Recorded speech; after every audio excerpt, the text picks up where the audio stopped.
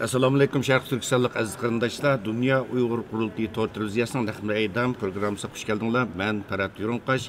Əziz qarindaşlar, həmminlarning mush vaqti xayrli olsun. Həmminlarga Cenab-ı Allah'tan salamatlik, xotirjamlik və bəxt saodat tilayman. Əziz qarindaşlar, Xitoyninki shuncha qattiq besimi və hujumlarga to'sqinlik qilishlariga qaramasdan Dünya Uyghur Qurultayı'nınki təşəbbüslə qurulğan Xalqara Uyghur Sot Kollegiyasınınki ikinci qitimlik soti tünögün yana Angliyanın paytaxtı Londonda nəhayət muvaffaqiyətli halda başlanğan idi. Mana bugün bu Xalqara Uyghur Sot Kollegiyasınınki ikinci qitimlik soti bugün ikinci günüge qadam qoydu. Aziz qarindaşlar, biz hozir sizlarga bu programını şu Xalqara Uyghur Sot Kollegiyasınınki ikinci soti o'tkazilayotgan Londondagi Churchill House saraydan, naq maydondan sizlarga taqdim qilyapmiz aziz qarindoshlar.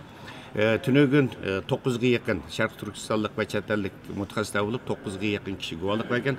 Bugunmi 10'ga yaqin kishi guvohlik berdi va hozir sot boshlanish oldida turdi. Sotninki tushdan burungi qismida Turkiyadagi 3 nafar bir yerde şahidimiz guvohlik berdi. Aziz qarindoshlar, xuddi tünögünki o'xshashlar tünögün sizlardan qisqacha uzr so'raymiz. Ba'zi texnik sabablar tufaylidan programmamizda biroz masala ko'rilgan. Bu masalani uzluksiz tuzitib mengyapmiz. Bugunmi mushu chet ellik mutaxassislarniki, chet ellik guvohchilarniki butun dokladlari hammasi maxsus Dünya Uyghur Qurultayı tarafidan taklif qilingan tarjimonlar orqali bevosita Uyg'urchaga tarjima qilindi. Aziz qarindoshlar, anandan keyin bu sotninki damlash orliqlarida biz ba'zi guvohchilar bilan sotga bevosita qatnashish uchun kelgan guvohchilar bilan va dunyoning har qaysi ellaridagi ba'zi siyosiy faoliyatchilarimiz bilan, Uyg'ur mutaxassislarimiz bilan biz naq maydon suhbati uyushtiramiz. Şuna aziz qarindoshlar, bu naq maydon programmamizni herkes kaçırmang. Mana yenimizde o'tirgan efendimni hammanglar bilasizlar. Dünya Uyghur Qurultayı'nın oliy maslahatchisi va algi tunilgan bizningki Uyg'ur olimlarimizdan doktor Rishad Abbas efendim ataytan mushu qatimqi sotqa bevosita guvohlik berish uchun kelgan shohidlarimizga madad berish maqsadida ataytan Amerikadan bu sotqa kelib qatnashib o'ldirdi aziz qarindoshlar. Shuning uchun hammanglarga vakolatan huzuringlarda bizningki tibbiy olimimiz hurmatli doktor Rishad Abbas efendimga tekrar rahmetimni, minnatdorligimni bildiraman. Aziz qarindoshlar, biz deb o'tdik, sizlarmi bilasizlar, oldingi qatimliq sotda shunday bo'lgan. Sot boshlanish arifasida mustabid kommunist Xitoy hokimiyati bu sotga oid qattiq hujum boshlagan. Bu sotninki qurg'uvchisi Dünya Uyghur Qurultayı olsun, uningdagi Xalqaro Uyg'ur Sot Kollegiyasiga olsun va sotda guvohlik bergan shohidlikni o'tgan mayli chet ellik olsun, mayli Sharq Turkistonlik olsun, hammasiga nihoyatda razillarcha, pastkashlarcha hujum qilgan edi. Bu qatimqi sot boshlanish arifasida bu Xitoy hukumati nihoyatda qattiq bu sotga hujum qildi va bu xil hujumlari uzluksiz davom qilyapti. Masalan, sot boshlanishdan bir kun burun Xitoy Tashqi ishlar ministrligi maxsus Beijingda axborot e'lon qilish yig'ini içib asas tug'uvchini, ya'ni shu hozir o'tkazilayotgan Xalqaro Uyg'ur Sot Kollegiyasiga qaratdi va atalmış Abdunur rayonli xalq hukumatimi maxsus keyin-keyinda axborot e'lon qilish yig'inlarini o'tkazib, yana koni muqomini bozorga silib, bu mustaqil Uyg'ur Sot Kollegiyasi bu qonunsiz sot, bu bir teatrxona, uningda guvohlik berganlarning hammasi artist, paylacho degandek, hatto haddidanmi eshib maxsus Dünya Uyghur Qurultayı'nın reisi Dolqun Aysa efendim, lager şahitlerimizden Ömer Bekali ve Gulbar Xatıvacılarınki resim düşürülgen maxsus resimlik kart ne işlep bunu mutaqatdi ve lager şahitlerimiz olsun, mayli guvohchilarimiz olsun, ig'ir derecede tehditlerini yağdırışga başladı. Ama aziz qarindoshlar, bizningki jasur lager şahitlerimiz, guvohchilarimiz Xitoyning bu xil besimlarga, bu xil psixologik hujumlarga parvo qilmasdan tünögümü bilisizlarni ba'zi Sharq Turkistonlik qarindoshlarimiz jasurlik bilan bu sotninki tunji kuni guvohlikni o'tdi va bugunmi yana Sharq Turkistonlik ba'zi qarindoshlarimiz guvohlikni o'tdi.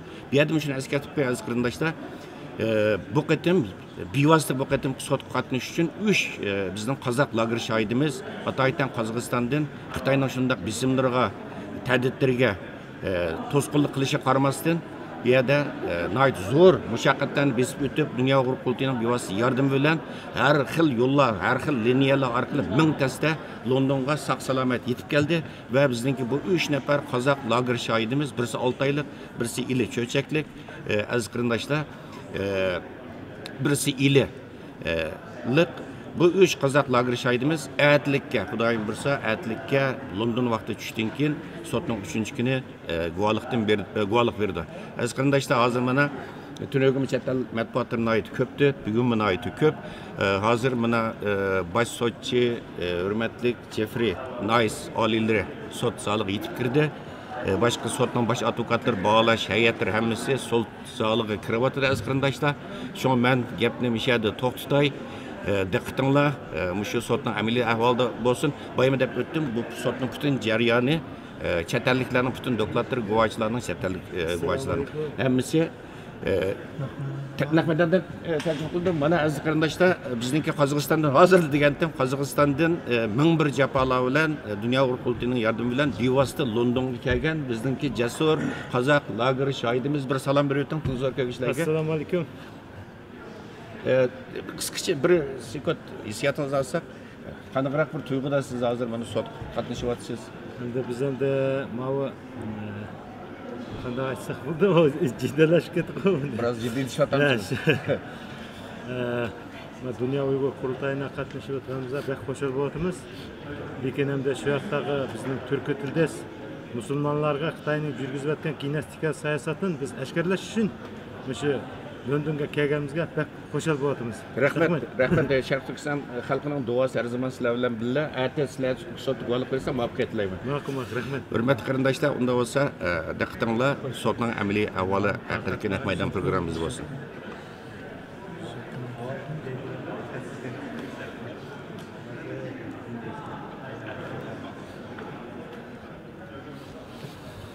Qozog'istonliklarniki fikri qanday qilishmi?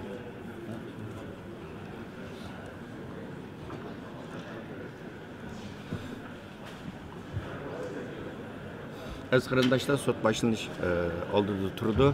Bütün bağlaş şahitlerimiz kirib bo'ldi. Tünögün bu deb o'tgan to'q. Oldin qatim bu Londonda, Angliyada, Hindistondan koronavirusning yangi bir tipi bayqalganligi uchun bu yerga kirgan tomoshabinlarga zo'r shaklim qo'ygan, ig'ir shartlarni qo'ygan. Ammo bu qatim tomoshabinlarningki Tünögümün ait zal asosiyatini to'lgan. Bugun ko'p keyin kelyapti aziz qarindoshlar. Tünögümü bilirse Xitoy matbuotlarini balkim izlagan bo'lsanglar kerak. Xitoymi mayli tashqi ishlar ministri bo'lsin, Xitoyning asos yer shari vaqti gazeti bo'lsin, nihoyat ig'ir hujumni davomlashtiryapti va bugunmi Xitoyning bu xil hujumlari, sotga qaratgan hujumlari izchil turda davomlashib kelyapti. Hatto bizning og'a uchurimiz qaragan vaqtida bu Turkiyadagi ba'zi mushu shohidlarimizga bevosita Xitoy tadid silib sotda guvohlik bermaysan degan ahvollar bo'lgan.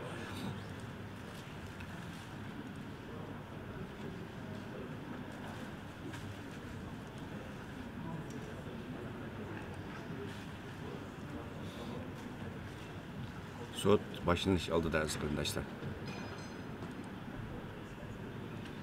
Bayma deb o'tganimdek Londonda vaqt soat 1dan 2gacha 1 soat 3lik damlash bo'ldi.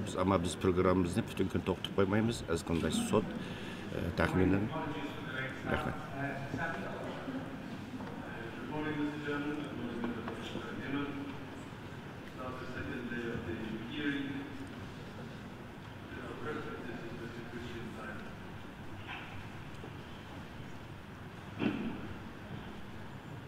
Rahmat eşittim benim size. Rahmat.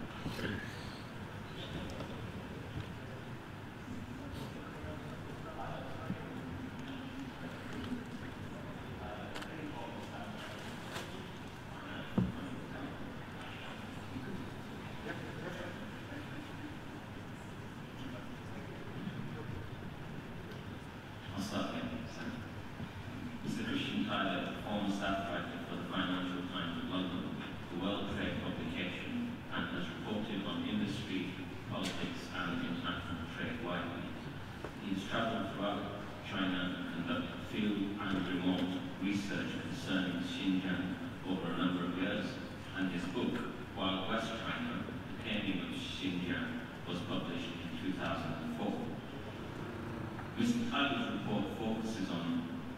historical background of the Xinjiang region and its connection to present policy.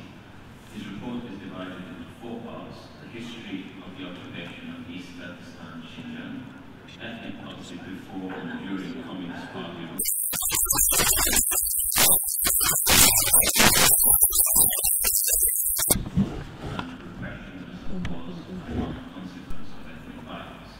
he seems assured that the present program of mass internment and surveillance of the desert peoples of Xinjiang is only an extreme version of a policy of assimilation adopted for most of the last 70 years under the CCP. Mr. Biden received half of our original portfolios was very grateful, and the panel and council have had an opportunity to improve that. I understand that you'd like to give a very short 5-minute overview of your testimony. Perhaps I'll hand the mic over to you and I'll ask you just a handful of questions afterwards before I have them to the panel. Thank you. Assalamualaikum. Televizyon of İskender, hürmetli İskender. Bugün İskender televizyon bekliyoruz.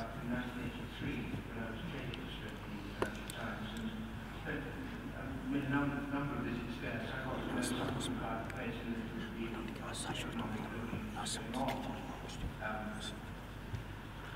I went to the northwest on one occasion, sorry, to the north, but I never went as far west as Xinjiang. In 1995, I went on a trip, an expedition just for amusement, to cross paths with the Taklamakan Desert with camels, and that involved a trip through the corridor of the Kunlun Mountains down to the rock desert, from Dunhuang to the desert, down to the desert, and along the south road of the, which was then still in a very primitive state, and that is what I hear it is now. There was a trip across the desert into Atum to Mazar-Tar on the Khotan River, and then north up to Aksu, and then returning by jeep round the north side to Urumqi. So quite a long perspective. On that occasion, I noticed what to me seemed obvious signs of bullying of the locals by the incoming Han Chinese. And the more I saw, the more I wanted to record it, because I didn't know that anybody had done so yet. Except, of course, some academics and anthropologists who had made studies of those kinds of the region to discover later. So the second visit I went back was in 2002, just after 9/11, and a massive increase in security, of course, it happened. Borders closed and so on. This time I went in with my wife and a friend, and from Kazakhstan, and toured right across the north to Urumqi, down to Turfan, and then back over to Kashgar, and stayed all the time, and to a place called Marabashi, which is near the desert further north, and staying all the time with Uyghur families, for which it was not difficult to get permission. I mean, as long as one didn't stay for more than 2 or 3 days. So I had a lot of time, I spent a lot of time with Uyghur people and talking as much as they were prepared to talk to me about the situation.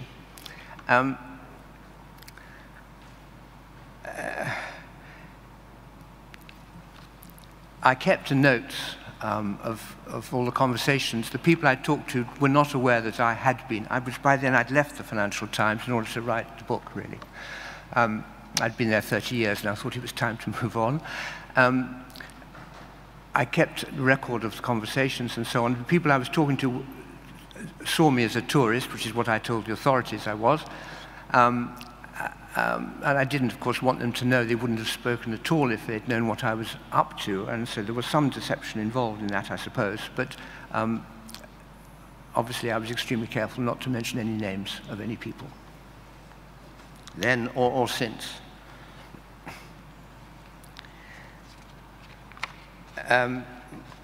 The book I wrote was, as the Council said, was a history going back, starting from the very ancient times, and John Murray kindly took it on. Nobody had heard of the Uyghurs. I thought nobody in the world knew about the Uyghurs except for me, but obviously there were some sources, very few, but I got everything I could find and went to Turkey and other places to do research and met the Uyghurs diaspora leaders and so on.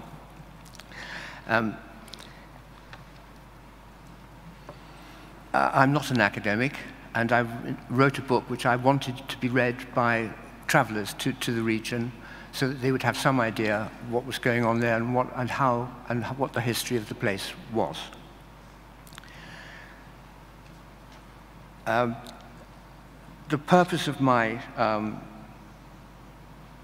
my testimony is, as Council says, to show that the present programme is just an extreme version of a policy of assimilation which has been going on for 70 years, for most of the last 70 years of the Communist Party rule, to correct the more egregious claims about the history of the region, which are made currently by Chinese government officials to justify the present programme, to establish that the Uyghurs are a distinct culture, people, or race, in contrast to the Communist Party's claim that they've always been Chinese, to show that the party's claims to be fighting terrorism, separatism, religious fanaticism, and backward thinking are pretexts for a much profounder program of annexation of land, of elimination of Turkey culture, and forcible assimilation.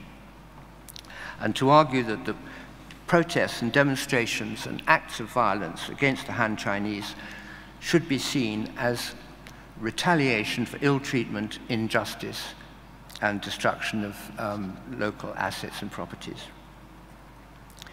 And as Council says, there are 4 sections to my testimony: a history of the occupation of Eastern Turkestan by the Chinese and others, the ethnic policy of the Communist Party, of the Han Chinese before and since Communist Party rule, the regime's justification for the repression and its undeclared motives, and finally an argument that the repression should be seen as much the cause of the ethnic violence and not the consequence of ethnic violence. Thank you. Great. Thank you, Mr. Tyler. I just have 3 questions for you before I hand over to the panel. My first question is, you've noted that the Shanghai Agreement of 1996 cut off routes of escape for Uyghur dissidents into neighboring countries. Would that, in your view, explain why Uyghur refugee flows are very minimal in the neighboring countries? Uyghur refugee what, sorry?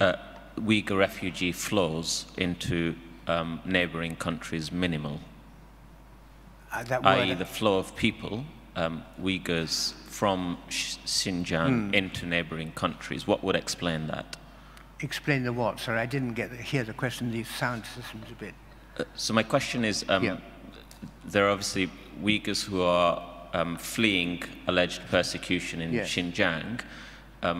What would explain the fact that there are very minimal flows into neighboring countries? Now? Yes. Oh, well, largely because of the agreements made with the governments of those countries, so that Chinese investment, trade, and so on with those countries is conditional upon them cracking down on any existing communities of refugees who fled various demonstrations and riots that's occurred in Xinjiang. Yes, and to make sure that no more are allowed in, so the borders are effectively closed to those people. And they must be returned if they try and get across. Thank you. My second question is, you've identified that the goal of Xi Jinping's government as to see the Uyghurs and other Turkeys disappeared as a cultural and racial entities. My question is, does that necessarily entail the commission of crimes against Uyghurs? No, it doesn't, because I mean, when the English colonized Wales, I don't think they had to commit, well, I don't know, my history is not very good, would need to have committed crimes for the Welsh eventually to accept quite a lot of what they were getting from England while retaining their own identity and customs and language. So does that answer the question? It does. Might you have a view on why alleged crimes are occurring in Xinjiang if the goal is assimilation?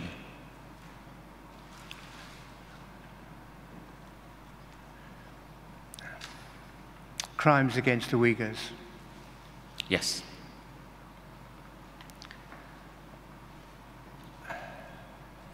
Well, it's a good question. They are seen as, the Uyghurs are seen as a constant threat because of their religion. The way in which the Han Chinese have taken over the running of the place and taken charge of the assets and resources of the place has caused a lot of resentment. And therefore, there have been protests and complaints and local level and sometimes in larger numbers. And that has been an opportunity to teach them a lesson.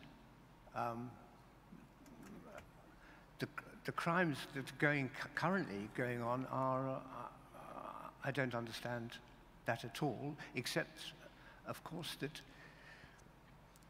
the aim now is to remove the identity of the Uyghurs and others completely. And so any sign of dissent or contrary practice from any of the Muslim ethnic minorities is going to be punishable, and is being punished. My final question is, you've indicated that the northern population in Xinjiang was more accepting of Han rule and assimilation than the southern population of Xinjiang. Would that be described by a successful assimilation policy in the north prior to it being implemented in the south? I think so, yes, because the opportunities for work were all in the north, which is a Manchu area, Manchu conquered area, and Urumqi is a Manchu town, and that's now the provincial capital, so it's gone away from Kashgar, which is the old Turkey capital. The opportunities are there, the education is there, the facilities are there, and a lot of people have migrated up, and the better educated Uyghurs live there and work there. And relations between Han and Uyghur between, what should we say, the well-educated ones, can be reasonably good. It's further down and further south where the problems have mainly arise. But that's not to say that Urumqi hasn't seen, as we know, very large protests. Hem şimal taraftaki qozg'ulishlar bekrak ko'proq bo'ldi. Masalan, Urumchidagi sentabr voqeasini aytsak, agar biz janub tarafdagi assimilyatsiya siyosatini yana bir qatim so'rag'im keladi. Janubdagi assimilyatsiya qilish siyosati janubga qaraganda hozir bekrak tutilyotidi. Şimalda elbette o tarafta mı assimilyatsiya siyaseti var. Bu ikisininki münasebet hakkındakini sorgan. Ben onu sizge aniq dep beremeymen.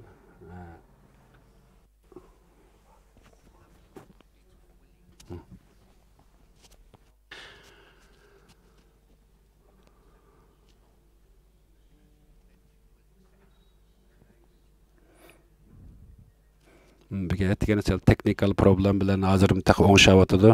Men terjimege ötüýlüp edim. Ama sel awaz mesel çıkıp sizlerge wagtda terjim bolanmay kaldy. Şoňa awaz kelip gitip bop gelip ägişemmedim men ýana hazır. Awaz oňşalsalam men ägişip sizlerge terjimini ýetkizip durman. Geçirgeýsizler.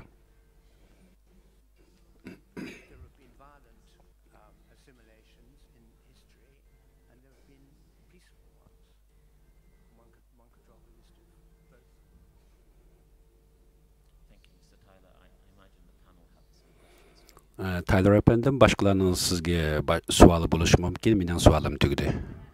Tyler efendim. Siz bizge yollagan materialingizda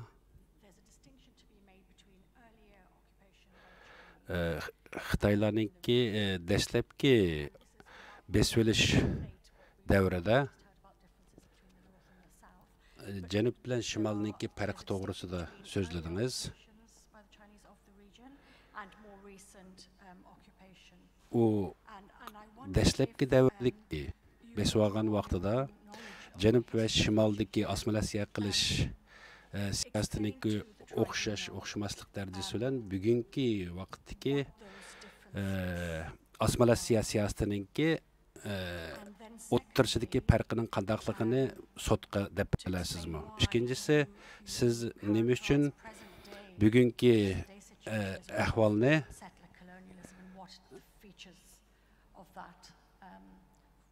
bir beso'lingan zamonninki trajediyasini tushuntirib bergan bo'lsangiz.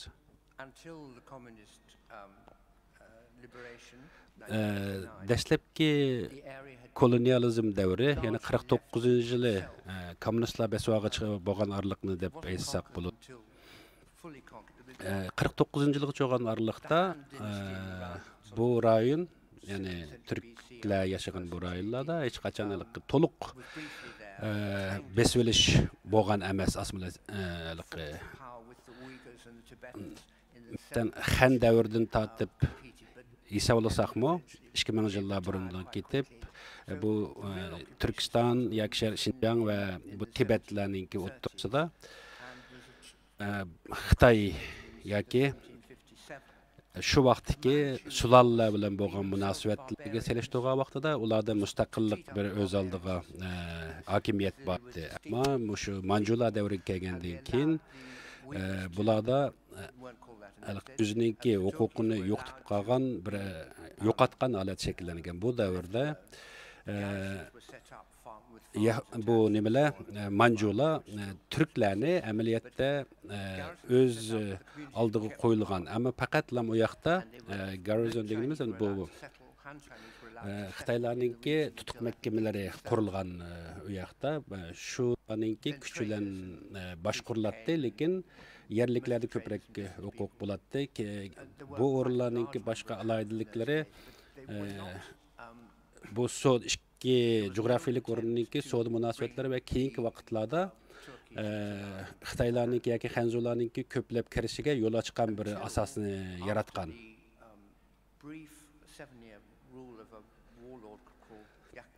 Yaqubbekning 7 yillik hukumat qurgan vaqt, davlat qurgan vaqtini aytsak, Yaqubbek ya'ni O'zbekistonlik edi. 1800-yillarnikida butun Turkistonning ham yeri nihoyatda qisqa bir vaqt bo'lsa-mu, tarixda mustaqil bir davlat qurgan edi. Bu mustaqillik Zozongtangninki kelib qayta mustaqillikgacha bo'lgan necha yillar tayyorlik qilish orqali kelib besulishiga bo'lgan arliqcha shundoq mustaqilligini saqlagan. And many of the things which are being done now wholesale were then being done attempted piecemeal. That's to say, special schools, special education, not allowed, having to bow down to the incumbent, to the Han, having to defer and this and that. All elements of the present program, but in a much bugungi vaqtlarni aytsak, bugungi kundagi madaniyat, diniy, ma'rif taraflaridagi cheklash sistemalari u vaqtlarnikiga albatta selishtirg'ini bo'lmaydi. Shunlashqa bugungi davrda hukumat mag'lub bo'ldi desak bo'ldi bu rayondagi siyosatda. Hukumat, Beijing hukumati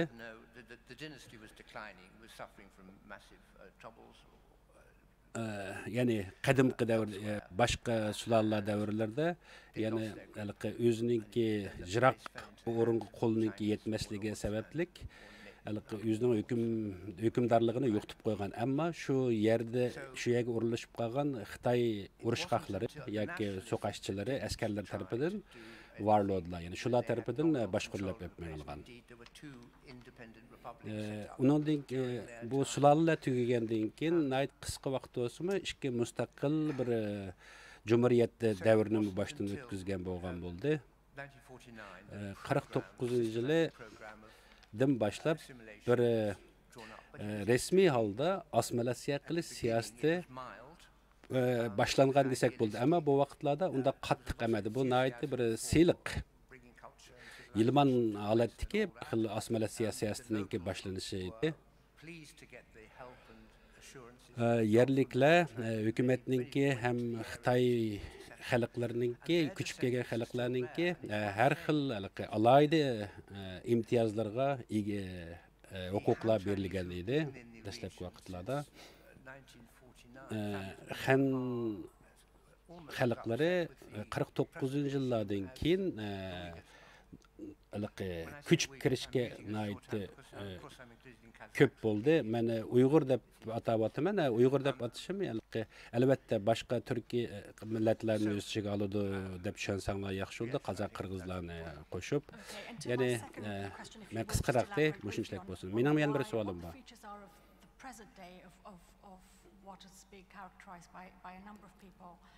Bugünkü kündeki yani bu toprakni koloniya qilishdagi siyosatlari haqidagi yani bu ko'chmanlar assimilasiya qilish siyosati haqida so'zlab bergan bo'lsangiz. Bugun demoqchi o'g'lingizda yani biz shu kampni o'rgangandan boshlab qisni bugun da'vatamsiz yoki qachonda bugun demoqchidingiz?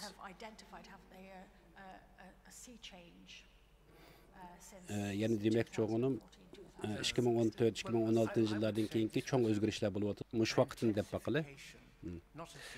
Bunu elbette biz bıraklam özgürlük deb qarasak bo'lmaydi. Bu ezelden bo'lib kelayotgan bir siyosetninki davomisi ham bu kuchlangan bir davr deb qaradim. Men shu yerdagi vaqtlarimda, men baga vaqtlarimdami shunday ahvollarni ko'rganman burungi vaqtlarda.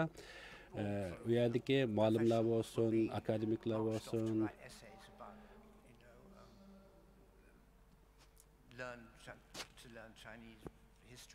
hammasi shu vaqtlardan boshlab Xitoy tilini o'rganish kerakdi. Xitoy tarixini, Xitoy madaniyatini o'rganish kerakdi. Ham shuningga agish shart qilinadi.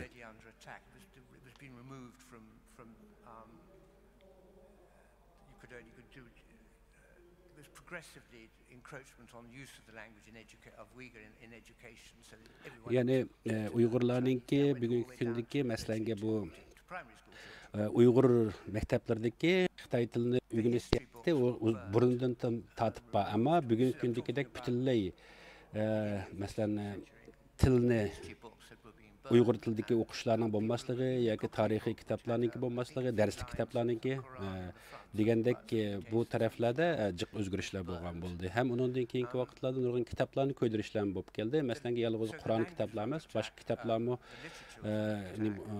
ko'ydirildi. Bu vaqtlarda bugungi kunda yana yolg'iz dinlar emas, adabiyot san'atmi nihoyat cho'ng hujumga uchradi, ham cheklashga uchrab kelyapti. What arises from that then is whether what is underway here is an attempt to adjust populations or an attempt to eradicate Uyghur identity. And I wonder if you could reflect on that for the tribunal. Bir minut yana bir ovoz buzg'untuda. Which it is. I think you guys can understand what it looks like. And it looks like the eradication of identity combined with overwhelming an attempt to achieve overwhelming population and domination of the population. The fact that birth rates, we heard, I think in the June hearings, figures of birth rates of Uyghurs have plummeted to practically zero in some areas. And so clearly, there's a third element, which is the physical elimination of, if you like, seems to be a wish to remove them physically as well without actually killing them. That is to say, stop them being born. Thank you. What, in your assessment, then, are the economic drivers? Sizin tədqiqatınızdan görə bugünkü gündəki iqtisadi tərəfdə qandaq bir əhval astıda. Bu rayon strategik tərəfdə intayın mühim bir ornu var. Çünki bular Asiya və Avropa üçün soğuduğu çıkıdığan bir işik dervaza. Bu yerdə yol olsun, poyuz yolu olsun, uzaqça ulanğan. Hem Xitayninki bu bir yol, bir belbağı siyasetininki en asaslıq coğrafiyalik orunlardaki bir rayon. Bu iqtisad taraqqiy qilishi mushu rayonninki tinchlik bilan bevosita munosabatlik ki bu rayondagi har qandaq bir siyosiy yoki tinchlik bo'lmagan vaqtida Xitoyninki iqtisodiga bevosita ta'sir yetkazadi.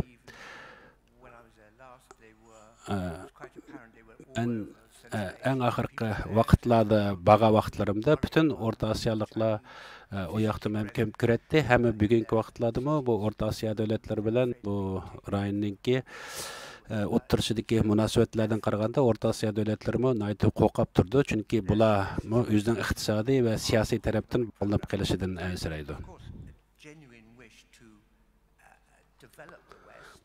Bu Xitoyninki bugungi siyosatida yolg'iz g'arbni yoki ya'ni Xitoyninki g'arbi diyorni taraqqiy qildirish maqsadidan boshqa siyosatlarim bor albatta. Ammo bu yoqda mayli paxta ishlab chiqarish olsun, boshqa metallar olsun, boylik tarafdan ayt zo'r bo'lganligi uchun bu rayonni g'arbni taraqqiy qildirishga to'liq asosliq yerlarim bor.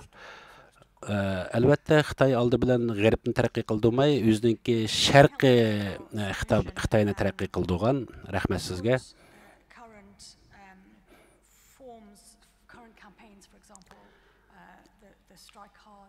Sizdeki bizga yo'llab bergan uchurlaringizga ko'p rahmat aytamiz. Shuningga asosan bugungi shu rayonninki bugungi siyosiy ahvoliga asosan bir savol so'ramoqchi. Siz nima uchun hozirgi rejimni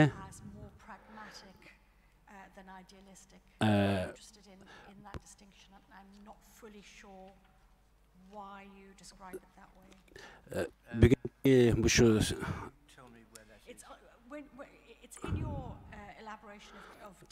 sordu, siz qayerdan o'qidingiz buni deb, men o'qigan yerni masalan xinshonistlarninki CCP'ninki sizningki bizga yo'llagan xabaringiz maqolangizniki 10-chi betidagiga asosan da'votiman. Shu o'rinni bir tushuntirib bergan bo'lgan bo'lsangiz.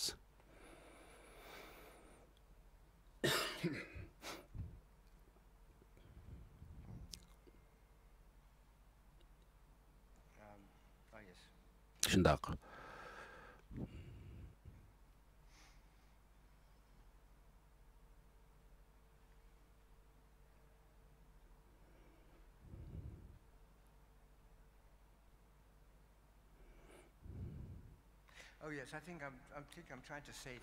Men bu yerda demoqchi bo'lganim, bu yerdagi iqtisod tarafda taraqqiy qilishi bu rayonninki tangpunligini yoki muqimligini saqlashda nihoyatda yaxshi bo'lganligi, agar buni bu yerda bir Xitoy ideologiyasi buningki oxir ko'rinishiga baqalgan deb qaraymiz. Agar bunda dinni va milliylik kuchlanib ketib qolsa, yana Xitoy tushuninki taraqqiy qilishiga yoki amalga oshishiga to'sqinlik qilish mumkinchiligi bor demoqchi edim. Rahmat sizga. Siz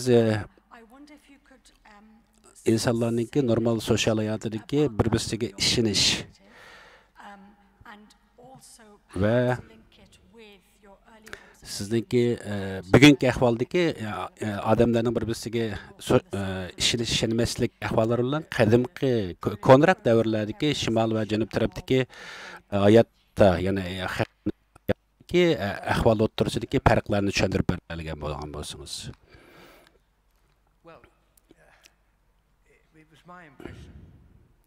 Meningki tushuncham bo'yicha bo'lgan vaqtida men shu yerdagi vaqtni ko'proq asos qilaman albatta. Masalan, sharq tarafni misol qilaylik. Masalan, ichkiri Xitoyga yaqinroq taraflarga misol qilib aytsak, u tarafdagi xalqlarningki Xitoyni tushunishi ham Xitoy tilini bilishi janub tarafdagi qaraganda yuqoriroq. Janubda yashagan turkiylarga qaragan vaqtida.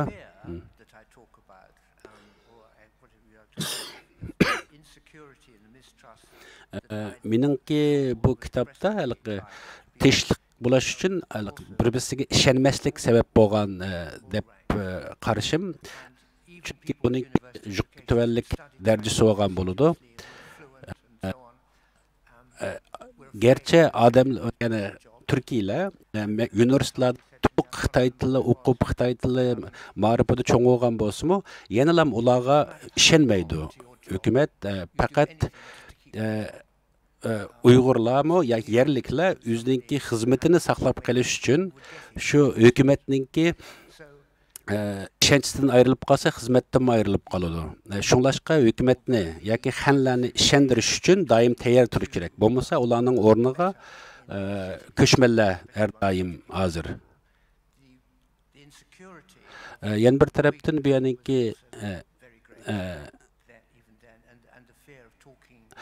tinchlikni o'zininki bexatarligi to'g'risida aytishga to'g'ri kelsa, Uyg'urlar hamda yolg'iz xanzular bilan o'ttirishidagi ishonmaslik masalasi emas, o'zaro ishonmasliklar mavjud bor bugungi kunda. Chunki o'zlarininki bexatarligi uchun har qanday birisiga ishonmaslik bir xil sharoitini shu yaratdi. Masalan, bir misolga bir Xitoy Uyg'ur tilida so'zlaydigan bir Xitoyni ben uchrashgan edim. U ko'rgan vaqtimda u nihoyatda yaxshi Uyg'ur tili so'zlaydi ekan, o'rnini unutib qoldim, nari ko'rashganligimni. Men shu ashaqdagi vaqtlarimda faqat shu nihoyat to'liq mukammal Uyg'ur tili bildigan bir Xitoyni ko'rgandim, shu birini ko'rgan.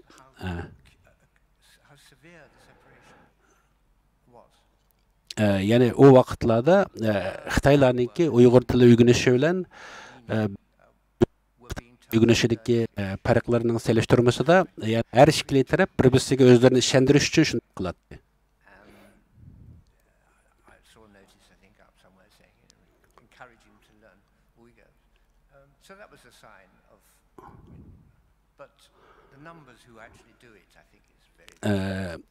Burungi vaqtlarda xeli ko'p fanlar Uyg'ur tili o'rgangan, ammo ular yetarli emasdi, ozdi. Bugünkidek Uyg'urlarning Xitoy tili o'rganishidek emasdi.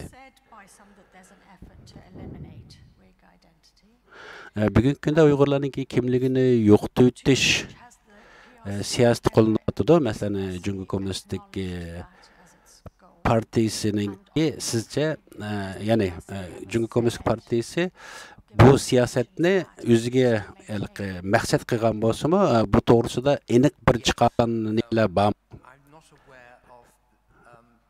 Qaror. Yani ochiq xalq uchun. Bu deydi ba deb qarayman. Chunki ular oldi bilan masalan o'ziniki siyosatida yerliklarning til, adabiyot san'atlarini qo'g'dash kerak degan siyosatlar bo'lgan bo'lsa-mu,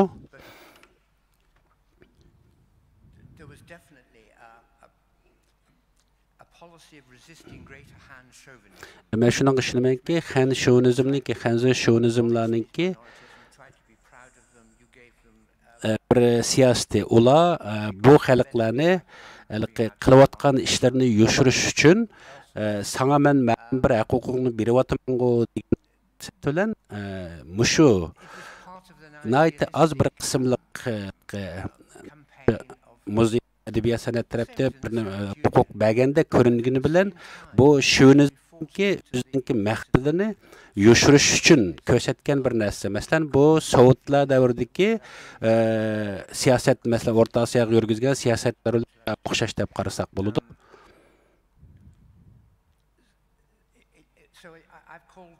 see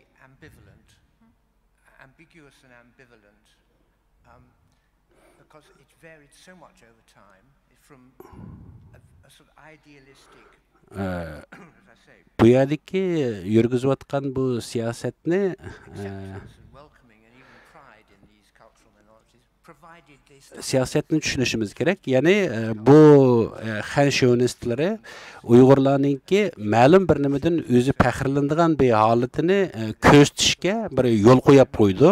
Shunglashqa hech bo'lmagan vaqtida shu o'zininki naqshi usul san'atidan bo'lsimi faxrlanadigan bir holatni ko'rsatib qo'yib turib, o'zininki millatlar barobarligi degan siyosatida bu huquqlarni berayotganligi gidek bir holatni shakllantirishgan bir siyosatni yurgizyotdi. Rahmat sizningki javobingiz uchun. Thank you very much. That was very informative. Siz uchun aldo'lan rahmat aytaman. I was slightly hesitant about the BRI working. I just wonder whether you could expand on that. Siz BRI deb bir xizmat to'g'risida dedingiz, ya'ni masalan bir yo'l bir balvaqma shu siyosatma deb demak to'g'ringiz shu. Endi bu siyosatda masalanga nihoyat jiq mablag' solib taraqqiy qilayotgan davlatlarningki taraqqiyoti uchun dunyoning har qanday yerlariga, ya'ni bir yordam qilayotgan holat bilan shu yoqdagi o'ziniki huquqini yurgizish maqsadiga yetish ham o'zi bergan shu iqtisodiy yordamlar orqali o'zining shu yoqdagi bizneslarini kengaytirish. Xitoy boshqa davlatlarga iqtisodlarni topdi. Mening bilmoqchi bo'lganim Xitoylar bunchalar pulni nerdan kelayotgandi? Bu pulni qanday tepib shunchalar jiq pulni qanday tepotdi? Albatta men buningki mutaxassislardan emas. Ammo Xitoyninki Amerika bilan bo'lgan savdosidan kelgan foydalar nihoyat yuqori deyishga bo'ldi.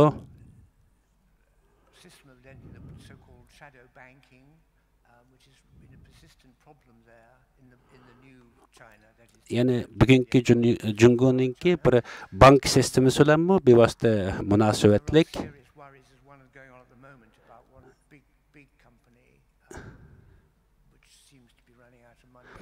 Masalanga meningki bilganimdan ko'ra cho'ng bir shirkat ehtimol yaqinda Xitoyda nim bo'lib ketishi mumkin, yo'qolib ketishi mumkin, chunki bankasi hozir nim bo'lib qolgan, bo'sh bo'lib qolgan o shirkatninki.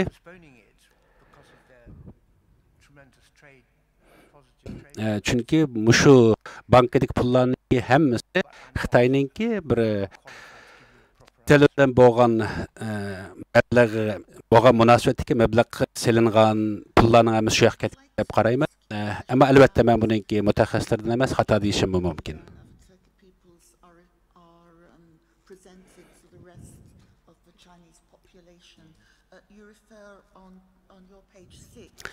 Sizningki bizga yo'llagan maqolangizningki 6-betida bu rayonda bu yashashninki bir xil xatarlik ekanligi 10-betda rejimninki ahvoldan qaraganda taxidimmi bu qo'rqinchli ahvolki bakrak yomon bo'layotganligini debsiz. Mushuningda siz biz yana bir o'zingiz uchratgan yoki bilgan Xitoylarninki mushu rayondagi xalqlarni assimilyatsiya qilish yoki yo'qotish siyosati to'g'risidagi nihoyat kuchli bir isbotni ko'rsatib bera olamsiz bizga. Men hozir sizniki deganingizni agar to'liq tushungan bo'lsam, aniq mush bo'lganligi uchun deb bo'lmaydi. Chunki buni har tarafdan ko'rishga to'g'ri keladi. Har tarafdan ko'rgan vaqtida mukammal bir o'rin kelib turib bir maqsadni tushungan bo'ldi. Bu meningki yozgan maqolamdagi bu qarorlarning olgan bu so'zlarimning hammasi nurg'ulg'an akademik tadqiqotchilarningki tadqiqoti asosida Xitoy rejim siyosatininki mush rayondagi maqsadlari asosida analitik maqsadlar asosida yozilgan. The complaints that Uyghurs have about the way they're presented when they go into mainland China or presented to the rest of the Chinese in mainland China. So can I just Мәсәләнгә нургын мәсәлән бу yerдәге юктылыш сиясәтенә minority peoples that they feel they're being treated rather than the messages that you feel are being picked up presented to you from Han Chinese. Yani Muşu rayonda yerlik Türkiye xalqlari bilan Xitoylar o'rtasidagi munosabatda Xitoylarningki alohida imtiyozli ekanligi to'g'risidagi tushuntirishlaringizni yana bir anglagan bo'lsak, albatta men Tibetga borgan vaqtimda men buni bekaraq Tibetdan bir tushundiray. Masalan, Tibetda Tibetliklarni meni ko'ramdan o'zimni ko'rishidan ko'ra, masalan men nayt jiq hurmat qilishdim Tibetliklar tarafdan. Ularningki nayt soddaligi o'zininki xarakteri boshqa urf odatlarda bo'lsin, nayt uzun yillik bir traditions bo'lganligi uchun urf odati garchi Xitoylar Barbarian Yavaylar deb atagan davrlarda bo'lgan bo'lsin, Tibetliklar ulardan jiq farqli edi. Ularni Mongollar, Manjulardan farqli ko'rish kerak. Manju Mongollar nayt urush qildigan bir xalqlar. Ya'ni ama Xitoylarningki yoki Xanlarningki mushular, Manjular va Mongollar, Tibetlar o'rtasidagi nimasida Xitoylarningki, ya'ni Xanjularningki munosabat nimasi bek kuchlik kulturi va shunglashqa ularningki boshqalarni o'ziga singdirib olish mumkinchiligi kuchlik bo'lgan bo'ladi. Ama bu Xanjular nayt uzun yillardan shu ko'chman xalqlarningki boshqarishib bo'lgan bo'lsa-mu, ular o'zining mavjudligini saqlab qolib qalalig'an bir xalq. Thank you for your testimony. On page 9 at the top, Sizdinki 9-betingizda ayollarga yurgizgan ayollarni dafsanda qilish uchurlaringiz to'g'risida bir tushuntirish bergan bo'lsangiz, ya'ni bu turkik ayollar uchun Xitoylarningki, Xitoy erlarininki yomon niyatlarini demak shundaqmi? Ha, shundaq. Masalan 2002-yildagi bir uchuringizda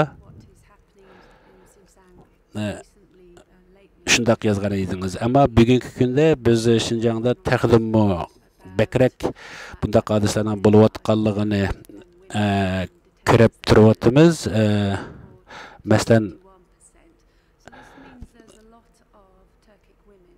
nayt masalan ko'p kamplarda nayt 90% erlar balığı, lekin öylerde boytaq qolgan ayollar ayollarning ko'p qolganligi bilib turyapmiz. Mushu ehtimol Xitoylarningki mushu majburiy to'y qildirish yoki bo'lmasa bir seksual maqsadlari uchun mushunda qoldirilgan deb qaramsiz. Mushni bir tushuntirib beradigan bo'lsangiz, ya'ni Xitoyningki qanday bir siyosati mushu?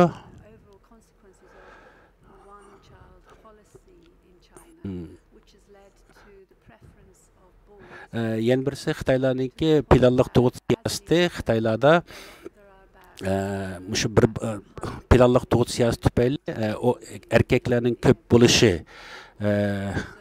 sabablik mushundaq bir sharoitni, mushundaq bir ahvolni shakllantirdimi? Masalan, Hindistonda mushundaq bir ahvollar bor.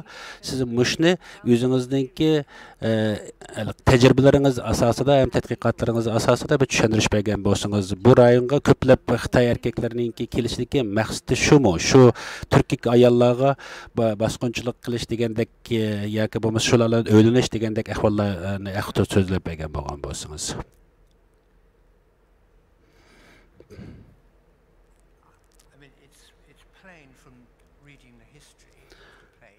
Mesela Şiray'nınki tarihten qaragan bo'lsak, qadim bütün qo'zg'alanglar yoki bu mushtarabdagi qarshiliklarning hammasi Xitoylarning, Xanjularningki yerlik ayollarga, qiz ayollarga qilgan yaman niyetleri tüpeyli kozguluşla kep çıkkan bu rayonlarda. woman often were taken away and jailed rather than the assailant. And that sort of thing has been going on. There are many little stories all over the place of that sort. And I've read quite a lot of Men bilişimçe hazır okşamagan rayonlarda muşunga okşaş nayta jiq hikayeler, her xil söz çöçekler bar. Da bir taraflarda bolup turibotidi. Men sizden sorgan sualingizga cevap berishdan sal qiynalaman alda. there's a lot of forced marriage. Ama bugungi kunda mening bildiğim mecburi to'y qildirish siyosati yuz berayotganligini bilamiz albatta, bo'layotidi. Bu albatta hozir bir yangi ahvol emas amaliyotda. Bu aşı Zozongtang davridan boshlab shunday mecburi to'y qildirish siyosati bordi. There is so a lot of girls. First of all, girls are being forced to marry Han Chinese. Aldılan nurg'unlagan qizlar mecbur holda Xanzu erkekler bilan to'y qildirishga mecburlandi. Agar ular to'y qilmasa, ailesi xatar ostida qoladi. Ailesi mecburlanadi ya qo'rqitiladi. Migrant workers. Nayt ko'plagan Xitoy ko'chmanlar bor bu rayonda. There were a lot of migrant workers. Ko'chman ishchi Xitoylar, Xanzular. Or maybe just hang around looking for more work. Bular gerçi Threat, as it were, seen by the Uyghurs. xizmatga keldi deyilgan bilan bularningki maqsadlari birinchi Uyg'urlarning xizmatini elib olishdan sirt, egallab olishdan sirt, ya'ni Uyg'ur yoki yerlik ayollarningmi nayt kuchlik xatari bor. Agarda Uyg'ur ayollari amaliyotda bakki o'zini qo'g'daydi, bularga yo'l qo'ymaydi normalda. I can see what you mean that with a large number of the men locked out. Ammo bugungi kunda nayt ko'p erlar turmuga so'langanligi sababli nurg'un ayollar sirtda. So-called Han friends. Bugungi kunda shu talmish Xanzu do'stlar har qaysilarini bularning uylariga o'rnashtirishdiki maqsadlariga men gumonliq qarayman. Women are threatened there too. Shunlashqa men bu yoqdagi ayollarningki nayt xatar ekanligini men shunday deb o'ylayman. Albatta men sizga aniq qilib mandaq ish bo'lgan deb beramasammi, aniqki The whole campaign against, of the whole birth control campaign against Uyghur women is very demoralizing. bugungi kundagi butun Uyg'ur ayollarga bo'lgan tug'ishni cheklash siyosati And I can't see anything but trouble. bir yaxshi bir nimaga ep bormaydi oqibatga deb qarayman. Yana savolim Well, from what I've read, and because the system didn't exist when I was there, they're mostly men who are introduced into these families. Mening bilishimcha bu ayolning so'rg'ini ko'proq shu oila do'sti bo'lib qolganlar erkaklar shundaqmi? Mencha shundaq. Bu oila do'stlari, qo'shmoq oiladagilar bo'lganlar ko'plarni aytdi erlar ko'proq. Agarda bu ayollar shularki yo'l qo'yish mumkinchiliklar bo'lishi mumkin. Butun oilasi bo'yicha turmush yetish yoki tuqunga uchrash mumkinchiligi bor. Ham shu jazoga uchraydi. Shunlashqa ularni shu yo'lda majburlash mumkinmi? Uni yaxshi men sizga javob bermayman. Mumkin, albatta shunday bo'lishi mumkin. Period when a lot of Uyghur girls were being exported Yana birisi nayt ko'p Uyg'ur qizlar to come factory workers. ichkirga avatildi. Ya'ni atalmış zavodlarda ishlab chiqarish, turmushni yaxshilash degandek There was a fear sebepler bilan men 5-6 yillar burun anglashimcha ichkiriga yo'llangan Uyg'ur qizlarningki pashlik kasallanganligi to'g'risida xabarlarni olgandim. Rahmat. You and indeed others, including Professor Roberts, have identified that there have been acts of violence perpetrated by Uyghurs. The authorities have characterized this, particularly since 20 years ago today, Xitoyninki 30 yillar burunqi o'zgarib atgan bir siyosatida terrorizmga qarshi degan bir shuar ostida o'zining siyosatini yurgizib o'tadi 30 yildan zamoncha. Siz shu siyosatlar to'g'risidagi bir nima tushuntirib bergan bo'lsangiz. Men degan shu gapimni qayerdilgin deb bergan bo'lsangiz, men shuni qarab turib javob bergan bo'lsam.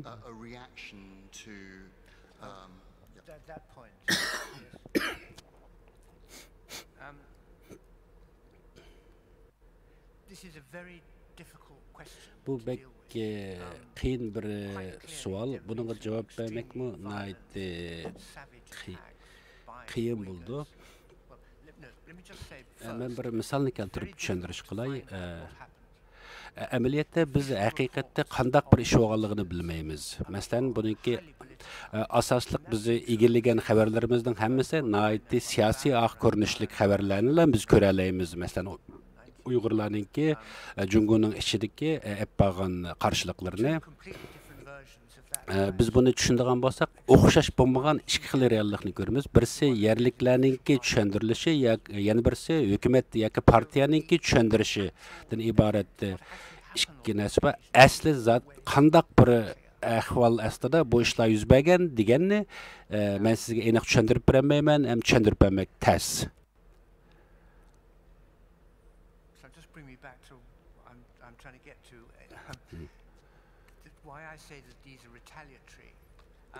Men nima uchun bundaq bir tushuntirishni aytdim degan vaqtida masalan terrorizm degandan boshlab tushuntirib men baqili biz terrorizm deganning nimaligini biz tushunamiz. Ya'ni terrorizm gunohsiz odamlarga yoki to'pliqqa hujum qilish yoki ularga kuchli qilishlik yoki bo'lmasa hukumatga har xil yo'llar bilan qo'rqitish bir holatni shunday deb qarab bo'lsak, keyingi vaqtda jihad, mollalar degandeklar bilan munosabatlik ahvollar qalbimizda bir terrorizm tushunchasi bor. Yana birisi Falastinlarning harakatlarini biz yana terrorizm kategoriyasiga kirgizamiz. Masalan, bugungi kunda yanalik mustaqil kuchlar bor qaysi davlatlarda, ularni bir xil terrorizm kuchi deb qaraymiz.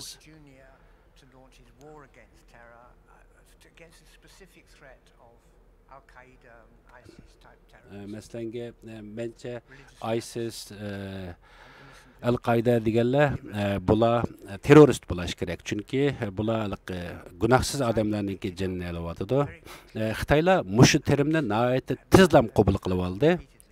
Shunlashqa terrorizmni nihoyatda yaxshi foydalanib, o'zi yaxshi ko'rmagan narsaning hammasini terrorizmga bog'lab turib tushuntiryapti.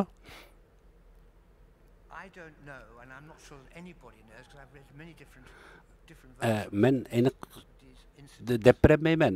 Nima uchun shu Jungoning ichida bo'lgan shu qarshiliklarningki sababdan bo'lganligini albatta hech kim uningki zodi nima uchun qandoq chiqqanligini deb bermaydi. Bu masalanga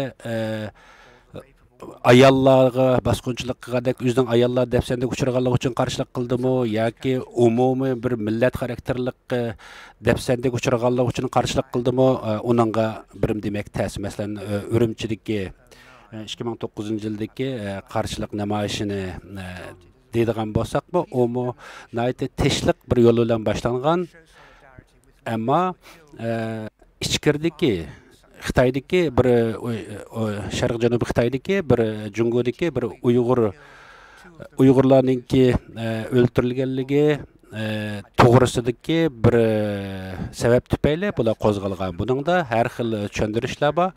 Sosyal medialar orqali bularga yetkazilgan. Shu sababli nihoyatda ko'p odamlar Urumchiga kelib bir qarshilik ko'rsatgan.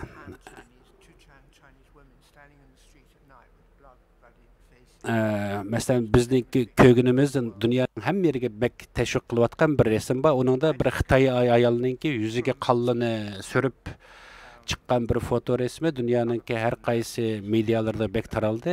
Meninki tədqiqatlarımdan görə bir şu Londondaki bir köçmenninki ağızdan egallashimcha bir Ürümçidin kelgan bir ayol siyosatxonalik qilgan mishaqda uningki deb birishcha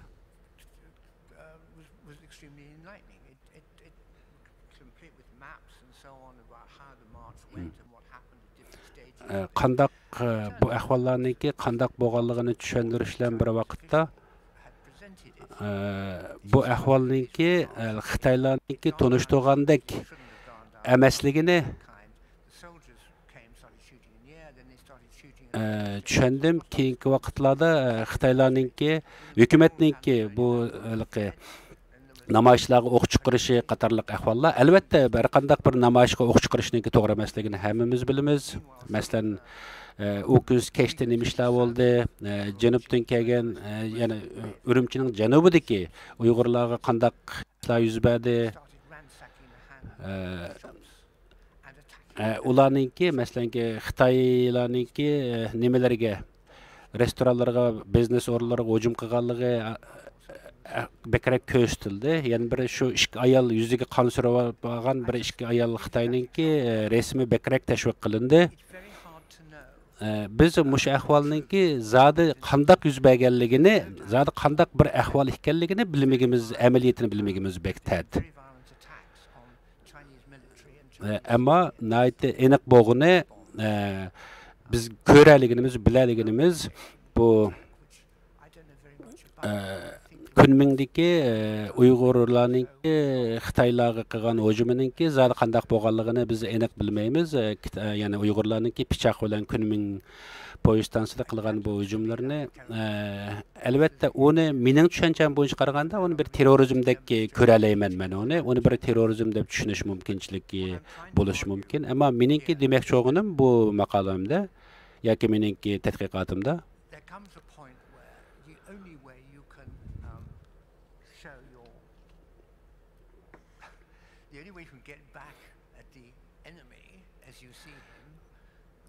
yani sen o'zingninki bir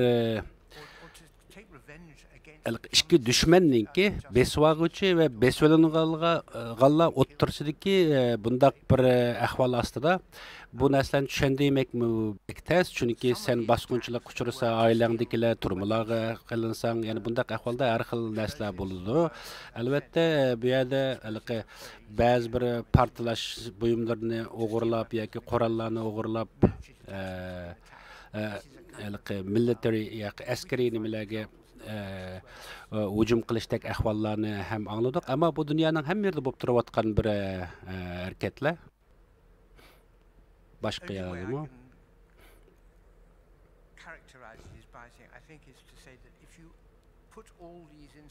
Sen mush bo'lib turayotgan bütün hamma ahvol bir narsani unutib qoldim. Men shuni yetkazib deyitay. Men aniq kuni esimda yo'q. Men bir qarab qo'yqani.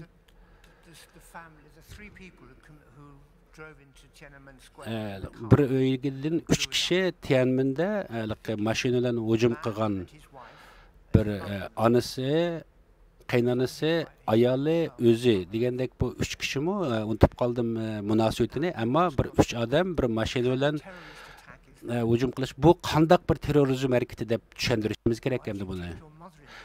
Bu qandaq gap, bu qandaqsiga o'zining qaynanasini, ayolini, o'zini qo'shib hujum qildigan bu qandaq bir terrorizm. Nima uchun bularni bir gap mangdi? Mushundaq nurg'un savollar bor masanga. Men bilmoqchi, bek bilgim keldi buni. Bu üç adam nima uchun beka bu nima uchun bir aile adam qaynanasini, ayolini o'zini elib berib 18dek adam o'ltirildi-mi? Shundaq bir ahvol yuz berdi. Hamda buningki zodi nima voqeligini bek bilgim bor meningki. Bu qandaq bir terrorizm deb tushunishimiz kerak. Men yana demoqchi bo'lgan gapimga qaytib kelay. Men mushu yuz bergan bütün mushundaq ahvollarni bir tadqiq qilib ko'rdigan bo'lsak, o'xshamagan vaqtlarda shakllangan mushundaq bir ahvollarni men bir xil bir xil o'zaro nima deymiz bir o'zining haq-huquqlari qo'g'dalmagan ahvol ostida yuz bergan ahvollardek ko'raman herhalde. Mr. Sabi, I know there are a couple of alterations to the timetable today, and I see we've exhausted the hour allocated to this witness. But I'd certainly have two questions I might like to ask. Meniki Sabi efendim, benim iki sualım var. Ben bir iki sualımı sorup alsam bulamdı dep sordu. Jeffrey Nice efendi. Yani azırak bir vakit uzatış mümkünçilik var mı? Vaktimiz var mı?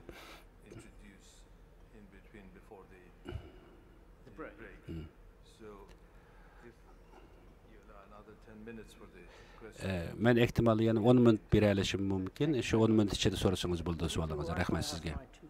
Ben bir iki sual sorsam bulamız sizden. Tyler efendim. Ben iki sual sormak sizden. Kıskarak cevap versiniz çünkü bizim 10 minutla vaktimiz var. Bunun içinde yana başka sözleydiğin neslen battı. Birinci sualım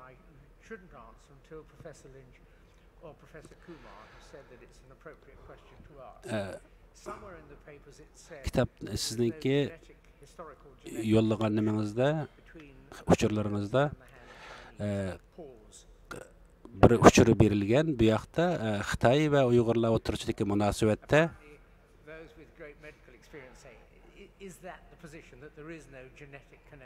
Xitoylar bilan Uyg'urlar o'rtasida hech qanday genetik munosabat yo'q deb yozibsiz. Ras shunday munosabatmi? Uyg'urlar Türk xalqlar hisoblanadi. Bular shimol tarafdan kelgan. Bular nayt köpleri Hindistan yoki O'rta Osiyo xalqlari tarafdagilar bilan nayt köp to'y qilish shakllangan, ya'ni Indo-Yevropa xalqlari bilan. Yani mening savolim aslida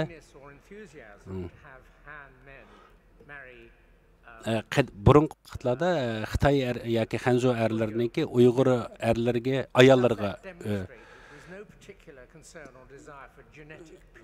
bugungi mushu to'y qilishi Xitoylar bilan Uyg'urlarningki mushundaq majburiy to'y qilishi Xitoylarning genetikini o'zgartirish bir maqsad qilingan deb qaramsiz deganda men uni bilmayman. Tunugungi bir savolimizda yoki bir suhbatimizda meningki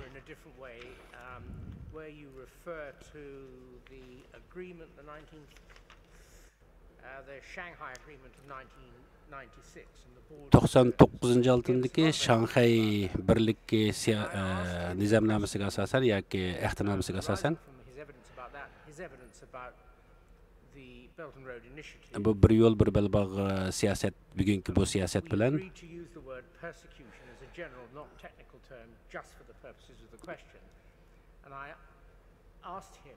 was the persecution because they were Uyghurs, or was the persecution because they bu Uyg'urlarningki, ya'ni mushu rayondagi Uyg'urlarningki ya'ni jazolanishi yoki bo'lmasa mushundaq bir ahvolga uchrashi bugünkidek yomon ahvolga u Uyg'ur bo'lganligi uchunmi? Yani Uyg'urlarni bugun mishaqdiki bu kundagi qilishi mushu Xitoyning bir barbaq bir yo'l siyosati sebep bo'lganmi desa? Men bununla deb cevap vermen. Yani birisi bu rayondaki problem nima sebepten oldu? Bu şola Uygur bo'lganligi uchunmi? Ha. Bu rayonning egisi kim o? Uyg'urmi? Ha. Mushundaq bir sebeplar mushundaq shakllangan. Mening bir savolim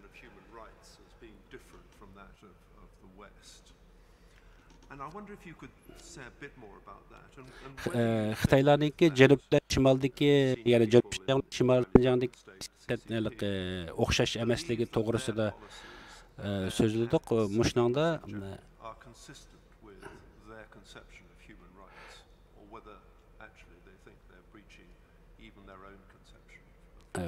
mana ayg'ishamay qoldim. I can't tell you what they think of Ben bu Cungo hükümeti için insan hakları degeninki nimani bildirganligini dep beremeyman. Ular qandaq düşündü insan hakları degen bu ayrım bir mesele. Ama mening bildiğim ular bilan seninki tushunchang buningga bo'lgan naiti o'xshamaydi albatta. Buningga bo'lgan tushundirish. Muhimi aşu Cungo'da hükümet xalqning nima qilish xohish emas, hükümetninki nima qildirish va nima qilmoqchi bo'lish xohishi muhim u yoqda.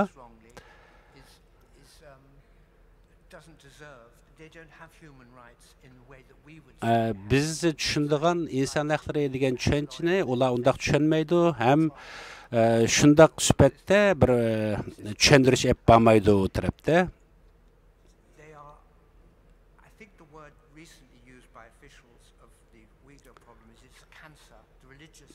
Bugungi kunda hükümetninki Uyg'ur masalasi bir xil kanser, ya'ni rak kasalligi, mushu Uyg'ur kasalligini yo'q qilib etmasak, bu bizningki jamiyatimizdagi bir xil kasallik deb qarab, buni kesib tashlash kerak degan bu qarashni biz janubdagilar biz tushunmaymiz. Bu qatqisiga bir kasallik bo'lgan bo'ldi. Biz buni tushunib olmaymiz.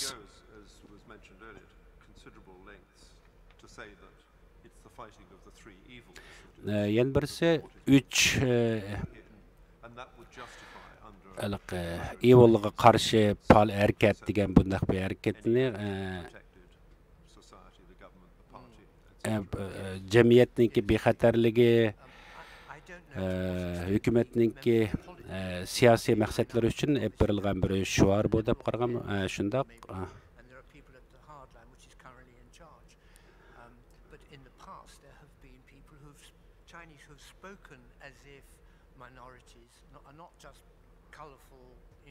Subdivisions of the Chinese people, but are actually have a status of their own.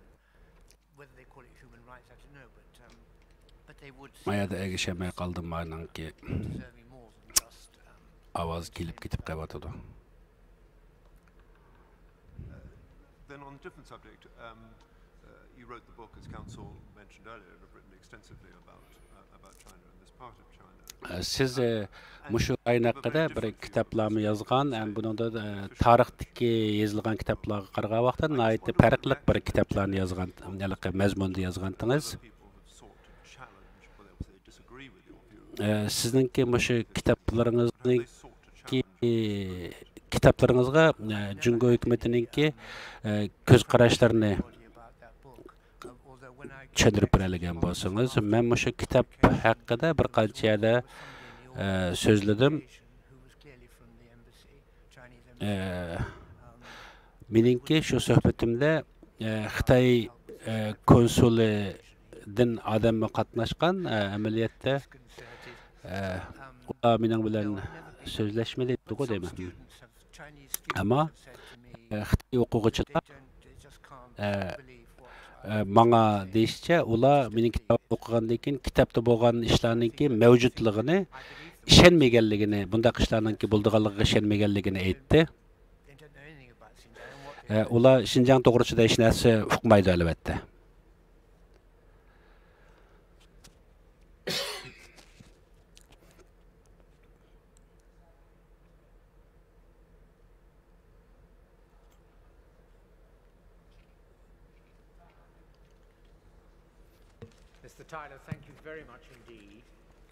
Sizga nayt ko'p rahmat, Tyler efendim.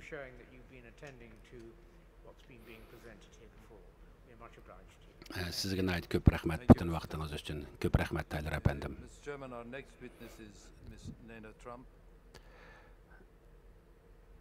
Endi yana bir guvochimizni taklif qilamiz. Bu bizniki kun tarkibimizda yo'qdi, ammo panel to discuss with Ms. Trump the organogram.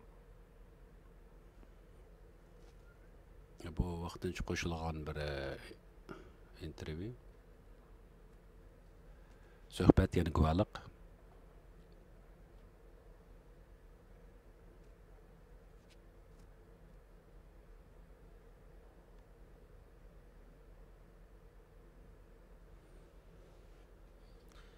Dr. Nana Trump's expertise is in the study of political violence committed through mass atrocities and in transitional justice in post-conflict societies.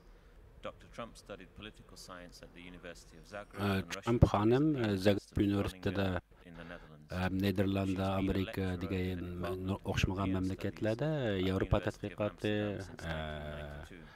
degandek nurg'un munosabatli kasblarda o'qigan, yaqin o'qituvchilik qilib bo'lgan.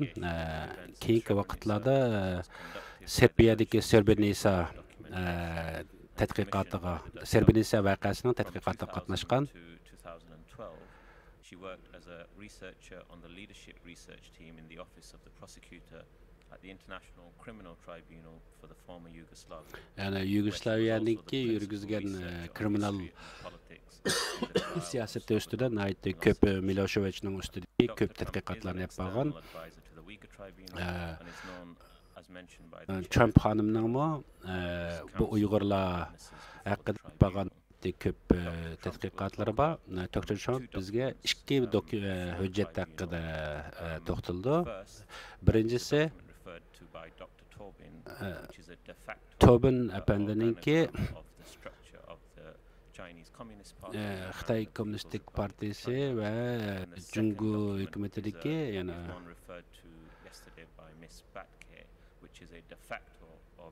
yani odam ichki organlarninki ahvoli haqida bizga tushunch berdi. Ham biz buningga bir qiziqamiz. Degan Trump xonimninki shu bizning aramizda bo'lganligidan xush bo'ldik. Thank you very much. Thank you for the invitation.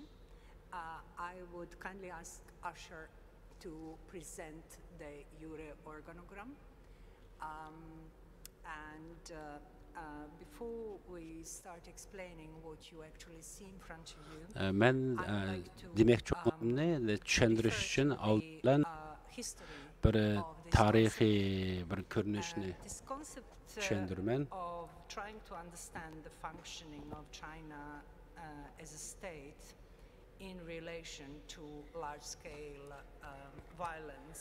Xitoyningki bir hukumat bo'lishi sifatida Xinjiang rayonida yapgan harakatlari ham ishlarningki qilgan ishlar haqidagi tadqiqotlarimni tushunchalarimni meningki burungi Yugoslaviyada yapgan tadqiqotlarimdan ko'ra selishtirib yapgan bir tadqiqotimni sizlarga sunmoqchiman. Bu hukumatninki shu rayonda yurgizgan bir yapgan yo'qotish xarakterli harakat in commission of these crimes. So it goes actually to show intention of the state institutions and as a state. Hamda bu yerda bir davlat bo'lish sifati bilan ham yurgizgan bir siyosatninki what is the URE structure of a state and how a state functions. And the URE structure basically is nothing else than systematization of siyasatninki avazıca üzülüp kayboldu. Law on the government, law on defense, and so forth, etc. So, what you see in front of you now hazır görüyotgan bu bir görüyotganlar Xitoyning Jungoninki bir hukumat bo'lish bilan o'zininki ya'ni harakat prinsipininki dunyodagi boshqa davlatlar bilan qanday o'xshamasligi haqidagi bir xil diagrammasi. And again it reflects the work I was doing at the leadership research team. We are talking here about a specific type of state. This is communist state. Bu oldidan biz tushunsak bu Jungo bir kommunistik bir mamlakat. Bu tünigin ben anlaşımdan şu kimlerden anlaşımça yani guvohlardan, mutaxassislardan ait ko'plar buni bir hükümet değiştiğine göre, sosyalistik devlet değiştiğine göre bir partiya devleti deganini ko'proq ta'kidladi. Bu bir qonuniy kuch bilan bir davlatdagi prezidentniki huquqni markazlashtirish kuchi, yana birisi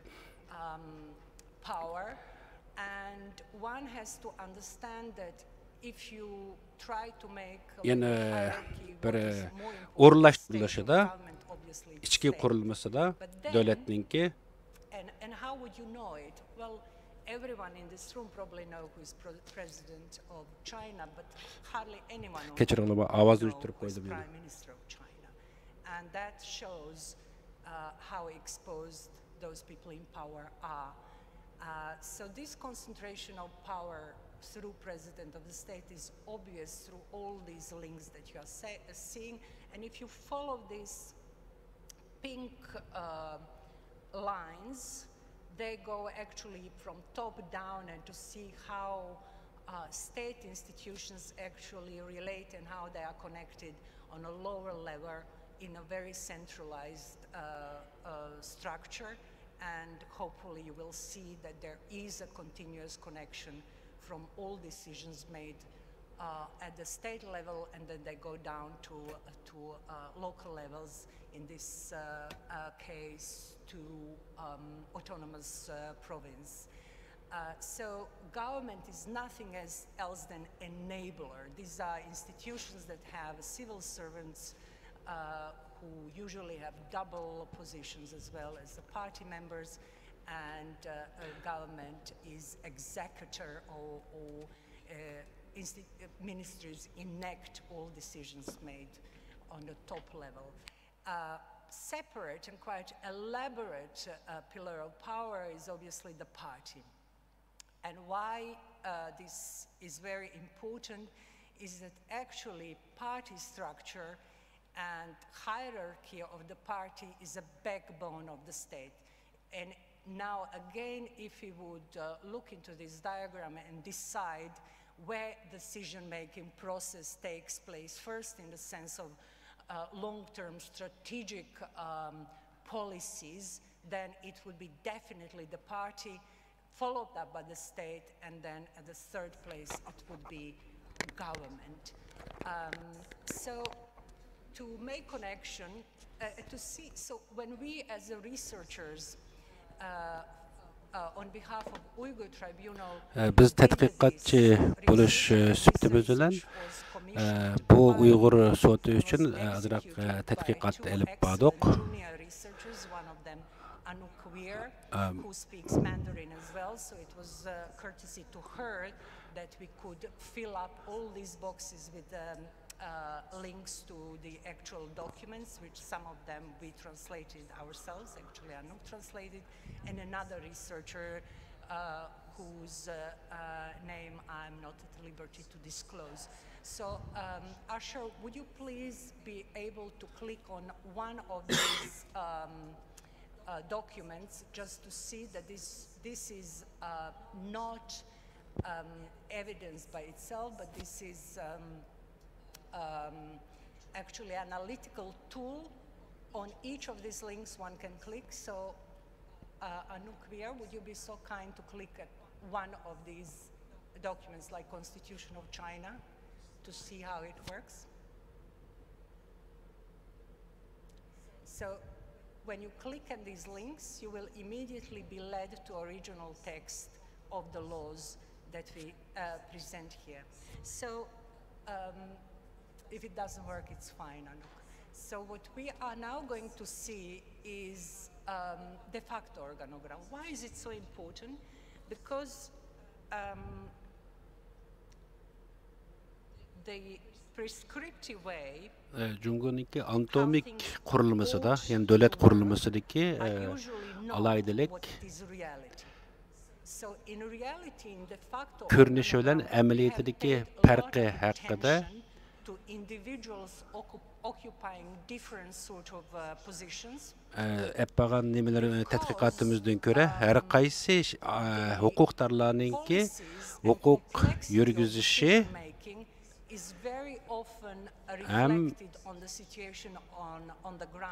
bir dövlətninki tutqan siyasəti bilən fərqli qalda yerlik əhvalğa asasən yürgüzdiğən alaydilikə ega. Yəni bizninki bu bir organik yani organ kurulması da organik emas, yani organ kurulması da Cumhuriyet'inki tüzgen bu umumi bəgən bu hüccetimizden köre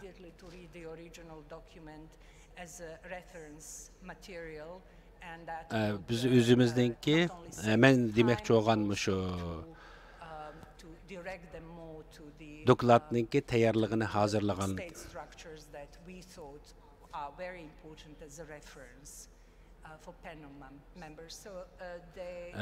bizninki muş tayarlagan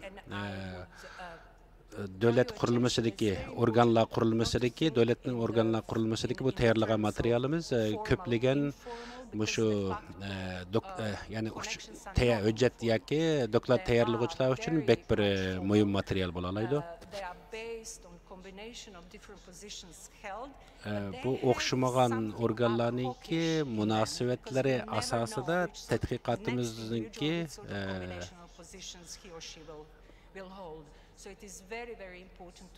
çıqağan yekülleri bunun da yani şəxslərninki öz alaydilikləri boyunca dövlətninki siyasətini yürgüzüb atqanlığını düşünüşkə boludu.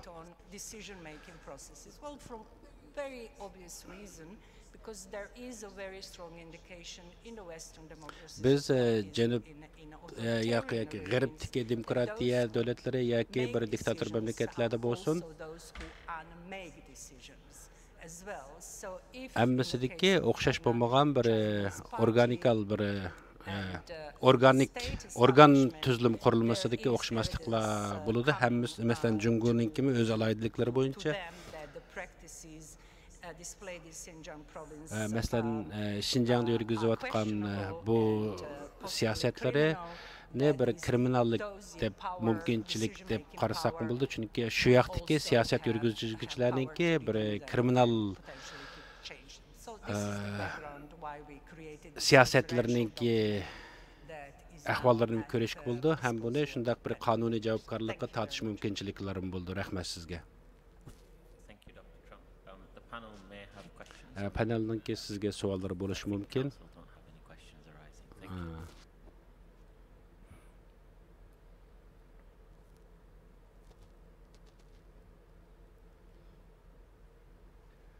Thank you, Dr. Given the opacity of the de facto power structures, for the purpose of our work, in your view, how legitimate is it to make inferences about those power structures? I am not sure I could advise on this, but I would strongly Bizdeki qılıbatqan işlərimizdənki, yəni ki, qandaq bir qarar maqullaşqa bulduğan rolunu sorğan, mən bununla eniq bir yol göstərib bir nəsə deyəməyəm. Amma şu guvaçılarınki guvalıqları həm real əhvalda qandaq boğanlığı tarixdə yoki bugungi kunda bo'lgan bu guvohlikni to'plashninki ahamiyatiniki yuqori bo'ldi deb qarayman.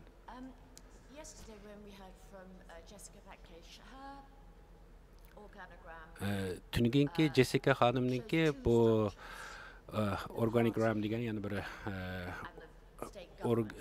organlarninki tuzilmasi haqidagi bir doklad bilan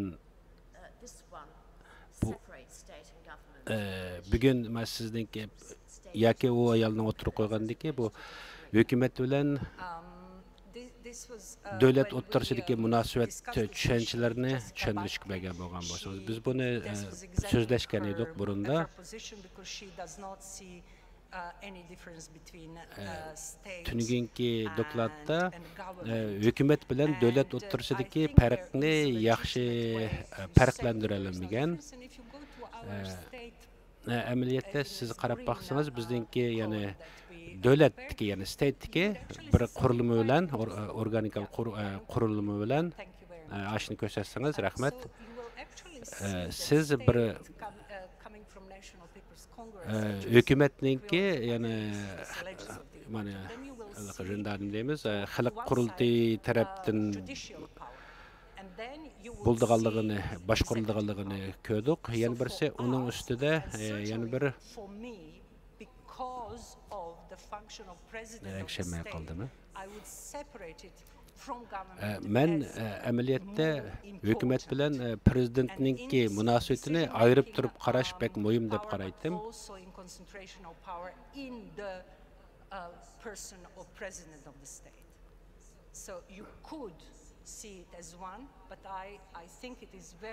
Siz bir dövletde bir prezident bilen bir dövletninki hukukunu o'xshash holatda qo'yish farqlandirib qaralishi kerakligi bek muhim, bo'lishi bek muhim. Merkezleştirilgan hukukninki bekki muhimligi yani bir kishiga huquq markazlatgan vaqtdagi o'xshamasliklarni biz suhbatlashdik boyaqi vaqtlarda. Masalan, biz Jungoda Zunglayninki yoki bo'lmasa Prime Ministerninki, bosh vazirninki huquq doirasini so'zlamaymiz. Har doim prezidentlinkini so'zlab kelamiz, chunki u yoqda shunday bir markazlashgan, shaxsga markazlashgan boshqarish siyosati bor.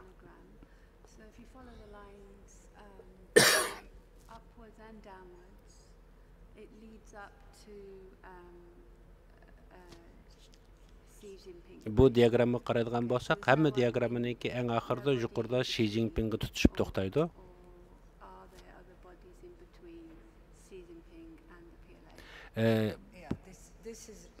Buningda Xi Jinping bilan Jungo Kommunist Partiyasiniki o'ttirisida bir bag'lug'uchi bir boshliq bag'lug'uchi bormi deb so'raganda men Xitoy to'g'risida bu masalalarda bek ekspert emas, ammo ashuni qaraydigan bo'lsangiz, askariy kuch, partiya kuch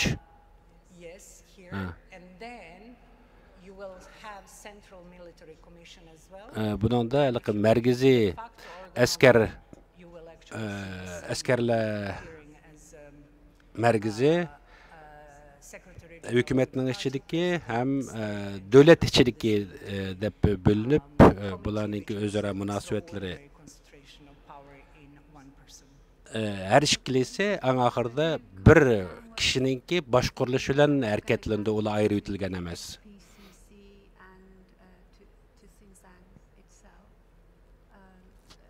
Avaz bek boş egişemedim yana.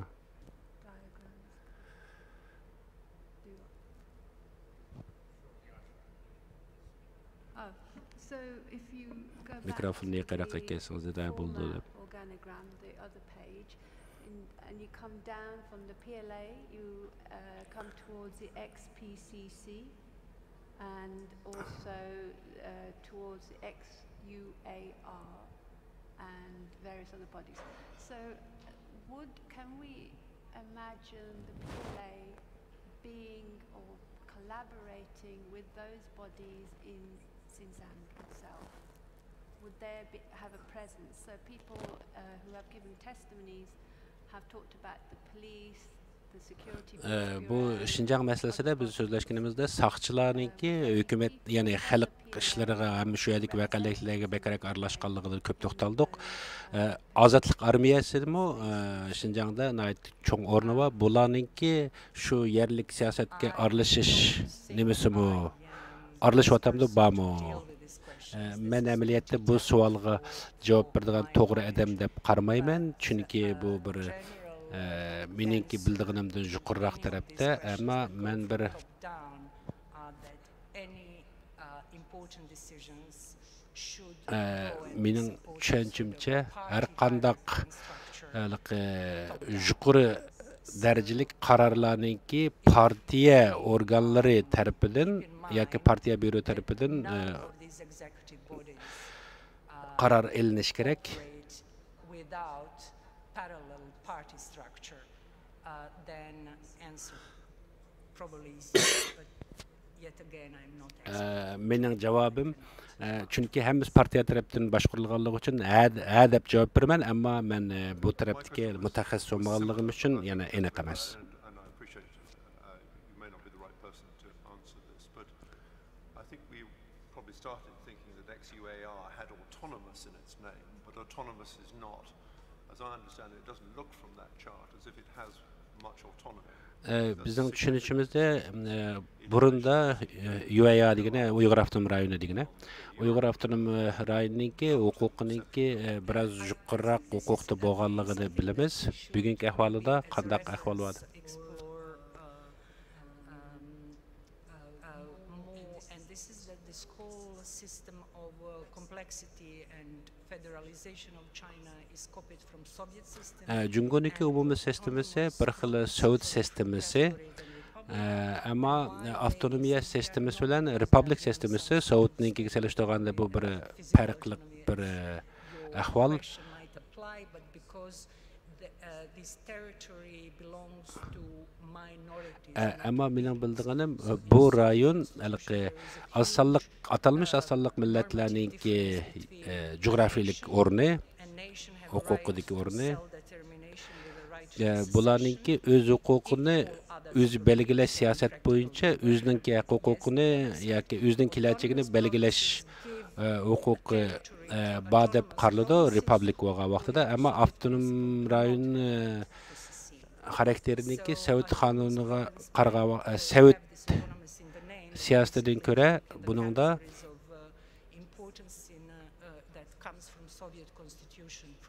belgilangan siyosiy qonunlar asosida Jungo buni qabul qilgan. Masalan, bu Yugoslaviya mu shundaq sistema edi. Buningda hamda bizningki bu yerlik avtonomiya degan bilan bu republik deganninki, masalan, burungi Sovet republiklari degandiki, bu ahvollarda jumhuriyatlar degandikilarning farqlarida hamda bekrak tadqiq qilish to'g'ri keldi. Things happening on the ground could not have happened without the approval or more of President Xi. Yani bugungi kunda bo'layotgan Does your organogram ahvollarninki Xi Jinpingninki buyrug'isiz ham Xi Jinping bilan munosabat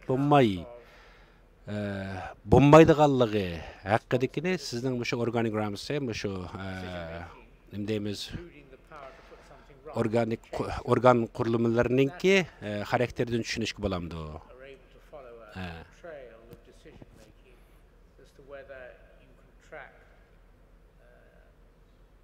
Particular decisions to higher levels and ultimately to the top? Not directly, but indirectly it might. And why? Because the task before this tribunal is to investigate alleged criminal activities and atrocities. And if sotninki maqsadi shu yoqda o'tgan kriminal yoki qonunsiz bir xil hadislarninki qonun bo'lgan ishlarninki, ya'ni qandaq bir kriminallik hodisa ekanligi bilan bir tadqiqotni yoki shuni xarakterini belgilashdan iborat. Predisposes violence and criminality against individuals and groups. Bu bir mayli shaxsga yoki bir xil guruhga bo'lsin bir kriminal qilish, ularni yo'qotish siyosatininki qandaq bir siyosat asturda boshqarilib yoki xarakterlashib menayotganliklarini bir taraf tushunish deb qarayman. Bu yerda bu bir muhim savol tug'iladi. Undaq bo'lsa, davlatki mushundaq bir kriminal berish planı bormi? Mushundaq amalga oshirish mumkinchiligi bormi deb so'raydiganga to'g'ri keladi.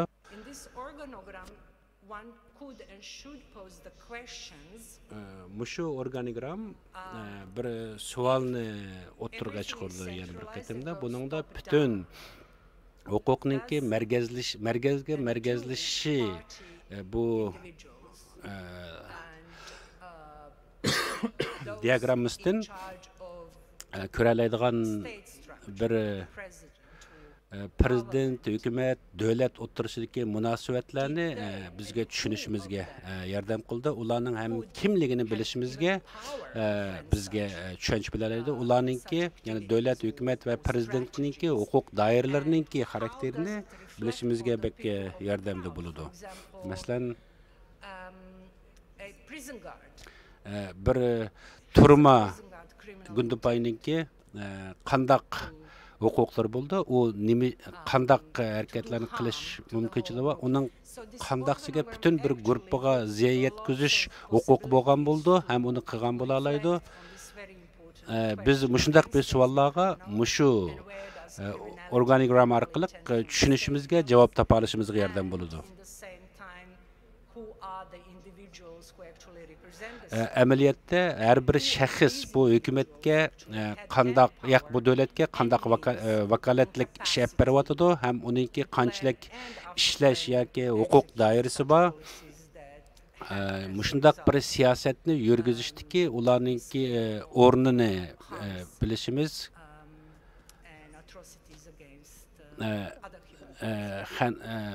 birlarniki boshqa xallarning yoki boshqa millatlarga yurgizadigan siyosatlarni tushunishimiz foydasi bo'ldi.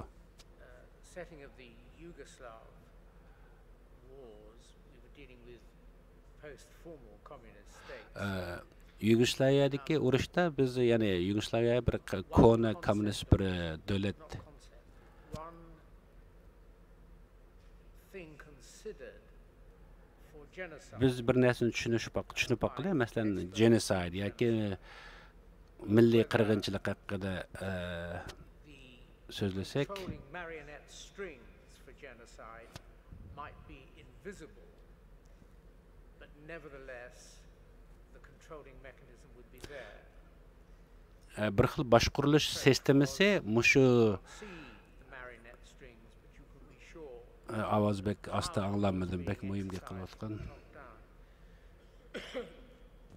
With a functioning communist state, is it possible bir kommunist to be invisible marionette strings for such activities? Davlat bir kommunist davlatdagi mushundaq bir qurilmadan biz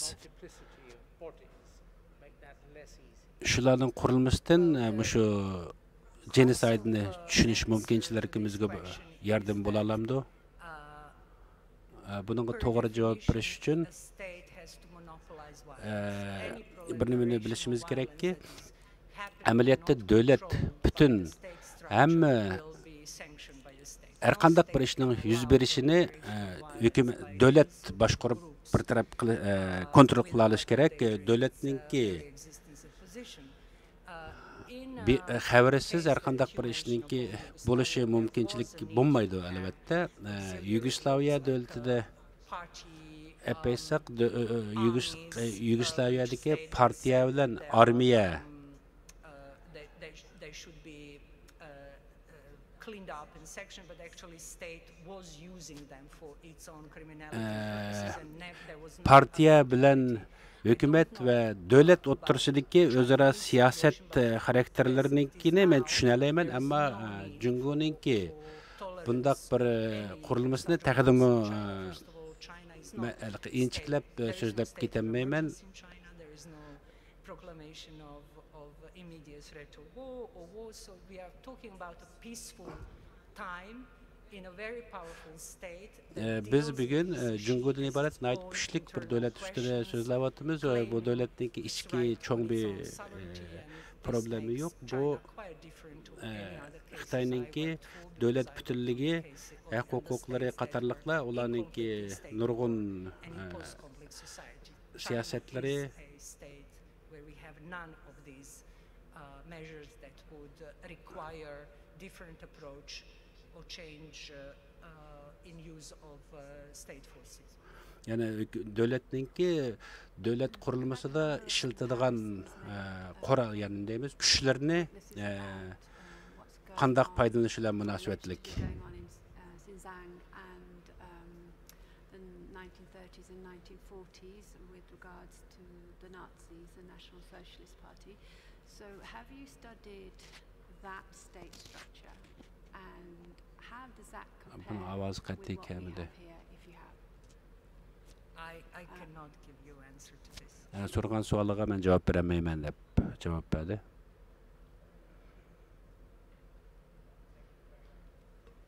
Dr. Trump, thank you very much for giving evidence at short notice. Sizge nait köp rahmet eytimiz. You seem to have achieved the result finishing a little earlier than expected. How long would you give us for coffee? Endi kafe vaxtımız geldi. Hamid Sabi bizge qancha minut vaqt bersiz kafe içishga? Saat 11'de başlasak 15 minutda melib bo'lamdi. Make it 11. 11'den 5 minut o'tgan vaqtida qayta boshlandi.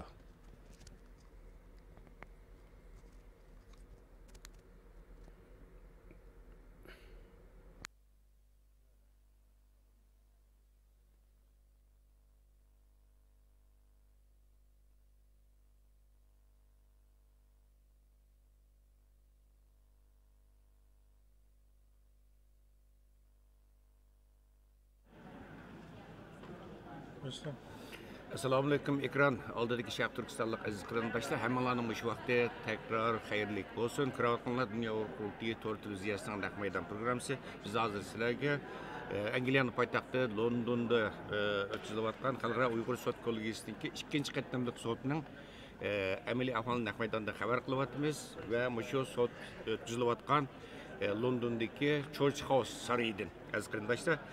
Bugün sot ikinci güne qadam qo'ydi. Mana sotninki ikkinchi kundagi birinchi bo'limi tugadi.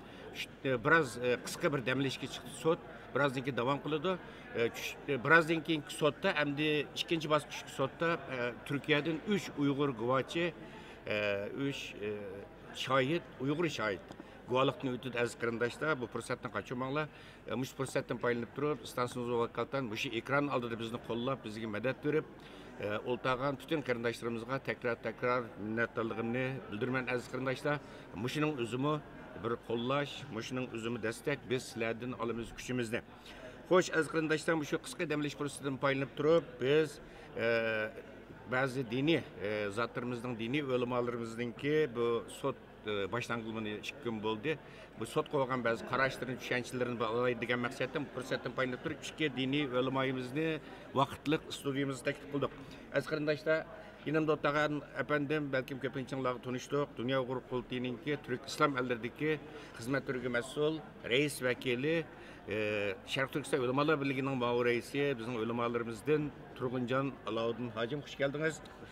Efendim, yenimizdagi bizningki efendim bo'lsa ko'pinchalar mushu oldin qatimliq sotni izlagan naq maydondan ko'rgan qarindoshlarimiz balkim xotirlasi kerak. Oldin qatimliq sot yana 6-ayning 4-kundan 7-kunigacha Londonda o'tkazilgan tunji navbatlik bu sotda guvohlik bergan bizningki Germaniyadagi diniy ulamolarimizdan Habibullah Qarajim, Habibullah Ahad hojim Ataytan Germaniyadan yana bu da gerçi guvohlik bermismi? Mushu guvohlik berishga shohid o'tishga London kelgan qarindoshlarımızga madad berish, ularga jasorat berish maqsadida Ataytan yana xonim bilan kelib bu sot qatnashib o'tiribdi. Alloh razı olsun. Hurmatli Habibullah Ahad Qarajim. Xo'sh, Turg'unojim. Mana sot sizlar tunji qatam qatnashyapsizlar sotga. Bugun ikkinchi kuniga qadam qo'ydi. Xo'sh, kelsa Qarajim. Kelsa. Xo'sh. ikkinchi kuni qadam qo'ydi. O'zlari bir diniy zot bo'lish sifatlari bilan mushu sotninki yuzlanishga qanday baholarlar, ahamiyati qanday beriladi, nimalarni his qiladi masalan tunugundan ya'ni sot boshlangandan yani. Degandek o'tgan qatim shu karantin sababli kelinmagandik, ya'ni vaqtning qisqaligidan. Bu qatim biraz yo'llar ichilib karantin yo'q ekan, shuning bilan biz o'zimiz berib ko'zimiz bilan ko'raylik deb keldik. Degandek haqiqatan bu sot hayajonlarlik bir sot oldu. Çünkü bizning hozirgi vaziyatimizni bu şekilde yani xalqaro tanilgan sotchilarning din tarkib topgan bir mahkamaning bu bizning vatanimizdagi Xitoy hokimiyati jallotlari tarafidan elib berilayotgan irqiy qirg'inchilikning bu yerda sotlanishi bu nayte bizni hayajonga soldi. O'tgan qatim albatta buni bizning Doq TV'ning YouTube sayfasidan ko'rdik.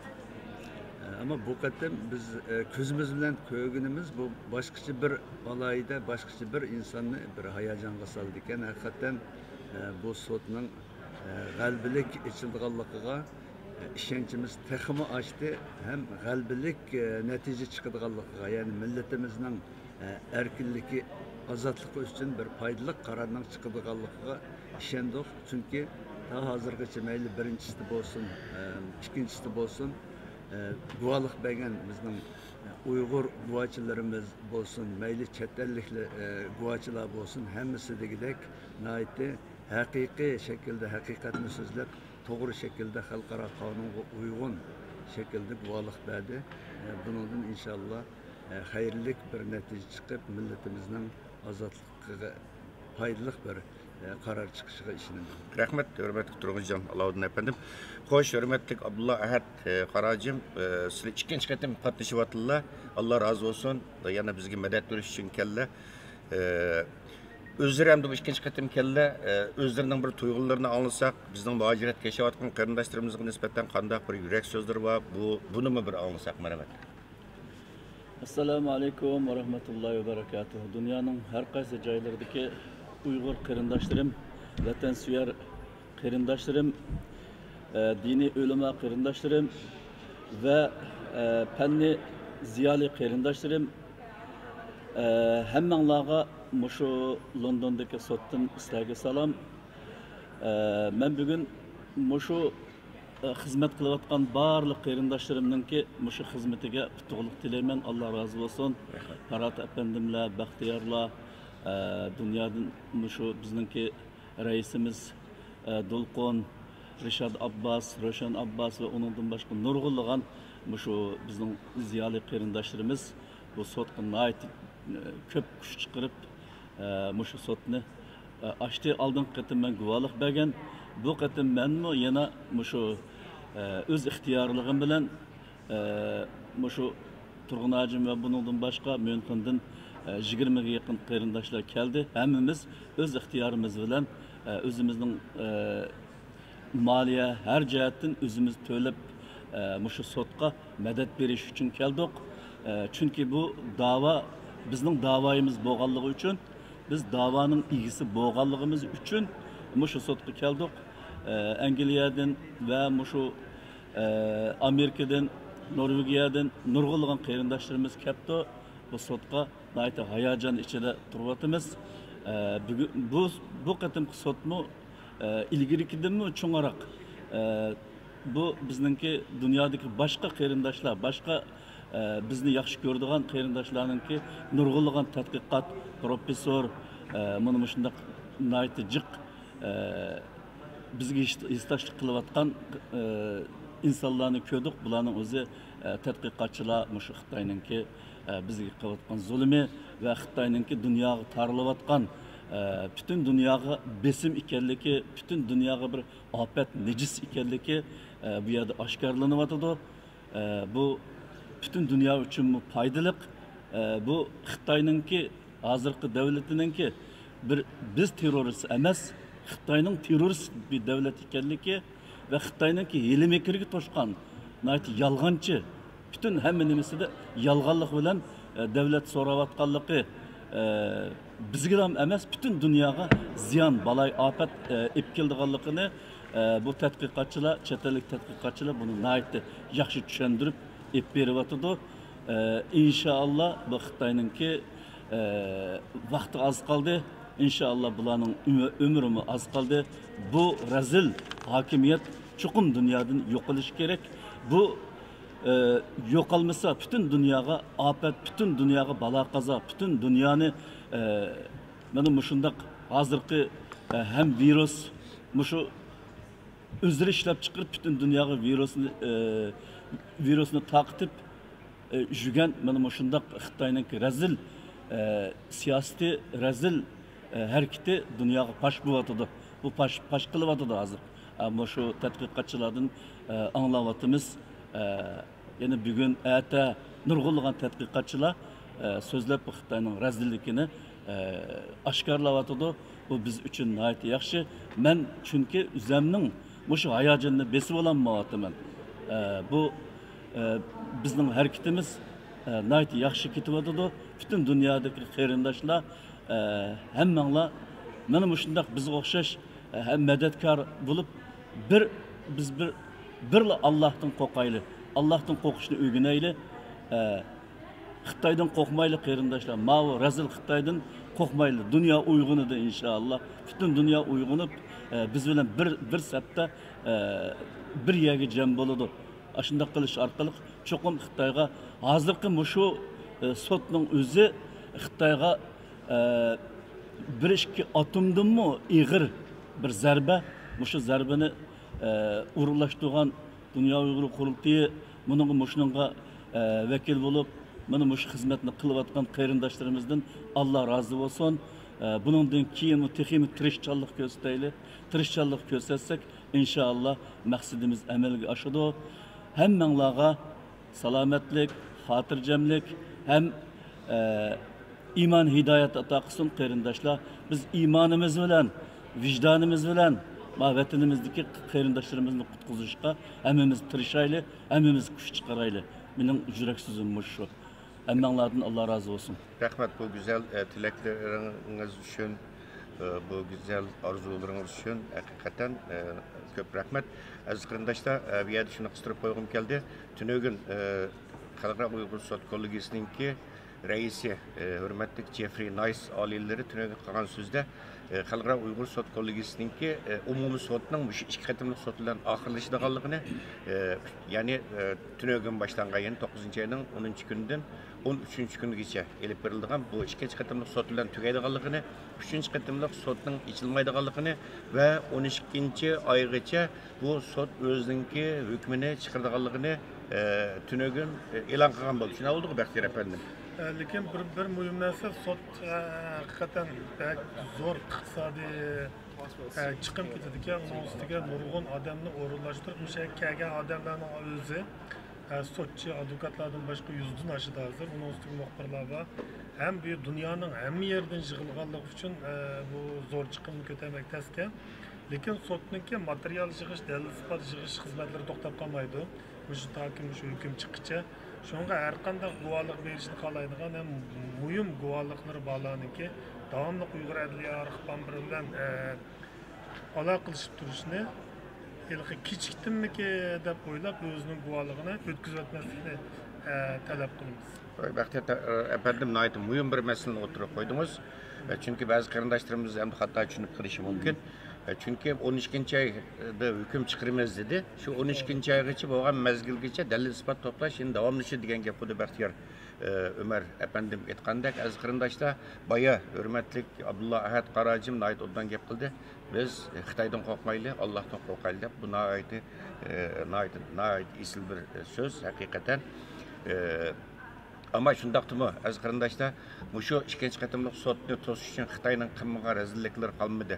Xitoy matbuotlari qarab beqinglar, chet el matbuotlari qarab beqinglar. Shu 3 kunning yog'i shu mana bu ichilayotgan, shu zalda ichilayotgan Xalqaro Uyg'ur sud kollegiyasiga bu yerda guvohlik bermoqchi bo'lgan va berayotgan shohidlarga mayli chet ellik bo'lsin, mayli sharq turkistonlik bo'lsin, intoyin rezil vositalar bilan hujum qilyotdi.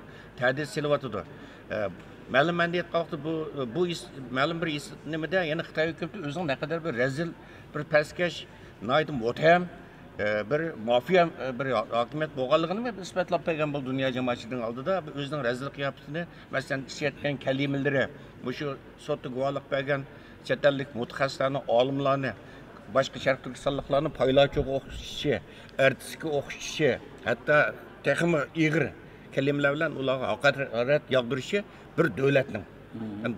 Bu qanchalik bir razil bir hokimiyat bo'lganligini bu dunyo jamoatchiligi ham bir qatim isbotlab bergan bo'ldi. Aziz qarindoshlar, birozdan keyin bir qancha minutdan keyin sud davom qiladi. Baymi deb o'tdik, keyin programmamizga keyin kirgan qarindoshlarimizni eskartib qo'yaylik. Birozdan keyin Turkiyadan 3 nafar sharq turkistonlik qarindoshimiz guvohlik berdi. Ularningki hozir matcha men ikkisining ismini oshkorlab turay. Birisi Abdusalom Muhammad, yana birisi Rahima Muhammad Nuri. Uningdagi yana bir qarindoshimiz bor. U o'zining ismini, salohiyatini oshkorlashni xohlamadi. Chunki to'g'ri tushunishinglarni umid qilamiz. Turkiya qarindoshlarimizninki shu ko'pinchisi Xitoyning pasporti bilan turgan qarindoshlarimiz Turkiya garajdorlik masalasida hal bo'lmagan. Shundaq turibmi, yana jasorat bilan bu sudda guvohlik beramiz dedi. Bularningki bu jasorati haqiqatan taqdiriga shayon. Xalqimizningki duosi har zaman mushu jasur shohidlarimiz uchun bo'lib keldi. Masalan, qarindoshlar 3 nafar qozoq qarindoshimiz ataydan shundan Baxtiyor afandim shundaq qattiq Xitoyning besimi, ta'ditlari, Qozog'iston hukumatining besimi, ta'ditlari qarmaydi, intayin murakkab yo'llar orqali nihoyat zo'r jafolarni chekib, 3 qozoq qarindoshimiz, sharq turkistonlik qozoq qarindoshimiz, birisi Illidan, Ili Chapchaldan, birisi Oltaydan, birisi Cho'chakdan. Sog' salomat hozir Londonga yetib keldi. Bayma bir qozoq qarindoshimizning guvochininki qisqa gapini yurak so'zida oldinglar. Biz ash xalqimizningki dardini anglitimiz deb keldik bu yerga deb. Ular atlikka Xudoyim bursi tushdan keyin shundaqqa Baxtiyor afandim tushdan keyin guvohlik bermoqchi aziz qarindoshlar. Buningdagi bir yerda fursatdan foydalanib turib, shu chet ellik guvohchilarning, chet ellik mutaxassislarningki, chet ellik olimlarningki so'zlarini sizlarga uyg'urchaga tarjima qilib bergan bizningki parda orqasidagi nomsiz qahramonimiz Qaysar Abdurasul efendimga alayda rahmatimni aytaman. Birozdan keyin yana boshqa qarindoshlarimiz tarjimonlik qildi. Masalan, Amerikadan bizningki yosh jangovarlarimizdan Mustafa Aqsu, anandan keyin o'ziga Yusufjon deb uyg'urcha ism qo'ygan, tunogin tarjimonlik qildi. Uyg'urcha xil-xil uyg'urlarnikini yaxshi bu yerda Girman, Rune qarindishimiz o'zini Uyg'ur, masalan Uyg'urlarga atib aytgan ham Uyg'urcha ism qo'ygan Rune efendimga tekrar rahmatimizni, minnatdorligimizni bildiramiz.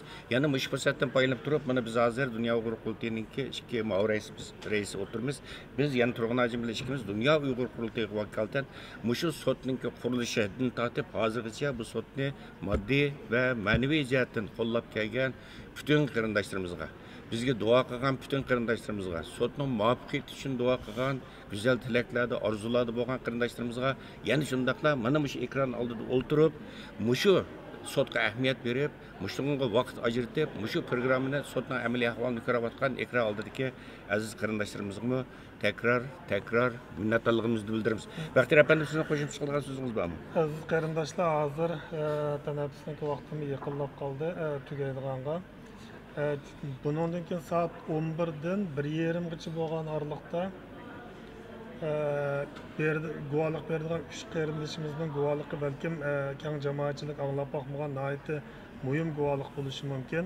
Chunki bu guvohliklar burun oshkorinib boqmagan. Ya'ni lager bilan munosabatlik, planliq tug'ut bilan munosabatlik, ham uning haqidagi xalqimiz ko'rayotgan ichinishlik hayot şunun bilan billa shu lager sistemasi to'g'riliq hech qachon Uyg'ur jamiyatiga oshkorinib boqmagan muhim guvohliklar berildi. Shuningga Dunyo Uyg'ur qurultayi televiziyasiniki naq maydon ko'rinishini qochirmasliklarini umid qilamiz. diqqətinizlər bunundan keyinki proqramımızda olsun. Rahmat düşərmən qısqa eskərtibə Bəxtiyar əfəndim nəhayət ondan bir izahat berdiniz. Başqa tunuş bilişənlərə, əziz qarindaşlar, Dünya Uyğur Qurultayı Tor televiziyasiga abunə olunglar və nəhayət mühim Bəxtiyar əfəndim deb ötkəndək bunundan texmi mühim şahidlər, Uyğur şahidlər, Qazaq şahidlərimiz oturuğa çıxdı. Şuna başqa qarindaşlarımızdan xəbər qılınlar. Bu Naq Maydan programmasının ulanmasını özünlər turvatqan dövlətlərdəki torlarga, ictimai taraqqilardakı torlarga köçürüb taqdınlar əziz qarindaşlar. Bu tarixi bir fürsət. Bununla endi bu çətelliklərim də oturdu Bəxtiyar əfəndim. Hazırgacha bu Uyg'urlarninki chet eldagi muhojirat tarixidagi eng cho'ng tarixiy voqealarning biri deb da'vatida buning bir shohid bo'linglar, guvohlik bo'linglar, buni bir anglanglar o'z bevosita. Bu sizlar uchun tarixiy bir fursat. Rahmat. Diqqatinglar hozir sotning davomida bo'lsin aziz qarindoshlar.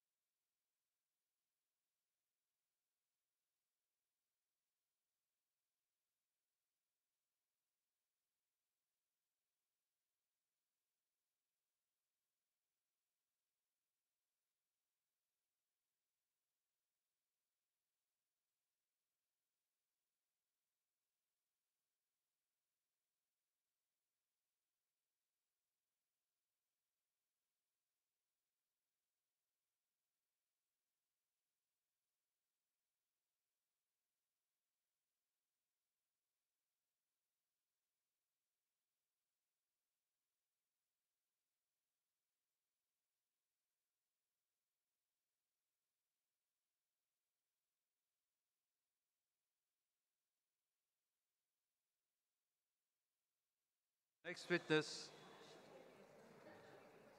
witness is Mr. Abdul Salam Mohammed, giving evidence remotely from Turkey. Good morning. The witness was detained in a detention camp after handing himself over to the Chinese police in 2014. He was subject to inhuman treatment, including malnutrition, lack of hygiene. He was kept semi-naked in overcrowded cells and also witnessed torture. He was forced to memorize Chinese poetry every day at the risk of severe punishment if he failed to do so. During the classes, he was also forced to continuously read literature praising the Communist Party and to draft articles admitting wrongdoing. He was born in a religious family. He's the son of the Imam of the local mosque. He spent his time in the camps, in the 2 camps that he had been to, part of it as a chef for the inmates. Thank you for joining us, Mr. Mohammed. I have a few questions. You mentioned in your statement that you worked as a chef in the kitchen, which was close to the interrogation room. Did you witness any of the inmates being interrogated or tortured? Siz bayanatınızda, siz lagerlarda aşkaz болып işlепsiz ve bu aşkana şu sorak tatırgan uyunun yin diken toq. Muş sorak tatış jarayonlarida şu yerda hem sorak tatış hem xo'rlangan va jazolangan qiyin qisliqlarni ko'rdingizmi? Sorak tatgan öydün ep çıkandan keyin şu 2 dana saqçının otursida söylüp meniş imkoniyati bo'lmagan so'rab açıp yataklarga kirayotgan adamni aşağıda tuturup ko'ralaymiz. From the interrogation room, I could see people dragged because the detainees did not have the ability to walk into their cells. Did you notice how they looked like after being tortured? Were they in a healthy position or badly beaten? Can you explain a bit more on that? Ularning qiyin qisliq xarlangan shu urlup bo'lgandan keyin ularning shakli qandaqdi? Sog'lom edi, qanday ko'rinadi? Ularninki yüz gözlere şu pişip ketken, kökürüp ketken, kızıl, adma paçakla tapam urgandan keyin mağanmay, yerge desteş imkaniyeti yok, sörep açıp yatakka, kamerga kirip taşlatkanlığını gördüm ben içeride.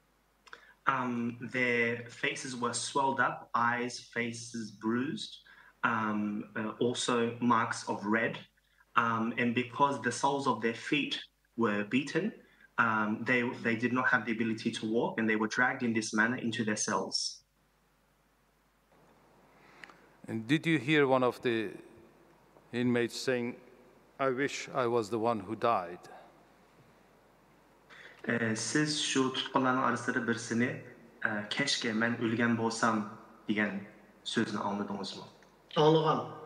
Yatakla kirgenden keyin o yigen tayaqtın onu 3 gün sorakka çıkıp ketdi. Her günüsü kirgen vaqtida yüzlere her taraf uçuk, okşamagan şekilde uçuk. Tutqunlara desteş imkaniyeti yok. Bu ecel toşmayken bu tayak qancha ig'ir bo'lgan bilan o ecel kelmesi ölgül olmayken degende anlagan ben.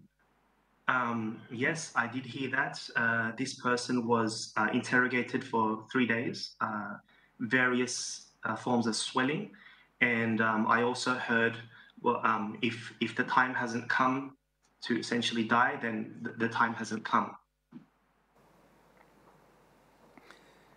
Can you explain anything more about the types of torture that you witnessed being inflicted upon the inmates?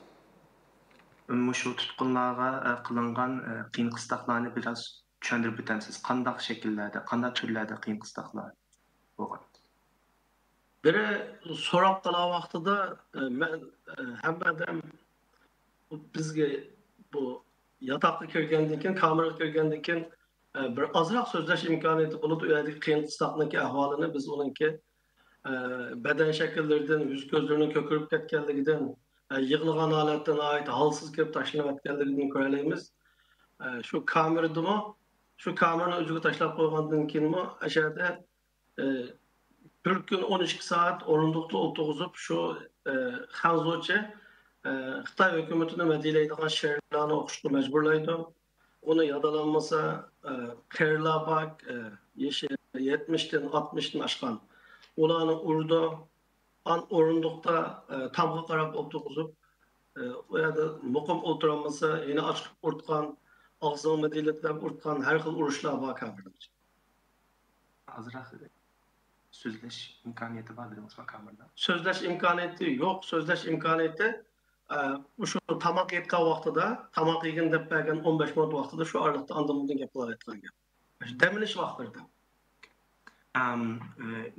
In the cells, whilst you could not actually speak about the torture, you could physically see it on their bodies. In the cells, you are made to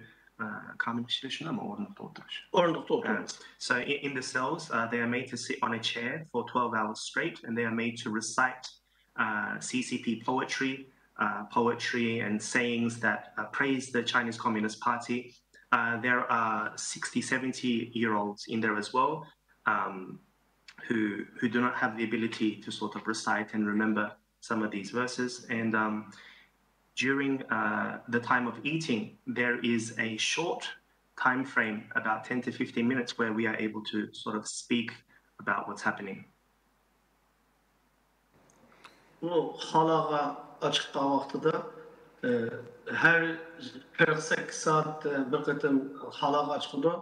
Ondan keyin evde çoğun küçük taharatlarını çıkartgan işte şu oyunun içinde hala yok. Çileknin içine oturup yotqanını yögep tursa ikki adam. Aşının içinde oturup, aşının içinde tamak yap. Aşında halatlarımız var. Yapqan keçilikler putlarımızda keçellengen, keçimi gündüz halatda. Yani 48 saatli bir normal hala. Evet. 24 saatli bir açıqda cezalaş üçün 48 saatli bir qılsa aşının içinde şu çilek oturduğun gap oyunun içinde. Every 48 hours or so, we are allowed to go to a lavatory. But normally, if we are to go, we go in the cell. There is a bucket inside of the cell, and yes. Thank you, Mr. Mohammed. You say that in May 2015, they declared that you are innocent after being kept months and months in the camp. But they did not effectively release you. They sent you to another camp. Can you explain why? Sizni 2015 yılı 5. ayda sizni mahsum, yani günahsız da eğitipti. Lekin yanala siz başka lagerga yütkülüpsiz. Bunun sebebi ne? Xitoy hukumati mushu tutib turish o'rni degan nom ostidagi o'ringa har bir Sharqiy Turkistonlik, har bir insonni so'lab bu yerda harg'ulachi qiyin qistoqqa olgandan keyin uning Xitoy hukumatiga qarshi yoki qonunga qarshi hech qanday ishi bo'lmaganligini isbotlab 5-6 ay uni ichida qiynab, undan keyin ota-onasini sirtda so'roq etib, yizilarda, kentlarga gapirish orqali hech qanday ish topolmagandan keyin günahsız deb, günahsız bo'lganliging uchun seni tarbiyalaymiz deb, undan keyin tarbiyalash nomimizda ostidagi jazo lageriga o'tkazdi. Jazo lageriga faqat günahsızlar. Yani terbiyelash merkezi. Terbiyelash merkezi.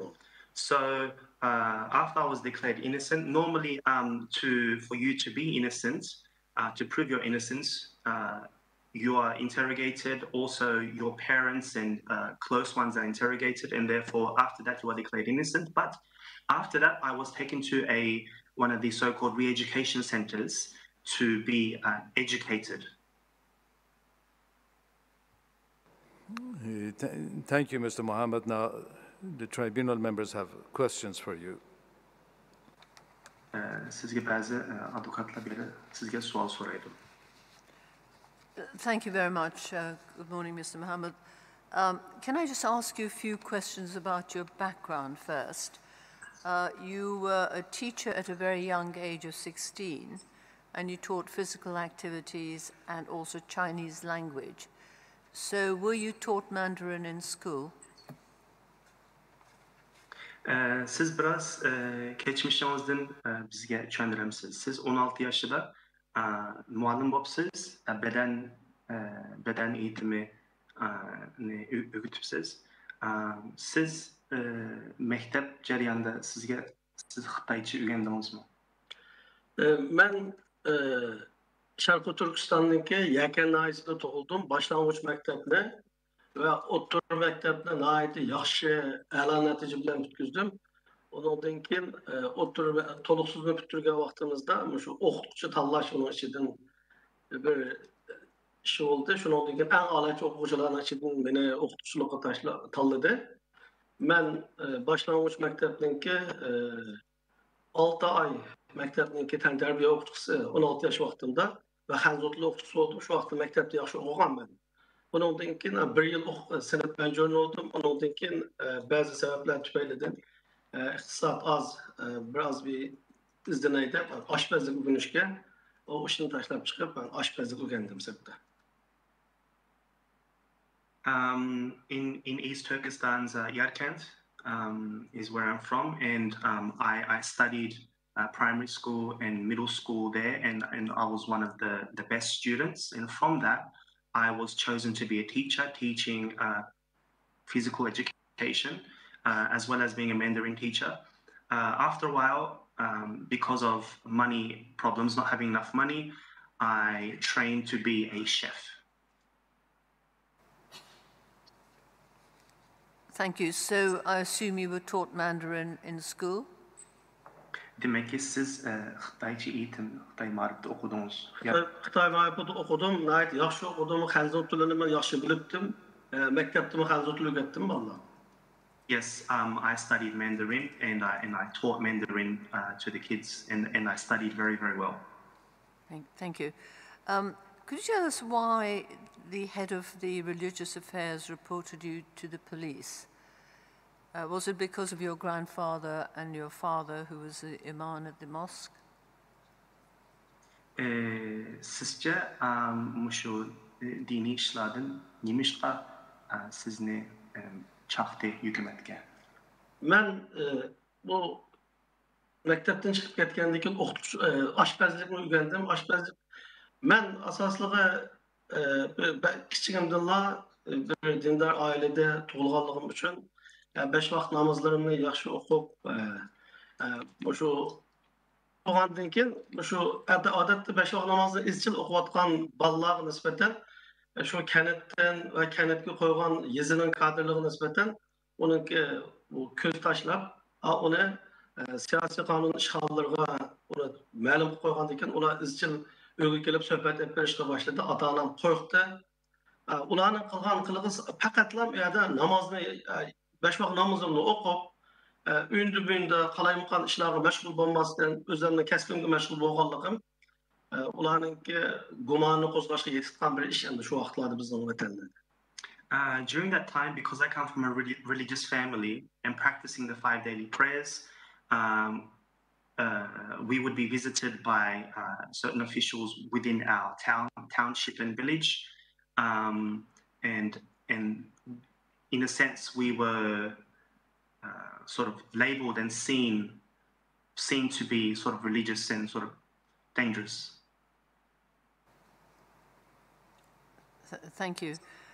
You then moved to Hotan. Were you pressurized by the police there? And if so, did you get the impression that your home police had told Hotan that you moved there? Sorry, the last bit, So, first of all, were you pressurized in Hotan? Okay.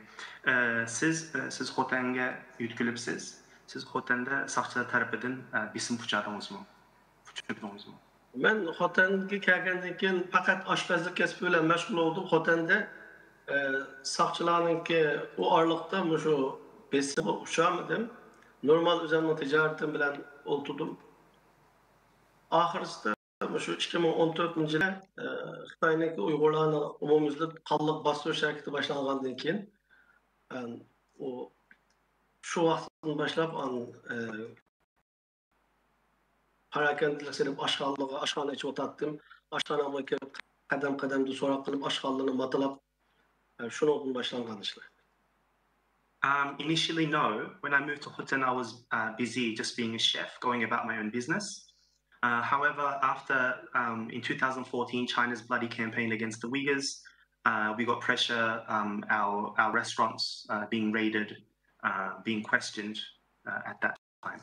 Her aylarda kelip öğleni matalab hem yani cevap yotkan köpünü matalaş normal işler.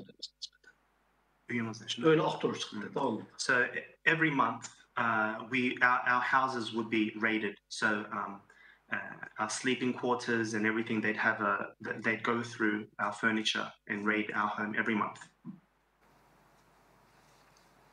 Thank you very much for that. You then became seriously ill, and you said you had to, you couldn't be treated in Hotan, and you got a travel permit and a doctor's note and a green card. That was in September. Why did it take 2 months for the police to issue a warrant, arrest warrant on you?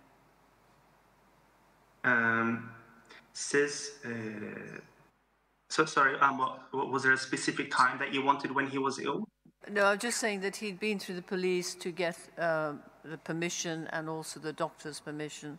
Why then did it take them 2 months to issue an arrest warrant? Arrest warrant. Okay. Before he gave himself up, he got the arrest warrant, he was told. Okay, but with the seriously ill part, I'm not... Yeah. He said he had to move to Hotan because he was seriously ill. Okay. I'll translate that bit because I'm trying to connect the parts. Yeah, I'm sorry, I should ask you one at a time. Carry on. Yeah. Siz Hotan'ga yetilish uchun mushu ciddi bir şekilde ağrıp qalğanınızı sebep göstersiz. Şu Ürümçi'ye Hotan'da aşkallarımızı matalap etrafımızdaki kişilerimizle, yine ziyarelerimizle, ticaretçilerimizle 2014 yılı 5. aydan başlap qattiq tutqun qilishga başladı. Bizga o vahimeler başlar önüm matalap gumonliq qarğanlıq uchun ben ameliyatda o ahvolim yaxshi emasdi. Shuni bilan oshxonani taqib etib turib davolash uchun Ürümchiga bordim. Okay. Davolatdim.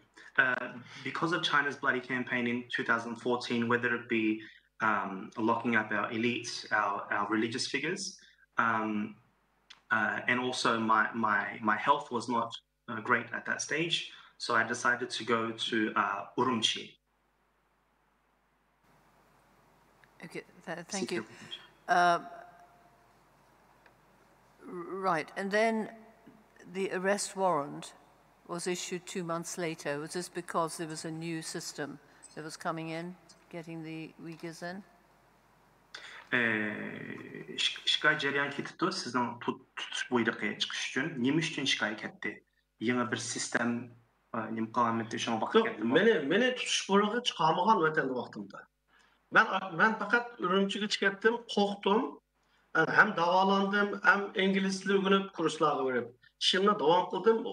Xotanga bog'im yo'q, Xotanga borsam tahdid uchrayotganligimni bilmay, yaqin yo'qligimizni tutib turgandan keyin, ammo o keyin mana tutuş buyruğu degan ish chiqdi. Ammo burun o tutuş buyruğu yo'qdi va 2 oy o'tgandan keyin ana qarar chiqibdi. Okay, yes, initially I was not there was no warrant for my arrest. I went to Urumqi for my health. I learned English, and later I found out that there was an arrest warrant, and then this was issued 2 months later. Could I clarify with him as to the reason why it was late, if you should know? Thank you. When he was arrested and was taken in, what happened to his wife and family? Were they harassed?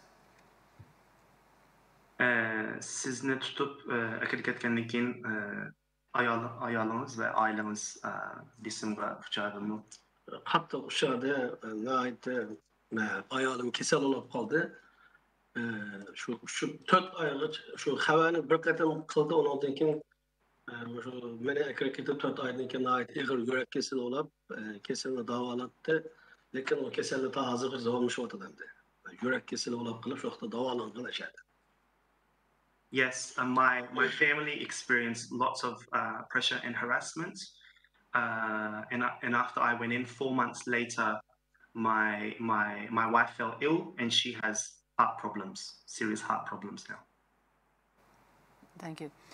Can I just move on now to the training camps and the detention camps? When they discovered you could cook, what were you able to cook? Did you have vegetables and meat and things, or was it just steam buns again? Sizni aşpaz ekanligingizni bayqagandan keyin aşpazlik qilibsiz. Ya'ni nimalarni aytdingiz, tamoq aytdingiz? Masalan, saypay, ko'ktat bormidi, go'sht bormidi yoki bo'lmasa shu mo'ma pishiriblam chiqib berardingiz? Bu kadrlarga tamoq atkili salatdi, ularninki hamma narsasi bordi.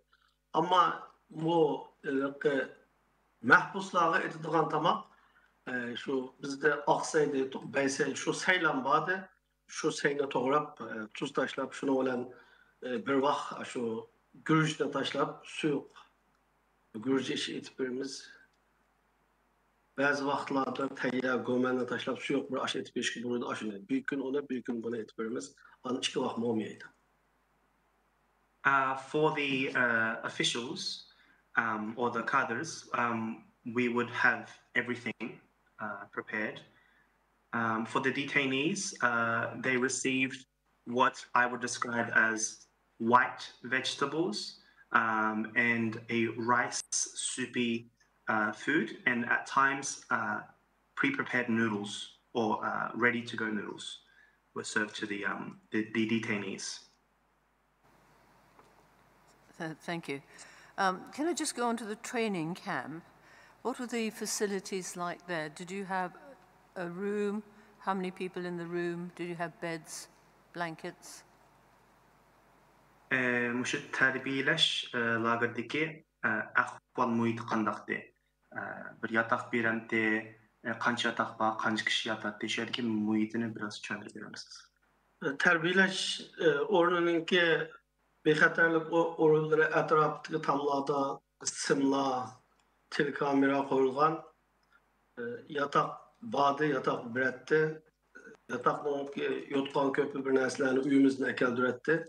Bir öyde 3 karvat çıkıp attın, 6 taneden bir öyde yatattı, öyde bir kamera var, kamerada göz tutattı. 2 kat şunak mı? 2 kattın, 3 karvat, 6 kişilik. The training center itself has high walls, surveillance with barbed wire. Yes, we were given a room. We had to bring our own bedding sheets, and each room had 3 bunk beds. So we slept 6 to a room. Thank you. You also said there were 70-year-old ladies who were being made to run. So what's the definition of the training camp? What exactly were they training you for? Bayanatınızı depsiz, mesela 70 yaşlık etrafında çoğun ayarlan varken, mumaylar varken, ulanı mesela yürüye gizipti. Did you say the idea or the reason for the training camp? Right? Yes, why do they call it training? What was the training? Was it just educational? Mesela terbiyeleş orne, terbiyeleş merkez depti. U yerde nimini terbiyetti, nimini ügütetti? Ügütü o yerde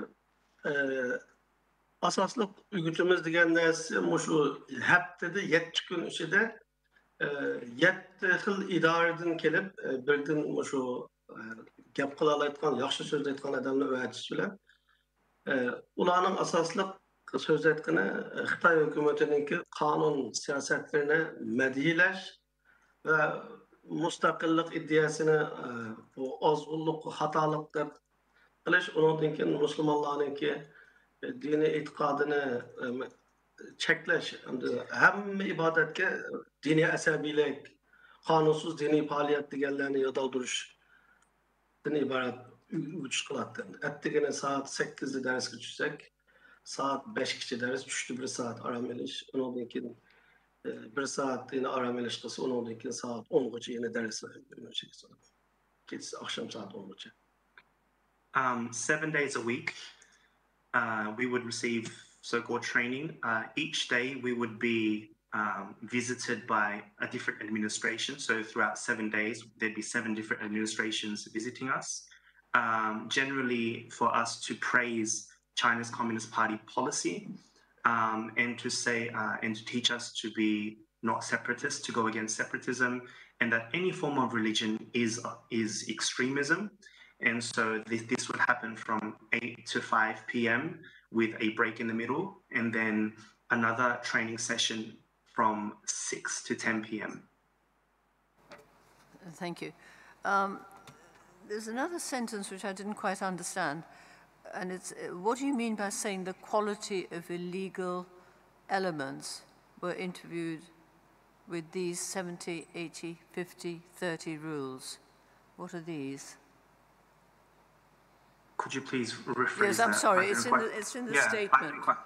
Yeah. So if I just read the line, the quality of illegal elements were intertwined with those 70, 80, 50, 30 rules. I didn't understand 50, that. 70, 50, 30, 80 rules. 70, 80, 50, 30 rules. Okay. Muşu kanunsuzluk, aşkınlık, muşu nesler 70, 80, 50, 30 kanunlara bağlangan, karıştırılan diyen bu yerde bu bayanınızın yemini düşündürüyorsunuz. Bunu düşündürüşüm ulanınki mesela dini əsəbilikninki türü 50 xildeydi. Mesela kanunsuz dini faaliyetinin türü 70 xildeydi. Mesela kanunsuz dini devletin ağduruşta uğrunğanlarınki süpetleri mançı xildeydi. Her birisi, her bir şu turmu içindekilerle çıkargan her bir kanunundaki siyasetindeki tarmaklarına sağladı. 70, 60, 30. Bu 70'ten dini əsəbilik şundan mı?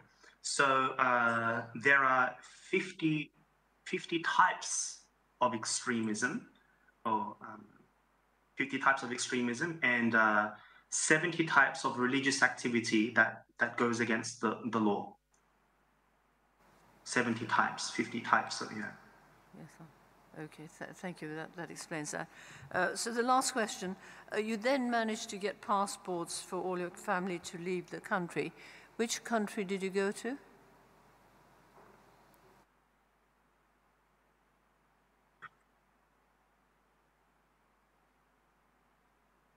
Did you hear that?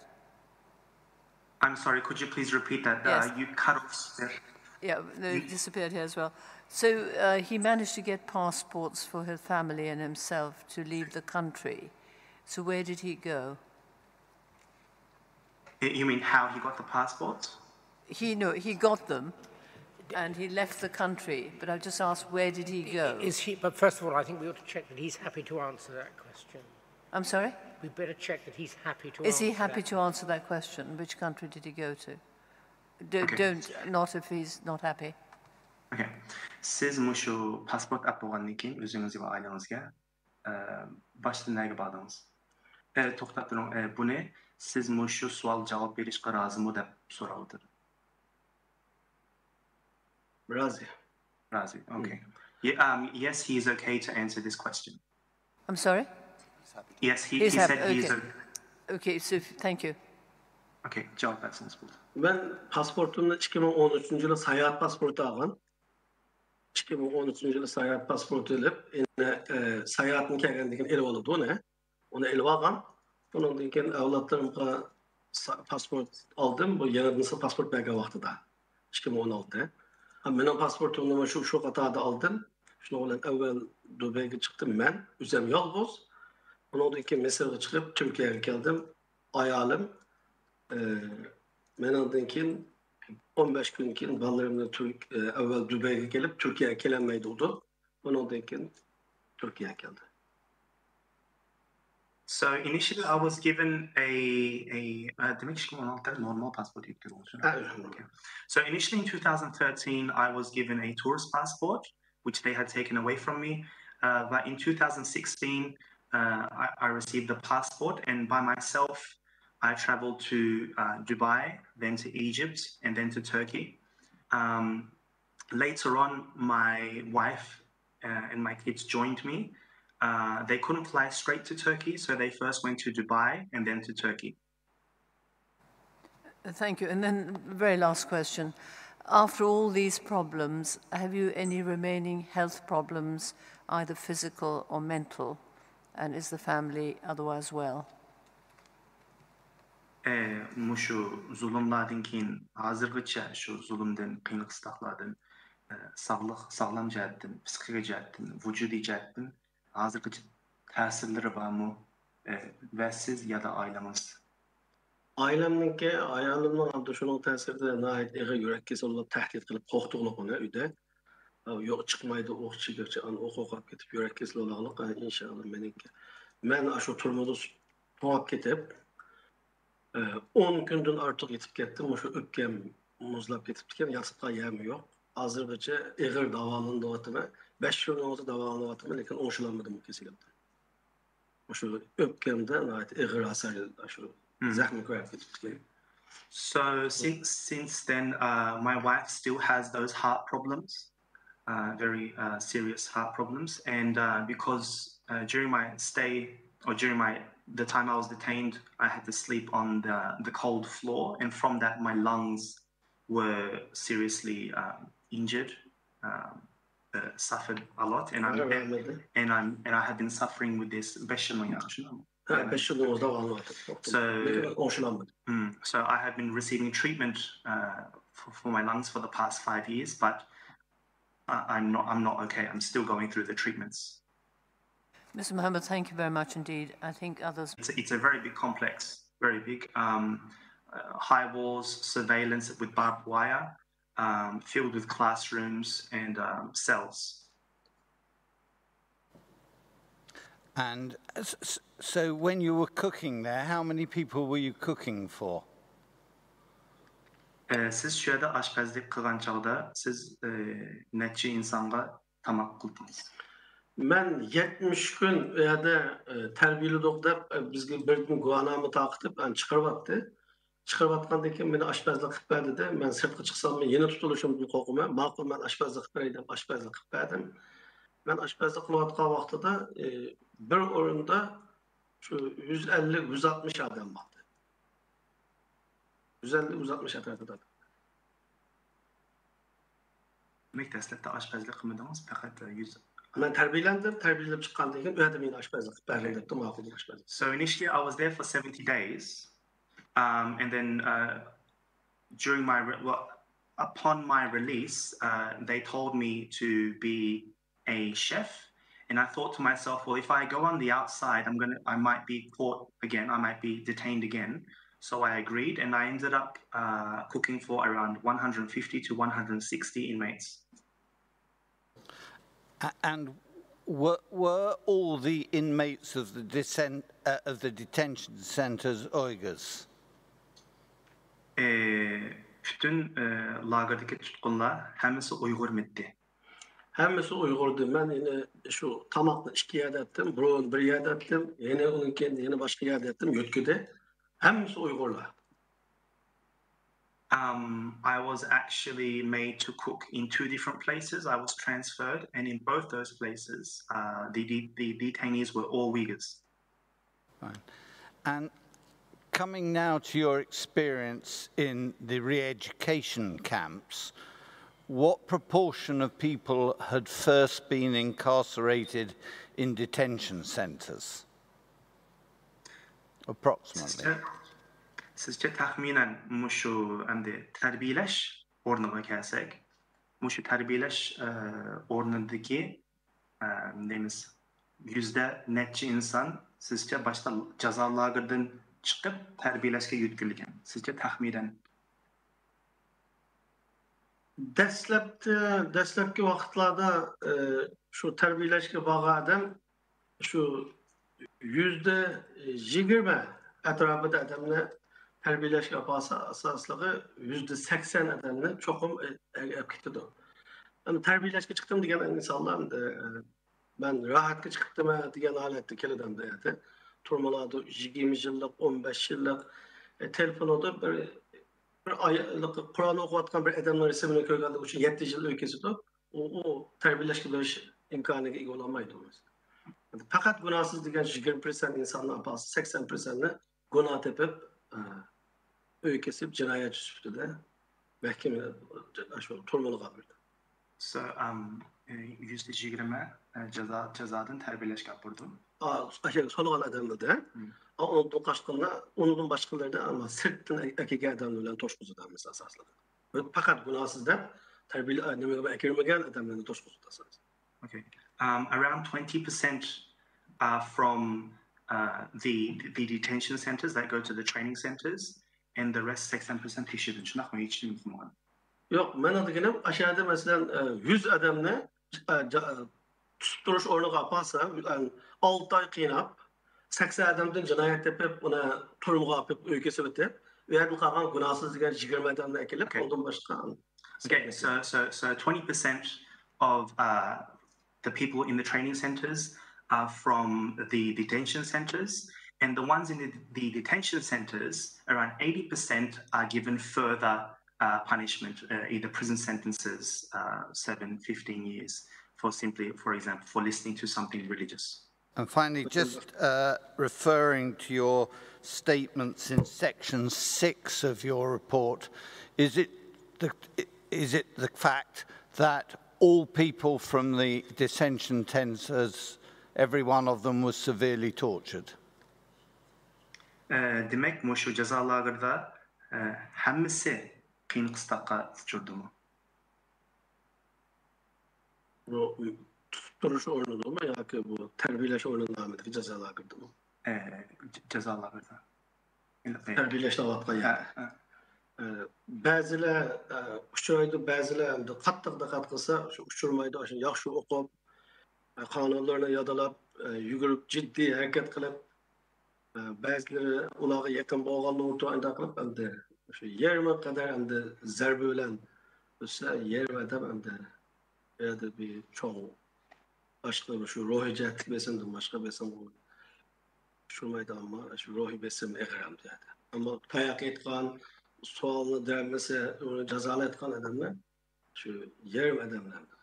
So around 50%, I know you asked detention center, but I think bu terbiyeştin So in the training center, around 50% would be beaten. Most of the time, they would suffer mental or psychological pressure, harassment. So it sort of depends on your behavior. So around 50% were and 50% weren't suffering punishment or torture.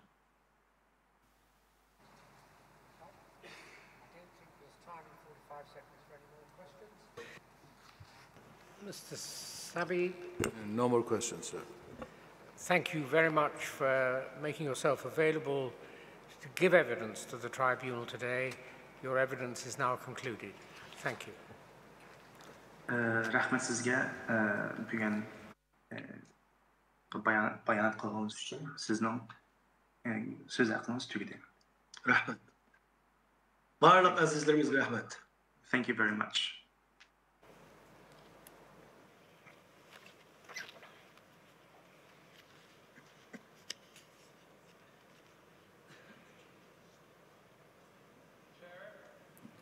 The next witness is a nurse who until 2000 worked at a hospital in Hotan City. She worked in the maternity department focusing on conducting abortions. About 100 women came to the hospital for abortions every day.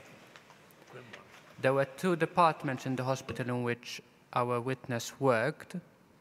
She worked in that department for women pregnant 4 months and above in their pregnancy. She states in her statement that it was clear that these women were forced to undertake the abortions.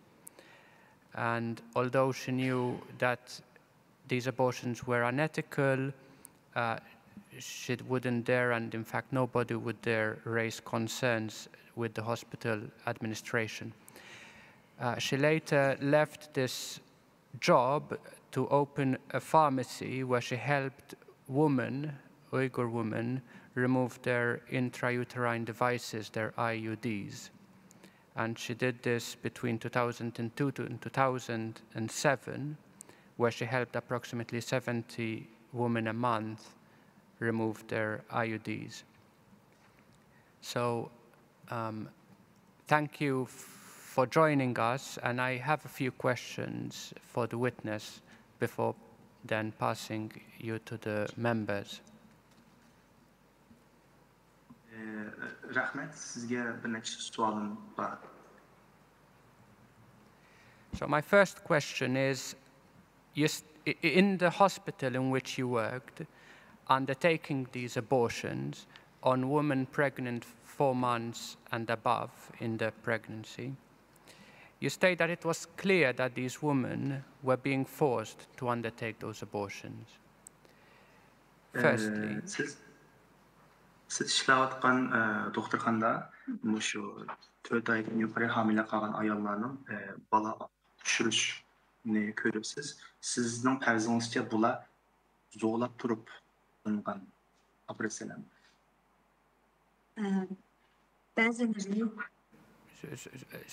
My question to that is, were these women Uyghur women, or did they also include Han Chinese women?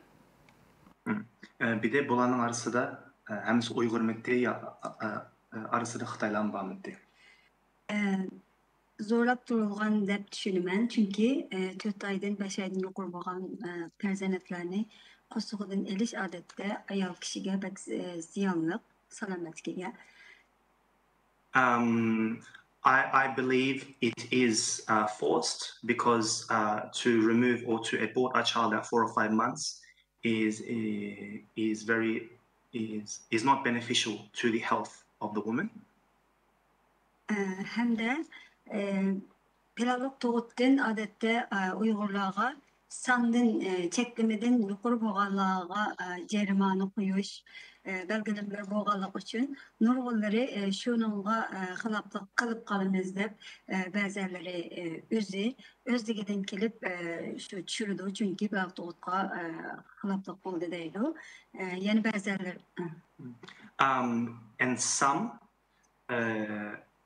because they know of the family planning laws that they cannot go above a certain amount of children that they're allowed to have, they come out of their own will as to not be punished or receive any fines.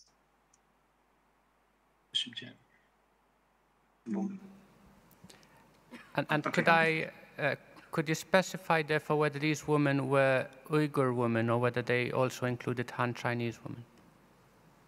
Bu ayolların arasında hemisi Uygur mıydı ya Xitaylan var mıydı? Uygurlar köptü, Xitaylanlar az. There were a lot of Uyghur women and there were some Chinese, but the Chinese were very little amount of Chinese women. So just to specify, even in the category of women with a pregnancy of 4 months and above, these also included Han Chinese women in that category. Şu 4 aydan yukarı hamilelik kalan ayolların arasında Xitaylar var mıydı? Vardı. Yes, there were. Thank you. You state that you decided to leave that particular job because you found it unethical and that it was also dangerous for the women involved to have abortion at such a late stage.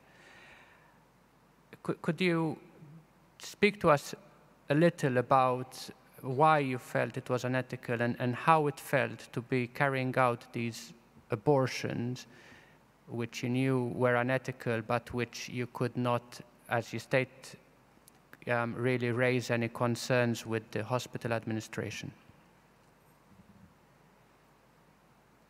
Siz bu işning, ya'ni siz shu doktorxonada ko'rgan ishlaringizni to'g'ri emasligini, ya'ni axloqsizligini his qilib, shu yerdan ayrilibsiz. Nima uchun to'g'ri emasligini his qildingiz? Va buni masalan doktorxonadagi doiralar bilan, boshliqlar bilan buni ovozingizni yetkazamabsiz, ya'ni deyamabsiz. Men bu ishni haqiqatan cinayet deb qaradım. Çünkü bir hamileni öldürüş, bir adamı öldürüş ile beraber de qarğanlığım üçün bunu barğan sırı cinayet qilmishning eg'ir ekanligini his qildim. Buni doktorxonadagilarga yetkazilmasligining sabab, chunki ularning planli tug'ut siyosatini de uning xiloflik qilganlarni jazolash va unga qarshi turganlarga jazolashmada nimalardan qo'rqqanligim uchun men uningga ovozimni haqiqatan yetkazolmadim, ammo vicdanım haqiqatan uningga yer bermadi. I saw this on my conscience. In my conscience, I felt that this was a crime, and this was the same as killing a human being. I couldn't raise this with the administration because there is a family planning policy, and it would be like criticizing the policy, this policy where you are punished for for going against that policy. So I could not raise it with the hospital administration. Thank you. Moving now to your pharmacy, your work in the pharmacy, and you're helping Uyghur women remove IUDs in secret. You state that whereas, for example, Han Chinese women could go to a hospital, an official hospital to remove these devices, Uyghur women had to do it in secret. Firstly, why was there the difference? Why couldn't Uyghur women go to a hospital, a government hospital, to remove their IUDs? What would happen if they did that? Siz bayanatınızda depsiz, şu darxanınızda Uyghur ayollarının üzükünü məxfi bir şekilde şu şekilde yardım qıpsız. Ama Xitaylar normal hükümetin doktorxanalarına berip əvətər edik. Siz biraz düşündürəmsiz, nima üçün Uyghur ayollar normal hükümetin doktorxanalarına berip şu yüzük əvətiş operasyasını qıla bilmaydı? Çünkü Uyghur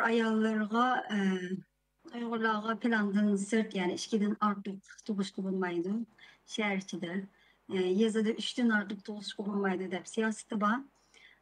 Onun qarta hamda Uyghur ayollarimiz onundan sırt hamildor bo'lib qilganlik uchun albatta planli tug'utninki guvohnomasi yoki bo'lmasa o'zi ishlayotgan idora organinki isbotnomasi bo'lgan ahvol ostida ondan keyin u yerga berib hukumat doktorxonaga berib yüzükünü aldırı olaydı. Hani tercih olsa mümkün değil. Ahirki şehirlerden guvahname ilip demsiz anınızı paralı. Ispat. Aslı buldu diyen ispat. Okay. As you know, in the cities or in the town centers, families cannot have more than 2 children, and in the villages 3 children. And so to not go against family planning policy, they either need to get a special permission to get their IUDs removed. And that's half of it. She's going to continue. Devam kılın. Bunu alalaydı. Şuna ular planın sırtıda hamildor bo'lib qolg'achqa, uni basa qo'lda isbot bo'lmaganligi uchun u yerga hukumat doktorxonalarga borolmaydi. Shuning bilan bizga o'xshash ochgan shuna maxfiy holatda elib etishga ular shu majbur bo'lgan. Because they're not able to get this special permission, and they know that they have gone outside, they have gone against the family planning policy, and to avoid punishment, they come to us to get the IUDs removed. And just to clarify, when you say they, we are speaking here now exclusively about Uyghur women, not Han Chinese women. Yani sizden aldığınızda kelgen ayallar, yani ular degan çağda Uyghur ayallardan bahsediyorsunuz. Xitaylar emas. Sizin aldığınızda Xitaylar. Meniki Uygurlar keldi. Yes, only Uyghur women come to me. And when I refer to they, I mean Uyghur women. What would happen, has it ever happened in fact, that the Chinese authorities would discover that woman, an Uyghur woman, has removed her IUD secretly? Has it ever happened? And if, what could or would have happened if that were the case? Mesela muşnak izinsiz bir şekilde bir ayal kişinin yüzüne evetken, yani Xitay saqchilar tarafından, hükümet tarafından bayqilib qalsa, bu ayal bo'ldi mu bu ish? Birinchi, bo'lgan taqdirda shu kishiga nima bo'ldi? Bu iş bayqalmadı çünkü biz onu açkan doğruhanemiz kanunlu ama ben onu özümün uyda kıldım. Məxfi kıldım. Birge tekşürüp kep qalsa Musayya idarasının adamları doğruhanğa geldi. Uyumlu kelmeydi. Nayte dikkat kıldık şunu. Okay. So the first part of the answer is that we had a registered legal pharmacy. The IUD removal itself wasn't done in the pharmacy, but in my home, and so we were never caught. And if there is a raid or we are checked by authorities, they come straight to the pharmacy, and we were very careful about this.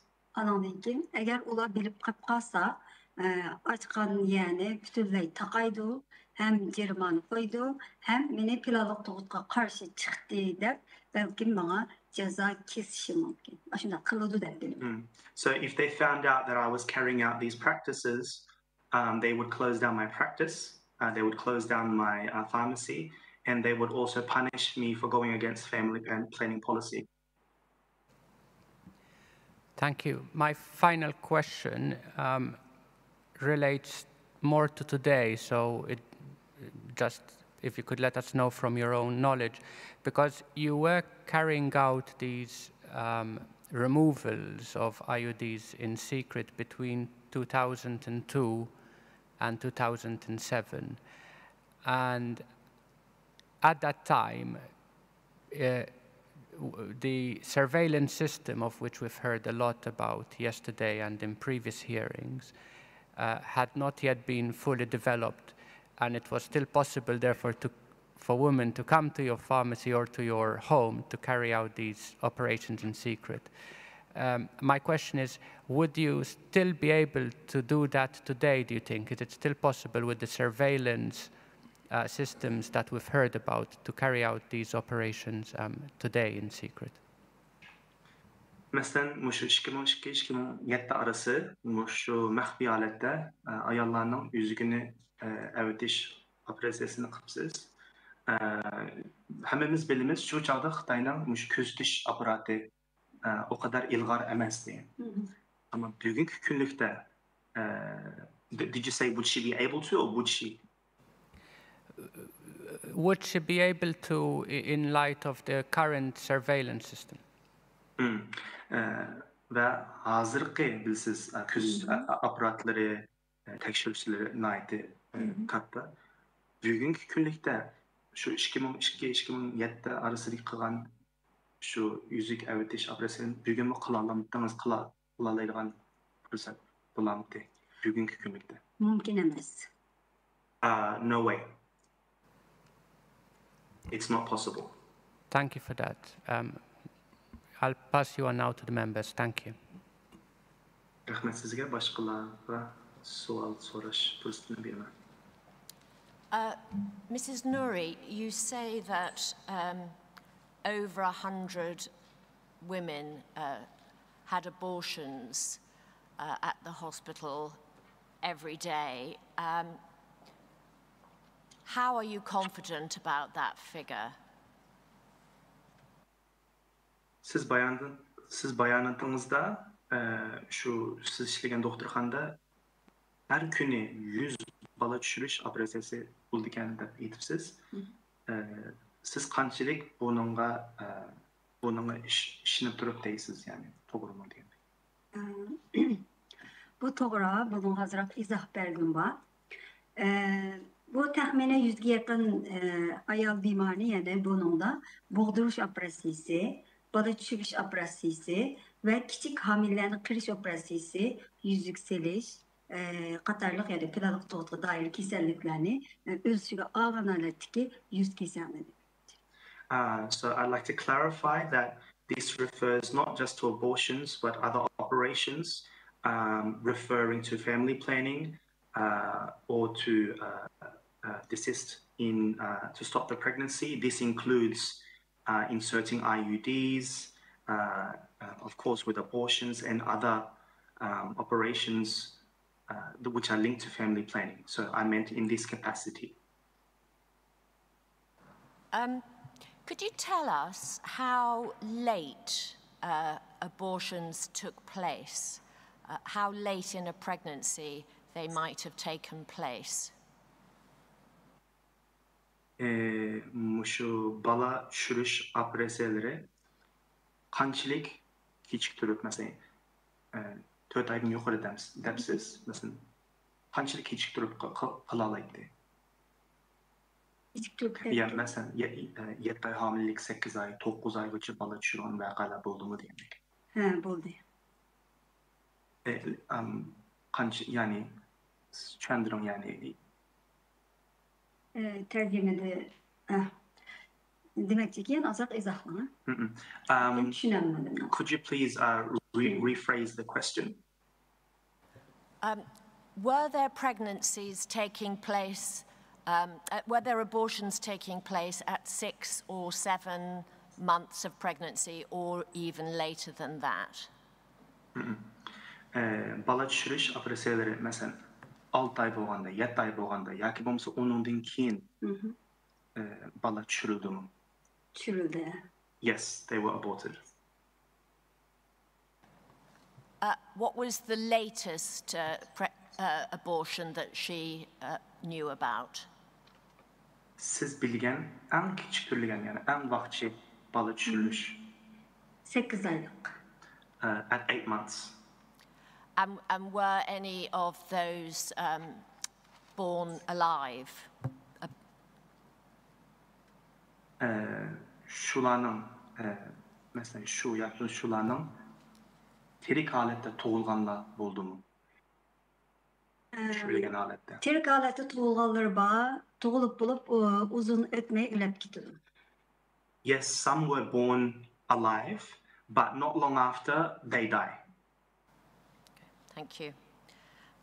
You say that from 2010, family planning in China got stricter. In what ways did it get stricter? Siz deysiz bu aile tug'ut siyosati 2010dan keyin, 2010dan beri texmi chingayib ketdi. Qanday chingayib ketdi? Bu bağın sırrı meselende her günü öğleni tekşürüğün buldu. Adisi menen ballarımı 2 günde bir balamını sırtqa çıkarıverdim ben. Çünkü tekşürüşke geldik üçün. Onundan başka yana eğer planlık doğutunu tutup aldığın bu qalsa, jerimanı aldığın, jerimanısının ki pulunun sanını yukarılap ketadigan buldu. Uşunda bir xil, onundan ki yani yazılarda, yani şu öyünü tüytüp ötedigan, öyünü yıkıp ötedigan ahvallarını buldu. Uşta bir ahvallar buldu. Ama ahir kelgende, türmüge sulaydigan bir ahvallarını buldu. Uşunda. Öyünü tüytüp ötedigan. Öyünü yıkıp ötedigan. Okay, so there started to be everyday checks from authorities. Even I would tell my kids to leave the home every 2 days because I knew there was a check coming. Fines were increased, very hefty fines, and houses were demolished, and some were sent to prison. Thank you. You say that most women were referred for abortions by the Family Planning Office, where your sister also worked for many years. Could you tell us more about the Family Planning Office and where it received its directions from? Muşu planlık toğutuş idaresinin xutur şekildeki mesela hatta sizden kardeşiniz müşahede işlepti. Bu planlık toğutuş idaresi olan buyrukla nereden aldı? O buyrukla elbette Xitay hükümetinden aldı yani. They get their orders from the top. They get their orders from the Chinese government. Do you know which part of the Chinese government? Xitay hükümetinin qaysi tarafını, qaysi bölümden aldığını bilemsiz. Qayerden tam olarak? Yok. No. You say your sister was imprisoned because she resigned from the Family Planning Office. What was her job at the Family Planning Office? Kardeşimiz, yani kız kardeşimiz aile tuğut idaresinin istifa belgeçken solunuptu depsiz. O aile planlık tuğut da idaresi de nerede işlekte makamı nimetti, yemiş kıldı. Teşvikat işlerine mesuldi. She was involved in what's the word? Advertising, promoting. Aileге birip, planlık siyasetini düşündürüldüğün, bazı vakitlarda hamildarlıktan saklanılan doğrularını bildiğin, şunda işlerini teşvik kıldığın işler bilen şoğlanattı. So she would go from house to house and explain the family planning policy. She would also, yani şu darlan biremdi ya. Derlerini biretti. O darlama yadımda var, küçük yumalak, meyfi sütun. Yani aşı yadımda kaptı. Aşı doğrularını berdik de şundan digini yadımda var, açanla. So she would go house to house to explain family planning policy, hang out pamphlets, and she would also hand out pills to, essentially sterilization pills to stop women becoming pregnant. And so she was involved in promoting the policy. When was she imprisoned, and how do you know that she was imprisoned for resigning? Kaçan tutuldu, kaçan turmiga akitildi kız kardeşimiz ve siz qandaq bilisiz muşu idaresinden istifa belgeni üçün tutulğanını, qamakka ağını? 2016 yılı pasportlar yolu koyuldu. Şunundan kişiler çıkışqa başladı. Ben şu yerden şu çıktık. Çıkıplam şu dosturum keyinimden, akımdan Türkiye'ye çıkandan keyin şu acamdan ki tutulup ketkenligini dedi ama lekin qancha yil kesilganligini ulama bilemedi. Şu sebepten yani birge xizmatdaşlığa sebebinden yani birge deymiz başkalarga yaxshi axloq bulun deb bir axloq dinga doir ba'zi bir so'zlarni qilib jamiyatni buzg'unchilik qilmoqlar deb ba'zi dinga doir ba'zi ishlar bilan tashviq qilganlik uchun masalan shuningda tutuvdi deb shundoq bildim. Okay. So in 2016, I was able to get a passport and leave for Turkey. And not long after, some of my friends were able to do the same. And I had heard from them that she had been imprisoned. But the actual reason for her being in prison more has to do with ethical, religious reasons. Yani din teşvik qilish sebebinden. Yaxshi axloqli bo'lish. To'g'rilikmi? Tutuldi deb qo'ydim. Hijobdan otdi-ku. So she was also covered And so I assumed that she was detained because, in a way, she was promoting religious and ethical ideas. Do you know whether there was any judicial process involved in her imprisonment? Bu kız kardeşimiz hakkında şu qamoq tutish jarayonida bir sotlanish ahvoli bo'ldimi? Sizning xabaringiz bormi buni? Yo'q, xabarim yo'q. Chunki aloqa bo'lmadi. No, I'm not aware of any judicial process because I was not able to keep in touch. And do you know if she is still imprisoned? Hozirgacha tutilganini, ya'ni turma tutilganini bilamsiz, ya'ni hozirgacha tutilmoqmi? Bildim. Yaqında ünlüdarını desatlandı. Şu arkalık başkalardan o yerde yoklukını mı Yuşun söz arkalık mı doktor hanım bağımı yok mu diyen çıkımızda doktor hanım çıkmıyor diyendek mı Yuşun sözler bile onun yoklukunu bildim. Resimde yok. So from messaging on the mobile app WeChat through secretive messages using phrases like this person is still in hospital or not in hospital, phrases like this, I knew that she was still in prison. She has 4 children, and I don't know their whereabouts. I don't know who they're with at the moment. Thank you. Your sister-in-law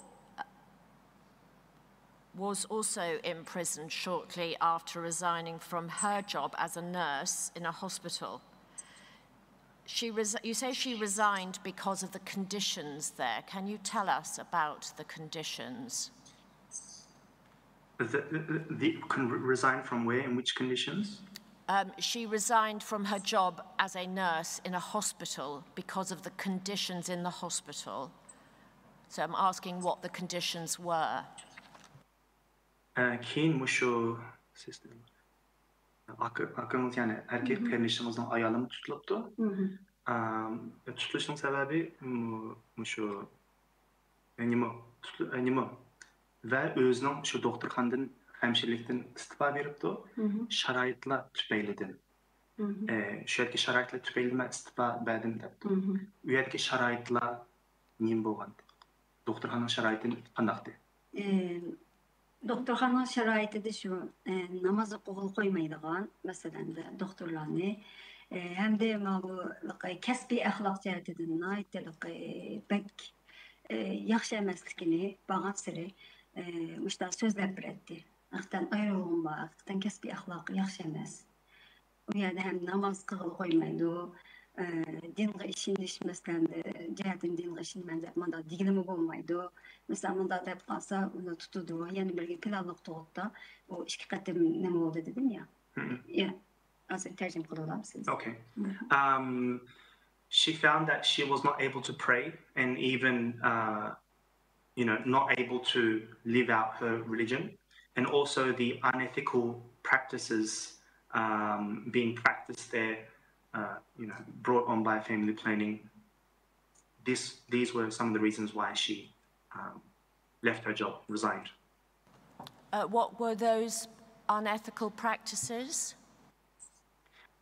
Şu abaylayana şu ahlaksız işler boktu, şu ola tam olarak nimte yani aile toğutuş. O özünki taşqı keselde işleydi. Taşqı kesel bölümüde. Ondan başka mı yani ayarlar bölümü yani başlanan nasihatlik şu kesip taşlarından diyen gaplarında taşqı keseldeki doktorlarının kesellerle bazı tutkan muameleleri bir xil yüzünün ayarlarına belki ademdeki muamele kılmaydıgan bir xil muamelelerini deytti bizlerge. So it was she worked in various departments within the hospital, whether it be the female ward or different wards, and the treatment that she got, certain interactions, women from the villages. So she sort of work practice type things, just the general everyday interactions she would have. She felt uncomfortable there. Şunun bilan uzun etmey hamildar bolup kaldı. Planның sırtıda. Şunun bilan yana şu yerden yani aşının sebebini, o sebep onun kırtılıp çıkışa mecbur oldu. Also, while she was işleş jarayonida hamildor qoldi, shundaymi? Aşı işten keyin istifa berib bo'lgandan keyin. Oh, okay. Lekin bu, all right. And not long after, she also fell pregnant, and this fell, this went against family planning policy. Ama lakin o hamildor bo'lgandan keyin akamga nisbatan aytganda akam ishlaylik. O 3 yaş vaqtida başqalarının deb qo'yishi bilan 3 yaşlik balani shu planning sirtidan bu bizga xiloflik qilsa deb 100 ming lira yaqin mana jarimani qo'ydi. Akanızdan balası shundaymi? Akamning balasi. So my brother's child, essentially, when he was 3 years old, people reported him, doxed him to the authorities, and my brother was fined approximately 100,000 lira. Yuan. He was fined approximately 100,000 Chinese yuan, RMB.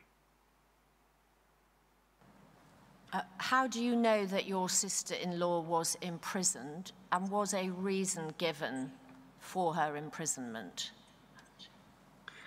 Siz qandaq mush akınızın ayalı turmada bar ekenligini bilsiz ve sebebi nima? Men yaqında ündidardan yani resim arqılıq alaqalaşqan bolduq. Onundan başqa alaqalaşmagan. Şu soruduq yalığı başqalardan yani onu 3 yıl kesdi dep anlagan başqalardan buruna dostlarından.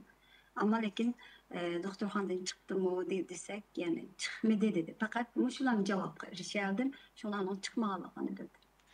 Before I knew, I had heard from others that she was sentenced to 3 years, and recently, using WeChat, again in secretive messaging, I asked, has she come out of the hospital? And I received a message saying, no, she hasn't come out of the hospital, symbolizing,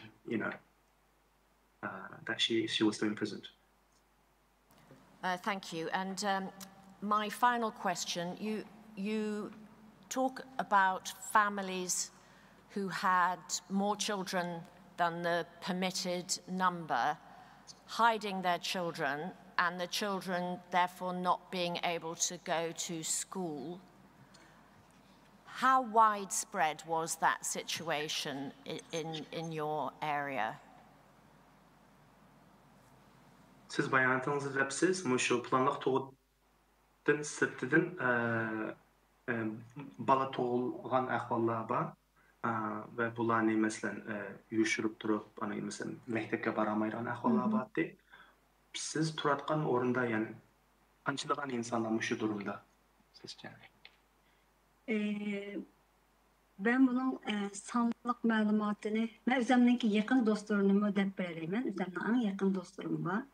Sanlıq məlumatıga gəlgəndə təxminən məncə də dərhal deməyim amma müşna durumda tuğallar əsası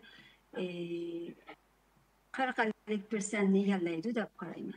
According to my knowledge, I feel this is about 40 or 50%. If I were to speak about just my immediate surroundings, about 40 or 50% people are in this situation. Thank you for your testimony, Mrs. Nouri. Hello. With regard to terminations at a late stage of pregnancy, 7 months and beyond, using a prostaglandin such as misoprostol, I would anticipate there would be a large number of live births, and you've already mentioned that and said that they died soon afterwards. I'd like to know how they died, these babies, and whether anything was done to bring on their death or accelerate their death. Bayanatınız depsiz, muşu 7 ay ve 7 aydan keyin hamillar qalğanlar ayollarning balaları düşürülübdi. Şu bayanatınızda bir darının ismini depsiz. ve bazıları tirik halette tug'ilibdi ve uzun o'tmay vafot bo'ldi dediniz. Şu balalarning yani o'zligidan tirik tug'ilib o'zligidan tugab ketadi yoki bo'lmasa qo'shimcha ya'ni dorilar ishlatiladi. Özlüğüden 72 saatga yakın etrafında özlüğüden ülep gidiyor. Onun aldı da laqı Livano Cuşe'ye de bir okul var. O ne laqı baş suyunu saladığan okul. Hem de babanınki baş suyunu bulgap. Şu okulunu saladı. Onunkin abala aldı da bazıları ölüp düşüyordu. Bazıları tirik çıkan ahvalasıdan ölüp. Yes, so the injection given initially has the baby come out, and within 72 hours, generally speaking, within 72 hours, that child,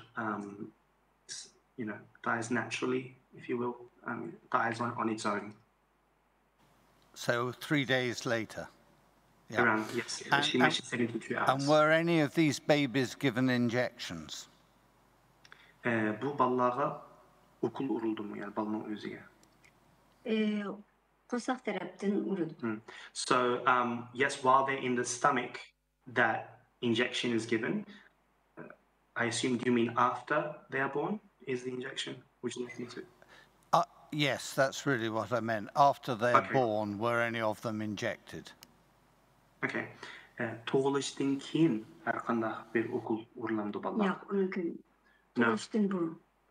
No, it's done before, not after they are born. Thank you. Rahmet.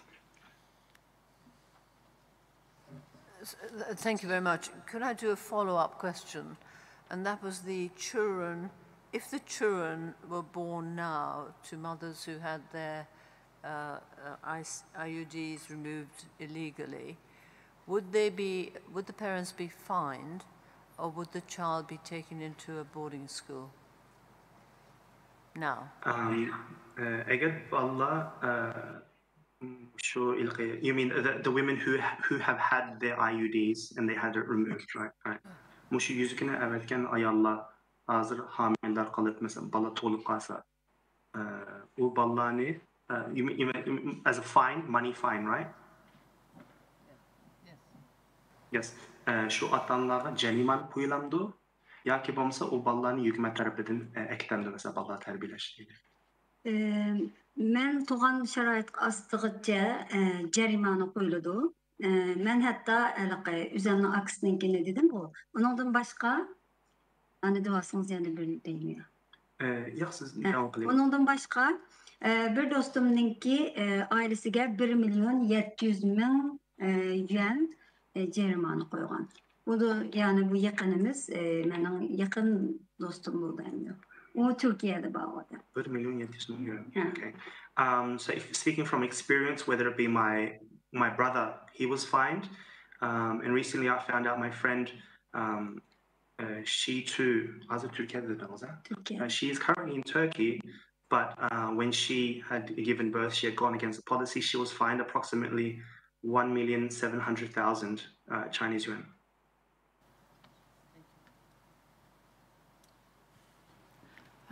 Quick question, what are the risks to the mother if she's forced to have a late abortion? You mean health risks, right? Health risks, are any of them critical? Mesela muşu ayallarının 7 ay, 8 ay, 9 ay muşu bala aldırış ceryanında muşu sağlamlık xavfi yani sağlamlık xavfi ikilemde oqanda muşunu bir düşündük bilemsiz qandaq sağlam jihatdan sağlamlık cihatidan xavfga uchraydi. Ba'zilari uchramaydi, ba'zilari uchraydi. Yani qon minib ketish yoki bo'lmasa nima jarayonida o'qilning yo dorining ta'siriga uchrasa bala yotqisi yerilish yoki bo'lmasa masalan bola tushirgandan keyin ba'zi a'zolariga ta'sir yetkazadigan masalan boshqa a'zolarga ta'sir yetkazadigan bir ahvol bor endi. Bu ig'ir ahvollar, ig'irlari. Yeah, so some women do have health risks, some don't. The ones that do suffer great blood loss, they suffer from the side effects of the injection. Their uterus is ripped, and also it can affect their other organs. And just to quickly add another question, have you seen any of the mothers pass away in your experience due to a late abortion?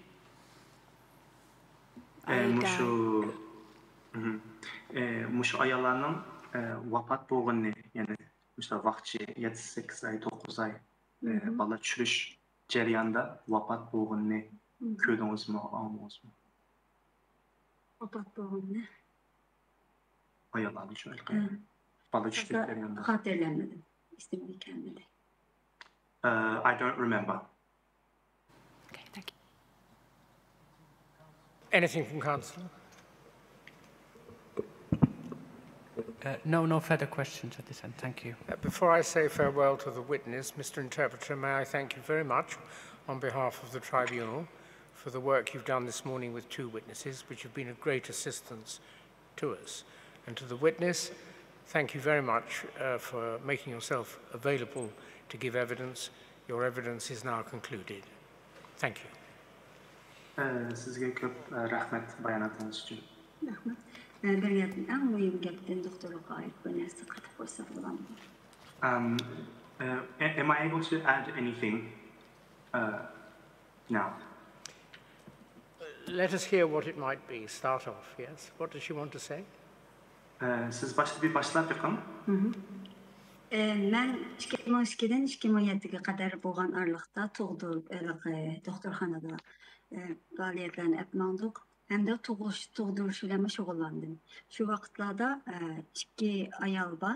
Ular lobdan kelgan ayollar. Ular bizni mening qishimga kelib tug'di. Tug'ishni piraloq tug'ut tarafidan qochib kelganligini deydi. Undan keyin o'sha yerda tug'ish jarayonida bolalar.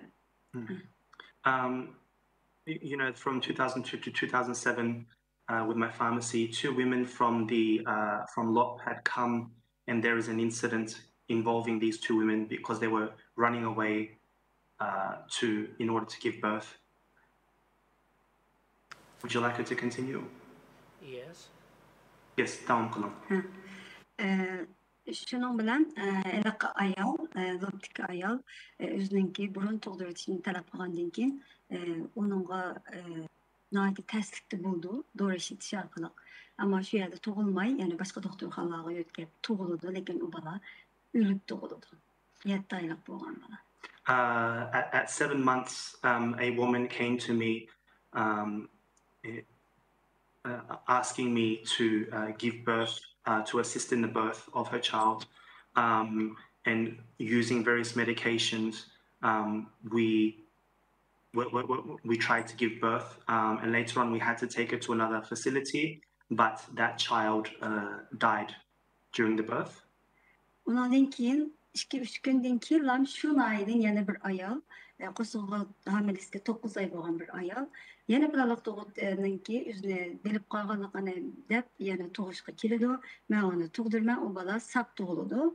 Tug'ilgandan keyin So a few days, 2 or 3 days later, another woman comes from that same town of Lop. She's at 9 months, and again I help her with her birth. Tug'ilgandan keyin o yani Planok tug'ut idorasininki bolasiniki o'ligini ko'rsatishni xohlaydi. Chunki bola tirik tug'ilib qolganligini bilsa, bilgandan keyin unga jarimani oldi yo uyini tuytiradiganligini tahdid solganlik uchun unga bolani qabristonlikdan ko'lab, uni oldida o'lib ketgan bolani bizga bir o'lik bola topib bersanglar degandan keyin shu bolani qabristonlik ko'lab bola bilan almashtirish holatlarini olib bordi. Because this woman, the second woman, gave birth outside of the family planning policy, they have to show the body of essentially a dead baby to the authorities so that she is not punished or receives any hefty fines in any way. So we exhume the baby which was born at 7 months, as proof to the authorities that her child was not born. Thank you for that. I think probably that's sufficient. I'll just check.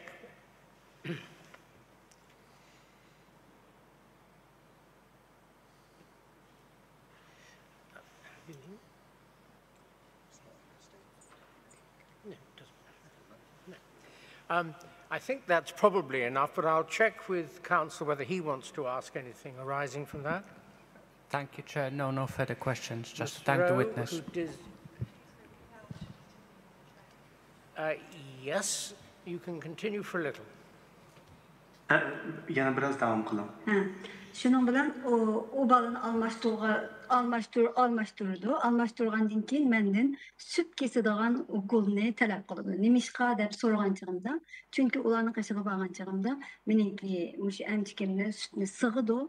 Agar u narsa chiqib qolib qolsa, sen bola emitibsan, sening balang hayot ekan deb menga o'shaningdan mening balamning hayot ekanligi bilinib qoldi. Uning uchun menga shunaqa qiling deydi. Shuningdan aşudarını tepkirken mecbur buluyorum. So after the woman obviously gives birth, she requests that Miss Rahima finds her an injection to stop the mother lactating, because later on, if the authorities check for the lactation, it means that the child is still alive and feeding. Elbette bunun hükümetinki kanunu ispat etkanda ne ekanligini bilamiz. Anaqa planlıqtığı siyasetiga, ammo lekin bir odamni o'ldirish jinoyat bo'lganligi uchun men butun jonimni tikib qo'yib, men nima bo'lib ketsa mayli deb boshqalarga tug'dirdim. Men shunga yaqin mancha yil jarayonida 150-200 ga yaqin kasallarni maxfiy holatda ham yuzini sanlı iniq, lekin şunun qarta şu kasallarni shu tug'dirish appadim. Yeah, so because of my conscience, over the time between 2002 and 2007, it wasn't just IUDs removal, but with others' help, I also assisted in the births of around 150 to 200 women. Şunun için bir sual sorgum keldi, ben koyğum keldi. Nima uchun shu ayolni o'zining xateriga, joni hayotining xateriga qaramay, shunda maxfiy bo'lgan yerdan faqat menlam yo'q, boshqa shaxsiy doktorxonalar bor. Nima uchun bu yerga bordi? Chunki ularninkida yana planning sirtida bo'lganligi uchun shu yerga berishga majbur bo'ldi. Bo'lmasa, bunda bayatdagida o'zining hayotini xavfga etib turib, bunday yerga kelishni odamni aqli qabul qilolmaydi. Bu nima? Planlik tug'ut siyosatininki naqadar ig'ir ekanligini, millatimizni qanchalik durumda qo'yganligi bilinadi. So, you would want to ask the question, why would women put themselves in such a dangerous situation going to private clinics like mine? I'm not the only one, but there are other clinics that why would they put them in this situation? It's because these women are trying to escape, find a way away from the family planning policy. And it just goes to show how dire the situation is for our people. Rahima Nouri, thank you for that additional evidence. I think your evidence is now concluded. Thank you. Thank you. Mr. Sabi, what time would you like us to sit this afternoon? This is just to have an extended lunch break to 2 o'clock. And for those interested, the evidence this afternoon will include the first detailed evidence where law and facts are dealt with, evidence focused on the position of children and other matters. Thank you, yes. Thank you. 2 o'clock, ladies and gentlemen.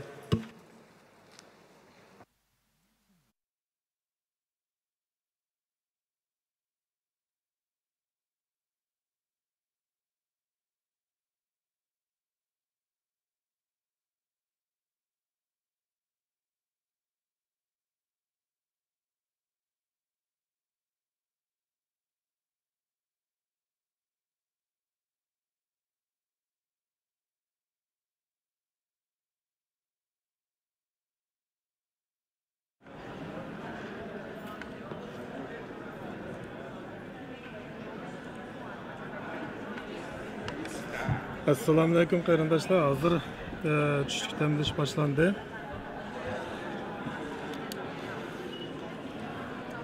Vaqtni chang tutib ziyoratimizni yana Parat Muhammad Apandininki riyosatchiligida boshlab beraylik. Qani marhamat. Assalomu alaykum ekran oldidagi aziz qarindoshlar. Kiravat qilingan Dunyo qurultiyi Tor televiziyasininki naq maydon programmasi. Hammanglarninki mush vaqti xayrli bo'lsin. Mush programmamizni atgan yog'i zerikmay, terikmay hozirgacha ko'rayotgan bütün qarindoshlarimizga tekrar minnatdorligimni bildiraman, chunki mushning o'zimi bir qo'llash, mushning o'zim bir madad, sizlarning duoyinglar bilan, sizlarning mushu madatinglar bilan biz texmi kuchlanamiz inshaalloh. Aziz qarindoshlar, mana Xalqaro Uyg'ur sot kollegiyasiningki 2-qatimliq soti tunögün yeni 9-ayning 10-kuni mushu zalda Londondagi Church House sarayida boshlangan.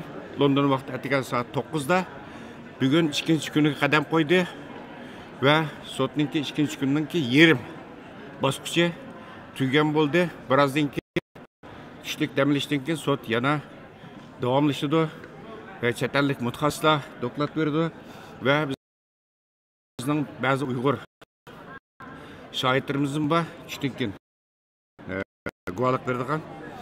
Aziz qarindoshlar, mush fursatdan foydalanib turib biz davlatlardagi qarindoshlarimizga bog'lanamiz va ularningki mushu sot haqidagi ta'sirotlarini, qarashlarini, tushunchalarini ilishtirishimiz. Oldi bilan biz Turkiyaga bog'lanib boqaylik. Türkiye'deki Dünya Uyg'ur qurultiyi vaqfininki raisi hurmatli Abdurishit apandimga bog'lanib boqaylik. Türkiye'deki qarindoshlarimizning bu sot qo'ygan qarashlarini sizlar bilan bir o'rtoqlashib boqaylik.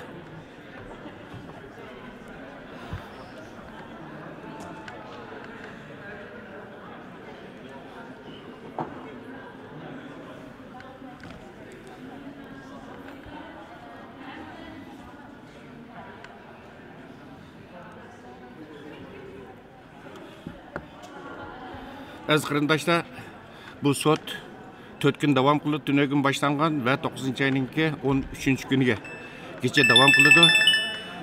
O sotning oxirgi kuni kechda, ya'ni 9-ayninki 13-kuni kechda yana mushu zalda Dunyo Uyg'ur qurultiyining o'rnatishtirishi bilan mushu Uyg'ur irqiy qirg'inchiligininki Angliya parlamentida ma'qullanishida kuch chiqargan va bu sababdan Xitoyninki zarbasiga uchrab kelgan Nusrat G'ani boshchiligidagi parlament a'zolariga bütün Sharq Turkiston xalqi nomidan ularga bir sharafnoma taqatmoqchimiz. Assalomu alaykum. Naq maydonda sizlar ko'rayotgan Dunyo qurultiyi Tor televiziyasining. Assalomu alaykum. Anglaymiz. Xo'sh, ekran oldida hozir. Qandaroq ahvolmi yaxshi? Va alaykum assalom. Bu Yamanbek. Videoni ichivasangiz, video. Sen baldirib qaptaman ichita yozir.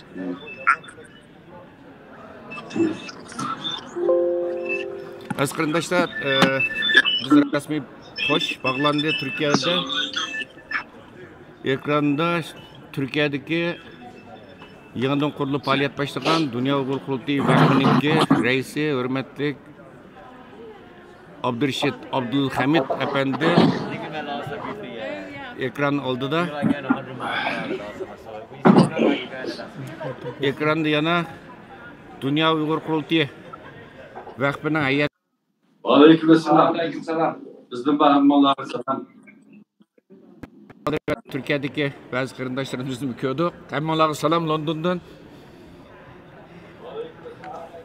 Hammalarga salom Londondan. Xo'sh, aziz qarindoshlar, hozir ekran keldi. Boydab o'tgandek Dunyo qurultiyi vaqfininki raisi Abdurishit Abdulhamid apandim va qurultayninki bu qurultay vaqfininki bir hayat a'zolarini ko'rdim. Hurmatli Dilshod apandimni ko'rdim herhalde. Ko'rdim. Qolgan qarindoshlarimizni ko'rdik. Hammanglarga salom. Tekrar Alloh rozi bo'lsin. Xo'sh, Abdurishit apandim sot davom qilyapti. Mana 2-kuniga qadam qo'ydi. 1,5 kunlik bir muddat tugagan bo'ldi sotninki. Tushdan keyin yana davom qiladi. Sizlarmi biz siz bilan atiga aloqalashgandim. Siz yil turdan shu sotni qarindoshlarimiz bilan shu dunyo qurultayiniki shu sot haqidagi naq maydon programmasini ko'rayotganligingizni aytgandingiz. Oldilar siz shu sotmanini Xitoyning shuncha qattiq besimi hujumlarga tahdidlarga qaramasdan muvaffaqiyat boshlandi ishkin sot. Siz shu sotning jarayonini qanday qaraysiz? Ahamiyati qanday baholaysiz? Ko'rayotgansizlar. Milletimiz, xalqimiz, devletimiz uchun ahamiyatli bir sot bo'layotdi. Hamda bu sotniki ahamiyati shu shaklda desak bo'ladi. Biz Sharq Turkistonliklar özümüzdeki boğan dövlətini hazırlıqçılık asas jihatdan köpünç yerlerde özümüz təşviqatını qılıb, özümüz bununki davasını qılıb kilovatqan edik. Ama keyinki yıllarda chet ellardagi bir qism mutaxassislar, siyosiyonlar, kişilik hukuk qo'g'duvchilari va boshqa ommaviy tashkilotlar qisman darajada bu Sharq Turkiston masalasi haqida xalqarada ma'lum bir ta'sir ko'rsatish yuzasidan faoliyat ilib berayotgan bo'lsa, lekin bu Uyg'ur sot kollegiyasiga o'xshash bunday kam doiralik va dunyodagi nurg'un davlatlarni o'z ichiga olgan tadqiqotchilarni, siyosiyonlarni va kishilik huquq qo'g'duvchilarini bunday kam doiralik bir sotning ilib berilishi Sharq Turkiston davosi uchun bir kanuni asasını tiklep bir için nait muhim ehemmiyetga ega. İki, bunun ilmi cihetten Sharq Turkiston davasını xalqarada anlatışda ve özümüzdeki bu davasını qo'llash ve bunu texmi dünyada keng doirlik qanot yaydirish için bunun ilmi asasını tiklashtirib nait muhim bir ehemmiyetga ega qarayman. Biz hozir bo'lsak davamızı anlatgan vaqtida hissiyatımızın tayinib ketadigan ve ameli konkret paketlerden uzak bir şekilde anlatıp gelindi. Ama bu anlatıp gelişinki xalqaro vaziyatga, xalqaro qonunluğa tazim bas kelmaydiganligini bag'ansa tushunib yetyapmiz. Deganlarimizni, yozganlarimizni amaliy paketlar bilan isbotlamagan taqdirda degan gaplarimizdanki biraz bo'sh qoldiganligini buni his qilyapmiz.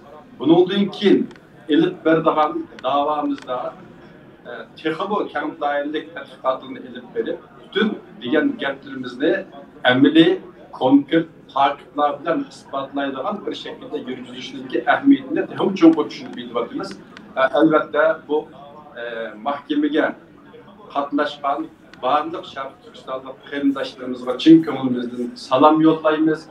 O'zining guvohligini bergan vatandagi bütün urug' tuqqan yaqinlarninki qandaq bo'lishidan qat'iy nazar buni ko'zga ilib turib, mushaga chiqib dadillik bilan o'zining guvohligini bergan barliq qarindoshlarga albatta chin ko'nglimizdan rahmat aytamiz.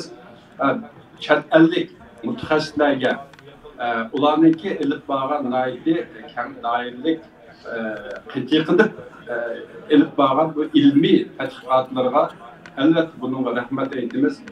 Onundan başka Dünya Uyghur Qurultayı'nınki reisi, hürmetli Dolqun İsa Efendi, bu Uyghur sotununki içilişine başçılık kılıp başlatkan kişiye elbette en köp rahmetimizden birini hürmetli Dolqun İsa Efendi'ye etimiz. Şununla birge hürmetli Jeffrey Nice, onun yanındaki barlık sotçulara, advokatlara ve şu sotnunki bugünkidek müşündek ro'yobga chiqish uchun ekran oldida veya ki cemaatin oldida emas aqsatda xizmat qilayotgan nurg'un qarindoshlarimiz var. Bu qarindoshlarimizniki hammasiga ko'p rahmat aytamiz.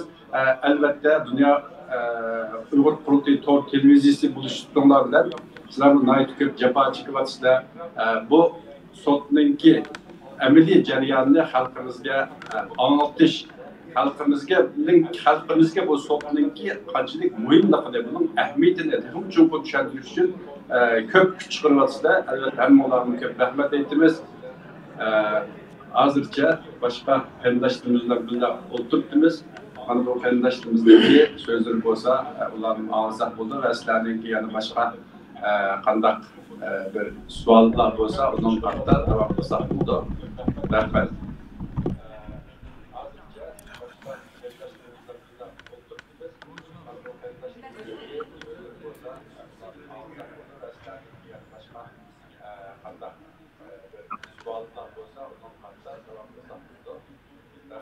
Rahmat, hörmətli Abdurrashid Abdulhamid efendim, nəhayət bəgən bir qimmatli yürək sözləriniz üçün, tiləkləriniz üçün sizə köp rəhmətimizni bildirimiz.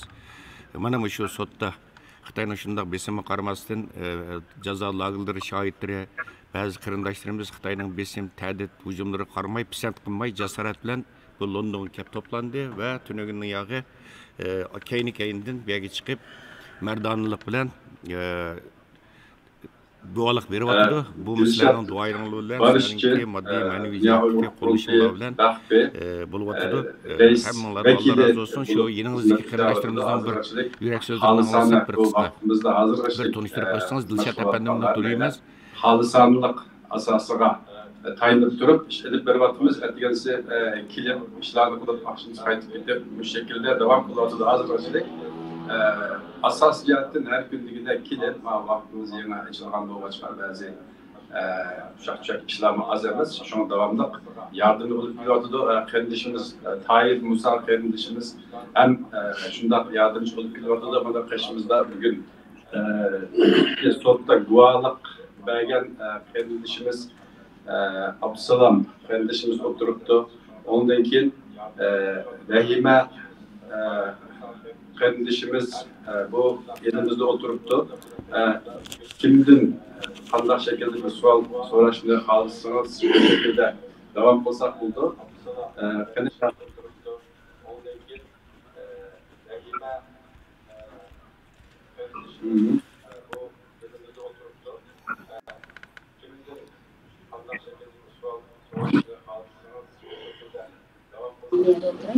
Rahmat, mazur sotninki tushlik damlash vaqtidan paylanib o'zaro bir qarindoshlarimiz bilan bir dardlashaylik dedik. Ekran oldidagi qarindoshlarimiz bilan Turkiyadagi qarindoshlarimizningki qarashlarini biroz o'rtoqlashaylik, mushtat haqidagi bolalarni dedik. Bu ixtiyor erkinlik. Assalomu alaykum qarindoshlar. Men ekran oldidagi qarindoshlarimizdan qaysi o'zining yurak so'zlari bo'lsa, assalomu alaykum xonim, xush keldingiz. Qaysinglarning yurak so'zlari bo'lsa, desanglar bir anlasak, rahmat. Tavranmay, ümidsizlanmay, shuncha ümidsizliklarning ichidan umidni tug'dirib, millatimizning Sharq Turkiston vatanimizning mustaqilligi uchun qo'ldan kelgan cho'ng kichik har sohadagi ishlarga o'zini qilishlayotgan barliq azizlarimizga shu ekran uzundan rahmat bildirman. Xususan shu sot ekologiyasini tashkillashga sabab bo'lgan Xitoyni sotga tortib xalqaroda uning jinoyatini fosh qilishga sabab bo'lgan Dunyo Uyg'ur qurultoyi boshchiligidagi barliq tashkilotlarga chin ko'ngildan rahmat aytaman.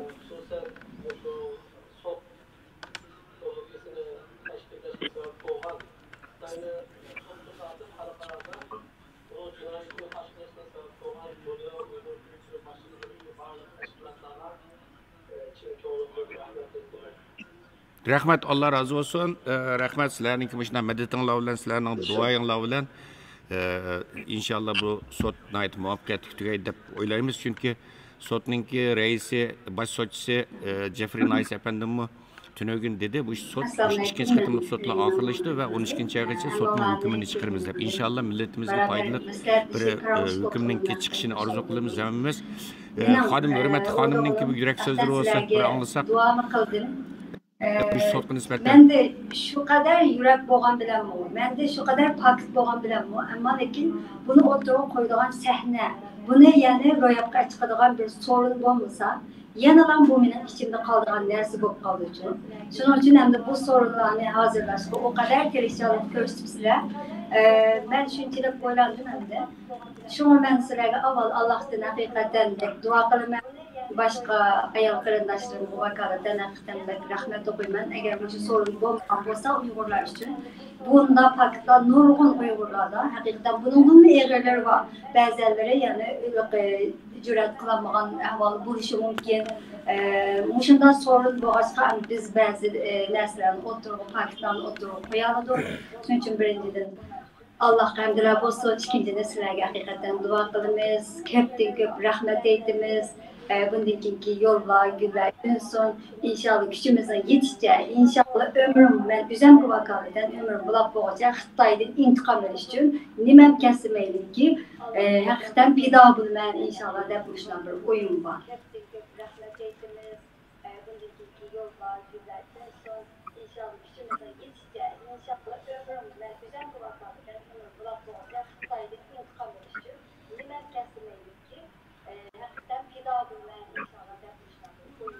Rahmat Rahima Muhammad Hanım, az hürmetli televizyon kökçüler, ekran aldırki az kırındaşlar baya.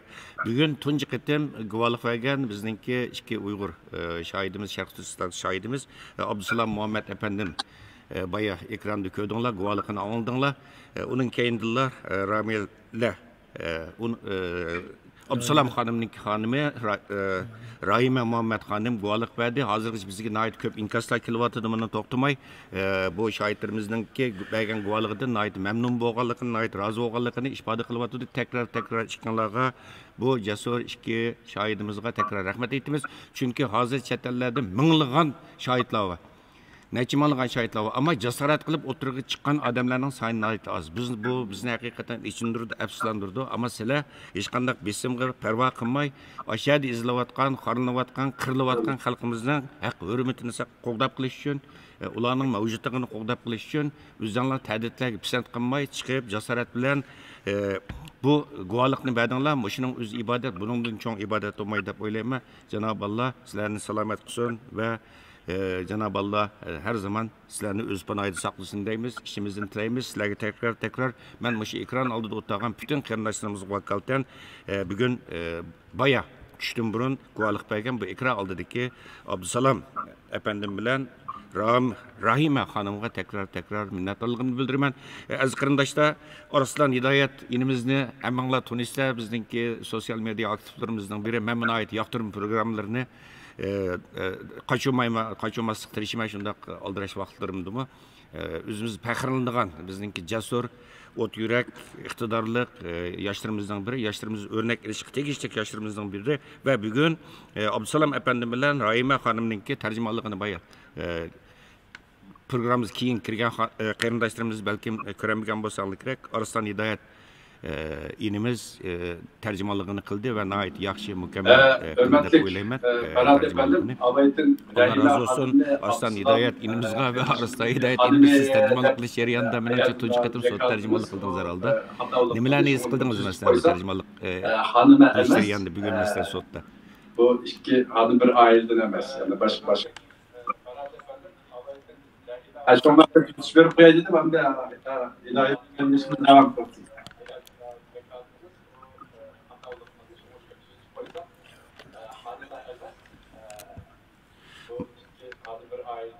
Ya mavi hata nima qilibdi çünkü familiyasi bu yaxshi bo'ldi, ma tuzishni berib qo'yganingiz yaxshi bo'ldi, chunki biz bu tunji qatim ko'ryapmiz. Uning ustiga familiyasi o'xshash kun tartibda familiyani o'xshash yozibdi. Bu bir bizda familiyasi qarab turib bu xatolik bo'ldi deb o'yladik. Rahmat, sizlardan kechirim so'raymiz. Arslan Hidoyat inimizning bir qarashini anglashdan keyin davomlashtiraylik.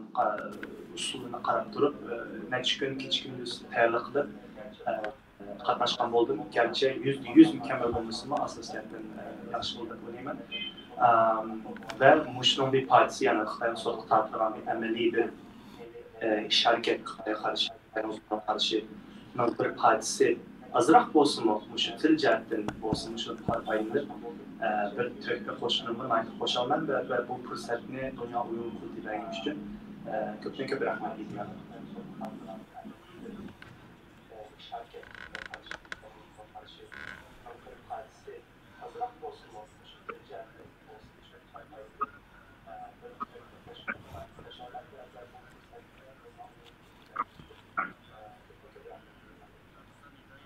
Rahmet, hürmetli Arslan Hidayet efendim, size tekrar rahmetimizi bildirimiz. Hoş, Bahtiyar efendim, siz takip ötkendiniz, muş sot başlanıştın burun Türkiye'ye berip, bizdeki Dünya Uğur Kulti Vakfı'nın reisi Abdülhamid efendimle öyle, muşu yeni delil ispatlarını şahitlerini toplaş hizmetini yapmağantınız. Bu vakti bir təsiratlarınızı bir kısıkça anlasak. Muşun Uyghur soğutluğa tayarlık kılış jarayonu azkam bir yıl vaqt ketdi. Yani ötken yılı 9. aydan başlangan sot, mana hazır 9. ay oldu, bir yıl oldu. Bu jarayonda nurgun şu ot yürek vatanperver qarindoshlarimiz bilan urug' tuqqandek bo'lib qoldik. Nurgun qarindoshlarimizni tonidik. Nurgunlarni qaytadan tushungan bo'ldik, lekin bizga nihoyatda hayotim meningki o'zimning shaxsan hayotimda nihoyatda unutilmas bir yil bo'ldi deb qarayman. Chunki bu xizmatningki sharafligidan boshqa yana nihoyatda nurg'un isil kishilar bilan tanishdik. Mush oldimizda o'tagandek Abdusalom efendi bo'lsin, mayli Rahima xonim bo'lsin. Biz bu qarindoshlarımızdan faxrlanishimiz kerak. Bulupmu Türkiye'de bir devlet tutup guvalık beriş nihoyatda tas. Bunu şu guvalıkı çıkmakka adam bildi. Nurgun adamlarga gap qilsak, vatanda urug' tuqqanlarim batdi deydi, lekin bu qarindoshlarimizniki ota-onasi urug' tuqqanlari bor. Hech kim tam teshkidan tushmagan, lekin bu yerdagi jasorat dunyoda bir narsani doğrulanmaydi deydi. Jasoratni haqiqatan doğrulanmaydi. Muş qarindoshlarimiz bütün düşmanlikni o'zining ustiga elib, hayotda bexatarlikni olqini qilib turib, mishaga chiqish haqiqatan odamni ta'sirlantirdi. Buning oldida biz mush guvohliklarni olishning oldida bu qarindoshlarimizningki ro'yjatda nihoyatda og'ir besim uchirganligini, nurg'un to'qinishlarni hal qilish orqali o'zining mush so'ringa kelganligini bilamiz. Bulardan faxrlanishimiz kerak, qo'llashimiz kerak. Bulupmu bu qarindoshlarimizningki asosiy jihatdan hech qaysining Turkiyada turish iqomat rasmiyatlari yo'q. Turkiyadagi barliq qarindoshlar tashkilotlar mushu qarindoshlarimizningki Turkiyadagi turish rasmiyatlarini bejirishga chaqiriq qilamiz, mushlar yordam qilishni chaqiriq qilamiz. Bular millatimizningki qahramonlari. Bunu unutmasligimiz kerak. Rahmat Bahtiyar efendim, nayt to'g'ri dediniz. Haqiqatan bizim mesela avval qatimliq sotda guvohlik bergan Uyg'ur, Qozoq, O'zbek şahitlarning, ya'ni Sharq Turkistonlik şahitlarning soni 15 atrofida, 14-15 atrofida. Bu qatimmi taxminan bir rasmiy shahid 9 nafar bo'laymi Bahtiyar efendim. Cemi 14 şahit. Bu hamdi şuna bayım Abdussalamga yerimiz şu ettikende bir dini ölüm ayımızını ziyaret qilgandik bu studiyomuzda. Onun bir gapi ta'sir qildi bizga. Biz Allohdan qo'rqaylik, ammo Xitoydan qo'rqmaylik degan bir gapni qildi. Nihoyatda haqiqatan to'g'ri bir gap. Biz faqat Allohdan qo'rqamiz. Hamdi bu yerda bizni afsuslantiradigan ishlar bor. Chunki biz şu cesaret bo'lgan vaqtimizda, pidakar bo'lgan vaqtimizda, anandayken bu Xitoyninki mustamlikasidan qutulalaymiz, bu Xitoyninki bo'yin turg'idan qutulalaymiz va bizmi boshqa musulmon davlatlarga o'xshash erkin, hur yashash huquqiga erishalaymiz. Bu hamma narsa pidakarlik bilan bo'lgan narsa, jasorat bilan bo'lgan narsa.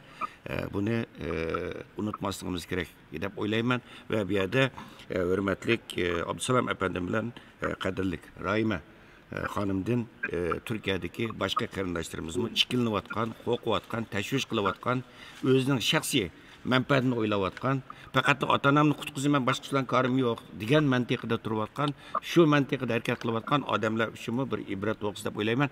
Sizlarga takrar rahmat. Janob Alloh taninglarni salomat qilsin. Dünya Uğur Kulti bo'lish suhbatimizlarni har zaman biz sizlarninki yeninglarda inşallah bundan keyin yana pat aloqalashib turamiz. Abdurashid xo'sh Bahtiyar efendim, xo'sh Bahtiyar efendim. Chunki avvalgi gapingizga men oldida qahramonlarimizga rahmat aytish yuzasidan Turkiyada bo'lgan xizmatlar to'g'riliq to'xtalmoqdaman. Amaliyotda bizniki shu Turkiya, meningki Turkiya safarim nihoyatda bir o'ngishli safar bo'ldi. Bu yerdagi shu Abdurashid boshliq, boshqa qarindoshlar ham tashkilotlarniki menga yaqinda yordamlashishi mushu qatimliq sotninki eng asosli guvohchilarini tepishga yordam bo'ldi. Chunki biz Yevropada turib bu guvohchilar bilan faqat telefonda aloqa qilishib bu xizmatni qilolmaydik. Abdusalom apandi bo'lsin, Rahima xonim bo'lsin, biz bevosita yuz ko'rishgandan keyin bularning ahvolini egallab, bularni sotga bevosita eng muhim guvohchilarimiz deb tavsiya qilgandan keyin sot tanladi. Bular bilan ko'rishish, bular bilan nima qilish, ham shu guvohliklarni elish bo'lsin, hammasi shu tashkilotlar shaxslarniki bizga tonishtirishi, ham ularniki shu sharoitlarni hozirlab berishidan ayrilib qarashga bo'lmaydi. Masalan, Rahima bilan xonim bilan ko'rishishim nihoyatda tasodifiy bir bo'lgan ish. Abdusalom apandi bilan ko'rishish bir tasodifiylikdan bo'lgan ish. Shunda bir tasodifiyliklar bizniki bugun bu yerda yig'ilib o'tirishimizga bir sabab bo'ldi deb qarayman. Shunga Turkiyadagi shu o'zimizniki ortiqchiligini joriy qilgan asosda texmi jiq odamni guvohlikka chaqirish imkoniyatimiz bor, lekin shu urug' tuqqanlik masalasi, anandagi shu Turkiyada qonunliq turish masalasi qatorliq bir muncha sabablar tufaylidan yana bir qism qarindoshlarimiz bunga jur'at qilolmayapti. Shunga bu yerda texmi jiq odamning guvohlik chiqish uchun rasmiyat masalasi nihoyatda muhim bir ish bo'lib qoldi. Shunga shunga jiddiy qarash kerak. Rahmat, haqiqatan bu siz degandek bu Janob Allohning o'rlashtirishi hamda bugun hammamiz bir ekranga jam bo'ldik, bir so'ringa jam bo'ldik. İnşallah. Hem de bu hazır Türkiye'deki qarindoshlarımızga bir az qarindoshlar bir yerde bir eskartib qo'yay. Hurmatli kinimda o'tirgan Baxtiyor Umar apandim Uyg'ur Adliya arxiv ambirininki direktori ve Norvegiya Uyg'ur komisiyaninki raisi ve oldingi sotdan buyon hozir ikkimiz shu birlashib sizlar ko'rayotgan Dunyo Uyg'ur qurultiyi to'rt televiziyasining Naq Meydan programmasiga riyosatchilik qilyapmiz. Bir yerde bunu bir eskartib qo'yay ve sot 12 ayda hukm chiqirdi. 12 aygacha yana guvohlik berdiman deydigan, shohid bo'laman deydigan qarindoshlarimiz bo'lsa, garchi sot ichilmaydi, ama shunda bo'lsa-mu yozma shaklda guvohlik beraman, videolik shaklda isbot beraman deydigan qarindoshlarimiz bo'lsa, Uyg'ur Adliya arxiv ambirininki raisi hurmatli kinimda o'tirgan Baxtiyor Umar apandim bilan aloqalasanglar bo'ldi. Aziz qarindoshlar, Türkiye'deki qarindoshlarımızga hurmatli Abdulhamid apandimga, hurmatli Abdusalom apandimga, hurmatli Rahima xonimga ve hurmatli bizning fidokor jasur yigitimiz Arslan Hidoyat apandimlarga hammalarga tekrar rahmat. Yana sizlar bilan ko'rishimiz inshaalloh. Hurmatli do'stlar, ko'pchilar tuvanda biz Avustraliyadagi qarindoshlarimiz bağlanib baqaylik. Avustraliyadan bizningki Sydneyda yashayotgan jamoat arboblarimizdan va Dunyo Uyg'ur qurultiyi ichki ishlar komissiyasininki raisi hurmatli Baxtiyor Bo'ra apandim bilan bir aloqalashib baqaylik. Inshaalloh bog'lanib qolar. Avstraliya qarindoshlarimizninki görüşürüz inşallah. hissiyatlar bilan, tushunchalar bilan, qarashlar bilan bir o'rtoqlashaylik. Aziz qarindoshlar, Aleykümselam. Biz hazır Xalqaro Uyg'ur sot kollektivininki Londonda tünögün başlangan ikinci qatimliq sotda haqida Naq Meydandan bu programda taqdim qilyapmiz. Assalomu alaykum. Aleykümselam. Aziz qarindoshlar, bizningki Avstraliya Sidneyda ishlab turayotgan bizningki jamoat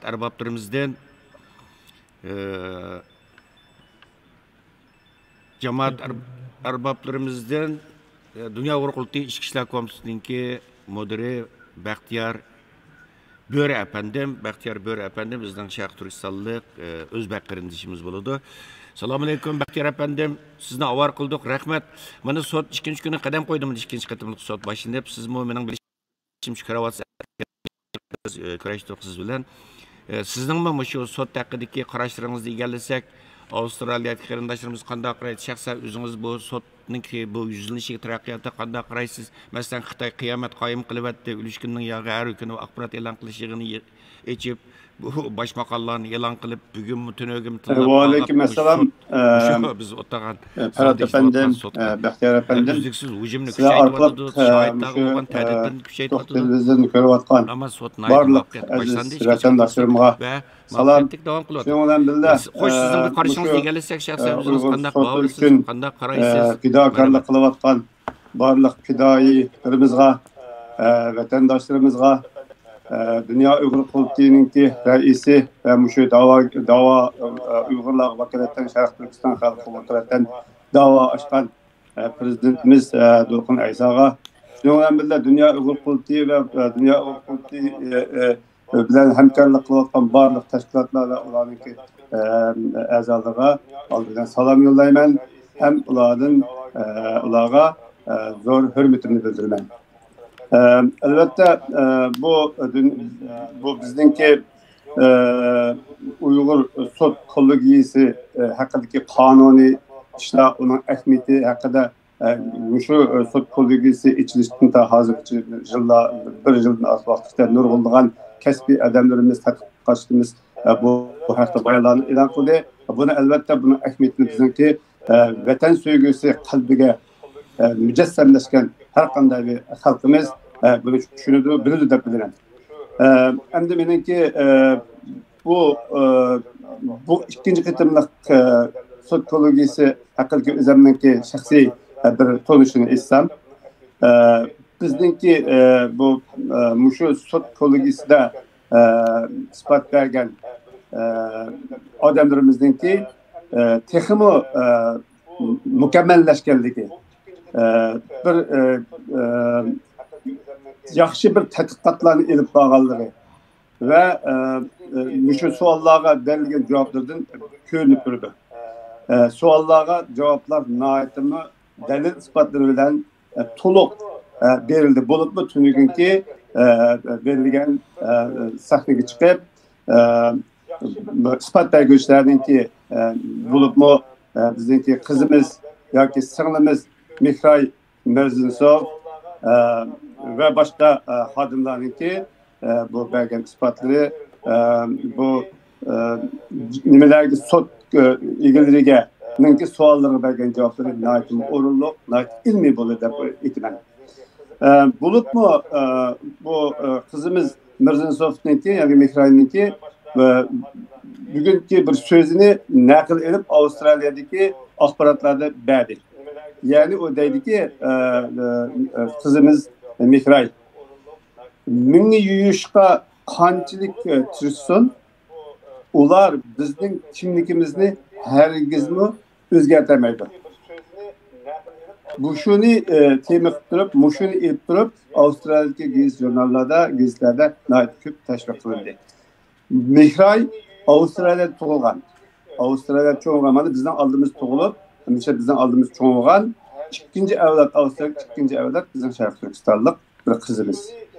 Mişerdi çoğunlup, mişerdi tuğulup, mişerdi çoğunlup, özününki metenge boğan mehri, millet boğan söygüsü, özününki bu Xitaylarınki mini yuşusun, bizde medeni taraftan kırgınçılık, milli taraftan kırgınçılık kılışını, kançılık edip verişini, kançılık verişini katli nazar, bizden yo'qolmaydiganligimiz, kimligimizning hech qachon o'zgarmaydiganligini Mishayda tug'ilgan qizimizningki e'lon qilishi Xitoyga nisbatan bir zo'r jang e'lon qildi deb tushunaman.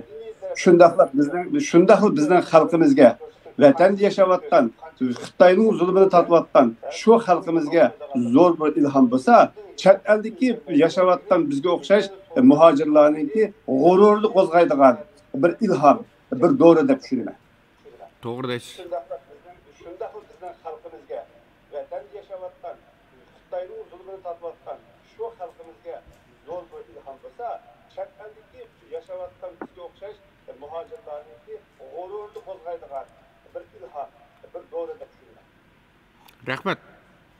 Xo'sh, masalan, hurmatli huzurko'yishlar, bu yerda masalan sotninki tunji kuni guvohlik bergan ba'zi qarindoshlarimizning sotning tunji kuni ko'rmagan qarindoshlarimiz bo'lsa, bu yerda bir eslatib qo'ydim. Hozir Avstraliyadagi Baxtiyor Umar Bo'ri apandim bu yerda Mihray Mirzinsov xonimninki gapini qildi hozir. Tunugun Muşu ikinci qatımlı sotda tünögün tuncu bulup guvalık bergen Şarkı Türkistanlık guvaçamdı. Tuncu şu, mesela tünögün sot 9'da London vakti ettigen saat 9'da başlandı. Jeffrey Nice sot reisi Jeffrey Nice'ninki işleyiş notku bilen ve tunculu guvalık bergen şu Avustralya'daki aşı Bayı Bahtiyar efendim dep ötkendek Avustralya'da tuğulup çoğun olgan ve her zaman kalbi vatanga talpingan vatan gil bilan bo'lgan rishni hech bir zaman üzmegen bu yerda bizningki qizlarimizni Mehray Mazansop bu mu ham chet tillarda tug'ilib o'sgan bizningki yoshlarimiz uchunmi o'rnak tashkil qiladigan bir hodisa haqiqatan Baxtiyor Umar efendim deb o'tgandek tunugim bu singlimiz Mehray guvohlik bergandan keyin bu nihoyatda Mehray xonimninki guvohligiga nisbatan nihoyat yaxshi inkosdan keldi va nihoyatda kuchli bir guvohlikni berganligini ve ikkinchi qatimliq sotning bu nihoyatda kuchli bir guvohchining guvohlik bilan boshlanganligini hozirgacha ekran oldidagi qarindoshlarimiz buni qayd qilib kelyapti. Hurmatli Baxtiyor efendim, siz hamda Dunyo Urug' qurultayi ichki ishlar komitetiningki mudiri. Hamda bu qurultay Xitoy hokimiyati bilasiz ana sot boshlanishdan bir kun burun atalmış 60 aylık xalq hükümeti Beijing'de şu sotga qarshi muxbirlarni kuchli yig'in chaqirdi. Undan keyin Xitoy Tashqi ishlar ministrligining bayoni Jovlijan maxsus shu sotni asos tema qilib turib axborot e'lon qilish yig'in chaqirdi. Xitoyninki masalan xalq gazeti bo'lsin, yer shari gazeti bo'lsin, hammasi cho'ng maqolalarni, obzorlarni e'lon qildi. Bu davom qilyapti bugungacha. Avval qatim shu razilliklarni qo'llangan va ta'dil silyapti masalan. Xabarlarda Xitoyninki Jovlijanninki bayonotlar haqida tadqiqotchilar va yoki xabarlar bo'lsin, mayli shaxsiy hisoblar bo'lsin, hammasiga ta'dil. Men shuni bir degim keldi. Siz shaxsan bu Xitoyning bu xil ta'dillariga qanday qaraysiz masalan? Shuni deydiki, Xitoy g'oljirlik bilan bu Uyg'ur sotiga hujum qildi. Xitoy g'oljirlik bilan Uyg'ur sotiga hujum qildi. Bu chet eldagi axborotlar gazetdagi shunday deyapti.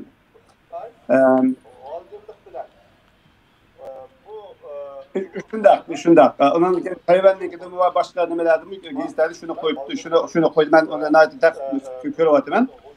Albatta Xitoy shunday qildi. Shaxsan men shu tema shu Avstraliya matbuotida qo'yilgan bir temada shu Xitoyninki bu zulmiga shu 70 yildan yoki 100 yildan yoki shu Xitoy kommunistlar bizni besib olgandan tortib tablogacha bevosita zulmga uchragan insonman va mening oilam. Men hayotimda bir jaholat bo'ladi ekan, bir jinoyat bo'ladi ekan, bu jinoyatni surishtirib qiladigan bir maydon bo'lish kerak. Şu meydanını ben bugün 62 yıllık hayatımda ben kutgan edim. Mana bugün London'da Uyghur kolluğu sotu arkalı bu Xitoyning jinoyatini bütün dünyaya gösteren meydan hazırlandı. Benim hayati arzuyum amalga oshdi. Mana meningdek Xitoyning zulmiga uchragan milyonlagan xalqimizningki orzusi bugün amalga oshgan ekan, albatta Xitoy bunga o'tiramaydi. Bu Xitoyga nisbatan o'zini men dunyoda iqtisodiy jihatdan, harbiy jihatdan va siyosiy jihatdan dunyoni so'rayman, qo'shulaman degan bir kibri ochgan bir Xitoy kommunistlari bizdek butunlay yo'q deb aytaman. Uyg'ur degan hech nima emas degan bir o'zining ko'ziga ilmagan bir millatningki ularningki jinoyatini xalqaro jinoyat ekanligi to'g'riliqda maydon hozirlashimiz ular uchun albatta chirg'usiz ko'tarolmaydigan, qabul qilolmaydigan bir holat. Shuning uchun Xitoy buni chiramadi, ko'tarolmadi. Xuddi chet eldagi axborotlar degandek g'oljirlarcha bu to'liga hujum qildi. Shundaqla bizningki qahramonlarimizga, bizning faxrlanganlarimizga, tarixningki en güzel betlerge yazılgan ispat belgeçlerimizge meyli Uygur olsun, meyli Kazak olsun, meyli çetellikler olsun, şularına hücum kıldı. Ama lakin tarih ular için adildiler buldu. Ben şu Dünya Uygur Kurultayı'nınki İçki İşler Komitesi'ninki müdiri buluş vazifemden sıktım bilen ben halkımga chet elde yaşayotgan barlı halkımga şunu arzu kılmayın ki, şunu yetkizgim keladigan ki tarixning yorqin beti tarafiga o'taylik. Tarixning to'g'ri tarafiga o'taylik. Bilib bilmay Xitoyning chet eldagi tashviqotchisi bo'lib qolmaylik. tarixda ikki inson tarix betiga yozildi. Birisi vatan uchun, millat uchun hayotini qurbon qilgan. Sharaf bilan o'tgan insonlar. Yana birisi o'zining xalqiga, o'zining vataniga xiyonat qilganlar. Xiyonat qilganlar tarafı bo'lib qolmaylik, sharafli tarafdagi insonlar qatoridan o'rin olaylik. Rahmat.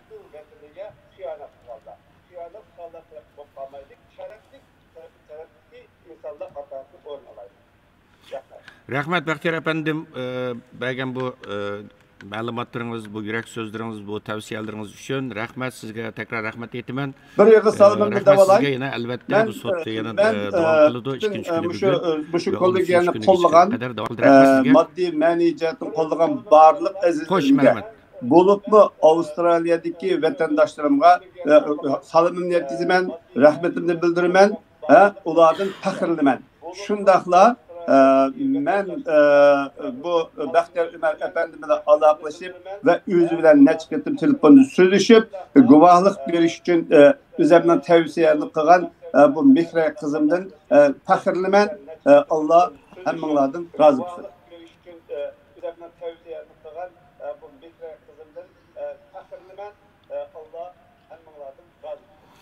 Rahmat. Televizor ko'rguvchilar, ekran oldidagi aziz qarindoshlar, bu shu savrichanlik bilan zerikmay bu Dunyo Qulti Tor televiziyasining naq maydon programmasini hozirgacha ko'rayotgan butun qarindoshlarimizga rahmat aytamiz. Chunki bu biz uchun cho'ng bir madad, bizga kuch jasorat berdi.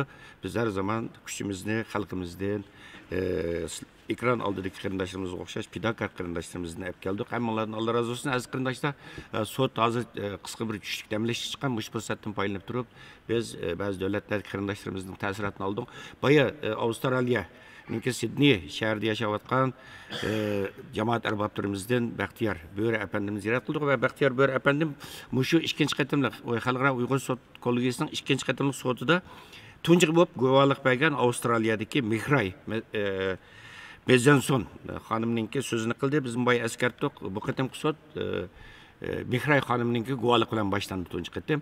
Endi bu yerda avval qatimki sot yana bu yil 6-oyninki 4-kundan 7-kunigacha Londonda chaqirilgan bir tunji qatimlik sot. Mana bu yenimizda o'tgan bizningki jasur pidakar lager shohidimiz, Sharq Turkistonlik o'zbek lager shohidimiz Qalbidur Sidiq xonimninki guvohligi bilan boshlangan avvalgi sot.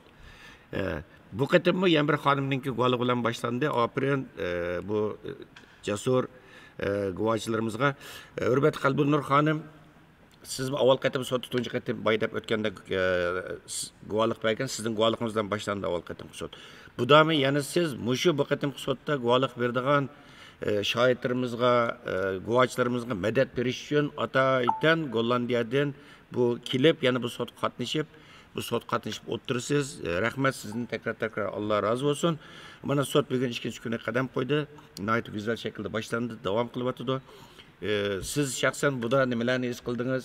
Bu vaqtda o'zingizning yurak so'zlarini anglab baqsak. Rahmat. Assalomu alaykum barcha qarindoshlar. Sizlarga ko'p rahmat. Tushlik damlash vaqtinglardan foydalanib, orammasdan kech kunduz xizmat qilyapsizlar. Alloh rozi bo'lsin.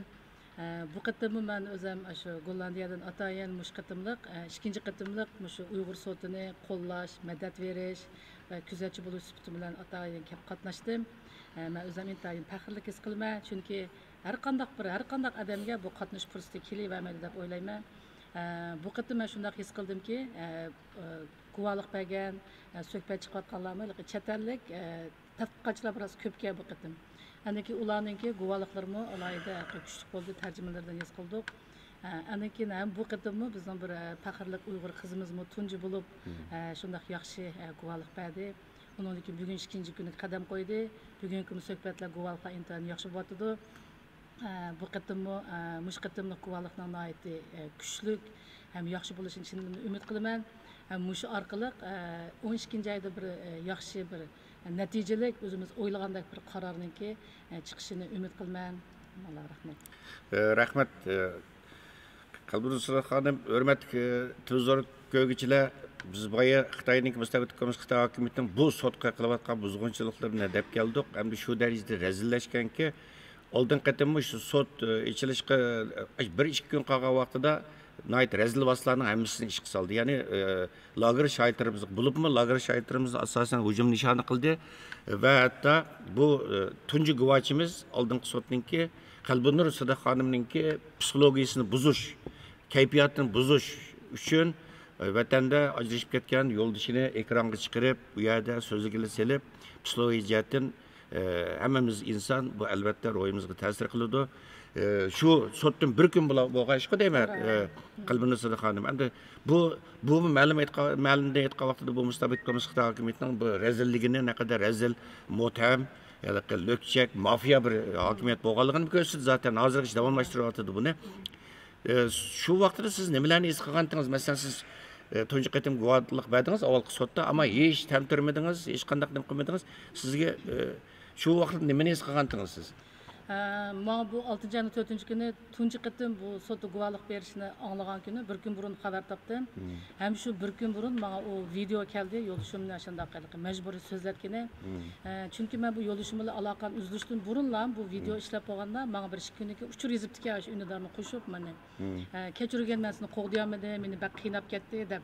Men ashundan yo'lishimni qanchalik darajada qiynalganligini, buni besim bilan shunday qilib so'zlaganini o'zim tushunib yetgandim. Şundan keyin qat'iy yo'lishimla aloqam yana bo'lmadi.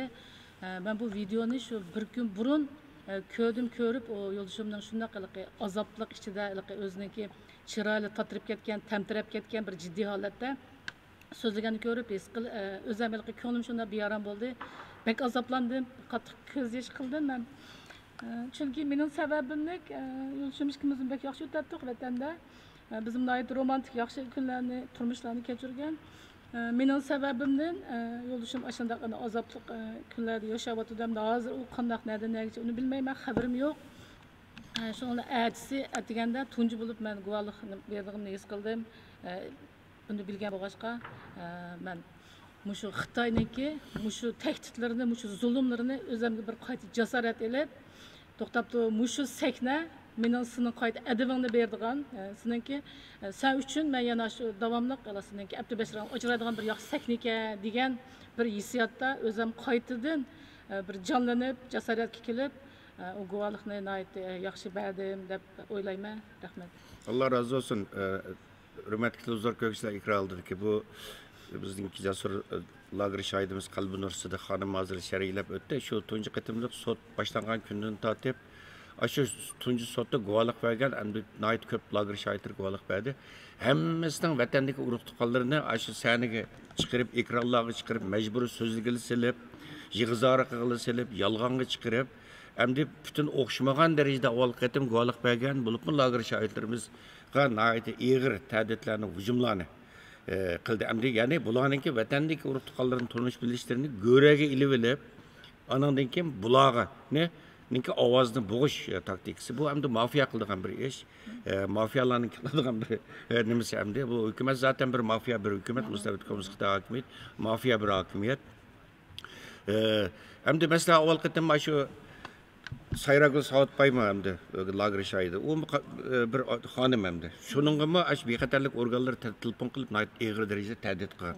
Shu sotdan burun Basan unda qilamiz, Londonga basan bunda qilamiz deb ig'ir ta'didlarni saqan. Uningdan hammasiga o'xshamagan darajada psixologik hujum qildi va sot tugagandan keyinmi taqa yaqinqi mazgillargacha sizlarga bo'lgan hujum hammasi davom qildi. Taqa Xitoy hukumati tunugun maxsus ba'zi lager shahidlarininki qarlash materiali tushirilgan, rasmlar tushirilgan bir kartoshka yasab, bunun ichida Dünya Qurultayı'nın reis dolqun esapandim bu. Gulbar Hatovacı var, Ömer Bekali var, belki başkalarının boz gerek. Bunu hammasini bütün keng dairede, bütün ictimai taraftarlar takip ediyordu. Onundan keyin bazı özünün chet eldeki gumaççıların, çomakçılarını, hakkerlerini işe silip, bütün ictimai Twitter deyimiz, Facebook, YouTube türlü taraftarlardı mı? Muşu sot başlanıştan bir gün burun nayet iğir. Bu sotka ve sottaki gumaççılara, şahitlara, Dünya Qurultayı'na nayet iğir şekilde hücum kılıvatıdı. Mesela biz tünögün az kırındaşlar ikra aldık ki şu tuncu sotun nakmaydan programısını başlagandan ki bizdeki Dünya Qurultayı tor televiziyasının YouTube sayfasıga nayet iğir hücum oldu. Şundak vaktir efendim. o yüzlegen Xitayninki jasuslari, go'mashchilari, hakkerlar kirib olib, ig'ir shaklda sotqa, qurultay va guvohlarga ig'ir shaklda til haqorat yog'dirishga boshladi. Bu sababdan biz to'g'richilar, hurmatli zo'r ko'rishlar, mush fursatdan foydalanib sizlarga eslatib qo'yaylik. Bizningki YouTube sahifasiningki kommentariyani bağ yazadigan, fikir yazadigan yerini taqab qo'yishga majbur qildik. Chunki butun nima bilan xuddi maslahatlashib olgandek yuzlab tunugin kirib oldi. Tunugin YouTube sayfamizni din ko'rgan qarindoshlar balkim buni bildi deb o'ylayman. Xo'sh, hurmatli Qalbinur Sadiq xonim, ya'ni sizningki ko'nglingizni yerim qildik. İnşallah Cenab-ı Allah sizga texmi ko'p kuch-quvvat ato qilsin, salomat bo'ling. Sizga ko'p rahmat aziz qarindoshlar. Tunugin, ya'ni 9-ayninki 10-kuni Londondagi mushu sizlar ko'rayotgan Church House sarayida boshlangan Xalqaro Uyg'ur sud kollegiyasininki ikkinchi qatimliq soti bugun ikkinchi kuniga qadam qo'ydi. Tushdan burungi qismi tugidi. Tushdan keyingi qismi boshlanish oldida turdi, birozdan keyin boshlandi. Yana bizningki Sharq Turkistonlik shoirlarimiz bor. Mening bilishimcha bizningki davlat san'atkorimiz, adibimiz bizningki bu yerda bütün Sharq Turkiston xalqininki suyumlik bu yerda ustozlarimizdan biri Qurbon Mahmud efendimninki oğlu Bakram Sintash tushdan keyin guvohlik berganlarning ichida hurmatli Bakram Sintash efendimmi bor. Biz Bakram Sintash efendimga muvaffaqiyat tilaymiz. Aziz qarindoshlar, biz turayotgan bu vaqtlik studio sotning ikkinchi qavati. Bu chet ellik muxbirlar, ajanslar turadigan bir bo'lim. Nayt ko'p Tunugin 10dan ortiq agentlikninki 20 dakika agentlikninki muxbiri Tunugin kelgan, bugun nayt ko'p. Nurg'un Tunugin yog'i chet el matbuotlarini izlagan bo'lsanglar kerak. Diqqat qilsanglar, Tunuginning ham sot boshlangan yog'imi chet el matbuotlarida Angliya matbuotlarini asos qilib turib, nayt ko'p ikkinchi qatimliq sot haqida, Xitoyning sot qaratayotgan talablar, hujumlar haqida nayt ko'p xabar, maqolalar e'lon qilyapti. Xo'sh, Baxtiyor efendim, bu sotdan tushdan keyingi qism boshlanish oldida turdi. Sizning izoh qilgan so'zlaringiz bo'lsa. Eng muhimi mushu sotni qo'llash, mushu sotga chiqqanlarni qo'llash ko'rish bilan bo'ldi. Bu yerda bevosita ma'naviy va boshqa jihatda yoki iqtisodiy jihatda yordam qilish imkoniyati bo'lmagandan keyin sotga mushu sotni naq maydondan ko'rish, taqitish bizniki eng chong yordamimiz mushu sotga chiqqanlar uchun. Shuning barliq qarindoshlarningki taqitishni unutmasligini, Uyg'urlarningki tarixda bo'layotgan mushu sot mahkamasini qo'llash, hatto bu sot mahkamasiniki Uyg'urlar tarafidan emas, xalqaro insoniy huquqni oliy ko'radigan mehnatkash kishilar tarafidan qurilgan bir sot ekanligini, bu sotninki Uyg'urlar tarafidan qanday azizlanganligini, qadrlanganligini, buniki natijasininki qanday bo'lganligini to'rt ko'z bilan kutadiganligini bizning mushu naq maydonda ko'rishimiz, mushuni taqitishimiz, mushuni texmi ko'p atrofdagi qarindoshlarga bu yerda til inglizcha bo'lgandan keyin bir necha kanallardan taqitlayotdi. Erkin Osiyo radiosi, Dunyo Uyg'ur qurultayi, Uyg'ur adliya arxiv biri, andan keyin mushu sotning o'zining tor beti bor. Bu yerda Uyg'ur tribunal deydigan. Shuning bularni dunyoning har qanday yeriga o'zimiz to'niga har qanday qadamga taqitishga bo'ldi. Bu yerda til cheklimisi yo'q, madaniyat cheklimisi yo'q. Haqqoniyat buni qilaylik qarindoshlar. Mening ta'kidlaydiganim shu. Rahmat aziz qarindoshlar. Dunyo Uyg'ur qurultayi to'r televiziyasininki naq maydon programmasining aloyligi biz maxsus mushu sotni guvohlik bergan, doklad bergan butun chet ellik mutaxassislarninkini so'zlarini Uyg'urchaga tarjima qilish uchun maxsus Dunyo Uyg'ur qurultayi 3 nafar bizningki tarjimonimizni bu qatimliq sotqa maxsus inglizchani Uyg'urchaga tarjima qilishga o'rlashtirdik va Tunuginning yog'i bu Uyg'urcha udulluq tarjima qilinyapti.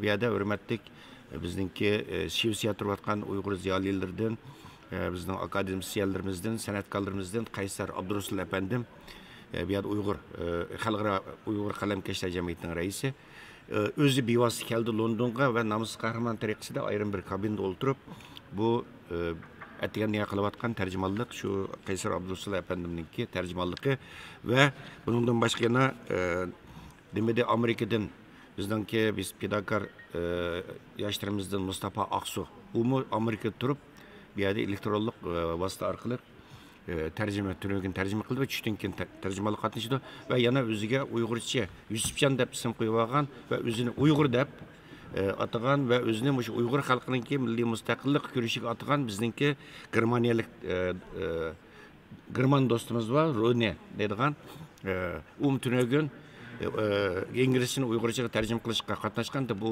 Roneninki ya'ni Yusufjonninki Uyg'urchasi xili Uyg'urlarniki qaraganda yaxshi biroz qashqacha talaffuz so'zlaydi chunki qashqa nimani Uyg'urchani qashqacha o'rganib ekan.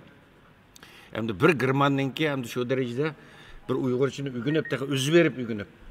Mushundaq bir xalqarалық bir sotda shunda murakkab to'xtatlarni bu yerda Uyg'urchaga tarjima qilishi bu haqiqatan biz g'ururlandırdı hakikaten hem de bir yerde çünkü nurgun çetelerde yaşlarımız özünün ana tiliga ahamiyet vermeydi. Yaşlarımız emas, otur yaşlıklarımız mı özünün ana tiliga ahamiyet vermeydi.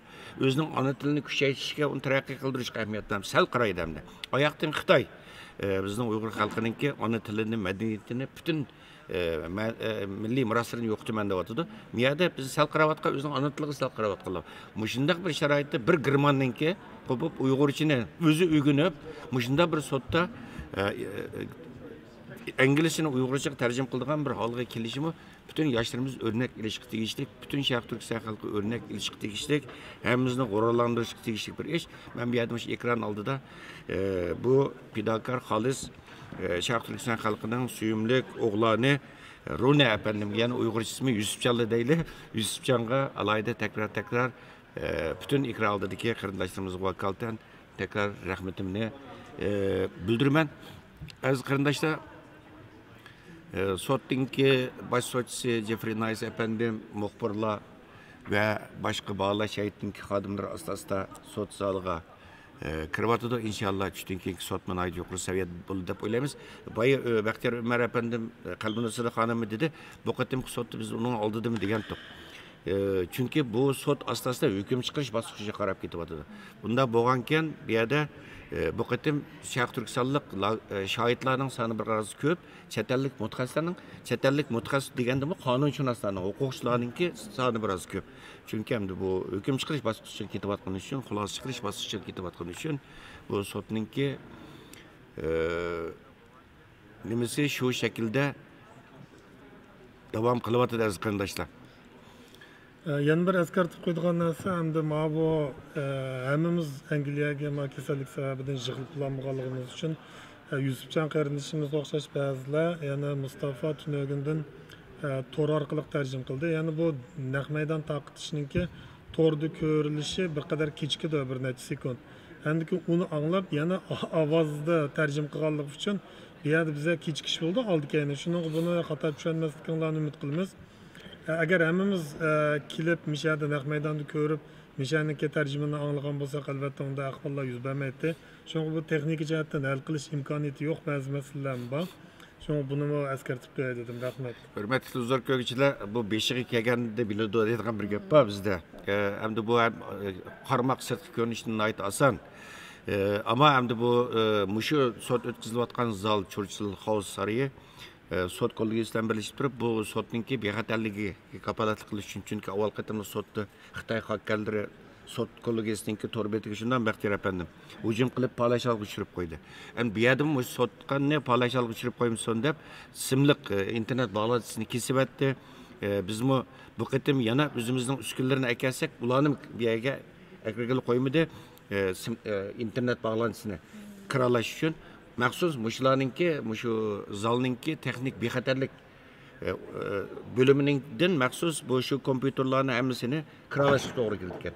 Uni kiraldik sot başına chiqib yarım soat qolganda u bütün programlarni qayta yuklash to'g'ri keldi. Bulardan kiralagan bu kompüterlarga o'zimizning kompüterlarga ishlatib qo'ymadi bu yerda bexatarlik uchun. Shu texnik jihatdan buni tangshab, o'ngshab qilib qo'yguncha biroz tunugun texnik jihatdan biroz uzilib qilish, ketib qilish, to'xtab qilish avvallar ko'rindi va inshaalloh bugun nihoyat yaxshi boshildik. Hech qanday texnik jihatdan bir program problem ko'rilmadi aziz qarindoshlar. Bag'asir mukammal yaxshi ketyapti. Inshaalloh hammalarning duosi bilan, hammalarning madadi bilan bu sotni ikkinchi qatlamli sotni yaxshi, muvaffaqiyatli bir oxirlashtiramiz degan umidimiz va bu sotni 12-oyning oxirigacha butun xalqimizga foydali yaxshi bir hukmning, yaxshi bir qarorning chiqadiganligiga ishonamiz va shuni butun Sharq Turkiston xalqi yurakdan orzu qilamiz. Xo'sh, Qalbinur xonim bir qancha minut qoldi.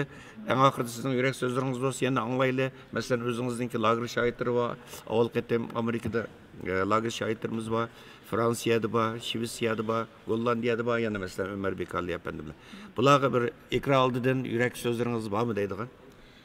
Assalamu alaykum. Tekrar barliq lager shoirlari oldin qatimda tang guvohlik qatnashib, shundaq isil guvohlik bergan aziz qarindoshlarim, ularning salomlari bor sizlarga. Hammasniki bular qatnashamag'anligidan ko'ngli yerim, lekin hammasi menga salom aytdi, telefon qildi, so'z qoldiribdi. Bizning salomimizni yetkazing, bak xursand bo'ldik sizning aşağıda bo'lganligingizdan deb. Bularning hammalarga salom bor. Bularning yana kutadigan o'zlarini yaxshi asrab, guvohliklarni undan berib, salomat, sog'lom bo'lishini umid qilman. Ham yana Abaytullo Baxtiyor efendim degandek, sizmi deganga o'xshash barliq muhojir qarindoshlarning cho'qim vaqtini chiqarib, shu Dunyo Uyg'ur qurultayiniki, shu to'r televiziyasini naqmaydan ko'rib, uni ham bahrlab tarqitishini, ham buni qo'llab, yaxshi yurak ifodalarini bildirib, chin dilidan qo'llab-quvvatlashini, madad berishini umid qilaman. Rahmat. Mishada bir eskartib qo'yay dedim, amaliyotda shu oldin qatimmi bu qatimmi shu Xitoyniki nas kasal sabab bilan nurg'un qarindoshlarimiz kelolmadi. Lekin mayli qurultay bo'lsin, mayli sud mahkamasi bo'lsin, butun guvohchilarning bir şey kelib naq maydonda guvohlik berishni chin qalbimizni umid qilyaptik. Lekin ba'zi shu rasmiyat sabablar, eng cho'ngi shu kasal sababidan kelish imkoniyati bo'lmadi. Masalan, maqatim Turkiyadan bor, boshqa yerdan bor, kelish imkoniyati yo'q qatdi. Hatta bazılarınınki devletki kiriş imkaniyeti yok ki çıkıklı buludu ki mesela Avustralya'daki Mekray Hanım devletten çıkış ruhsat yaptı. Lekin sen kaçlık vakit kilaleyse eğer devlet çegira itilgen takdirde sen bir ay, 2 ay sırtı kalışın mümkün. Degandek muşunda sebepler tüpeyelden kiliş imkaniyeti bulmadı. Başkalar mı aşındak. Lekin bu Türkiye'dekilerin ekileyilse katli imkanı yok. Hatta Angliyaga, shu Shotlandiya bilan Angliya puhrasidan boshqa odam kirishga bo'lmaydi ekan, masalan, Qizil rayon bo'lsa-da. Shu sabab bilan biz nihoyatda qattiq kuchdik. Qarindoshlarimizning o'tda kelgishyapti, lekin imkon bo'lmay qoldi. Mana bu Qozog'istonning ahvoliga kelsak, bular kelish imkoniyati borki, Qizil rayon bo'lmagan ekan. Lekin bularni ekilish acayip bir müşkül bir iş oldu. Belki anlagansızlar, üç qarindishimizniki fakat müşaga kelish iqtisodiy chiqimini qurultay o'z ustiga kelib $10,000 ortiq pul chiqadi. Ya'ni 4 davlatdan otilib, mushu qarindoshlarni kecha kunduz telefon orqali tang menib, tang o'tirib, tang qo'pib, mushu qarindoshlar bilan bo'lib, buni qurultaydagi erkin qarindishimizning ko'p kuchida ham zehni bütün vücudu bilen qığaşqa bu qarindoshlarimizni sog' salomat bu yerga elib keldi. Bu yerdagi kasal sabab bilamiz. Bularning bexatarligi, yana qaysi davlatlardan o'tish, qandoq yo'l minib, nereden kelish, bu nihoyat tasqi to'xtadi. Haqiqatan biz o'zimiz ko'rdik. Bu qarindoshlarimiz nihoyat minnatdorligini bildirdi. Shuning bu yerda kelanmaslik boshqa sabab emas. O'sha kesalning sababi bilan nurg'un qarindoshlarimiz kelanmadi, amaliyotga kelgisi botdi. Shuningga buningki hamda o'zimiz hal qilolmaydigan haqiqatan nurg'un masalalar bo'ladi ekan bu dunyoda. Shunga o'zimizniki mush qarindoshlar bilan ko'rishammiginimiz mishada bu bir odamni mayuslantirdi. Lekin shundaqdimi bir necha qarindoshlarimizning kelgini nihoyat xo'shallik bir ish bo'ldi. Bayağı hürmetli Baxtiyor efendim degandek 3 nefer lager şahidi geldi. Hemisi Şarkı Türkistanlık. Bizden qarindoshlarimiz birisi G'ulji Chapchaldan, birisi Altaydan, birisi Cho'chakdan.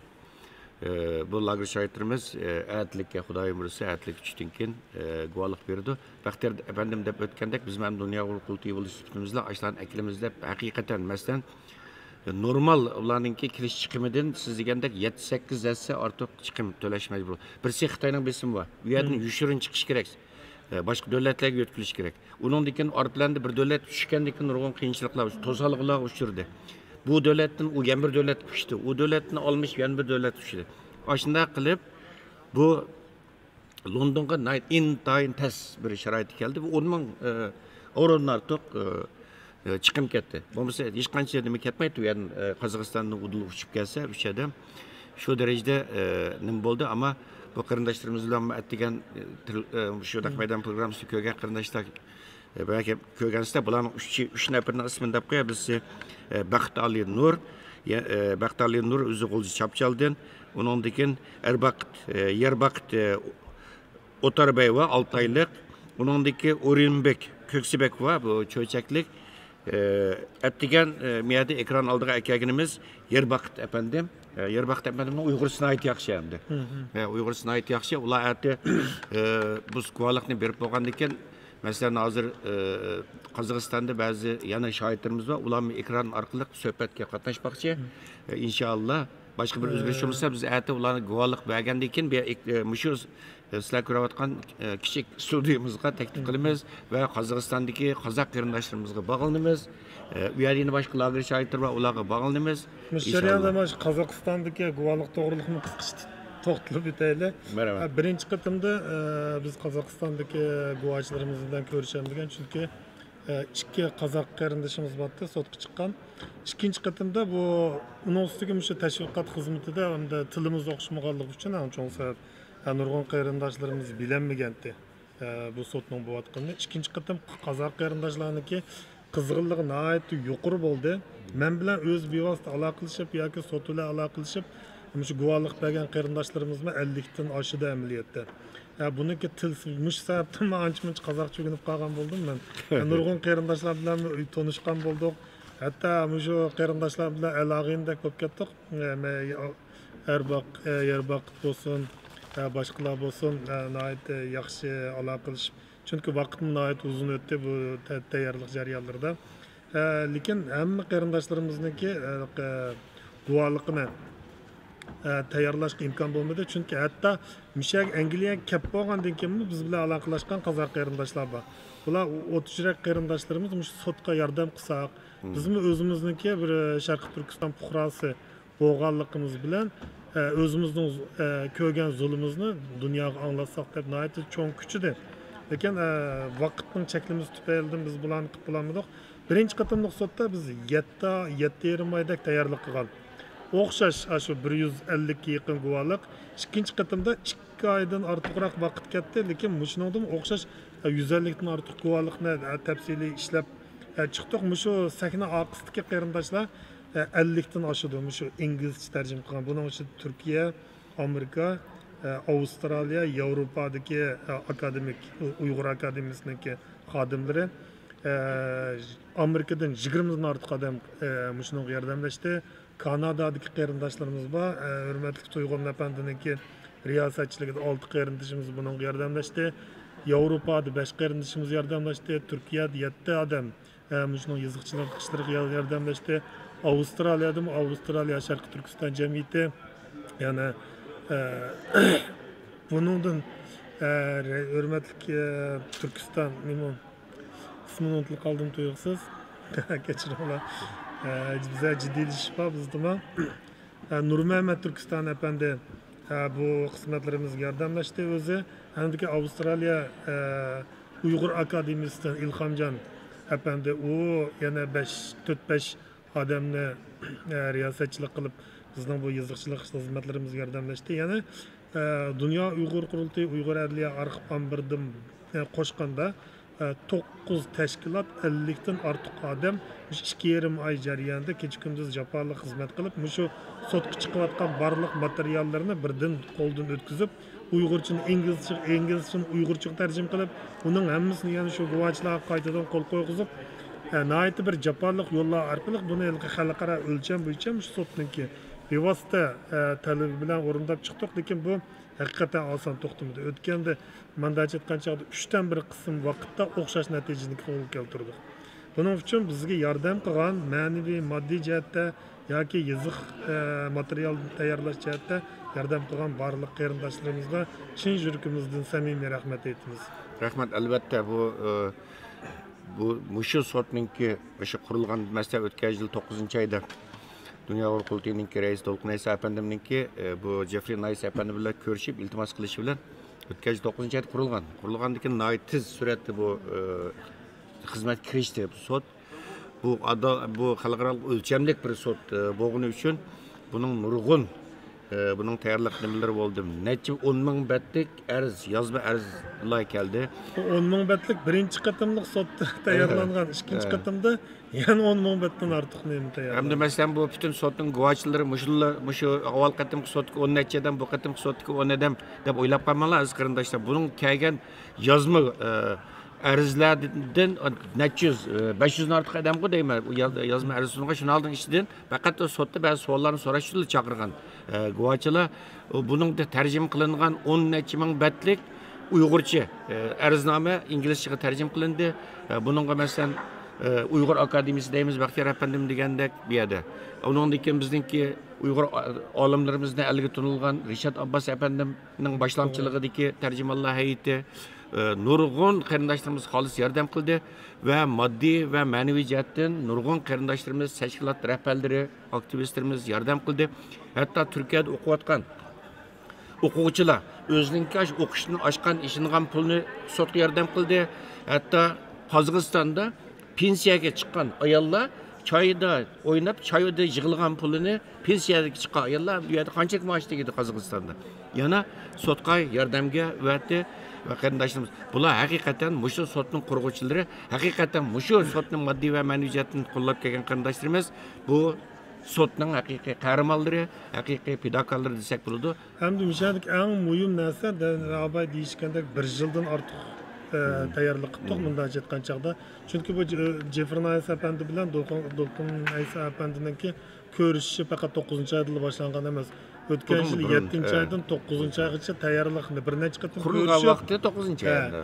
İltimos qilib qilgandan keyin anadakin bu xizmat boshlanib 1 yil bo'ldi-da. Bu Dunyo Uyg'ur Qurultiyi bo'lsin, bu Uyg'ur mustaqillik harakati bo'lsin, bu ichidagi eng uzun vaqt ketgan, eng jiq odam hamkorlashib, planlab o'rinlashtirgan nihoyatda cho'ng bir projekt bu. Shuning hammasiga abaysiz degandek To'lqin Aysa apandi, Rishad Abbas akamiz bevosita haftada buniki ilqi haftada bir yig'in bo'lgandan boshqa qo'shimcha yana necha qatim yig'in bor.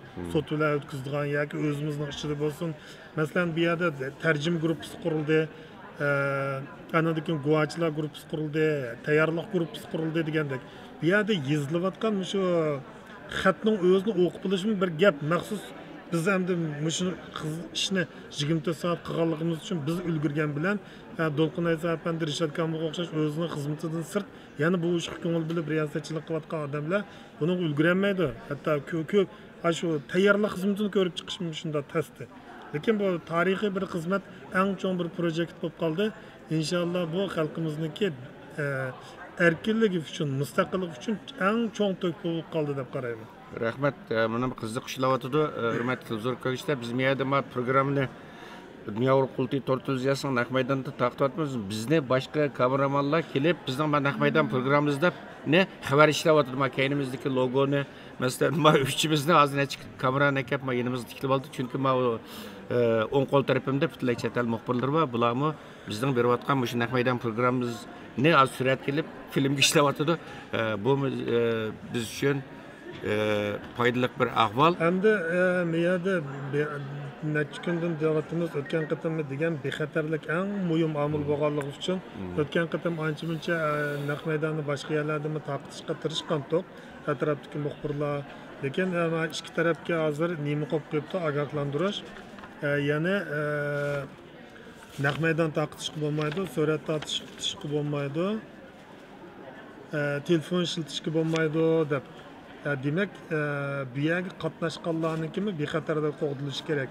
Chunki sizlar ko'rdinglar, oldingi kuni shu guvohlik chiqqanlardan boshqa sot xodimlarinikimi hajviy suratlarini ishlab Xitoy nihoyatda og'ir o'zining shaxsiyatiga tegadigan shakllarda boshqalarning shaxsiyatiga nemiz obro'yga hujum qildi. Ya'ni bundoq bir lo'kchak davlatniki bir partiyaniki har qanday ish qo'ldan keladiganligi uchun hamda g'arbga o'xshamaydi Xitoyning madaniyati. Shuningga bu yerda o'zimizdan boshqalarni filmga chiqarmaslik, surat tortmaslik qattiq bir qoida bo'libdi haqiqatan. O'tgan qatam bu yo'chiqdan foydalanib ancha-muncha tarqatgan bo'lsakmi, bugundan tunog'undan boshlab bu surat tortishga yoki o'zimizdan boshqalarni surat olishga qattiq cheklandi. Buni uqtirib qo'yildi. Rahmat, hurmatli Baxtiyor efendim.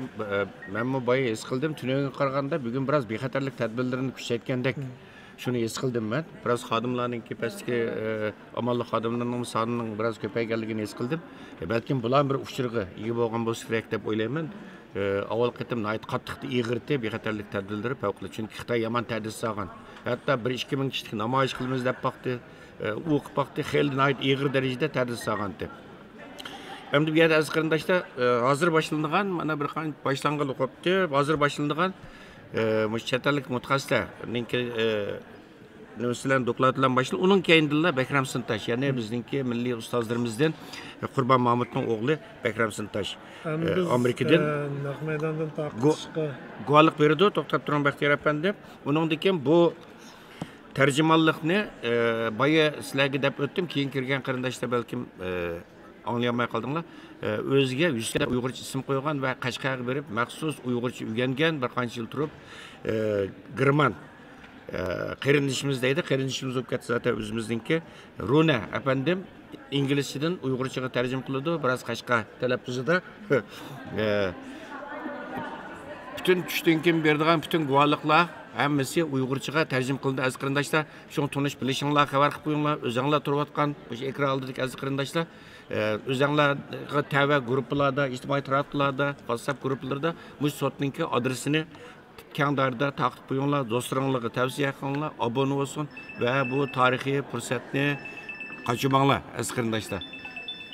Xo'sh, hurmatli zo'r ko'ngillar, rahmat, hurmatli qalbingiz sirda xonim. Assalomu alaykum. Assalomu alaykum. Aziz qarindoshlar, unda bo'lsa, diqqatinglar sotib bo'lsin.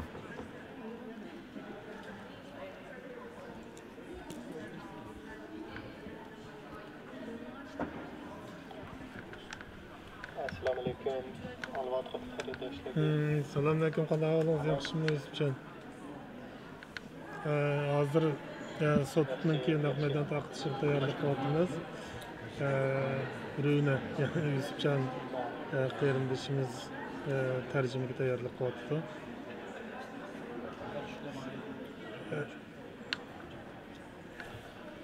Men anglayapman.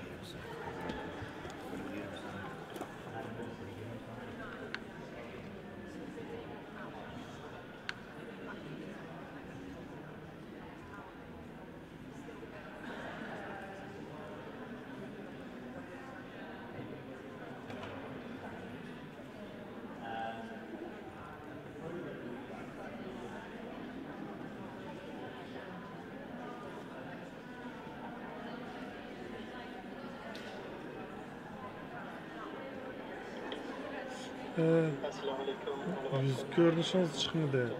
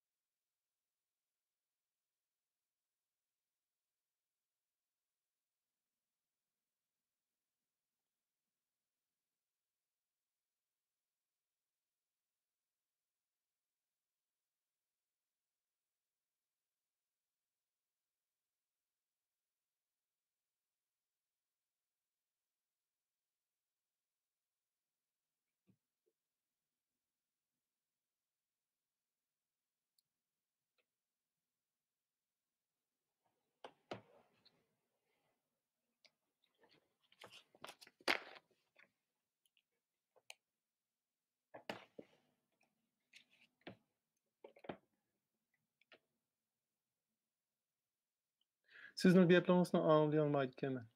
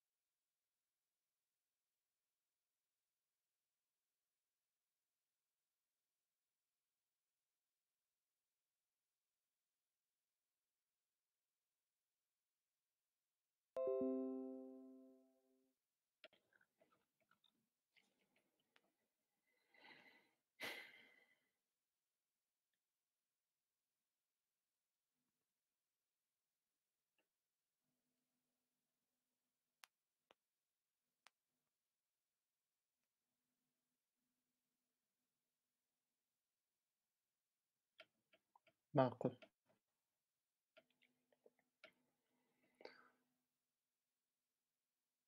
Assalomu alaykum.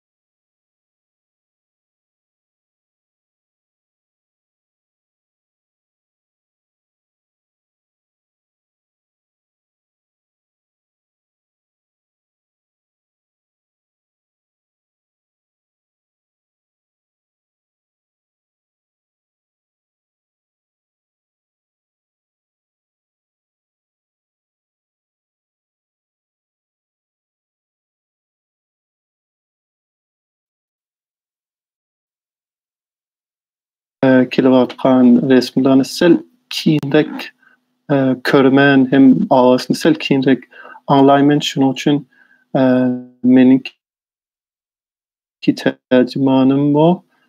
Balkim sel keyinroq chiqishi mumkin. 5 sekund, 10 sekundlik resmiy naq maydonda bo'lgan gaplardan keyin chiqishi mumkin. Shuningdek, bu so'rayman. Endi tribunal yeni başlasa, men bevosita tarjima qilishga boshlayman.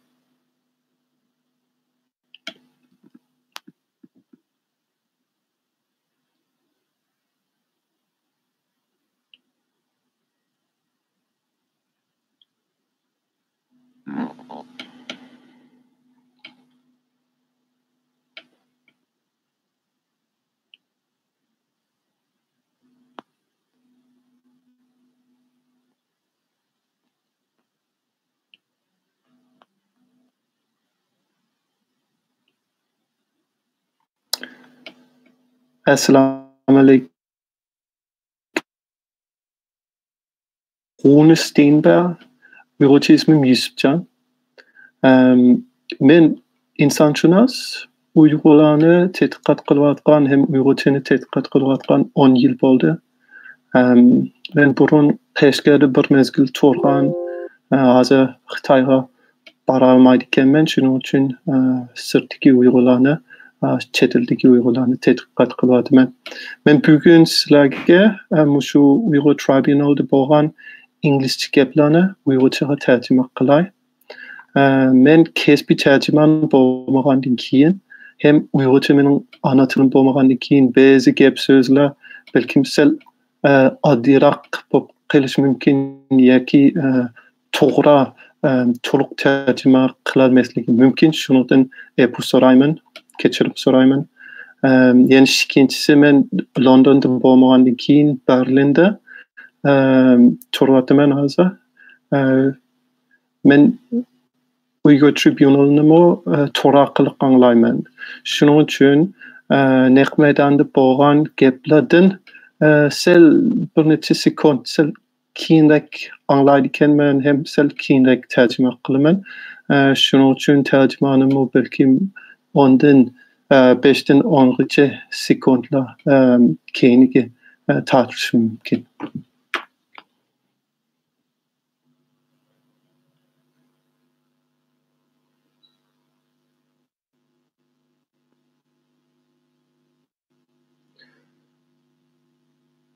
Hozircha Uyghur Tribunal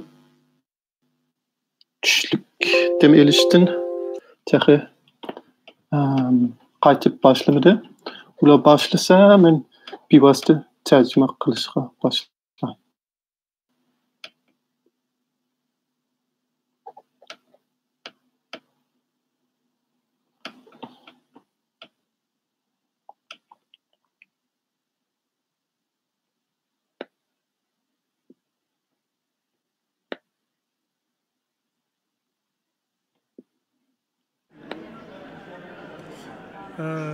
Yusufcha apandi to'g'ridaydi.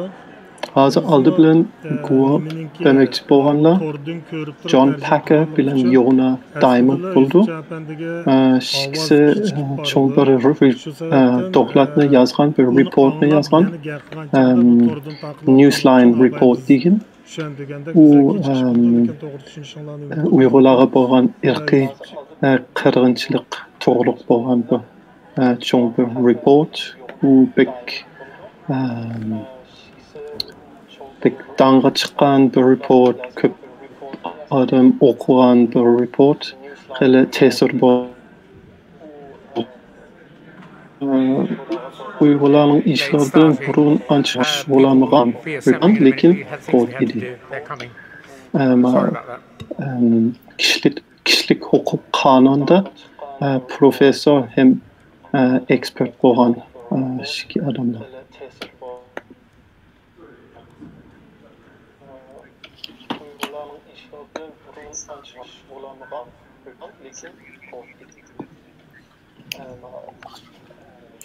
Endi boshlaymiz. Kechirim so'rayman. Sal ishimiz chiqib qolgan. Yana 1 minutdan keyin boshlaymiz.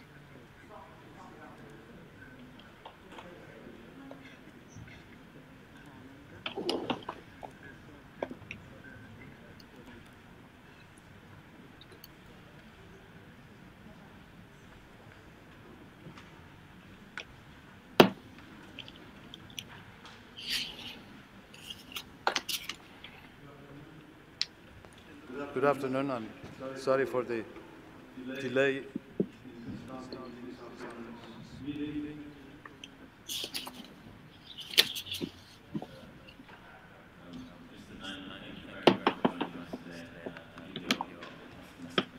Hemen hazır digging.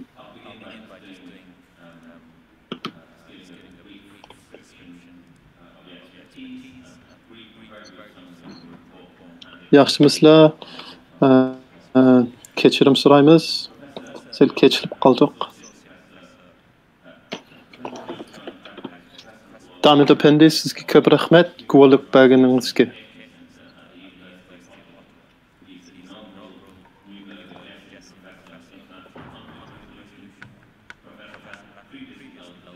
Men de sizni tushirib beray, hem reportimiz to'liq ozroq so'zlab beray.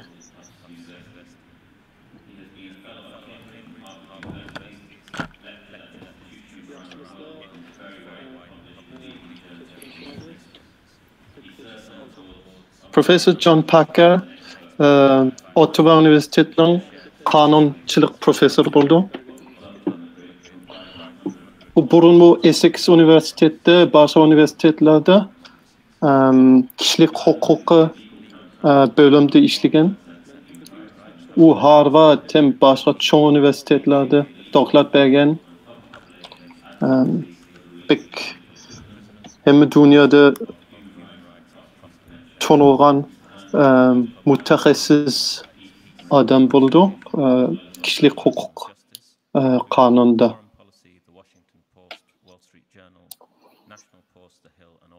Diamond Appendi, Raoul Wallenberg Center'da kişilik hukuku mütehassıs bulurken Diamond Appendi kişilik hukuk kanunu hem kişilik hukuk pratik doğruluk köp doktorat yazgan idi.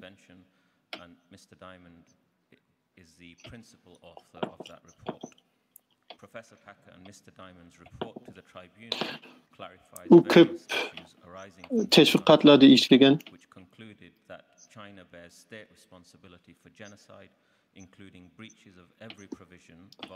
Maşikisi bille çoğun bir report yazgan.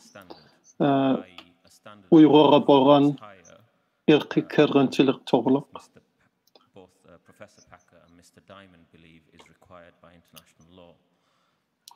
Ular tribunalga tapşırıp bergen qağızda şu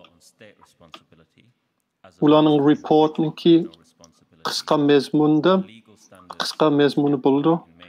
Hem onun içteki bir neçe muhim noktalarını yeni düşündürüp berdi.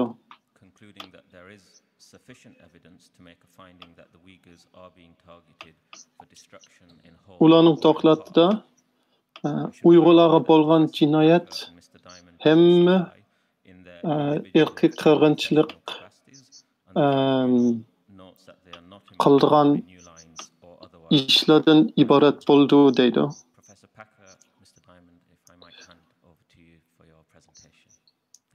Ularningchi cho'qim isbot bek aniq bo'ldi. Uygurlarga hozir irqi qirg'inchilik Xitoy Uygurlarni yoqmoqchi bo'lgan niyati aniq qilish uchun yetarlikmi isbot bor ekan deydi.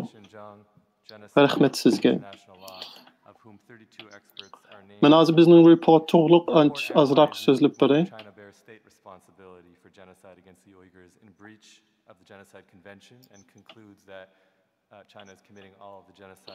My report 50 mutaxassislarninki ishlarni elib bir report to'plab qilgan edi. While we did not address crimes against humanity, our factual findings can and should be admitted. Uning so'raydigan savoli hozir irqiy qirg'inchilik Uygurlarga irqiy qirg'inchilik bo'layotmandi. Ondan bo'layotgan bo'lsa Xitoyning hukumati uningga mas'ul bo'lamdi. U Xitoyning hukumatining gunohi bo'lamdi bo'lmamdi.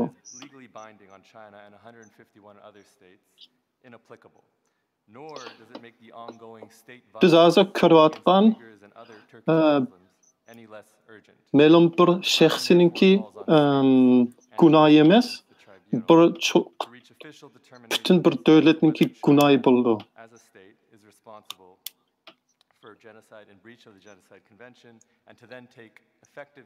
Xitoy burun Birleşken Devletler'de bo'lgan qirg'inchilikqa qarshi turayotgan bir qog'ozga imzo qo'ygan edi. Shuning uchun imzo qo'ygandan keyin ularningki davlatda qirg'inchilik bo'lib qolsa, ularningki o'z gunohi bo'ldi, ham ular xalqaro sotning oldida cho'qim javobgar bo'lish kerak. To assess the crime of a crime of the severity, magnitude, and complexity of genocide. Next slide. So this is the definition. Hozir bo'lib o'tgan Uyg'urlarga bo'lgan jinoyat bir shaxsniki emas. U butun davlat hukumatniki gunohi bo'ldi. Uning ichiga pek ko'p odam kirdi, ham sunniy aqlliq degan mashinalar kirdi. Under a state responsibility analysis, the primary sources of law are the genocide qirg'inchilikniki ILC's articles on responsibility of eng muhim bo'lgan nuqtasi boshqa bir millatni yo'q qilmoqchi bo'lgan niyatdan iborat bo'ldi. Though it can be considered persuasive authority.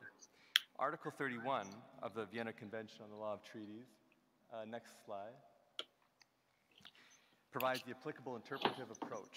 A treaty shall be interpreted in good faith in accordance with the ordinary meaning to be given to the terms of the treaty in their context and boshqa bir qonun Birleşken Devletler'ninki qirg'inchilikqa qarshi turayotgan qonunni qandoq o'qish kerak, qandoq tushunish kerak deb so'zlab berdi. Uningga Xitoymi imzo qo'ygan edi. Shuning uchun umid Xitoyga hisob bo'ldi. Neither of which necessarily entail physical or biological destruction of the group members. An interpretation of group destruction as encompassing the social unit in all Devletler'ninki yezishçe, uning dokumentgacha irqiy qirg'inchilik 5 nuqtadan birsi bo'lsalar bo'ldik degili bo'ldi ekan.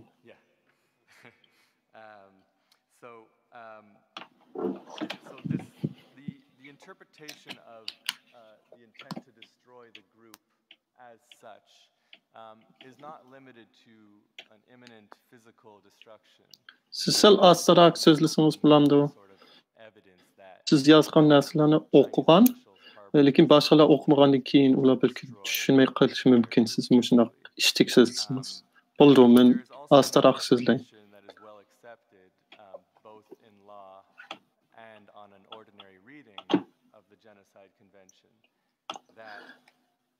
Bir millet ya bir grupa yo'qotish uchun ularni o'ltirmasami bo'ldi? Boshqa omillar bilan yo'qotishmi bo'ldi?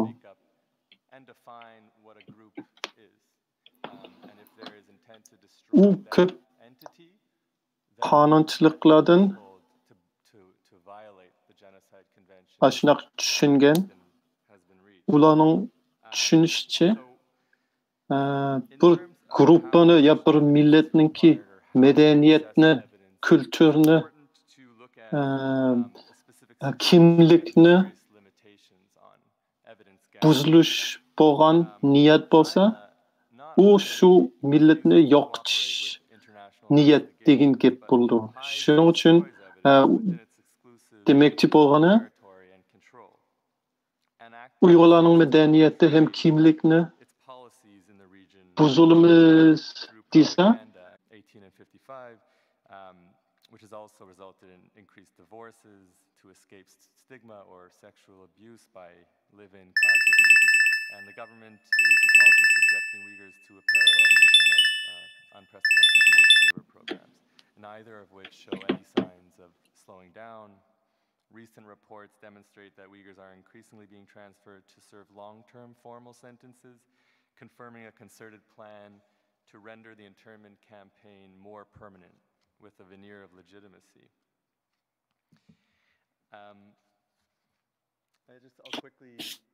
I can go into a little more detail with the other campaigns. Hozir Uyg'ur bo'lmoq bir turmaga tashlashning sebep bo'lib qoldi. mass internment drive, where authorities are coercively imposing systematic birth prevention measures, including mass sterilization and IUDs, through the Hükümet mo Uygurlarni mecbur emgekке saldı. Burunki bolmandek çoğun programla çıkıp kaldı. Hem Uygurlarni kesse, azı burunkiden köprek kesdi hem uzunrak kestiğen boldu ki. Doğanki. Xinjiang had the highest net IUD placement of any region in China in 2018, despite making up 1.8% of the total population in China. En muhim bolan tuğut toxtaş programla buldu. Çünkü ula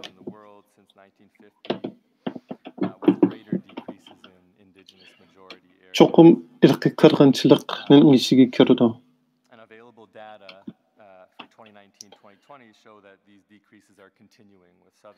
Şunun için Xitayning hökümeti Uygurlarni yoqitishimiz demisem o, ular qilgan ishlardan aniq bo'ldi Uygurlarni yoqitmoqchi bo'lganligi. The combined mass internment and coercive birth prevention campaigns further evidence an intent to biologically destroy the Uyghurs as a group in whole or in part. Xinjiangdaki hamildar saqlatish salgan aletler 2018'de başka ülkelerinki qaraganda köprek bolgan idi.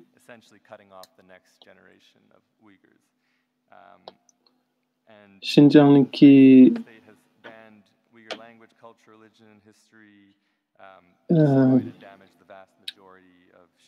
adamların sanı az bolgandan keyin bolgan bilenmi şu tuğut saqlanish programlar başka yerlerden köprek boldu ekan. Onundan Uygurlarni yoqitish maqsadi aniq ko'rindi ekan. Uyghur balalarmi öz ata-analardan elitib mecburi devletler mekteplerge evetib aşırı özünün ata-anasının öyde turalmaqandan keyin. Onundan başka Uygurlarning mescitlerine,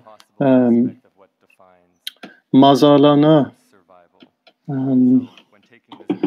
pek köp medeni yerlerine Xitay hükümetine buzulgan. Mazar deyen mescit deyen Uygurlarning medeniyetinin merkezi buldu. Şunun için Xitay onu buzuldu ekan.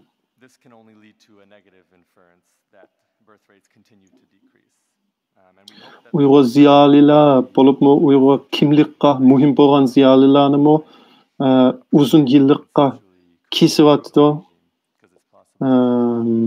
Uyg'urlarninki kimligi yo'qotish uchun.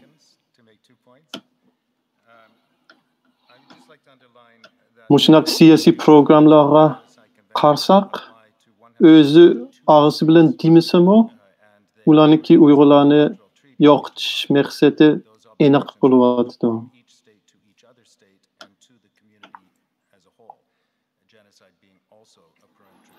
Yeni Xitoy şunun isbatını yoshirishga tirishyapti.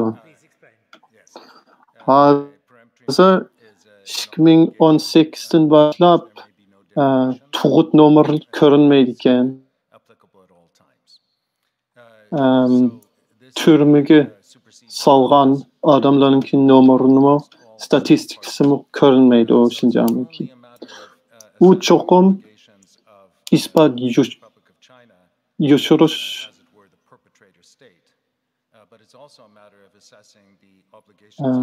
bir amal bo'lishi kerak.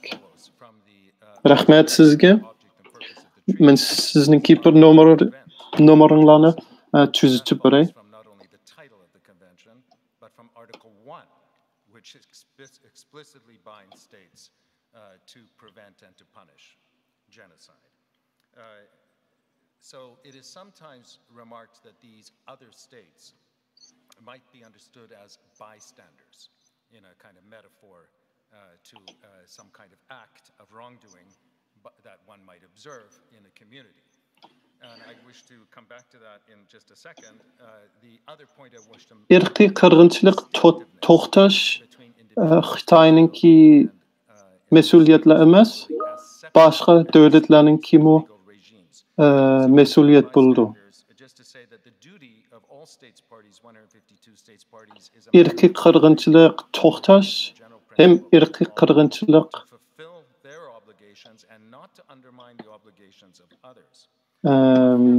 aldını eliş hemimizning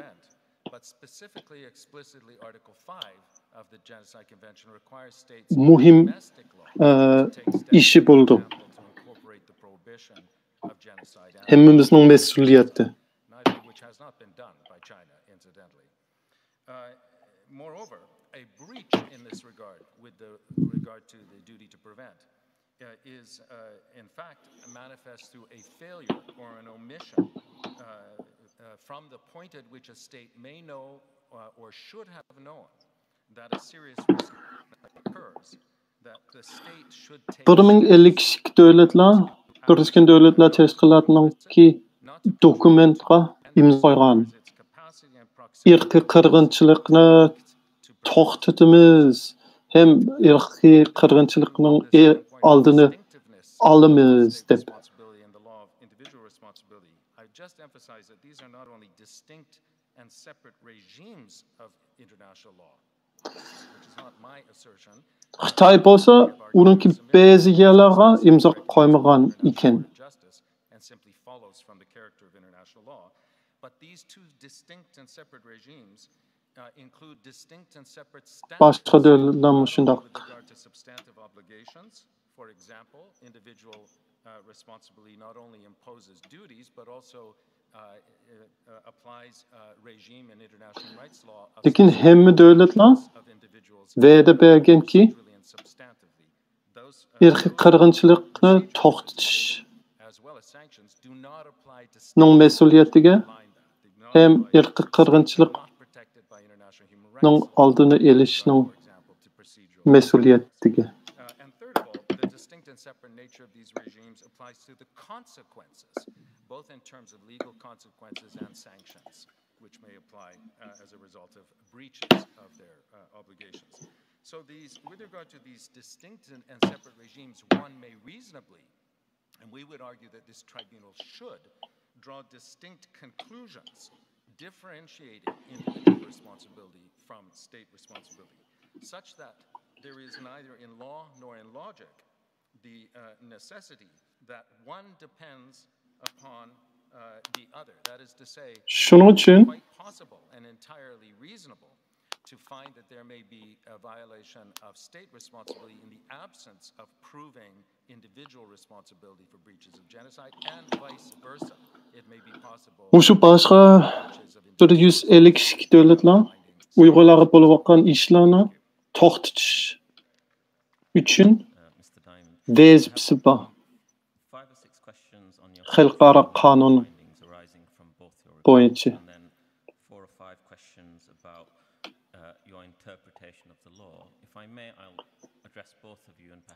Devletning gunoyi bilan shaxsining gunoyi o'xshamaydi qonunda. Ba'zi qonunlarga bo'yicha bir davlatga gunoh berish bo'ldi. Hozir Xitoyga gunoh berish bo'ldi. Boshqa qonunlarningki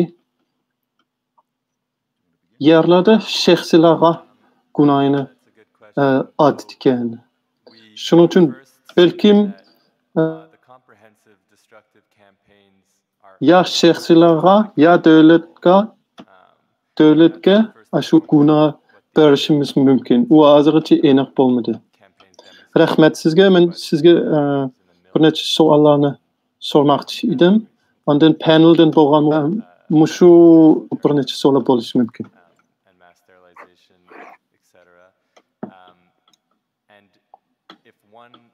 Sizningcha Xitoyning davlatda hem Xitoyningki hukumati Uyg'urlarni yo'qotmoqchi ekan. U yo'qotish cho'qim cho'ng bir omildan iborat bo'lishi kerak. Sizniki uningga bo'lgan isboti bormi? Rahmat sizga shu savol so'rashga. Bizningcha Xitoy bir omil emas, hamma Uyg'ur millatini yo'qotmoqchi edi. Uni Xitoyningki qilg'ishidan ko'ralaymiz. First of all, the obligation under the Genocide Convention is not to commit genocide with regard to U balkim biologiyalik yo'qotish bo'lmasligi mumkin, balkim madaniy yo'qotish bo'lishi mumkin. Lekin biologiya yo'qotishmi bo'layotgan bo'lishi mumkin. Uni hozircha aniq bilolmadik. Shuni yaxshiroq tushunish uchun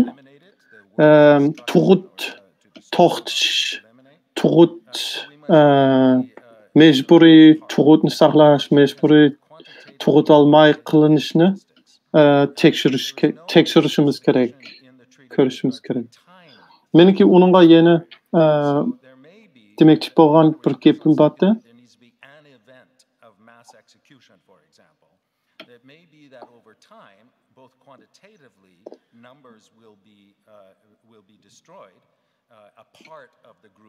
Birleşken Devletler Teşkilatı'nınki irqiy qirg'inchilikqa qarshi bo'layotgan qonunda hammasini boshqa bir millatning hammasini yo'qotmasami bir parchani yo'qotsami irqiy qirg'inchilik bo'ladi ekan.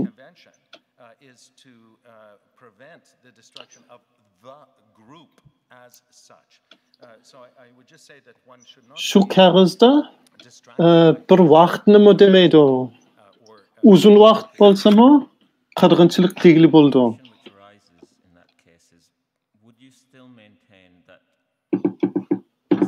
U cho'qim ishniki o'ltirishniki ishlari demaydi.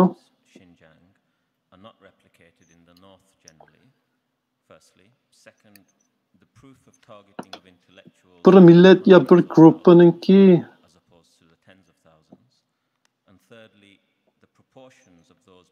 o'ziga xoschilig'i, madaniyati yo'qolib ketsa, u shu gruppani ya millatni yo'qotish qilayotgan ish bo'ldi.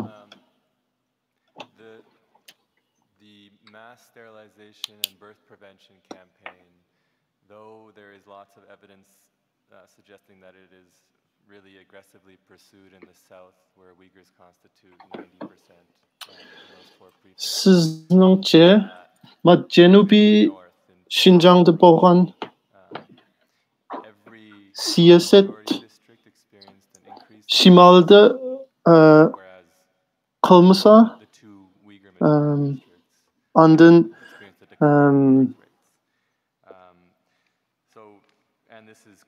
yo'qolib ketgan Uyg'urlarmi yuzlagan ming bo'lmay, o'nlagan minglar bo'lsa, bu sizningcha u yana irqiy qirg'inchilik bo'lamdi? Bizningcha bo'ldi.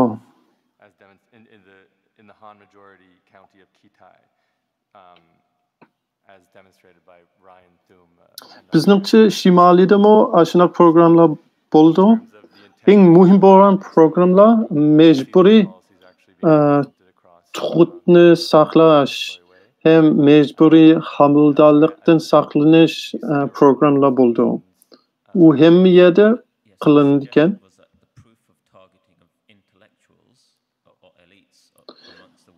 Şimalide mi qildi, masalan Ürümçide.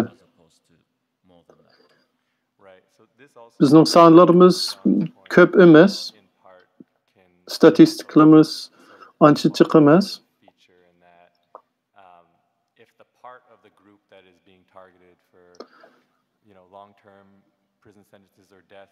Lekin Şimalide bo'lgan Xitoy degan bir noyedimi? Aşırı xanzular ko'proq bo'lgan bo'lsa-mu,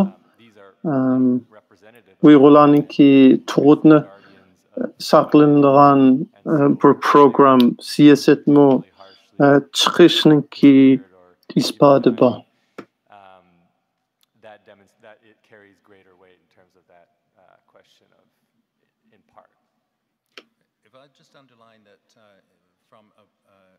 Ordinary application of treaty law. The treaty does not stipulate, the Genocide Convention does not stipulate a threshold. So if we're understanding the intention of... Hazır lagerda yatıvatqan yoki türmede yatıvatqan Uyg'urlar balki millionligan bo'lmasligi mumkin, 100 mingligan bo'lishi mumkin.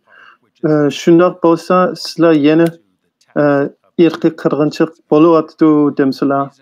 Ha, biz shundoq deymiz, chunki u odamlarning soni bilan ancha bog'lanmay, bir millatning kultur madaniyati bilanmi, kimligi bilan bog'langan bo'ldi.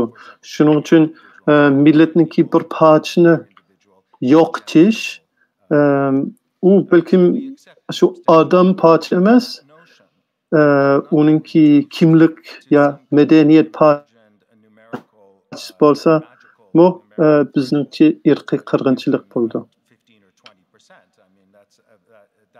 That's a percentage which is abstract in itself. We have to think about real numbers. If it was 20% of this country, we would be talking about more than 10 million people in the United Kingdom. So we have to understand it. But moreover, if I may say, your reference was to single elements.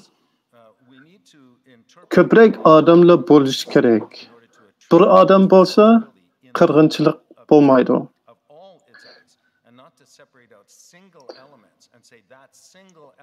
Biz onunla qo'shilamiz. Lekin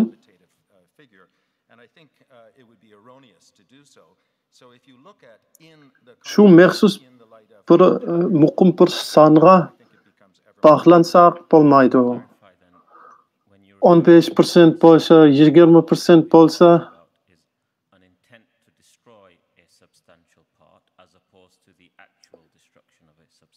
unimo qirg'inchilik desak bo'ldi. Masalan, Angliyada bo'lgan bo'lsa, 20% bo'lsa,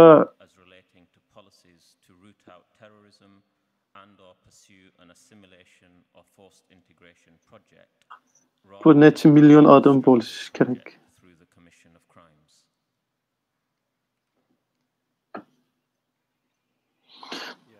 Biz bir sonni talab, aşerden ötse buldu, ötmese bulmaydı desek hata bulduken dep olaman.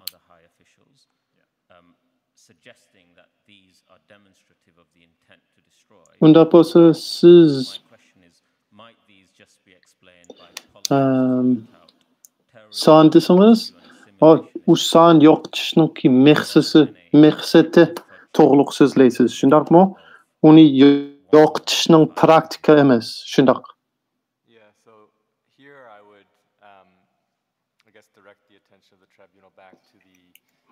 Lekin hozir bo'layotgan jinoyatlar balkim mecburiy assimilyatsiyadan bo'lgan bo'lishi mumkin, shundaqmi? U 100% irqiy qirg'inchilik bo'lmasligi mumkin.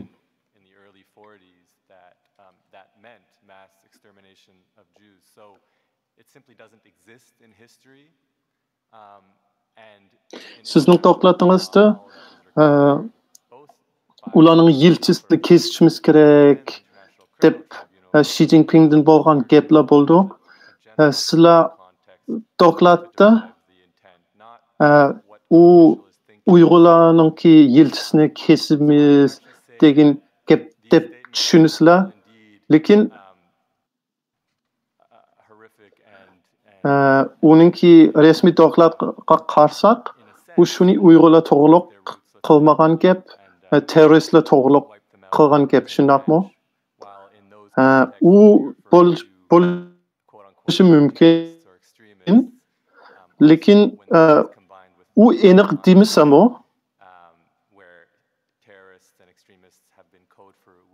yana Uyg'urlarni yo'qotish maqsadi bo'lishi mumkin. U aniq demasam-u, uning qilgan ishlaridan aniq ko'rindi ekan, ko'rgili bo'ldi.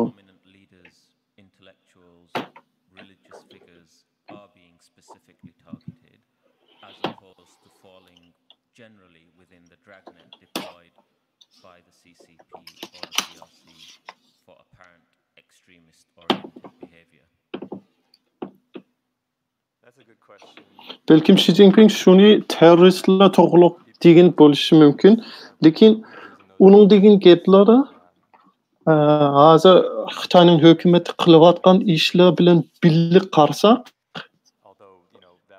bizningcha cho'qim yo'qotish, Uyg'urlarni yo'qotish qilishninki maqsadning isboti bo'ladi deb o'ylaymiz.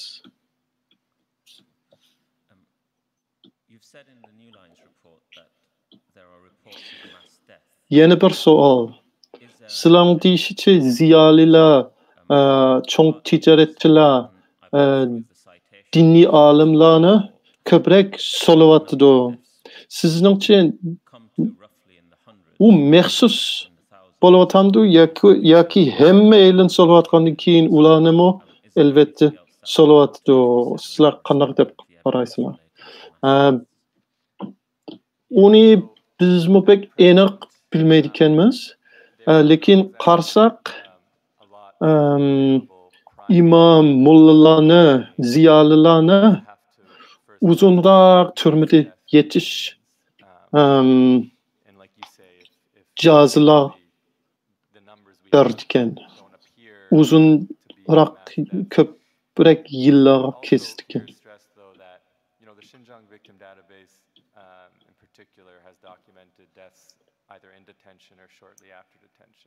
Sizlarning dokladinglarda o'ltirdigan odamlar hali ko'p deysizlar, lekin qarsam sizlar bir necha yuz deydikansizlar. Uyg'urlarningki soni bir necha million bo'ldi. Bir necha yuz o'lib ketsa, u rasmiy qirg'inchilik bo'lamdi. Umu to'g'ri. Hozircha bek ko'p odam o'lib ketishninki isboti yo'q bizda. Lekin biz anglagan, hem biz shahid bizning to'rbetdan ko'rgan türmede ölüp ketken, yoki türmeden yeni chiqqan, ondan ölüp ketken adamning soni xili yuqori bo'ldi.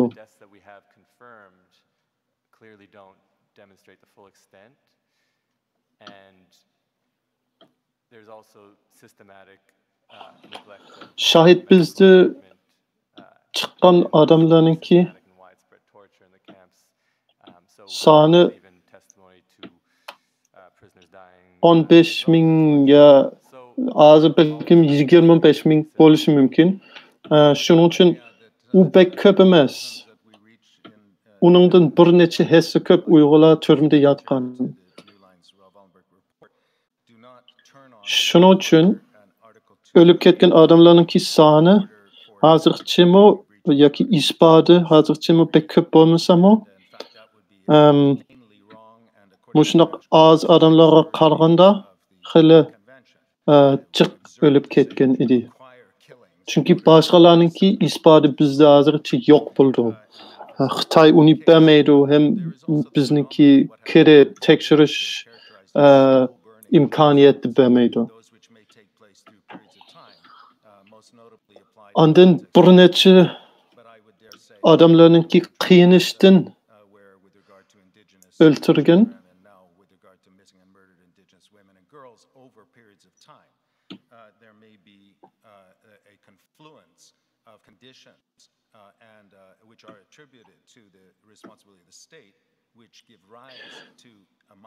Men onunla bir gep kolay. Aslında köp adamla ölüp ketmegen bolsa başka noktalara boğan cinayetler hele bar. Şunun için bizim reportumuz şunun ölüp ketken adamların sani köp bolsa az bolsa mı bizim yazgan doklatımızınki mezmunu hem neticesi yine okşaş çıkıp kaldı.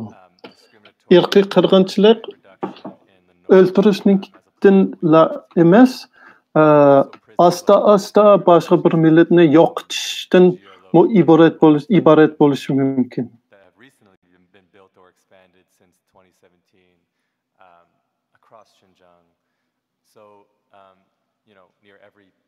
Lekin bizningcha hozirgacha xelatchiq odamlar o'lib ketgan, biz uningki isboti bo'lmagandan keyin biz hozir uni aniq deyolmaymiz, lekin chuqum ashunaq bo'ldi deb o'ylaymiz. Mana sizlarningki yozgan reportlar, maqolalar Janubiy Şinjan to'g'riq bo'ldi. Lekin Shimoliy Shinjongda qanday bo'layotganligini bilamsizlar, o'xshash bo'lamdi, bo'lmamdi. Meningcha ba'zi programlar cho'qim o'xshash bo'ldi. Muhim programlar, masalan, homildorlikni saqlanish, tug'utni saqlanish programlar Ashiyada bor, Shimolda bor. Janubiy Şinjongda eng og'ir bo'ldi, lekin Shimolda bor.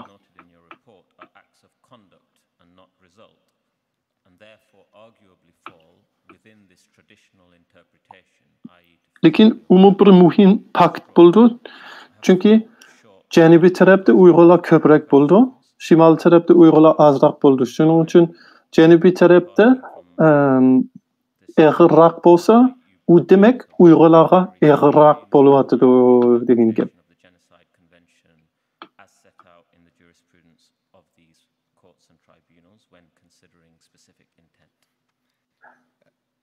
Let me just say immediately, we're not applying it because the treaties that govern it say we should not. Bazı kanunlarda basically treaty law. So what you have characterized as traditional, if you allow me to suggest, is the practice that has been allowed. Qirg'inchilik bo'lish uchun cho'qim biologiya yo'qotish bo'lish kerak. U maqsad to'g'riliq bo'lgan yerlar yana to'g'ri bo'ldi, lekin texib bo'lmagan ishlar uning ichiga kirmaydi. Sizlar nima uchun shu qonunlarda bo'lgan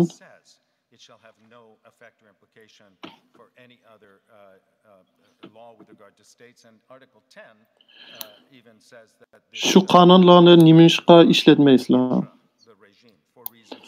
Shu biologiyalik yo'qotish bo'lish kerak degan qonunlar. Biz uni ishlatmaymiz chunki qonunning ichida shuni to'g'riq gaplar bor. Uni shunday ishlatish kerak emas degan gap. Chunki u faqatla shaxslarga bo'lgan gunohni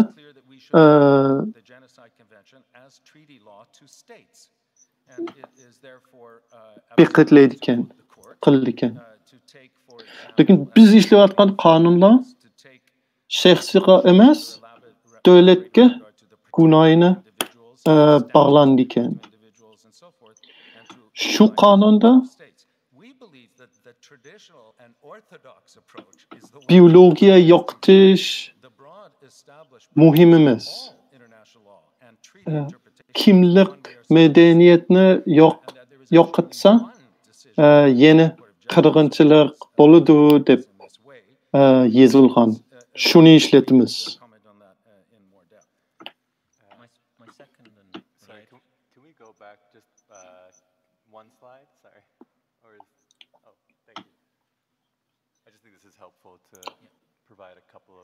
Shu qonungami Jungo imzo qo'ygan.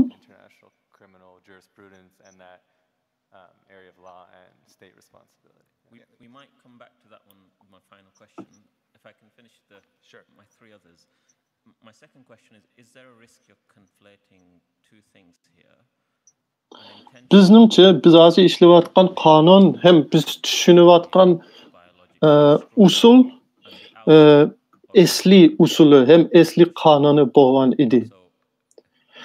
U keyin o'zgarib ketgan, boshqa yerlarda boshqacha ishlatgan. Lekin bizningcha u xato bo'ldi.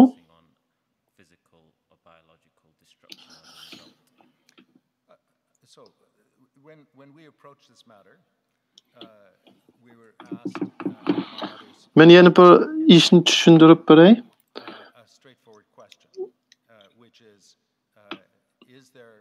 Men shaxsiy bilan davlatlarga borgan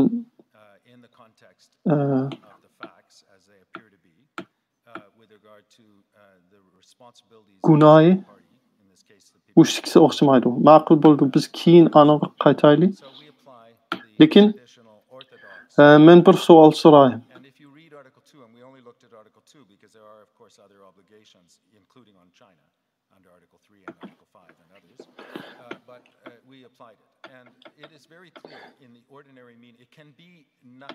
Nimishqa maqsad to'g'riq so'zlaysizlar? Bir millatniki yo'qotish maqsadi bo'lmasa bilan bir millatni yo'qotib bo'lganlikqa o'xshamaydi. Yo'qotib bo'lganda cho'qim irqiy qirg'inchilik bo'ldi. Lekin uning maqsadini qanday bilamiz?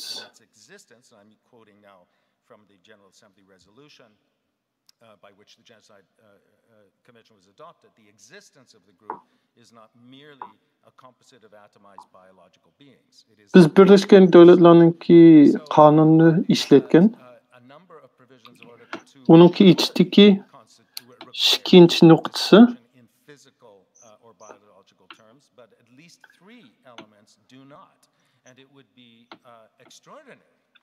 fizyologiya, biologiya yo'qotish uningki bir parchasi bo'ldi, lekin uningdan boshqa yana psixologiya, madaniy yo'qotishmi irqiy qirg'inchilikning bir parchasi bo'ldi. U bo'lsa, uni irqiy qirg'inchilik tegli bo'ldi deb yozilgan. Chunki bir millat ya bir gruppa faqatla bir necha shaxslarning birga turayotganligi emas, uningki madaniyati, tili, boshqa omillardan iborat bo'ldi. Shu omillardan bir nechini yo'qotsa, buzilsa, u cho'qim shu millatni yo'qotish degan ish bo'ldi ekan.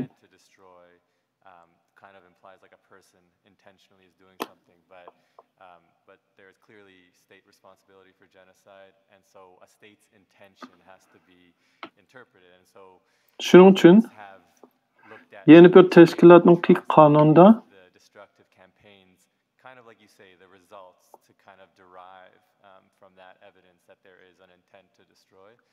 köpligen adamlara devlet bilen şahsininki guvalıqı ayrıyalmay şunun için yaxşı kılalmadı.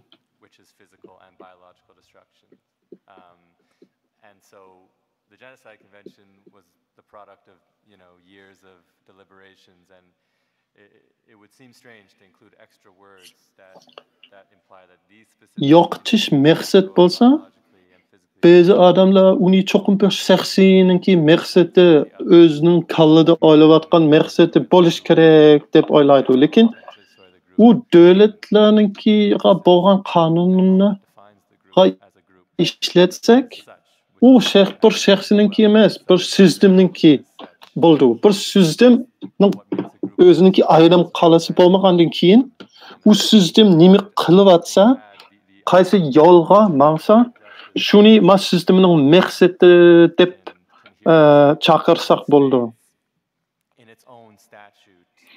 Uni Birleşken Devletler yazgan qonun yezayotgan vaqtda shu ishlar to'g'riliq bek ko'p parang bo'lgan, bek ko'p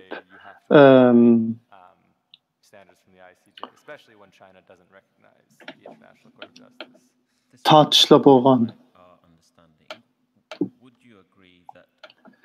Keyin biz hozir ishlayotgan qonun uningdan chiqqan, bizningcha u eng muvaffaq, eng yaxshi qonun bo'lyapti. Shuning uchun biz uni ishlatamiz. Uning ichida biologiya ya fiziologiya yo'qotish bo'lmasa, til, madaniyat, psixologiya jihatdan yo'qotish ya buzilish ishlar bo'lsalar yetdi. Eg'ir qirg'inchilik deyish uchun, irqiy qirg'inchilik deyish uchun.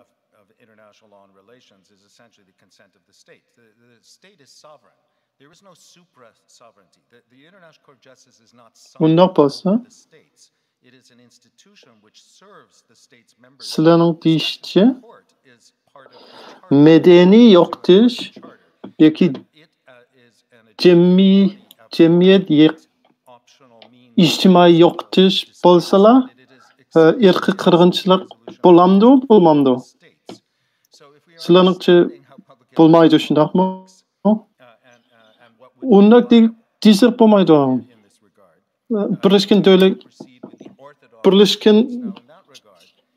Birleşken Devletler Teşkilatı'nın kanun içinde undaq demaydi.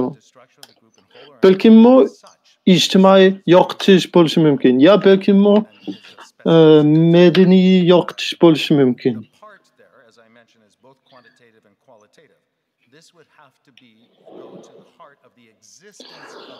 Mushu yerda, mushu qonun bo'lsa, 152 davlatlar imzo qo'ygan. U davlatlarga bo'lgan bir qonun bo'ldi. Shuning uchun shaxsiyga bo'lgan qonunni uninga ishlatmaslik kerak. U demak,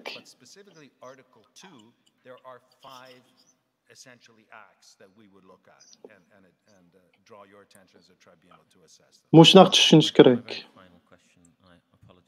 Qonun ichida ijtimoiy ya madaniy demaydi. U bir grupning hammasi ya partisini ashundaq gruppa bo'lgan dek ya bo'lgancha yo'qotish qilsa ya yo'qotishning maqsadiga kelsa, u irqiy qirg'inchilik bo'ldi. Shuning uchun bizningcha Uyg'urlarning kimligini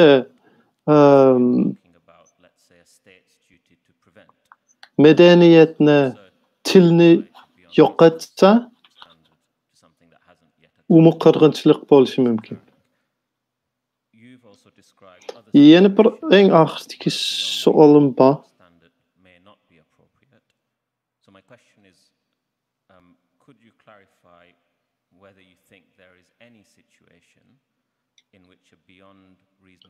Odatda maqsad bir shaxsiyga degin bo'ldi ekan. General international law. There is no customary international law. There is no treaty that decides this matter. It is one of the notorious questions in public international law that there is no established standard. If you look at the practice of states, it is all over the map. If you look at the practice Uni davlatga ishlatgili bo'lmaydi. Shuning uchun odatki qonunki odatni meningcha yeni ishlatgili bo'ldi.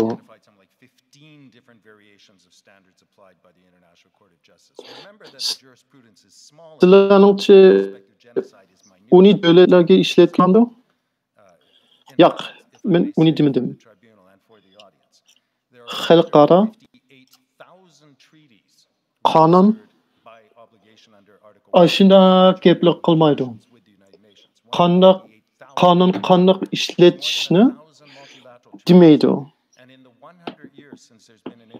Hozirgacha mu ashunday aniq bir ishlatish usul chiqmagan edi.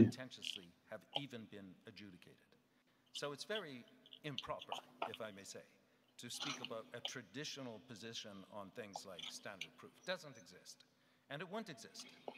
Now, hozirgacha az degan 15 o'xshamaydigan ishlatadigan usul bo'lgan edi tarixda, dunyoviy tarixda. Which is the body established by the United Nations pursuant to Article 13 of the Charter of the United Nations and therefore treaty-based. It defines the elements of an internationally wrongful act of a state. Hozircha 158 ming qonunlar bo'lgan edi xalqaroning ichidagi. Ashunday ko'p qonunlar bo'lsa-mu, hozircha faqatla 12 ishlar sotqa, ashunday xalqaro sotqa tortilgan bo'lgan edi. Shuning uchun hozircha uningki aniq odati yo aniq yo'sinlari yo'q ekan. Those wrongful acts to another state and then be possibly entitled to take countermeasures. That's how international law works, with the exception. Hozir boshqa bir qonun shunday deydi. This is not only lex specialis, but it is peculiar in international law, and it is peculiar because of the importance of the individual human being. Çoxum davlatniki o'ziniki mas'uliyati bo'lish kerak, aniq bo'lish kerak.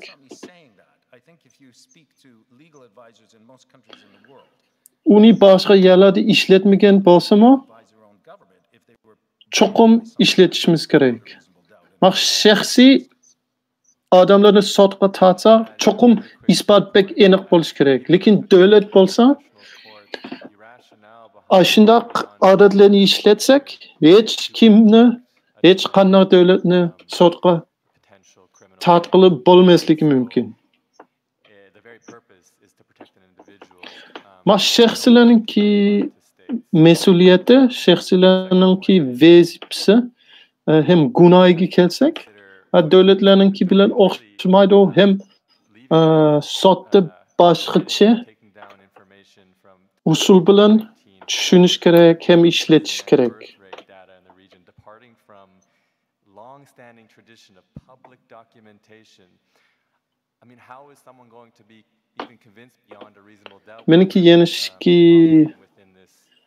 gaplarim bor. And this is why state responsibility is an important framework, because it allows other states in their sovereign capacity to make determinations without any cooperation and in fact obstacles in the way and destruction. Hozirki shaxsiy qonunlarda bo'lgan odatlar shaxslarni qo'g'dash uchun bo'ldi.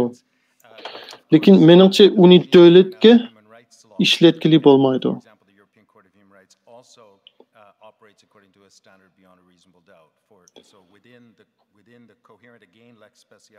Hozir bir yerga qarashimiz kerak. Hozir statistikasi bo'lmagandan keyin aşınaq aniq isbat tapqılı olmaydı. Çünkü Xitay uni tordan ilib algan. Burun hemmisini torga sep qo'ygan edi. Hozir yeni ilib algan.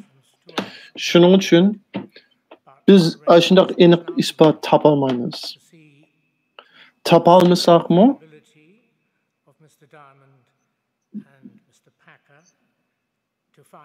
ularni yeni sotqa tatib hem hüküm qilishimiz kerak. I'll come back to that later. Gentlemen, we are extremely grateful for both your reports. Sizlarga ko'p rahmat. Paneldan bir necha savol bo'lishi mumkin. Reports that have ventured to express opinions on genocide by the PRC this year. You are, I think, the only one to present here. Paneldan bo'lgan savollar hali ko'p bo'lishi mumkin. Biz uni 20 minutning ichida qilib bo'la olmaymiz.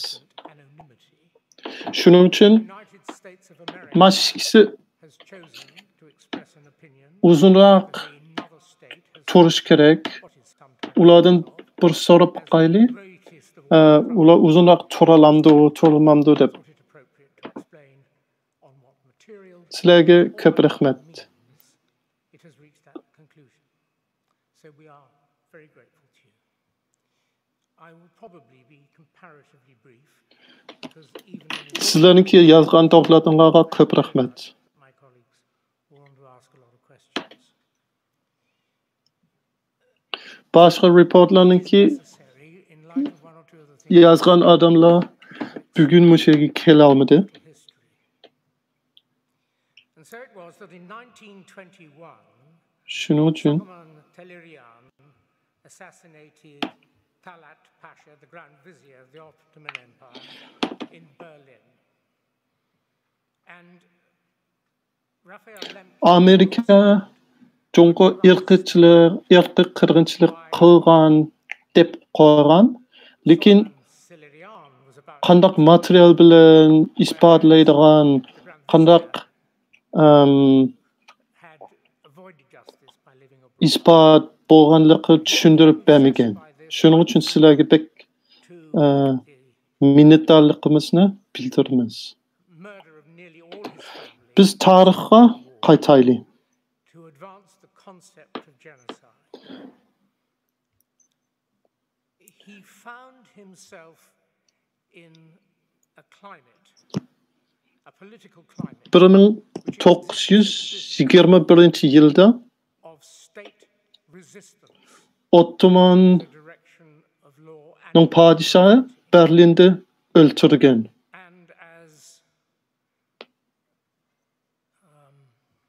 Onu öldürgen adam onunla sotqa tatqan idi. Berlin'de bir advokat bolgan, onu kögen. Nimişqa onu sotqa tatdı.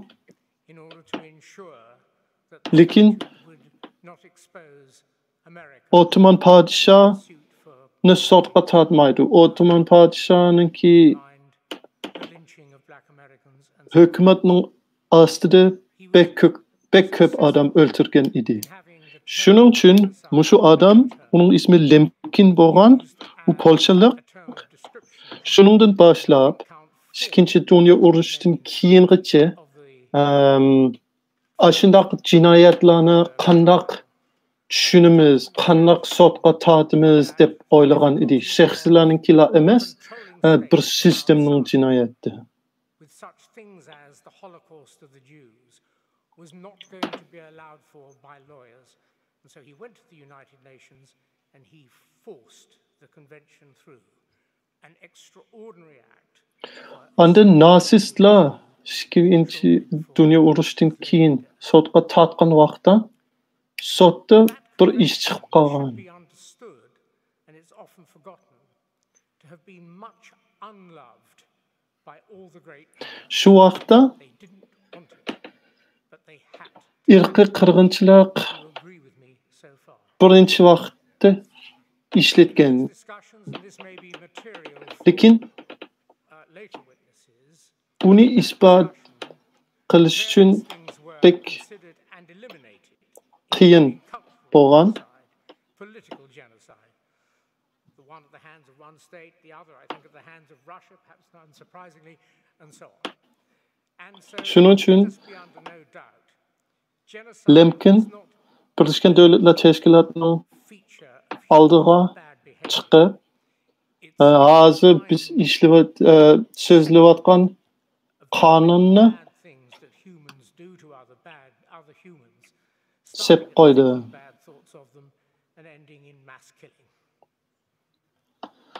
Uni cho'ng davlatlar qarshi turgan. Amerika uningga qarshi turgan, Angliya uningga qarshi turgan. Cho'ng davlatlarning hammasi uningga qo'shilmasa mecburiy ma'qul bo'lish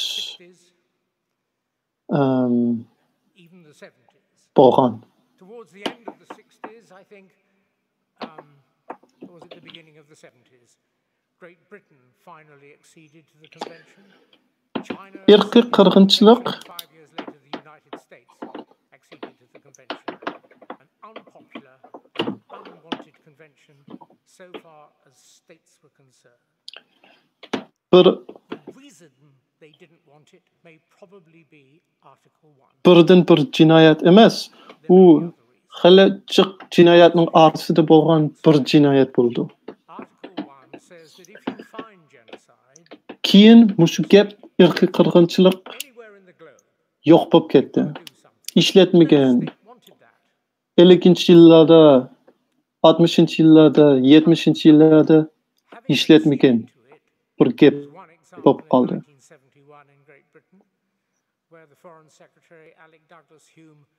Ondan oxiri 70-yillarda Angliya mushu qonunni qabul qilgan. Ondan keyin Xitoy uni qabul qilgan. Eng oxirida Amerika uni qabul qilgan.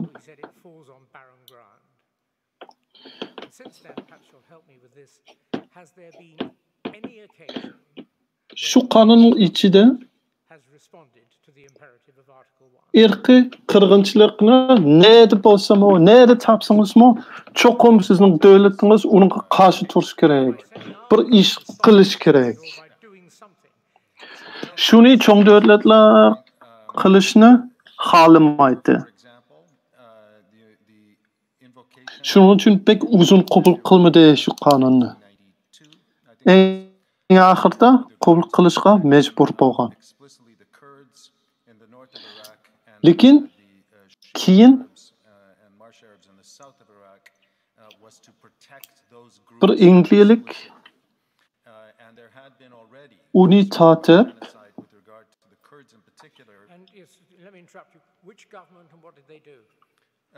sot xalqaro rasmiy sot bo'lgandan keyin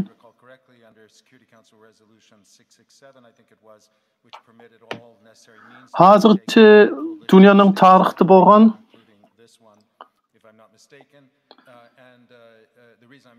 uni qilgan davlat bormi? Irqiy qirg'inchilik ko'rganda uningga harbiy evetib uni to'xtatgan ish bormi?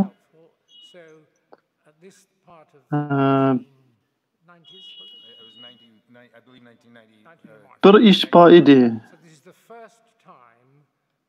Genocide Convention may have been or was of some effect. We then come to 1998, which is the Iroqda bo'lgan kurdlarni qo'rqitish uchun Amerika, yana Angliya, yana bir necha davlatlar harbiylar ashiga evetib bergan edi ularni qo'rqitish uchun. If we just move forward rapidly and then I'll come back to a few more questions. When you come to something like Rwanda, to take again, I'm afraid, our own little benighted country, smaller ever, Rwanda, the foreign secretary 1991 yilda bo'lgan. Shundaqmi? Unda bolsa kanunni birinchi vaqt shu vaqtda ishlatgan, balkim azroq foyda bo'lgan. Shundaqmi? Ha, shundoq. Andin 1998 ga kelsak, aşırı ancha Ruanda'da ancha foydasi bo'lmadi.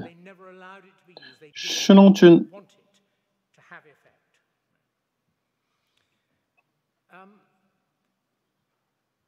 this is a people's tribunal, as you understand.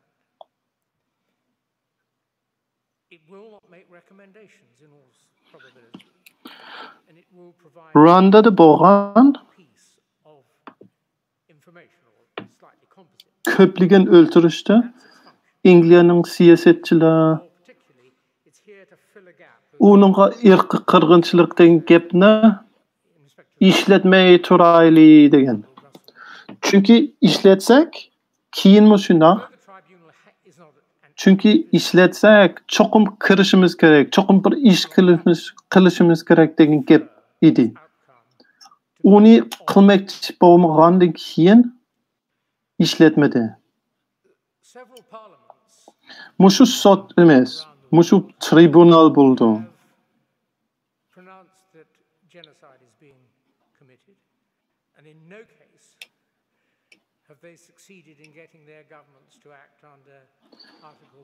Mushu tribunaldan bir dokumentlar chiqdi. U hukumatlarga hech nima demaydi. Hukumatlarga nima qilish kerakligini demaydi. Lekin bir dokument chiqdi.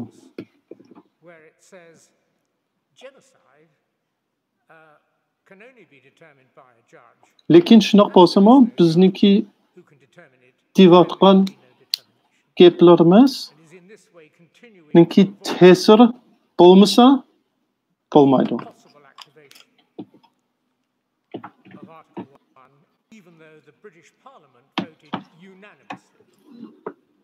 Hozir bir necha parlamentlar irqiy qirg'inchilik bo'lyapti degan edi.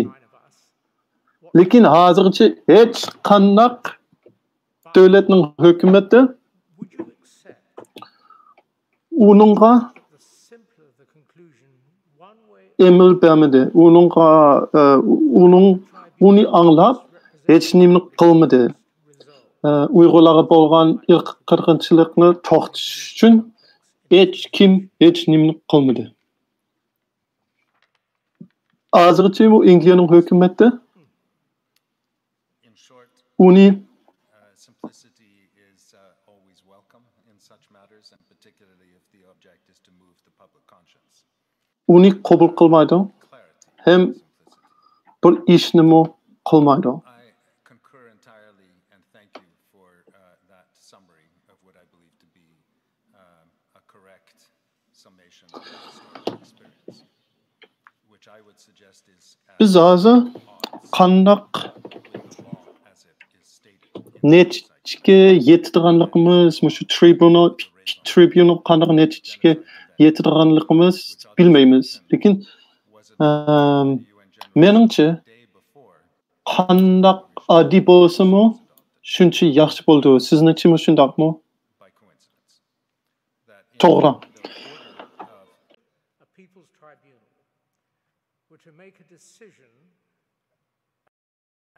Where there is no precedent for a conviction other than by mass killing, where there would be a different interpretation of the standard of proof from the highest, do you think that would be likely to be the subject of acceptance by any government? Yes, I do. So we have a third case at the International Court of Justice right now, brought by the Gambia against Myanmar, where there's no injury, where the Gambia invokes it specifically acting on public interest. Small, weak state, standing up for the Genocide Convention. And I think the point, sir, is that is it not about time that we change the practice of states? And a contribution of this tribunal could be, in fact, to underline this point. I think it is entirely simple and clear to distinguish between individual responsibility and state responsibility. people can understand that a state cannot be arrested, a state cannot be prosecuted, a state cannot be put in jail. And to give you a very simple example Söz Loraymo. from the Rohingya case, which is now before the International Court of Justice. One of the key elements of the persecution of the Rohingya has been the notorious 1982 law on citizenship of Myanmar. That law was not adopted by an individual, cannot be abrogated by an individual, cannot be repaired by an individual. It is an act of state. It is attributable by international law to the state. Men söz Loraymo. Tercüme qilish uchun mas sizning mikrofonni mute qilib etsangiz. Yes, of course. Quick point.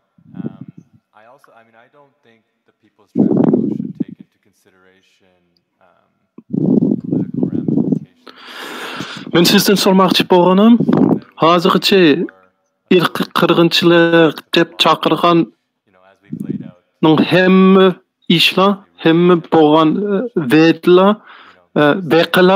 hamma bo'lgan voqealarning ichida cho'qim ko'p odam o'ldirilgan edi. Sizningcha hozir buni mushu voqeada o'zgarishimiz kerakmi? Menimcha shundoq qilish kerak. Burun shundoq bo'lmagan bo'lsa-mu, hozir menimcha u qonun bo'yicha bo'lgandan keyin, qonunning ichida bo'lgandan keyin menish kerak.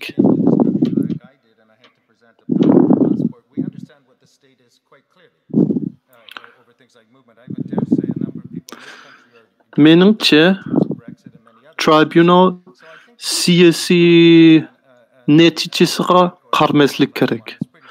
Siyosiy natijasiga qarsa u qonun bo'lmaydi. Shuning uchun qonunga bo'lgan natijasi cho'qim yaxshiroq bo'lishi kerak. Unda bo'lsa men sizlardan yana bir gap so'ray. Siz hozir so'zlayotgan devetgan ishlari odatki odamlar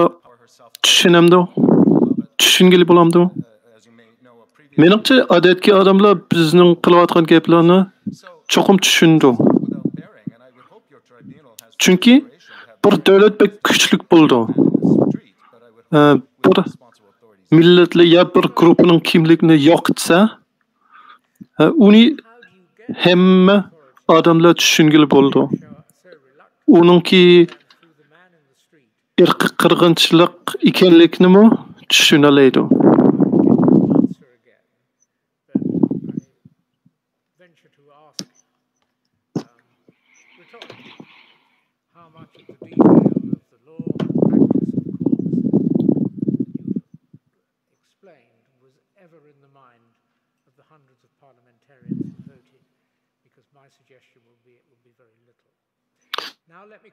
Bizningki reportimiz mi?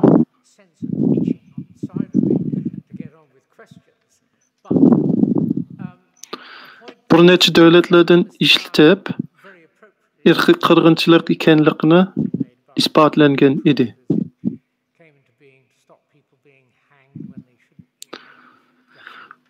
Shuning uchun men odatki odamlarga ancha qarmay, davlatlar hukumatga qarsak yaxshi bo'ladi deb o'ylayman. Sizlarning tribunalda shundoq.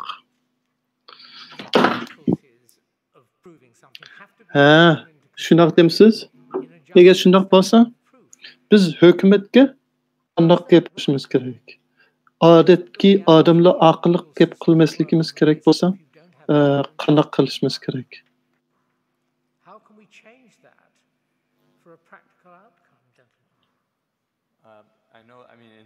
International Court of Justice's first decision, the Corfu Channel case, I kind of dealt with this where it said that because the country in question sizningcha hozircha aniq isbot bo'lmagandan keyin sot yana isbot bo'lmasa yana hüküm qilish kerakmi? Eğer aniq isbot bo'lmasa, sud hüküm bermaydi.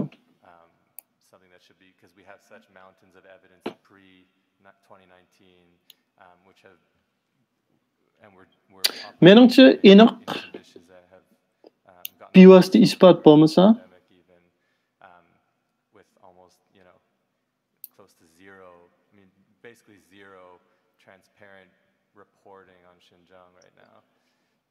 boshqa vositalik biroq isbotlarga ko'proq qarash kerak.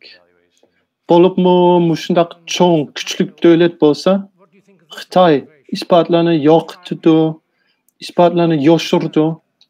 Shuning uchun vositalik isbotga ko'proq qaramasak bo'lmaydi deb o'ylayman.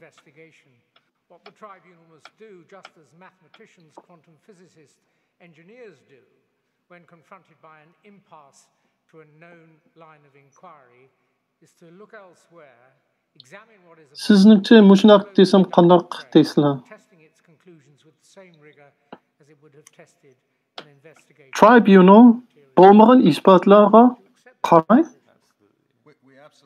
bo'lgan isbotlarga qarab,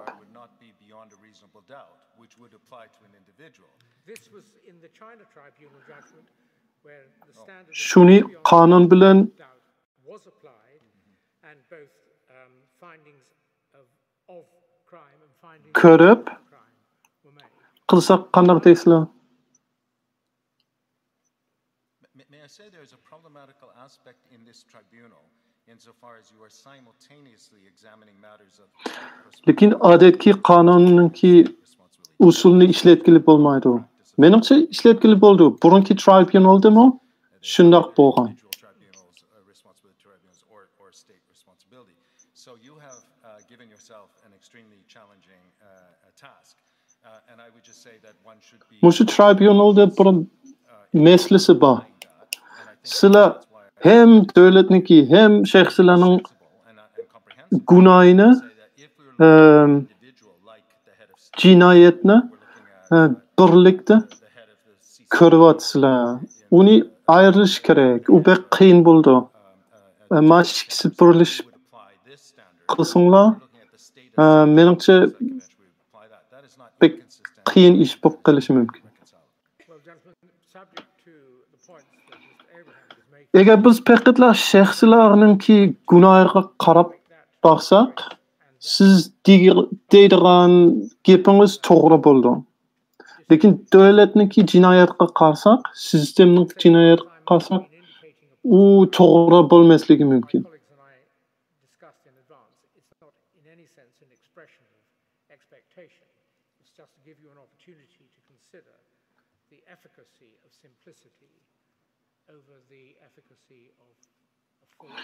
Uni tushundik.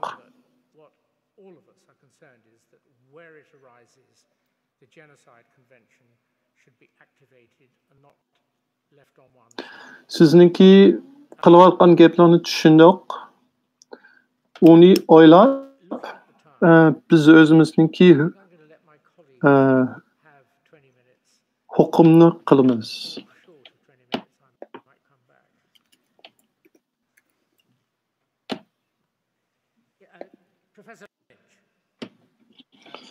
Qaror qilish uchun yana ko'proq isbot lazım bo'ldi. Men hozir meniki mushada bo'lgan paneldagilardan savolim bor.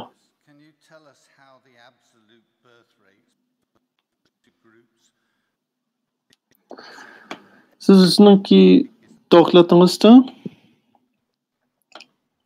Uyg'urlar bilan Xanzularniki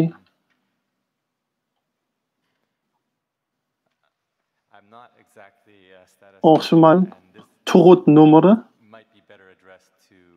bergan, lekin rasmiy bo'lgan sonlarni bermaysizlar. O'zgarishning sonlarini bersizlar. Lekin resmi bo'lgan sanlanıp bilmeysizlar. Hazır bizga so'zlab bersanlar bo'lamdi. Kechiring, uni bilmaydigan men. Uni Adrian Zenston so'rasanglar yoki ASPI Avstraliyaningki siyosiy institutdan so'rasanglar bo'ldi.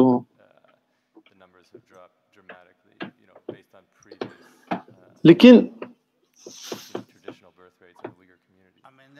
meningcha tug'utniki nomeri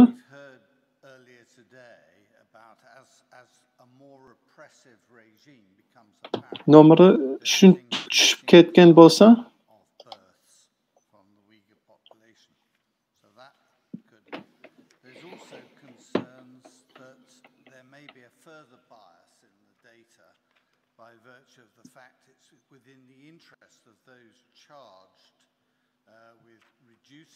shuning uchun cho'qim to'liq nomerimi tushib ketgan bo'lishi kerak deb o'ylaymiz. Bunun bir necha meslari bor. Birinchisi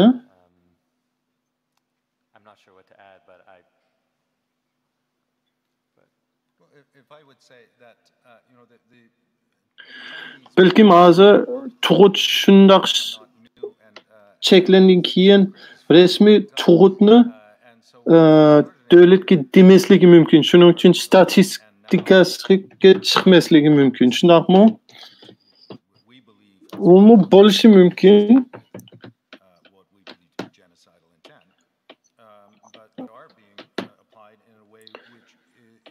Menimcha Jungoning hukumatining siyosati tug'ut planliq tug'ut siyosati hozircha hammaga ma'lum bo'lgan. Lekin hozircha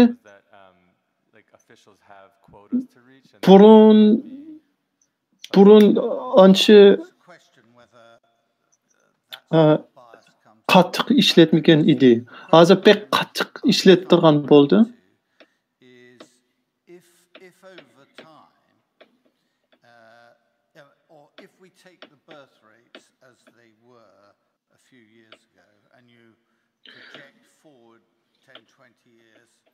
Mening demoqchi bo'lganim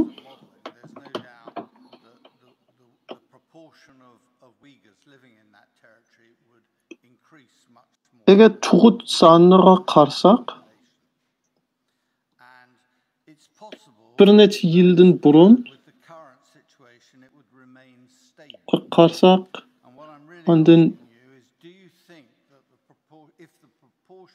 bir necha yildan keyin qarasak o'xshash turgan bo'lsa cho'qim Uyg'urlarning soni Xanzurlarninkidan ko'proq o'sishi mumkin. Shundaqmi?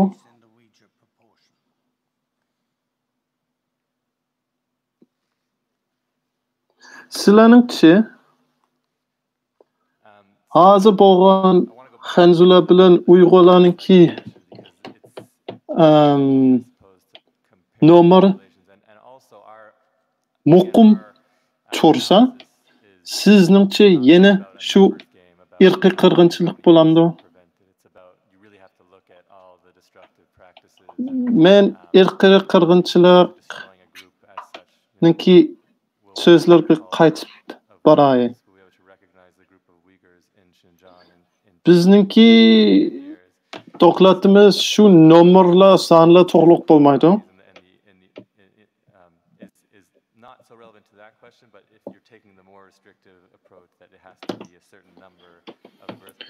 Biz yezayotgan davlatimiz shu Uyg'urlarning kimligi yo'qotib ketdi degan ishlar to'g'ri bo'ldi. Shuning uchun bizniki davlatga shu tug'utningki saqlanishningki ishlar pek muhim bo'lmagan.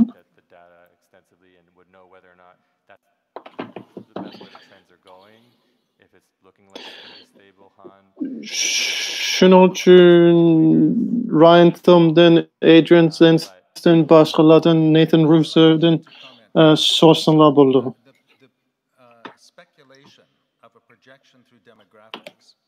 that takes a single factor and ignores, for example, Eğer Hanzula bilen Uygurlarınki sani muqim turup kalsa, Uygurların kimligi yoqtip ketsem o yeni bir qirg'inchilik bo'ldi.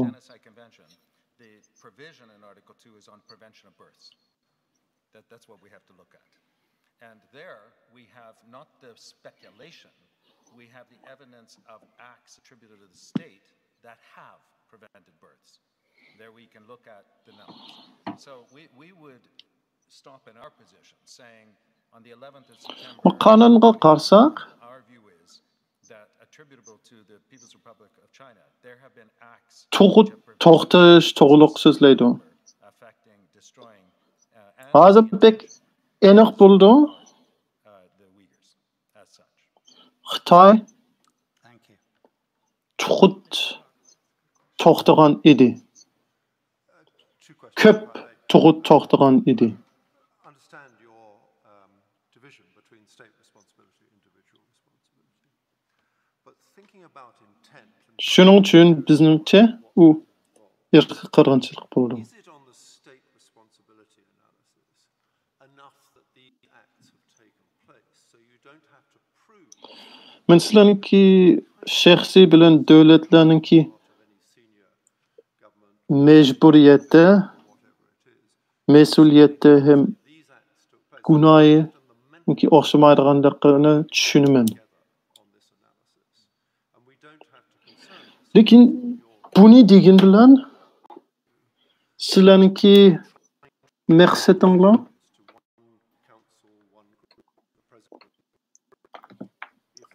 rasmiy aniq bo'lgan maqsadni isbotlamaslik kerak degan gapmi? Even the view of the international criminal tribunals which preside over individual criminal responsibility.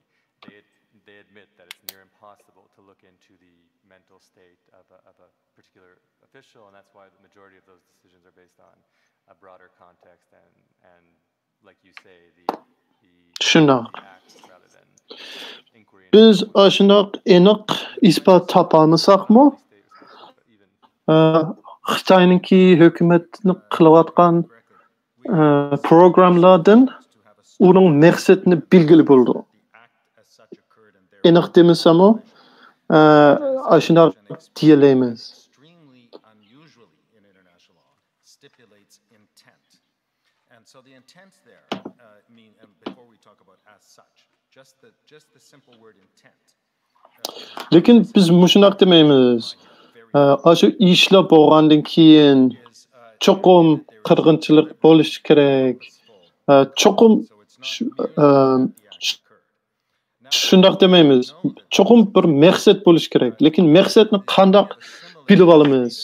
U Xi Jinping o'zi aniq og'zi bilan demasam, uning qilayotgan programlardan maqsadni bilib olishimiz mumkin. Uni qandoq qilamiz? Shu bir odam bilan o'xshamaydi.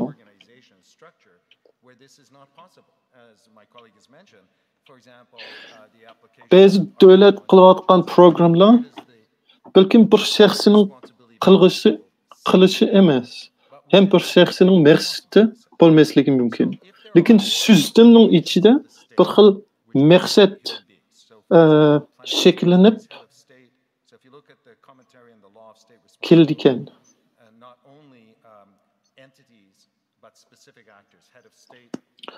Biz davlatningki mas'uliyatni bilamiz. U xalqaro qonundan chiqqan, aniq bo'ldi. Uningki maqsadni aniq bilmasakmi, mas'uliyatni bilamiz. Shuning uchun u mas'uliyatga yetmasa, mas'uliyat bo'lgan ishlarni qilmasa, u cho'qim jinoyat gunoh bo'ldi.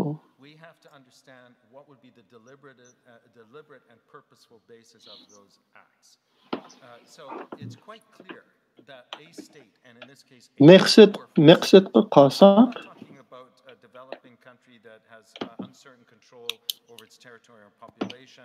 This is a state with all the means and all the technology. If it is deciding matters through law, through legislation, through public policy, through the party, through its agents and so forth, those may be through a pattern of conduct, even in the absence of words spoken, absent an admission, attributable, we can say that wasn't intended. They didn't build a detention center not intending to detain people. And so we then have to deductively draw the inferences. The key element here is the additional two words as such with regard Bir devlet was the intent bir işlanıp qalsa, başqa yerde onunki niyeti enik deyilmeyen bolsa-mı, onunki şunu qilgan maqsad niyet bo'lganligini tushungili bo'ldi, bilgili bo'ldi. Clearly, it is state organs that are building, as you say, detention centers, are putting people, state police are putting people in detention.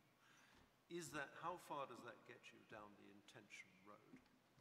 Yeah. Very far, but it doesn't do all the work you need to do, either with regard, in particular with the as such.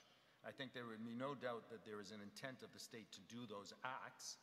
Now, if they are aimed at the destruction, which is the link of that group as such, you need additional work. Another way to think about it is like how some, like the Historical Commission on Guatemala and others. Menimcha cho'qim davlatniki shu ishlarni qilishninki niyati bo'lgan. Lekin rasmiy uyg'urlarni paqatla yoqitmak pek bo'lmasligi mumkin.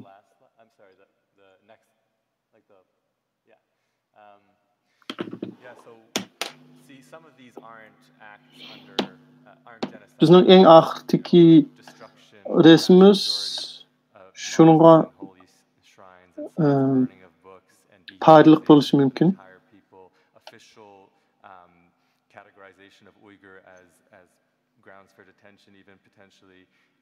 Those things really have to be viewed from kind of a bird's eye perspective, and starting in 2017 until the present, it's not only the acts cumulatively, it's looking at all of this together and whether or not that points towards a logical sequence. That's kind of the way that the commission phrased it.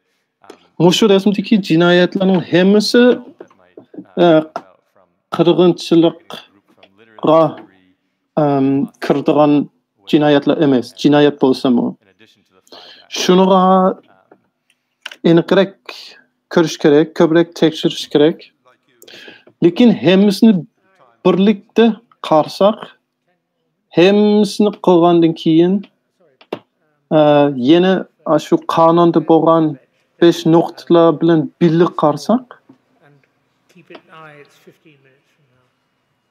shuningdan maqsad niyatni, yo'qotish niyatni aniq ko'rgili bo'ldi deb o'ylayman. Bizga yana 15 minut bergan. Shuning uchun yana so'zlar bo'ldi.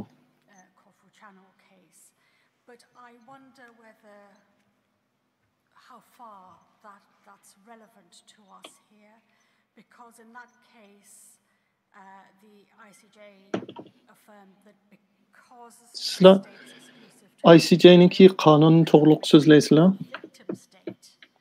Lekin shu qonun bizniki mushedagi voqeaga ta'sir rasmiy bormi?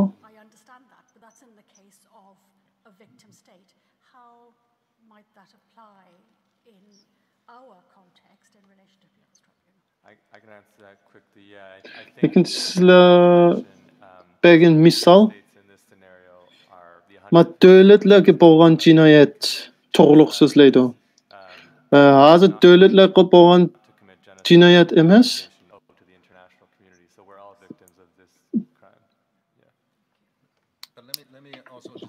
Shaxslarga bo'lgan yoki bir millatga bo'lgan jinoyat bo'ldi.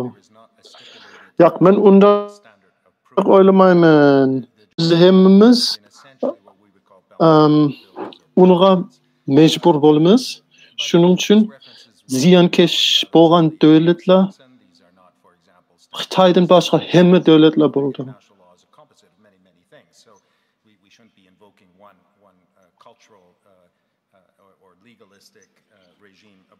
But essentially it's balance of probabilities in general. What is interesting in the Genocide Convention, and there has been an argument made in the International Court of Justice about the particular kind of gravity or seriousness that may cause one to have a different standard, and then they've been all over the map, the different kind of standards. Imagine if we now look at the Genocide Convention, would we apply muhim bo'lgan yerlardan biri to incorporate its domestic law? Do we need a beyond a reasonable doubt standard? I mean, if they haven't adopted it in the law and it's not in the law, I mean, I think it's pretty convincing that it's not there, and it's probably intended not to be there because they're the ones in charge of their laws. So we can just read their laws. Beşinci noktası bound to share their laws through gazettes and so forth that other states may know what they are. So I think it is possible. Qarsak, uni bir davlatga qarsak, şunun niyeti ya maqsadini aniq demisimi, shuni o'ziniki qonun ichiga kirgizmagan.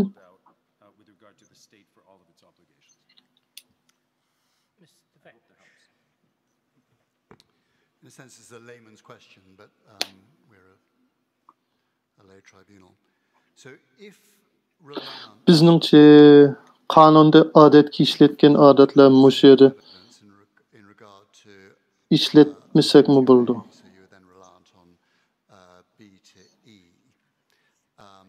Şu adetki adamların sualı buluşu mümkün.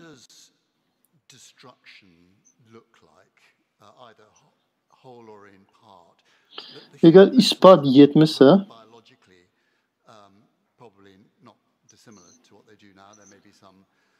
forced into marriage, which dilutes the look. But what does it actually look like in 10 years' time? So if you sizlerningcha yo'qotish degan nima ekan? Agar biologiya, fiziologiya yo'qotish bo'lmasa, u qanday bo'ldi? Odam yana o'xshash turdi, shunaqmi?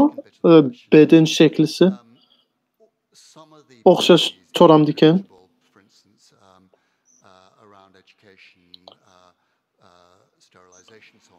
Shuning uchun ular keyin qanday ko'rindi? Yo'q deb bo'lgan yerlarni qanday ko'ramiz? Does that matter in regard to whatever determination we may come to? So the second point, it does not matter. Time is not a stipulated requirement, parameter nor a threshold. Uzun vaqtlik programlar bo'ldi.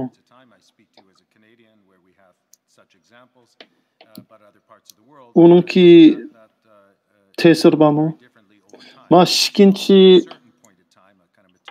gapimiz yo'q, uningki tesir bo'lmaydi.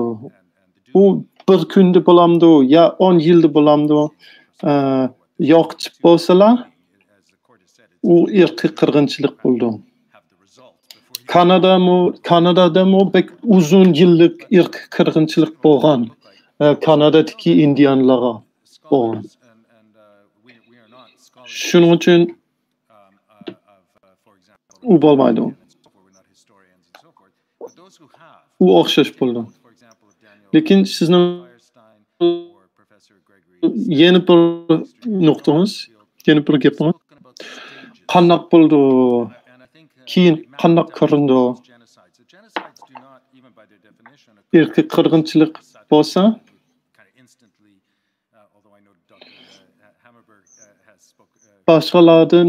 başqalarning kitoblardan qarasak,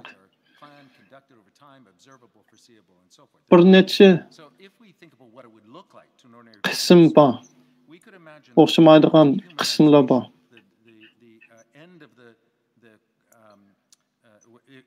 U planlagan bo'ldi. Yo'qotish asta bo'lyapti. Oldi bilan bir millatningki odam emas ekanligini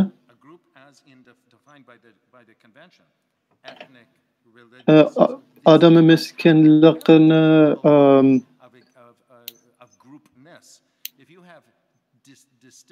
aşu qirg'inchilik qilayotgan davlat deydi u oldi bilan. Ondan onunki kimlikni yo'qotdi.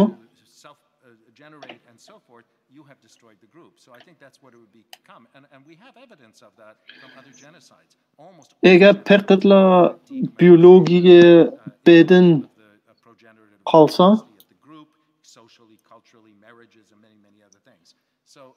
millet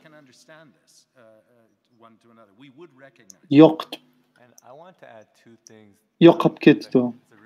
Uni millet yo'qotish, ya'ni irq qirg'inchilik demasak bo'lmaydi.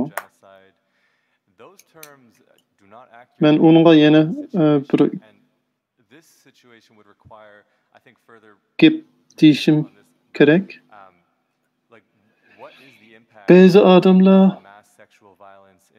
medeni qirg'inchilik deydi yoki mecburiy assimilyatsiya deydi. Lekin Sharqi Turkistondagi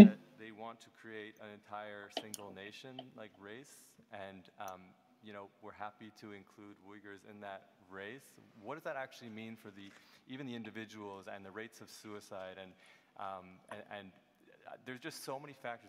Sharqi Turkistondagi ishlarni ashundaq desak bo'lmaydi. Chunki ashir turmada qiynash, yilligan qiynash bo'lgan, bosqinchilik, sistemlik bo'lgan. Shuning uchun u madaniy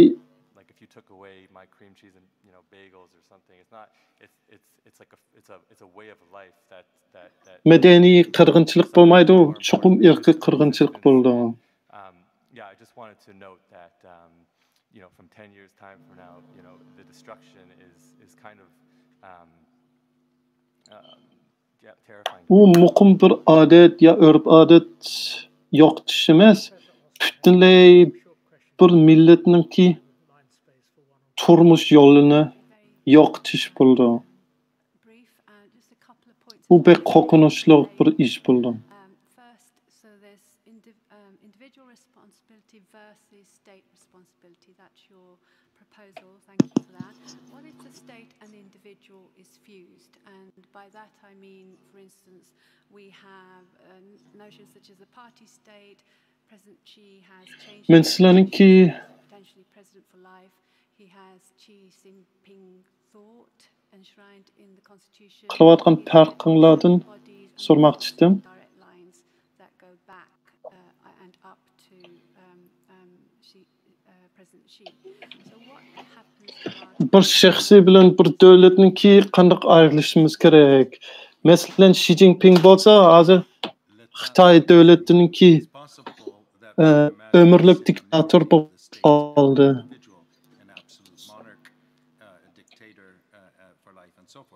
Şunun üçün şəxsi bilen devlet bir bo'lib qoldi emasmi?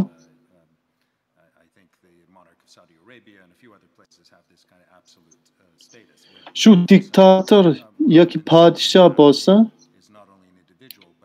ba'zi misollar bo'lishi mumkin.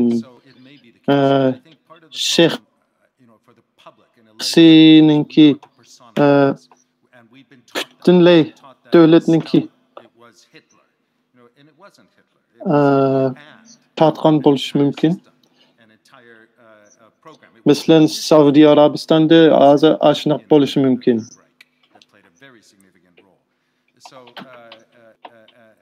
Bizning tarixdami ashunaq mesla chiqib qolgan. Chunki ko'pincha voqealarda shaxsi bilan davlat o'xshamaydi. Bizmi Yahudilarni o'ltirgan adam Hitler deb tushunib olgan. Amaliyotda uningki cho'ng bir sistemi bo'lgan. Stalinmi o'zi bekchiq odamlarni o'ltirmagan. Onunki sistem şundaq qilgan. Special rapporteur on human rights in Iraq, and I studied Ba'athism and the role of the regime there and so forth. So the role of the party, the role in which it Senin günahı izleş bir paydasız iş buldu dep oylayman. Çünkü devletninki, sistemninki günahını tepişimiz gerek. Bolup mu Xitay bolsa, şuncha çoğ devlet bolgandan keyin, şuncha çoğ sistem bolgandan keyin, u çoqum şahsi to'g'riliq bo'lmaydi. does whatever it does. It is also the primary responsibility in international law. So let's not have the state off the hook in this, but let's understand they're not synonymous, could be, and there may be overlapping. I think normally there will be individuals with specific Devlet bolsa, identifiable, Nuremberg, for example, and at the same time the state. devlet bilinç dağıt bolsa, bizga ko'p ishlar qilib berdi, lekin uning mecburiyatimi bo'ldi. Mas'uliyati hem vazifasi og'irroq bo'ldi. Shuning uchun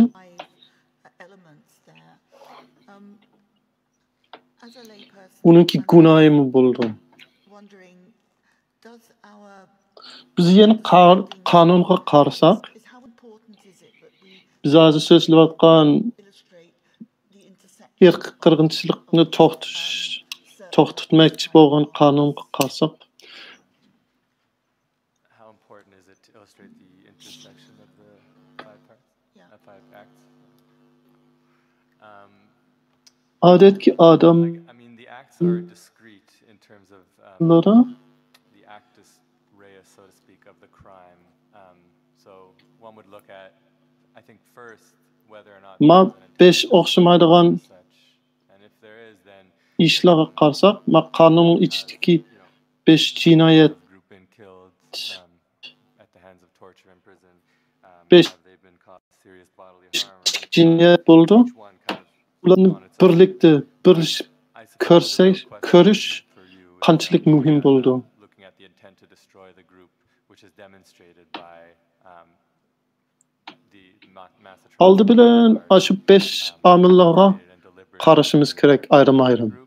And then, of course, all of these acts are kind of illustrative of how you Lekin maqsad ma and these acts, like I said, have gruppini, millatni yo'qotish niyatni isbotlash uchun cho'qim hammasini birlashda ko'rish kerak. Masalan, o'ylab boqqan, siz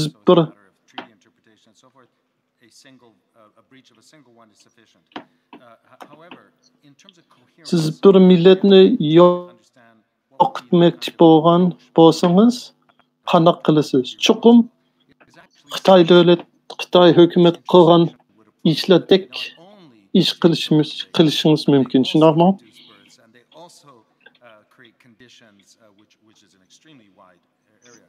So I would say the intersectional approach is telling, and it helps us to understand. And in our what we have reported is that we believe there have been violations. Cho'qim hammasini qilish kerak. Under all of them, and we think that's sensible. Bolalarni ota-onalardan tortish kerak. Hem tuqni to'xtatish kerak. Shuning uchun her birisi jinoyat bo'lgan. Her bir 5 jinoyat, 5 xil jinoyat bo'lgan. Ondan hammasi bo'lgandan keyin uningdan maqsadni, Uyg'urlarni yo'qotish maqsad, niyatni belgilab bo'ldi deb o'ylaymiz.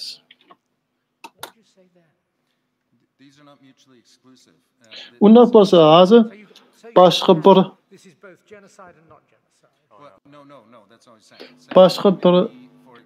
isbot chiqib qolsa, masalan Xi Jinping yoki Chen Chong-guodan boshqa maqsad uchun, boshqa niyat uchun buni qilgan deb isbot chiqsa, u yana irqiy qirg'inchilik bo'lamdi. Ha, shundoq u belkim başka maksat için mi kılışı mümkün? Başka niyet için mi kılışı mümkün? Lekin şunda kılsa mı?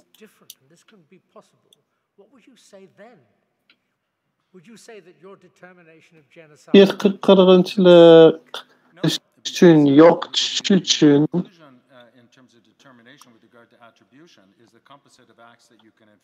Otherwise, then I would simply, in the commission of a genocide, write a little note to myself and put in a safe saying the purpose of my genocide is not to commit genocide. I mean, that would be perfectly ridiculous. So, and that is part of the argument that has been made of the so-called sole purpose. If it simply means that the People's Republic of China today issues a statement saying, and they do, they argue counterterrorism, they argue... Başka bir yerden başka bir maksat çıkıp kalsa, yine kılıvatkan işlerden yine şu maksatını körgülü buldu, düşüngülü buldu. Başka maksat olmasa legal genocide, just in case this becomes helpful in future evidence. Sociologists are also able to look at genocide from a different perspective, and indeed to prove the existence of genocide according to the stages or the constituent elements. Is their circle bigger than, in your view, than the legal circle, or is it a Venn diagram that intersects? And if you want to think about that and send us a note, I'd be only too happy, but it just could arise and it's quite helpful thinking. Third question, before I hand back to Mr. Abraham, and then I'll express my gratitude to you. But the third question is, if we would like to find a contemporaneous writer opposing your view, who would it be? Apart from William Shabas, of whom we know. And I ask you simply because, as you know, you're the only ones who've been good enough to turn up and help us. Who would be the person to turn to for the other view?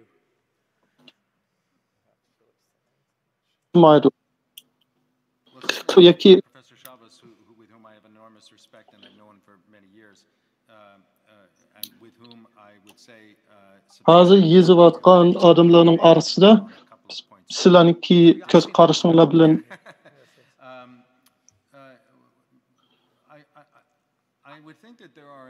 bunun bilen sizlerinki işler bilen koşulmasa koşulmaydigan adam yeni barmı? Professor Shabas buldu.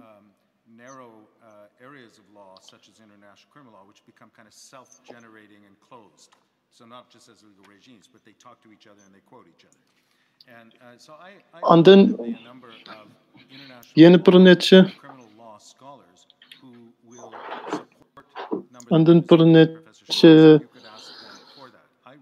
ziyaliler mi bolsa mümkün? Bizimki göz karış bilen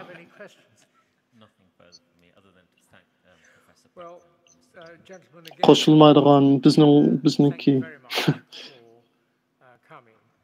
If you wouldn't mind sending us a note of those two things in publishable form, as we'll put it obviously on the website.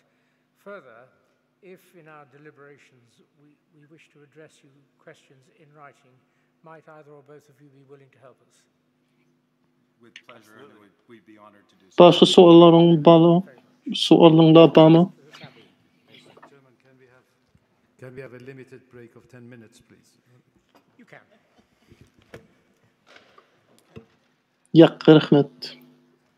Başka soru yok.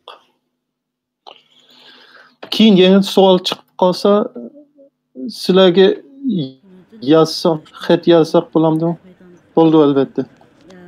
Hazır demiriş vakti, yani 10 minutdan keyin yana başlaydı. Hazır ben 10 minut demeliş bolsa bulamdı. Boldu. 10 minut demeliş boldu. Başını buldu.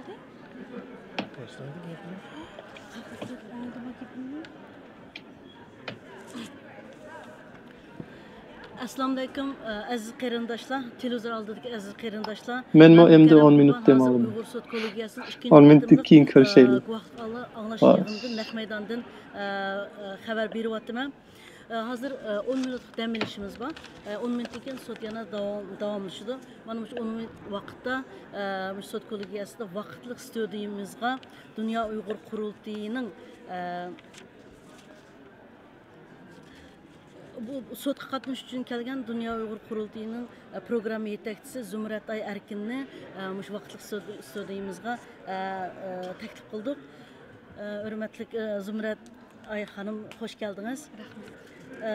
Gerçi siz Qurultay namıdan bu sot kollegiyası bilan yaqin munosabat qurib kelgan bo'lsangiz mu? Bu qatim tunji qatim bu Uyg'ur soti qatnashyapsiz. Shunaqa mushu 2 kunlik sot jarayonida mushu kundan buyoqqa sot haqida nimalarni his qildingiz? Mush to'g'riliq bizning televiziya oldidagi qarindoshlar so'zlab qolsangiz his qildingiz. Rahmat mukarramada. Avval ammamlarga utuq salam Londondan. Biz bu yerga shu necha yog'i shu Londonda turyapmiz. Tuni kun yog'i shu sot kollegiyasi bilan o'shada sotni ko'rib o'tyapmiz. Mening bu yerda birinchi qitim siz degandek birinchi qitim kelishim, o'z ko'zim bilan ko'rib qilishim shunga hayajonlik bilan turib ham ko'ryapman.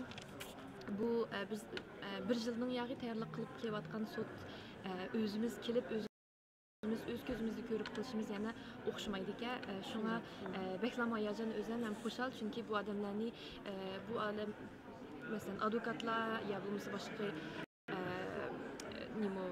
ziyolilar ya bo'lmasa mutaxassislar donliq odamlar. Shunga o'z ko'zimizda ko'rib ular bilan paranglashishmi bir xushallik deb ko'raman. Rahmat, siz bu sot qanday bir ahamiyati bor deb qaraysiz bu sot? Menimcha bu sotning ahamiyati xeyli ko'p ham xeyli cho'ng deb o'ylayman, chunki bu dunyoda Uyg'ur qirg'inchilik ustida, Uyg'ur qirg'inchilik to'g'risida bo'lgan birinchi qitimliq o'sha kollegiya, sot kollegiyasi. Undan keyin bu sot kollegiyasining ahamiyatini deb kelsak, ahamiyati xeyli cho'ng, chunki birinchi qitim bu Uyg'ur qirg'inchilik to'g'risida yig'ilgan isbotlar. Bu isbotlar albatta bu isbotlar burundan tortib batdi, ammo hamma isbotni bir yerga akilib bo'lmagan hech kim.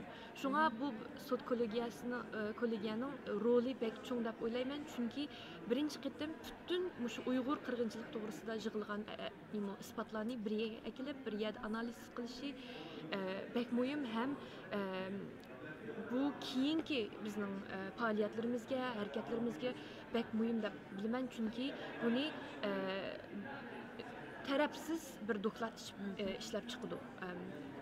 Sot tuggan chaqda bular 500 batdak qarorni qilib, butun shu sot bo'lgan vaqtning tortib 5-dan tortib oxirgi kelgan bo'lgan qo'yilgan isbotlarning hammasini bir yerga yig'ib kitob ishlab chiqdi. Bu kitob bizga bek muhim, bek qulaylik bo'ldi deb o'ylayman, chunki buni biz davlatlarga ko'rsatamiz, parlament a'zolariga ko'rsatamiz, ham tashkilotlarga ko'rsatamiz. Shunga bu isbot bir yerga yig'ilgandan keyin bir ishni rasmiy bir davlat balkim qaror chiqqandan keyin bir davlat mushu isbot qarab, balkim Xitoy hukumatini sotga aklalishi mumkin. İnşallah shunday bo'ladi deb umid qilamiz. Hozir shu damlashning oldidagi ikki guvohchi so'zlagan ikki tadqiqotchi to'g'ri azroq so'zlab bergan bo'lsa, ularni kiramizdan anglatamiz. Anayda muhim so'zlarni qildi ham bu qatimqi bugungi sotda eng jiq savol so'raldi ulardan. Bu ikkisining Professor John Packer bilan Yona Diamond ikkisining xeyli bek yaxshi bo'ldi, ham bek muhim, chunki bu ikkisi shu qirg'inchilik to'g'risida so'zildi.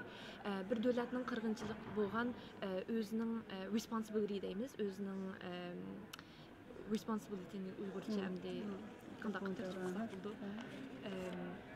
O'zining tarjimasini unutib qoldim, responsibilityni. Ammo bir davlatning shu qilgan ishlarini qirg'inchilikqa to'g'ri keldi deb bularni shu termini toza inch tushuntirib chiqdi. Ham masalan BDTning shu qirg'inchilik konvention deymiz, shu qonunsida qarab shu hozirgi vatanda bo'layotgan Sharqiy Turkiston bo'layotgan qirg'inchilikni shu qonunga qaratib shu qonunning nimalariga kirdi deb tushuntirib chiqdi. Shunga advokatlarmı, otagan advokatlarmı sualları çıktı. Çünkü bu xeyli bir təs sual buldu. Çünkü bir dövlətin qırğınçılıq qıldı degan bir narsa xeyli bir çoğ gap. Şuna hem bu xalqaro qonundimi shunchalik inchik bir tunuşkan hem inchik bir sual. Şuna bular xeyli suallarni sordu. Sorgan suallardan aytib, mühim suallarni sordu o'zlaridan. Yani bugünkü sot yana tushunki so'zlaydiganlar Uyg'urlardan bormi? Yani tushunki sotda guvohlik berilgan. Hozir mana bu tanaffus tugagandan keyin Bahram Sintash akamiz so'zlaydi. Undan keyin qozoq guvohchilar bor. Ularni bugun tushundan keyin so'zlamoqchi inshaalloh. Hürmetlik televizor köygüç qarindoshlar, bu sotnimiz naiti yaxshi ketyapti. Yani başka bu Angliyadan kelgan Uyg'ur qarindoshlarmi hali keldimi bugun? Bu sotga men shu ularni ko'rib hayajonlandim, çünkü Uyg'urlardan bütün Uyg'urlar keldi. Londondagi Uyg'urlar keldi, ama Yevropadagi jiq Uyg'urlar kelibdi. Jiq yerlardan, Germaniyadan, Gollandiyadan, Norvegiyadan, hem Kanada, Amerikalardan tatip Uyg'urlar yeni yerlardan keldi. Uyg'urlardan sırt ziyolilar, mutaxassislar, tashkilotlar, hem Uyg'urlarning ishini kundan kun shu qilayotgan odamlar hammasi shu sotda birlashib hammasi qatnashdi. Shunga bu intayin muhim bir vaqt bo'ldi. Siz bir so'zlab bergan bo'lsangiz.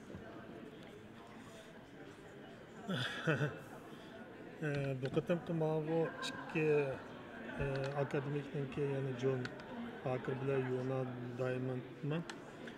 Bu ikkisiniki nihoyatda negizlik, ya'ni shu sotning qaror qilishiga hal qilg'uch rol o'ynaydigan bir tadqiqotni so'zildi. Buningda aslida berilgan vaqt 1 soatda, lekin 2 soatga cho'zilib ketdi. Hatto 9 sotchining hammasi savol so'radi. Bu yerdagi negizlik masala zodi bo'ldimi, bo'lmadimi? Mutaxassislarning og'zidan anglash ham bu menimcha bo'lgan chaqda bu yerdagi gap bular o'zining tadqiqotidan emas, bir o'zining hayotidanmi intanbadi deb qarayman. O'tgan qitimda shundoq bo'lganda nurg'un tadqiqotchilarni tanlatgan bir sot bo'ldi. Chunki bular o'zining axloqiga, tadqiqotiga emas, o'zining hayotiga bir javob beryapti. Bu yerda faqat ilmiy bo'lgan bir narsa emas, o'zining kishilik axloqi, ham o'zining tadqiqoti, ham o'zining hayotida buningdan keyingi butun hayotiga bo'lgan bir narsa deb qaradim men bu o'zimning ta'sirotida. Chunki bu hal qilg'uch bir sot. Agar buning irqiy qirg'inchilik emas deb qolsa, bular buningdan keyingisiga javob berish kerak. Chunki irqiy qirg'inchilik davomlashyapti. Bu to'xtug'ini yo'q. Yoki bu tarixdagi narsa emas, dal hozirning o'zida bo'lganligi uchun bular agar xato javob bergan taqdirda buningdan keyingi vijdoniy so'roqqa tortiladigan bir ahvolda qoladi. Shuningga bir o'zining tanmandanlar boshqa fanni, ya'ni tabiiy fanninki tadqiqotlariga emas, bir o'zining hayotiga inton berayotgandek bir tuyg'uda bo'ldim men abay. Shuningga uning ustiga yana bir narsa, shu sotninki eng negizlik nuqtasi. Yani erkek qirg'inchilik mi emas mi? Biz yana bir narsa qarasak, Uyg'urlar balkim ba'zilar xotirjam bo'lsa, ba'zilar ansirayotgan bo'lishi mumkin. Dalil isbot to'liqmi emasmi? Bu narsa nihoyatda ko'p tilga olindi. Ya'ni bu davlat sifatida erkek qirg'inchilik qilib berilyapti, shaxsmi? Bu ikkisini qanday ayirish kerak? Haqiqatan bir yilqi boshqalar o'ylagan yoki o'ylamagan, yana intayin inchki bir nuqtalar. Shuningga bu sotchilarmi hammasi degidek savol so'radi. Hal qilg'uch bir rolni o'ynaydi deyman, chunki bu ikkilisi erkak qirg'inchilik ekanligini, ham buniki haqiqatan bo'lganligini o'ziniki tadqiqot emas, bugungi guvohlikdan isbotlab o'tdi. Shuningga shu guvohlikdan keyin meniki umidim yana biza oshdi, lekin biz sal qaramasligimiz kerak. Sot bo'lgan ekan dalil isbot qaraydi. Biz dalil isbotni to'liq ta'minlab bera oldikmi? Mening o'zimningcha biz to'plagan dalil isbotlar yetarli emas. Biz buni nihoyat hushyor bo'lishimiz ham inchik muomala qilishimiz kerak. Uyg'urlarning irqiy qirg'inchiligiga Xitoy hamma narsani yo'shirib yo'q qilayotgan bir paytda faqatla chet eldagi necha 10 guvochi bilan buni isbotlash amaliyotda mumkin emas. Mush tadqiqotchilarning natijasiga tayanmasak, bu nihoyat bir cho'ng ish, chaqchaqqa qilib bo'lmaydigan zil. Shuning buningdan keyin 12-oygacha bo'lgan oraliqda biz bilamiz, hukumat ishlaganlar bor, Xitoyniki nurg'un ishki sistemalarda ishlaganlar bor. Bular o'rnidan dasturib qo'padigan vaqt keldi. Hozirgacha qo'pmadi. Biz ularning hatto kimligidan tortib bilamiz. Lekin mushu vaqtda hal qilg'uch rol o'ynaydigan bir necha odam chiqsa, yana 12-oygacha fursat bor deb qarayman. Rahmat. Shu Abay Baxtiyor akam degandek bu guvohchilik berish oson ish emas. Abay degandek bular o'zining shaxsiy nimasini bita musha kelib Uyg'urlarning ishini qilmaymiz, mush Uyg'ur qirg'inchilik to'g'risida so'zlaymiz deb nurg'un masalan tahdidlarga uchirdi. Masalan yaqinda Xitoy hukumati shohidlarimizga tahdid qildi. Hozirgi mushu mutaxassislarga xil tahdidlarni qildi. Shunga bularning kelib qilishi o'z mushu naq maydonni qilishi bir cho'ng bir ish jasoratlik. Bular Uyg'ur bo'lmasa-mu, lekin bular o'xshash tahdidga uchirdi. Shunga bularning bu kelib qilishi bek odamni bir xil rozi qildi ham qo'shib qildi. Shunda hozir hamda Baxtiyorning gapini oldinglar, Zumrat ayning gapini oldinglar. Ya'ni biz yana 12-oyga qadar yana vaqtimiz bor, yana guvohlik beradigan qarindoshlarimizning yana jiq u yoq bu yoqni o'ylamay, qat'iy niyat kelib, jasorat kelib, g'ayrat kelib guvohlik berishni umid qilamiz. Har xil shakldagi. Yani hozir Baxtiyorim dedi, hatto kimligini bilamiz, ammo sizlarning o'rinlardan dast qo'pib, qo'rqmay, uni buni o'ylamay guvohlik berishinglarni yana bir qatam bu yerda umid qilamiz. Siz yana deydigan boshqa deydigan gapim yo'q. Shu hammalarning qizg'in shu Uyg'ur sudini YouTube'da ko'rib erishinglarni umid qilamiz. Rahmat, vaqt chiqarib hozir Zumrat ayimni aytdi, aldirash bir tarafdan naq maydonni berib, yana bir tarafdan yezib qiladi. Rahmat, vaqtli studiyamizga kelib, vaqt chiqarib so'zlab berganingiz uchun rahmat. Hamda musha kelgan qarindoshlarniki hammasiniki nihoyatda muhim xizmatlar bor amaliyotda mushu Angliyada ilib berayotgan. Bu yerda kelganlar ba'zi kishilar guvohchilarimizga madad berish uchun kelgan bo'lsa, Zumratga o'xshash ham logistik xizmatlarga, ham guvohchilarga, ham sotning xizmatlariga shu bir yilda yordamlashib kelyotdi. Ya'ni bu xizmatchilarimizniki o'zinikimi ro'yi besmini aytib eg'ir deb qarayman. Hozir sud tanaffus oxirlashib qolibdi. Yana birdan saqlasak.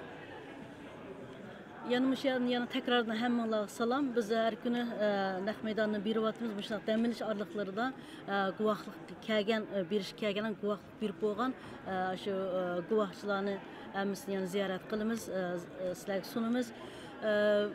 Bugun ikkinchi kuni Angliyaning Londonda naq maydondan beryapmiz. Yana bugün tugagan chog'da yana dam olish orliqi bo'lsa, yana ziyoratimizni qilamiz. Yani bu yerden tekrardan bütün Uyghur qarindoshlarımızdan ümit qildiğimiz guvohlik berish, isbotlarni qo'rqmay, Xitoy tajovuzchilardan qo'rqmay, o'rninglardan dast turib guvohlik berishga tirishinglar. Har bir kichik bir nuqtalar intayin muhim. Shundaqmi, Baxtiyor? To'g'ri deysiz. To'g'ri deysiz.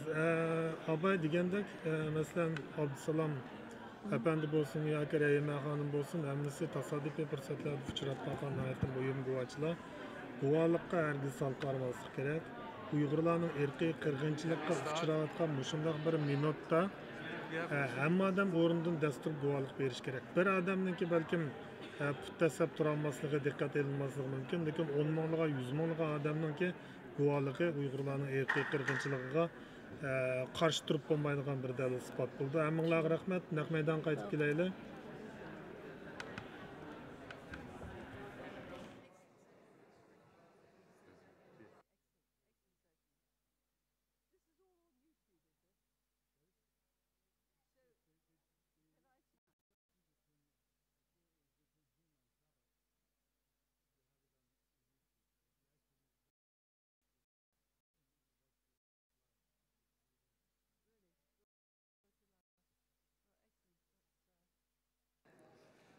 Mr. Chairman,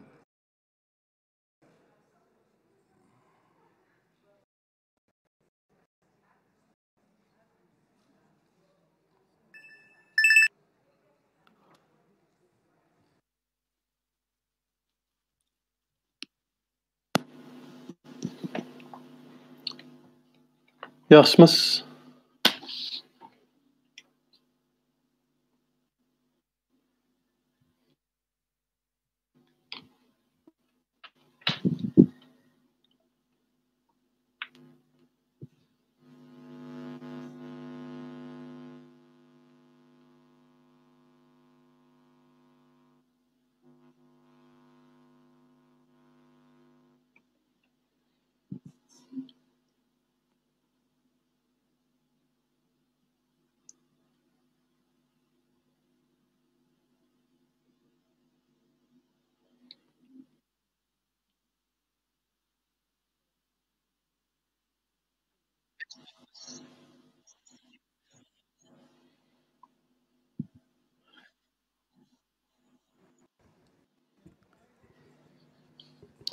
Yeni bir guvaçımız Bahram Sintaş buldu.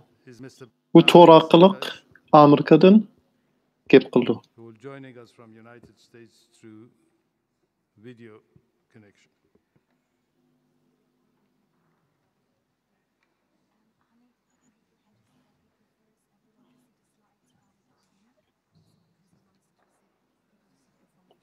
Sintaş Efendi Uygurlarning medeniyetleri hem Mr. Sintaş is an artist, open source researcher and multimedia designer who focuses on Uyghur history and culture.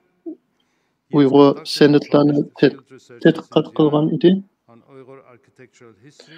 Bununki dadısı About his father's Qurban Mahmud's detention in 2018, he started what he says in his words. Qurban Mahmud yok bolup ketkendan keyin Sintaş Efendi aktivistçilik qilishga kelgan. Uyghur neighborhoods and Uyghur cemeteries.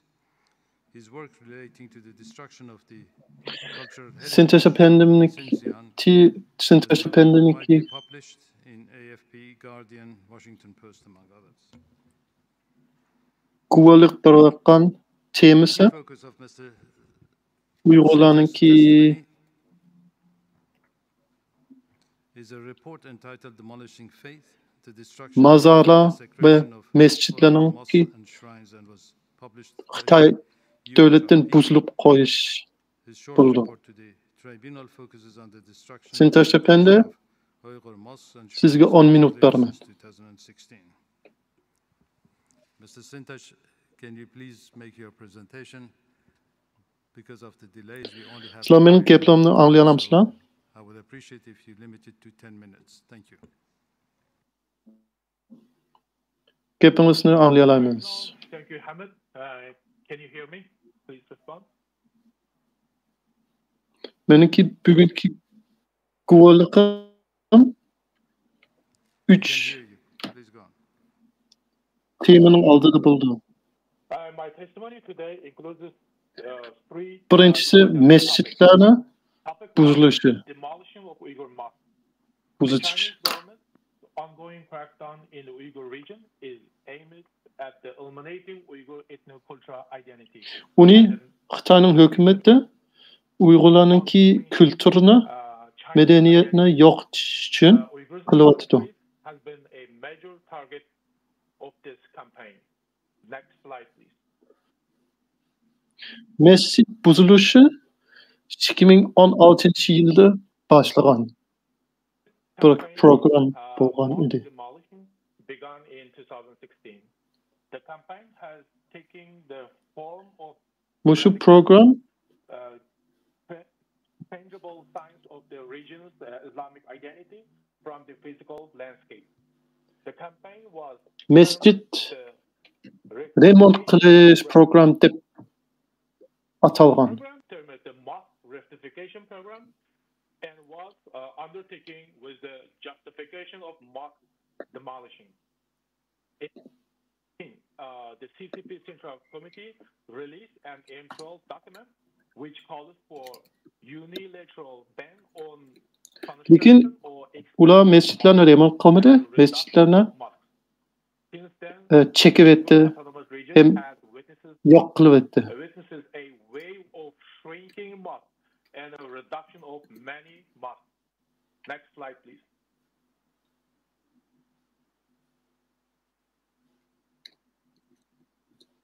More than 140 Bazı mescitlarınki which have been fully or partially destructed or demolished. şekli özgertken. Burutki bolgan İslamiyet şekillerden Information from my source from the region and my examination over özgertken. and religious side. Ondan bazı nailerde 40% mescitler buzulgan, yak şekil etken. Were demolished in the townships in major counties and cities all around Uyghur region. 2019 yılda That small village mosques are the majority of the Yez mescitlerden at the end of my research in 80% ya buzulgan, ya çekken, ya özgertken bolgan idi. all around Uyghur region, which means in total as many as 15,000 affected by the campaign. This number must have increased. Mescit buzuluşu Next slide, please. Cungo hökümetinin irqi qırğınçılığının bir muhim bir amili bolgan idi. Part of China's government's campaign of genocide Çünkü mescit bolmasa Uygurlar özününki dini ve medeniyetini kelgüsüdeki balalara, evlatlara yetkisip baralmaydı. Uyghurs become religiously homeless in their own homeland. Mescitten başka yeni pek köp mehelleler Uygurlarınki enenevi mehelleler buzulup koygan idi. The Chinese government have demolished Uyghur neighborhoods on mass scale in villages, townships, and cities all around Uyghur homeland in the past few years.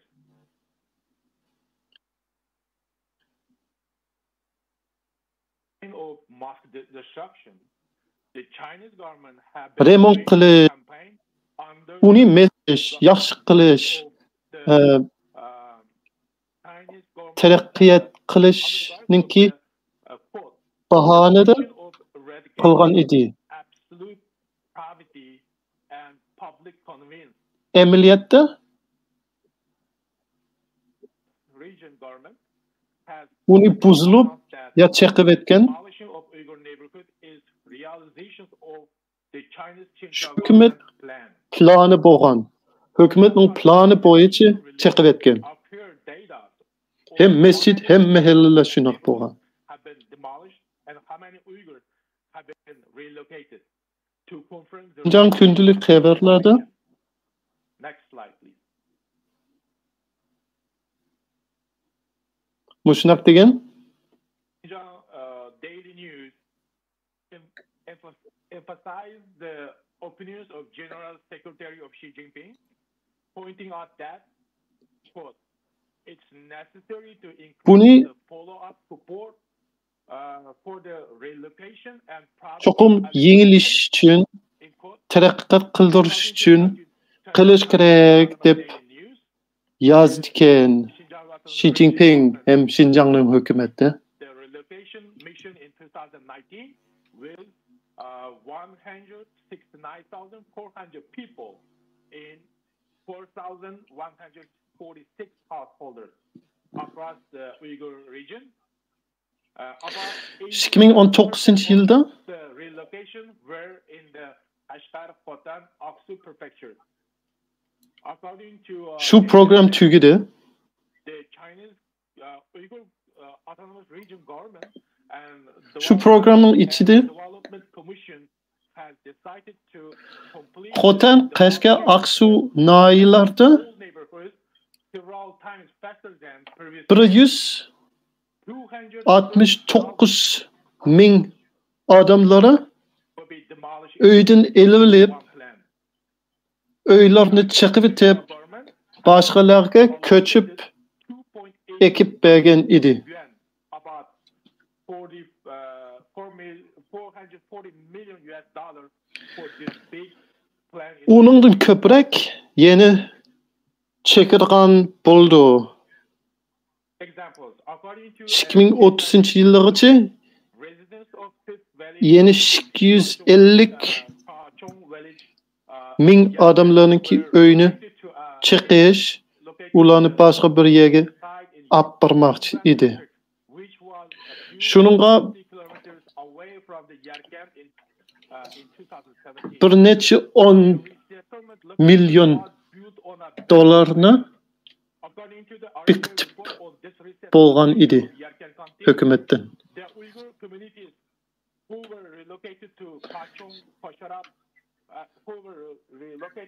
2017'de Yerkent'te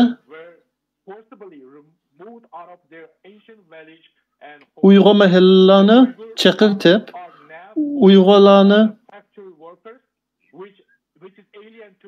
bir necha yezlardan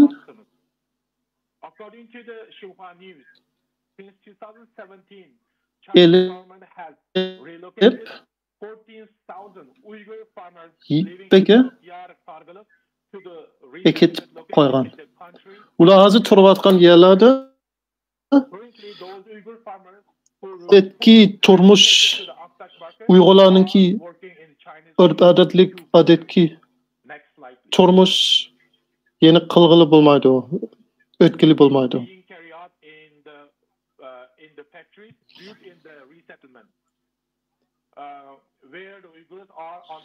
Qarliqdimi? Necha ming Uyg'urlar yetkib mecburi yetkib bo'lgan. Hozir Xitoylarningki oyoq zavodlarida ishlayapti ekan.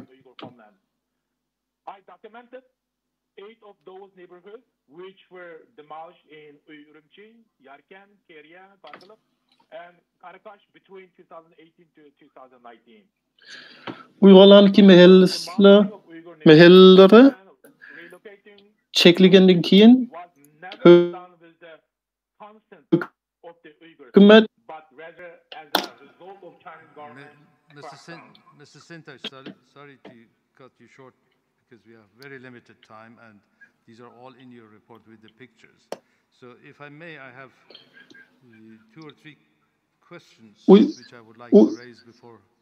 Uyg'urlarningki uylarini chekish, Uyg'urlarni yetkish. You say that Hergiz Uyg'urlarning ma'qulligini elib qilmagan. U mecbur qilgan Uyg'urlarningki You say in your report that you have personally investigated the destruction or partial destruction of ümidiga qarshi bo'lgan. You also refer to your examination. Kechiring, sizning reportingizda Is it correct to say that shu gaplarning hammasi bor? the 15,000 mosques is your best estimate? Reportda Empirical studies of the sites. 140 Not possible to examine all the entire demolished mosque because we have a method of using mescitlarning chiqib etganligini o'zingiz ko'rgan deysiz to'g'ri. by the RFA. The officials they told that the percentage of the mosque that's been demolished. Unda bo'lsa 15 ming mescit buzilib qolgan degan gaplaringiz u o'zingiz ko'rmagan, lekin shu o'zingiz ko'rgan 140 mescitlarning sonini elib cho'ngaytib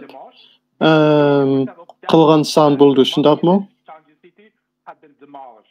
So using this kind of method to apply to the other cities and the townships, we can have estimated number. The 15,000 Shundaq biz ba'zi yerlarda ko'rib more than this until now. It's a very small.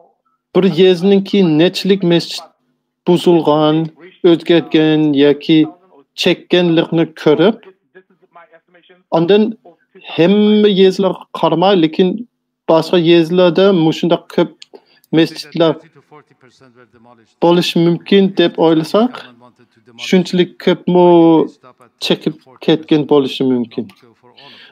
Mushu sonlar meniki 2019-yilda bo'lgan sonim.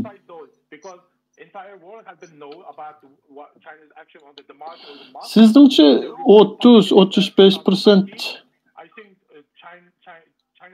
mescitlarda chiqib etgan. Uyg'urlarni yoqitmoqchi bo'lsa, nimishqa hamma mescitlarni chekmadi? Balkim bizning ish sabablik bo'lgan bo'lishi mumkin. Ular hammasini chekib etmoqchi, lekin biz uni ko'rgandan keyin chekishni to'xtagan bo'lishi mumkin.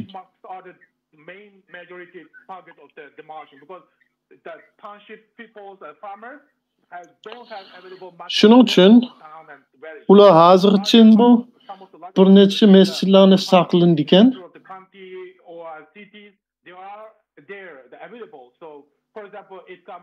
Xalqqa ko'rsatish uchun qaranglar, biz islomga hurmat qilamiz, islomni saqlaymiz deb. Amaliyotda uning gaplari bo'lgan bilan ular shuni qilmaydi. Bu faqatlar o'zini yaxshi ko'rsatish uchun yana bir necha mescitlarni chiqib etmaydi.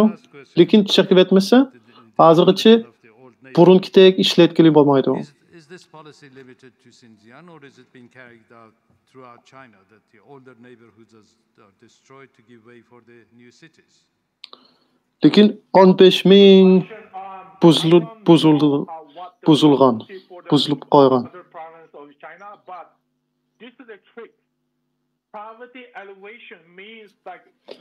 Makoni mahallarni chiqish faqatla Xinjiangda bo'layotamdi yoki Jongkoning boshqa yerlarida bo'layotamdi ekan?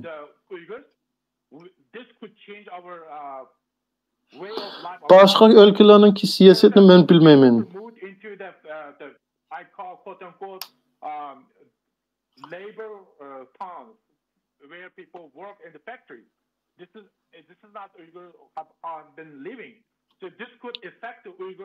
Lekin Uyg'urlarga kelsak, shunda qilsa bizningki butun turmushimiz o'zgarib qoldi. Butun madaniyatimiz buzilib qoldi.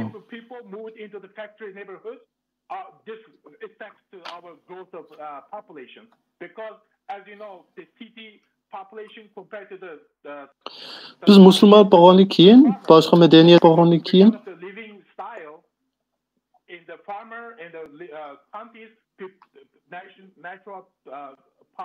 bizningki o'zimizga xos bo'lgan madaniyatimiz bor. Biz bino uyga ko'chib qolsak, shu madaniyatimiz yo'q bo'lib ketdi.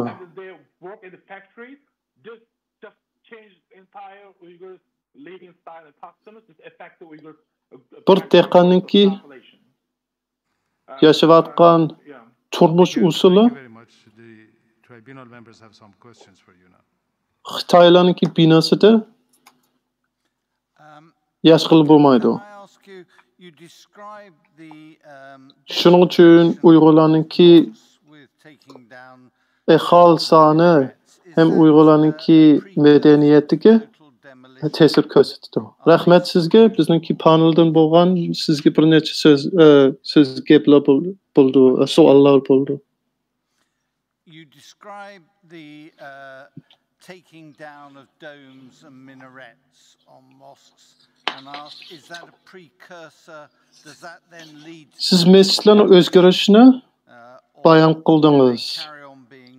Ba'zi mescitlarningki minaretlar, munorlar buzilib qolgan.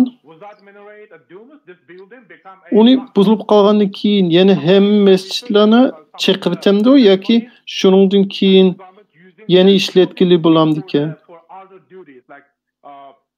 town centers using propaganda for the government to gather people and for the meeting and Buna bo'lmasa, islomiy duties, not for using for the mosque. xasliqlar bo'lmasa, u masjid bo'lmaydi.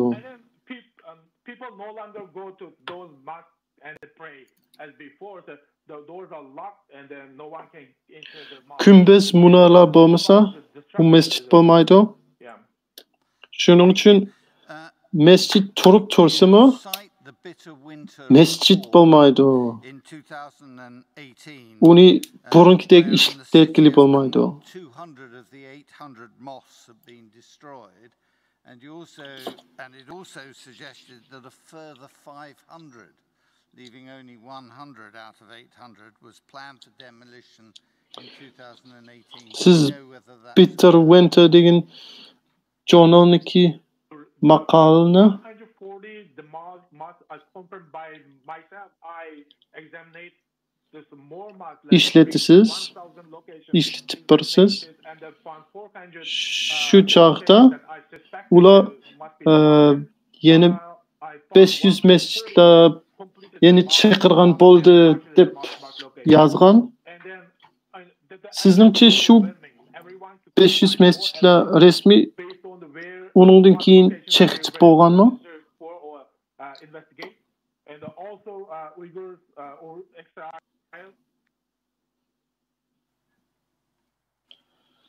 Men 140 buzilgan yoki parcha buzilgan yo chaqib etgan masjidlarni topdim. Thank you. I'm very sorry to hear about the disappearance of your father. Ovozi uzilib ketdi. In that section of your report, you say that Yeni qaytib keldi. it's estimated that 435 intellectuals have disappeared, and I just wonder what the denominator for that figure is.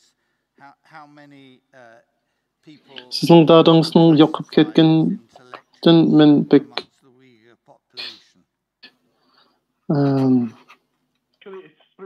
qapib bo'ldim. Sizning dokladingizda yana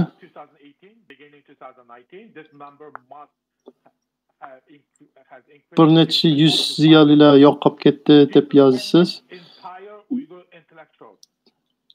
380 ziyolilar yo'qolib ketgan. U 2018-yildan bo'lgan son.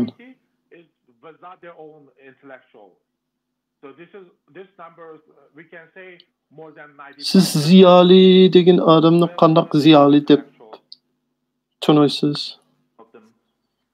Shu 380 ziyolilar Uyg'urlarninki hamma ziyolilar ve az degan 95% bo'ldi Uyg'ur ziyolilardan. Meniki yana boshqa savolim yo'q. Rahmat sizga. Some of the evidence shows that after China demolished mosques, they build a department building. Ko'nglim pek yerim bo'ldi. Style of buildings like modern style, never for the mosque, for using of religious practice. Masjidlarni chekib etgandan keyin uning o'rnida boshqa binolarni salamdi. Saldi. Masjidlar chekib etgan o'rinlarda bir necha misol bor. Aşağıda yeni zamonaviy binolarni salgan. Sonra merkezler degandik. Ondan Uyg'urlarning mahallasi burun bo'lgan yerlarda, Uyg'urlar mahallasi chiqib etgan yerlarda yeni zamonaviy uylar salgan edi. Have you got any information as to what might have happened to that land after they're forcibly removed, and what kind of evidence do you have regarding the movement? How do you prove that it's forcible? Based according to my research, and the people who moved out from their own village and town, Uyg'urlar burun turayotgan o'rinlarda uylar faqat uy bo'lmagan, uydan boshqa itchilik, yayloq bo'lgan. U itchilik yayloqlarda hozir qanaqa ish bo'layotgan, uningga nima ish bo'lgan? Shundoq bo'libmi, yakindagi Uyg'urlar turgan yerlarda pek yayloq, dehqonchilik maydon yaxshi chiroyli edi. Ular hozir turayotgan yerlarda zaminni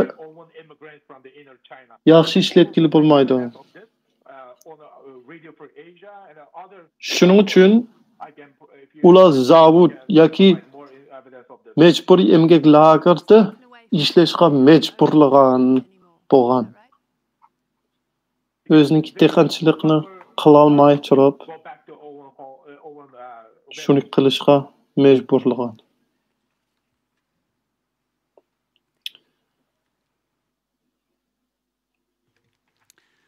Unda bo'lsa, ular burun turayotgan zaminlari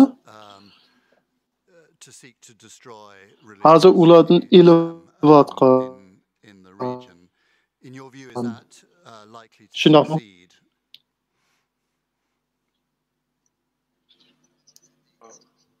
Question. I'm sorry.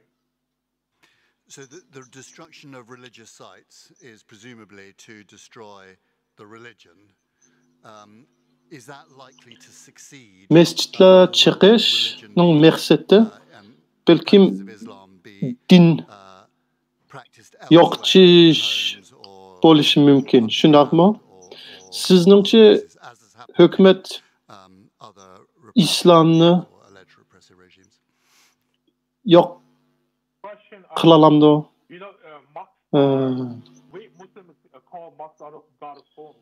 Yoki Uyg'urlar yeni musulmon turib balkim uyda namozni o'qish mumkin yoki uyda boshqa diniy ishlarni qilish mumkin.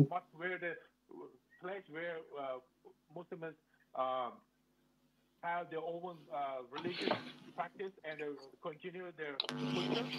And then the question is, Musulmonlar chuqur masjidga borish kerak. people can go mosque like before, and then Bo'lib masjidda yangi avlodlari islom to'g'riliq o'rganish kerak. Even China monitor their daily living in the home, and then practicing Islam is a crime at the moment. So Hozir masjidga borib bo'lmaydi ekan.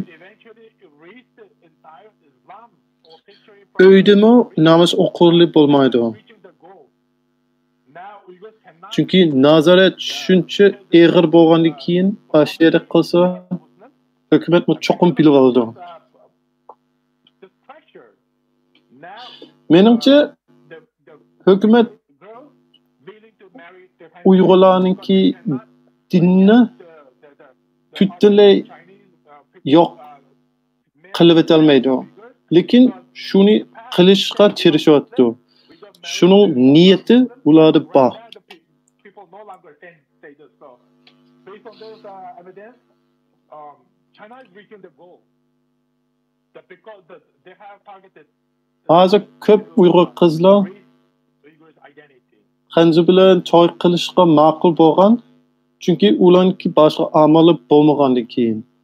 Burun biz musulmon bo'lgandan keyin, xanzular musulmon bo'lmagandan keyin biz asli to'y qilish bo'lmaydi degan edik. Lekin hozir qildigan bo'ldi. Shuning uchun Xitoy nechtisiga yetgan edi.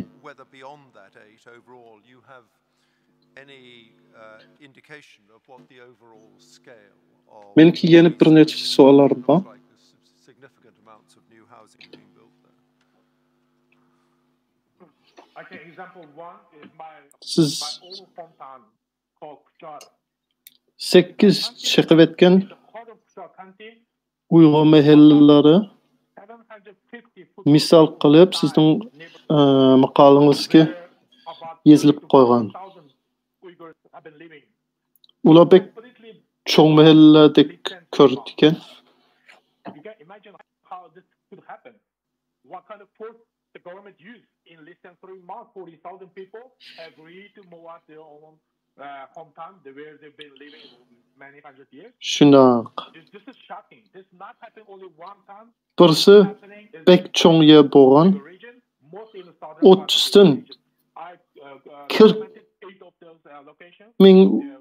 30 mingdan 40 ming Uyg'ur yerda yashagan. Hozir hemiz chiqib etgan bo'ldi.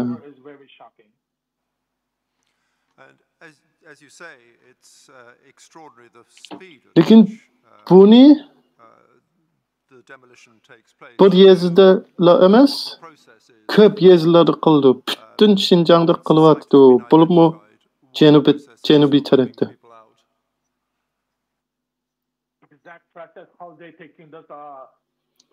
Shundaq. Chiqib etgan suratmi? Surati pek tiz bo'ldi ekan. Siz ularning uylar chekishdan burun odamlarni qanday yo'tkildigan ishlarni bilamsiz?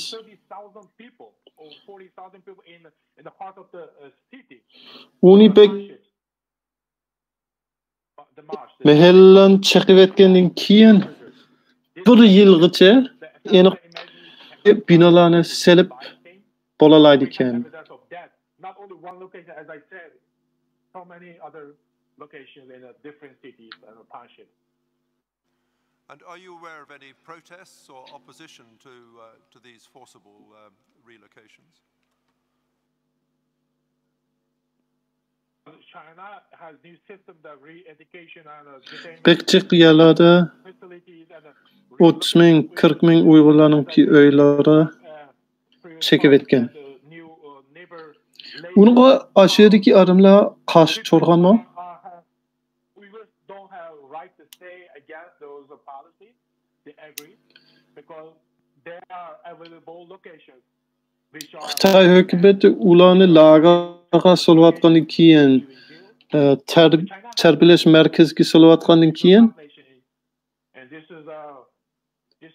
ularningki huquqi, Uyg'urlarning huquqi paqatla yo'q bo'lib ketdi. Shuning uchun ularmo ashunday ko'chish programmalar, ko'chish siyosatlarga qarshi turishniki huquqi yo'q. The new residents of these regions are entirely Han Chinese, are they? No Uyghurs would go back. Bu Uyg'urlarningki kultur madaniyatini yo'qotishniki bir planlangan omil bo'ldi.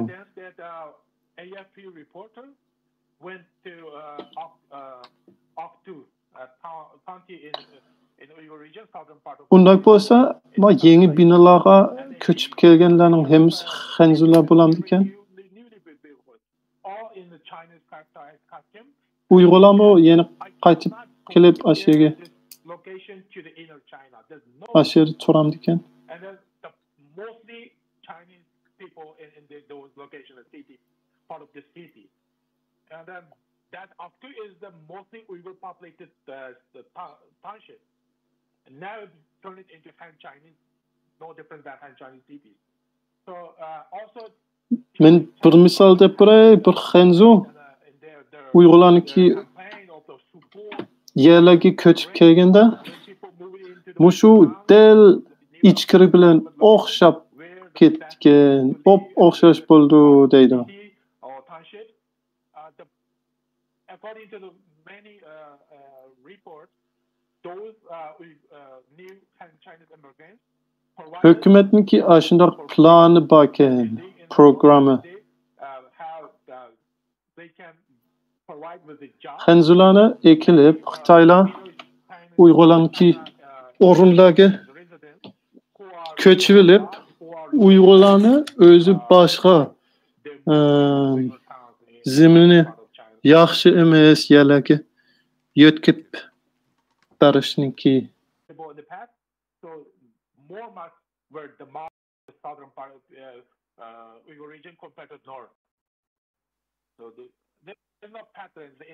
This campaign happening has been doing China demolishing mosques all around the Uyghur region. Thank you very much for attending the tribunal to give evidence. Unless Mr. Sabi has any more questions. Well, thank you very much for making yourself available. It may have seemed a little bit pressed at the Janubiy Sharqiy Turkistonda burun mescitlar ko'proq bo'lgan. Shuning uchun Ashiyada mo mescitlar ko'proq chekib etgan. Shimoliy tarafda ancha ko'p emas edi. Lekin mushu siyaset, mushu programda hamma Sharqiy Turkistonda bo'lgan edi.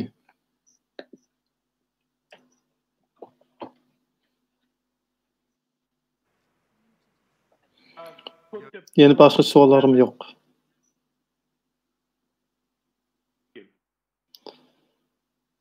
Sizga ko'p rahmat. Sizning vaqtingizni oldik. Rahmat sizga. Yeah. Sorry. Continue. Daram to'g'liq ko'liq basım bulam. Oldu. Former editor-in-chief of Xinjiang Civilization Journal. He was not seen in the public since 2017. And my father's case highlights the fate of Uyghur intellectuals. As I mentioned earlier, 380 Uyghur intellectuals have been detained. And my father's case is compiling. This case highlights efforts of the Chinese government to suppress of the culture and religion of the Uyghurs. Uyghur intellectuals, like my father, are the ultimate target of the Chinese crackdown. Adam burunki For example, according to the burun neshriyatxonada ishlagan. A famous Uyghur writer who is my Xinjiang Televizion Journalida ishlagan. Who has been in the Chinese detention camp was Dadam Uyghur ziyolilardan biri. In the concentration camp. And as an example, most famous Uyghur religious scholar Muhammad Salih Haji also died. U Uyg'urlarningki madaniyati va dinini yo'qotishniki muhim bir omil bo'lgan. Dadamning tutib olishi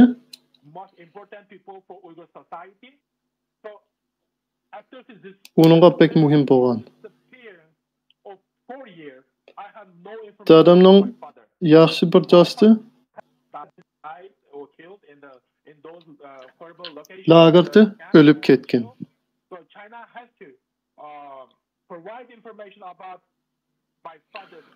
Muhammad Salih Haji degan pek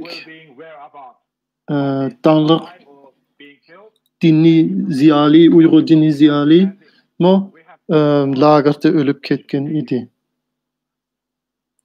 Shu ziyolilar Uyg'urning madaniyatida, Uyg'urning jamiyatiga eng muhim bo'lgan odamlardan bir nechisi. Men dadamninki ne ekanligini yoki uningga nima ish bo'lganligini bilmayman. U hayotmi yo o'lib ketganmi bilmayman. Xitoy uningda xabar bermadi. Chuqum menga xabar berish kerak, boshqalarga xabar berish kerak. Bizniki tuqqanlarimizning hayotmi o'lib ketganmi, neydi turayotganliginiki haqqimiz bor. In a way that destroys the religion and culture of their group and remolds them to the Han Chinese way of life. According to the report, the educational policies implemented in Yeni bir guvaçımız guvalık baravatkan ve mütehassıs Uygurlar campaign for Uygur'da işleydiğen mütehassıs buldu. Implementing and targeting existing generations of Uyghur children. İsmi Yulia Millsap. Onun deyişçe Uygurların ki balalarını elip ata-analardan ilvilip Xitaylarning ki mekteplerge selip aşağı turguzu degen siyasetlere Uygurların medeniyetine buzulup koydu hem yok çiş kılışın ki niyetli boğan. So could I just invite you to give us, particularly as we are running out of time, a very brief presentation and then we'll move on to questions. Thank you. Of course. So in preparing this presentation, because there have been so many colleagues even here at the tribunal who have touched on some of these themes in regards to children being removed from their parents' place in Uyghur balaları I actually am going to take a few brief minutes through this PowerPoint presentation. Özünün medeniyetine, özünün dinine red kılışını, Patikam'nınki ideologiyene kabul kılışını ulağa ötüp bəgən.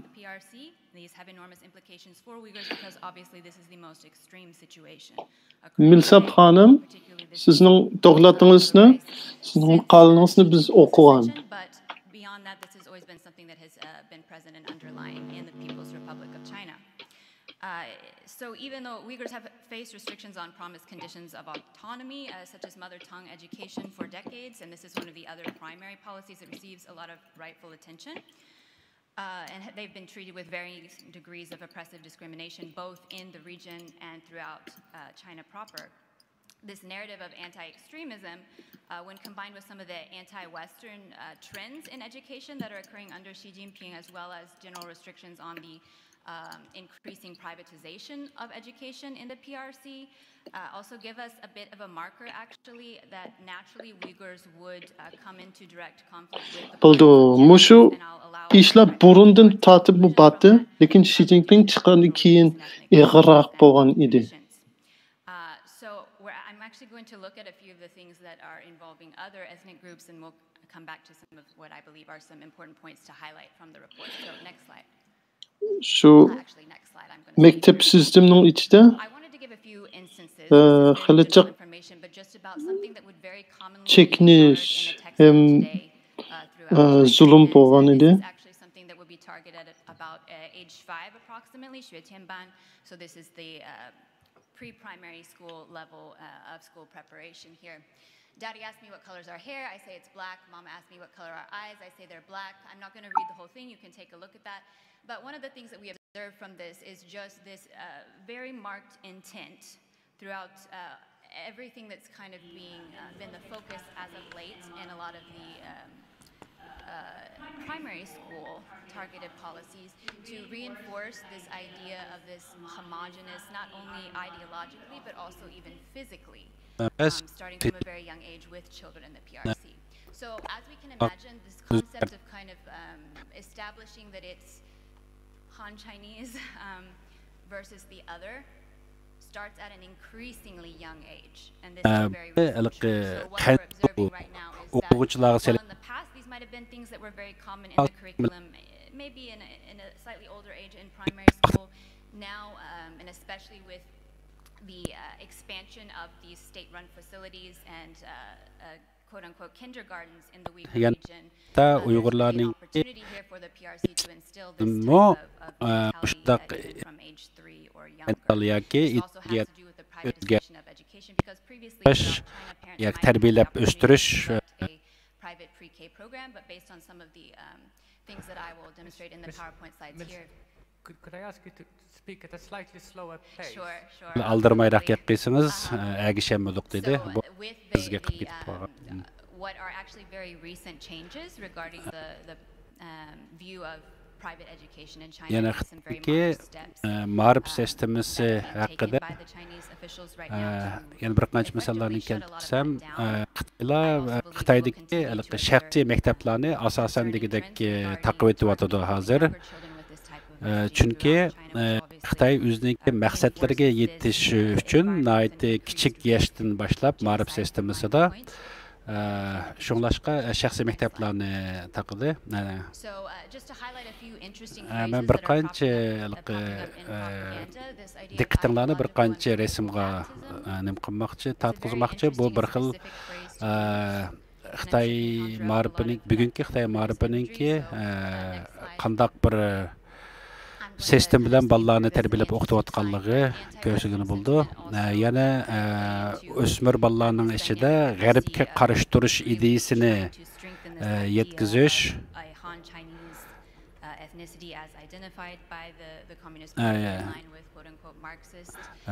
ham maktablarda marksizm ideyasini o'tishdan sirt Xi Jinping ideologiyasi asosiy o'rinda bo'lib ketyotidi.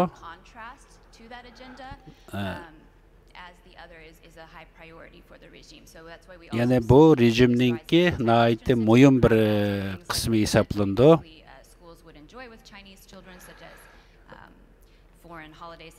Masalan,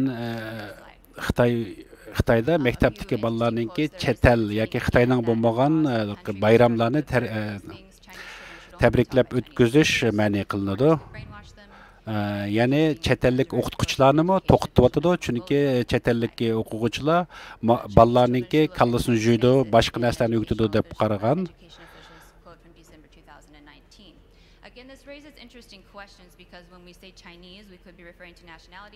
Biz bekti javob ketdi, bunun agashgan olmaydi tarjimada. At the same time, we also see that when it's convenient, they strive to use more of a racial undertone to establish who is truly Chinese, meeting in line with party values, potentially from my viewpoint or not. Next slide. This is just an interesting thing to mark on. Bu mu nayte muhim bir söhbet misalları Uygurlarga nim bo'lib atqanligi to'g'risidagi isbotlar. Bu yerdagi yozilgan o'zaro suhbatlarni ko'rsak,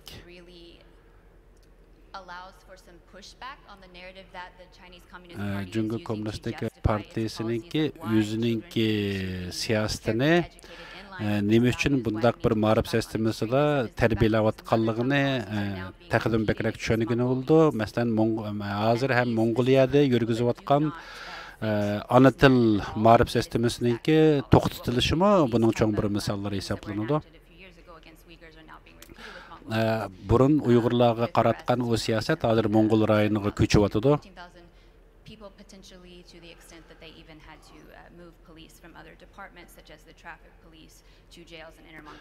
Mongoliyada saqchilar yetishmay, normal polislarniki qatoriga yani bu yo'l saqchilarini mo ishlatib tutishga yoki bu ishlarga aralashtirgan.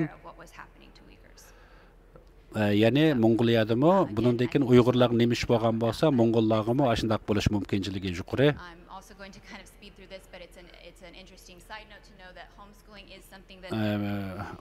Exists in the PRC because I have been asked about this before. Uyghurs have consistently utilized underground schools. We don't have a lot of specific facts or figures, but some of the interviews that I conducted with Uyghur individuals, they had children very recently that were enrolled in underground schools or homeschooling.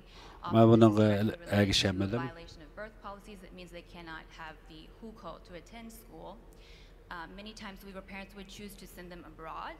So we're also talking about how educational policies or lack of choice in education affects Uyghurs and targets them with this genocide. Bugünkü Xitoy ma'rifininki Uyg'ur rayonida berilayotgan bu Uyg'ur ma'rifi siyosatininki Uyg'urlarninki yo'qolishi uchun qanday cho'ng rol o'ynaydiganliklari. On that point, so I'm really sorry, but as I mentioned Siz bek köp sözlemesiniz buldu. Çünkü sizdeki reportunuzunu yoki bizga yo'llagan maqolangizni biz ko'rib chiqdik. Men bir qancha Türk xalqlar bilan o'tkazgan suhbatlarimdagi bir qancha masalalarni ko'rsataman. Masalan, bu as a result of not having that type of educational choice and his family visiting him when they came back to the country, they were interrogated. The child was also interrogated. There were tactics used. I'm sorry if I get a bit emotional. It's very hard to remain emotionally detached when talking about these things, but he was placed in one room, his father in another room, and he was said, if you don't tell the truth about the reasons for your trip, etc., your father will be. Bir ailede atabalınki Türkiye'ye berip kelgenligi, Türkiye'ye kelgenlikin balasını ayrım öyde, dadısını ayrım öyde sot qilganligi, so'roq qilganligi, agar qizininki yoki balasınınki, dadısınınki nima uchun u yerga borganligi, kimlar bilan uchrashganligini aytib bermasa, og'ir jazolanadiganliklari. Also affect Uyghur children when they do make those choices to offer them an alternative to send them abroad. Now, under the current policies, when the parents are sent to the camps, the children can be effectively cut off. They don't have money coming in, and as is our organization has done. Hazır Türkiye'de ata-analar bilan bo'lgan munosabat uzilib qolib, o'qishga chiqqan bolalarningki iqtisodiy tarafdan qiyinchilik qoldi turganligi, nurg'unlarning ata-analarningki yo'qab ketishi, ya'ni Xitoylar tarafidan yo'q tutilish sababli ata-analar bilan yetib qolganlarni aloqa qilish mumkinchiligi bo'lmay, u bolalarning uysiz qolib, ya'ni chorasiz ham yo'laksiz qilinayotganliklari. And the mental harm that is being done to minor children as a result of these policies. Xitoyniki bundaq bir siyosati, ya'ni majburiy holda yosh o'smirlarni majburiy holda osmolatsiya qilish siyosati bolalar ham cho'nglarga bir xil mental yoki og'ir kasalliklarni keltirib chiqarayotganliklari haqida. Masalan, ata-analardan ayrilib o'qitayotgan maktablarningki ahvoli to'g'risida siz yana bizga nimalarni yetkazib bera olasiz? Bolalar o'xshamagan yoshlardagi bolalar shundoq ayrilib o'qitiladigan maktablarga yo'llanayotdi.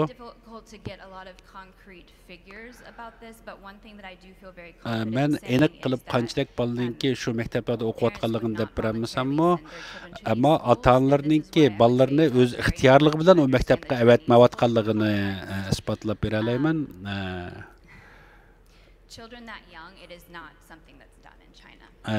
Amaliyotda umuman Xitoyda aytgandimi, bundaq kichik bolalarni ota-onalardan ayrim maktablarda o'qitish yo'q. Ya'ni bu Uyg'ur rayonida bo'layotgan bundaq ota-onalardan ayrilgan maktab shakli. Ya'ni meniki egillagan uchurlarimdan ko'ra eng kichik ayrib o'tib cho'ng qilayotgan bolalarniki yoki tarbiyalanayotgan bolalarniki eng kichiklarining yoshi 2-3 yoshlarda bor.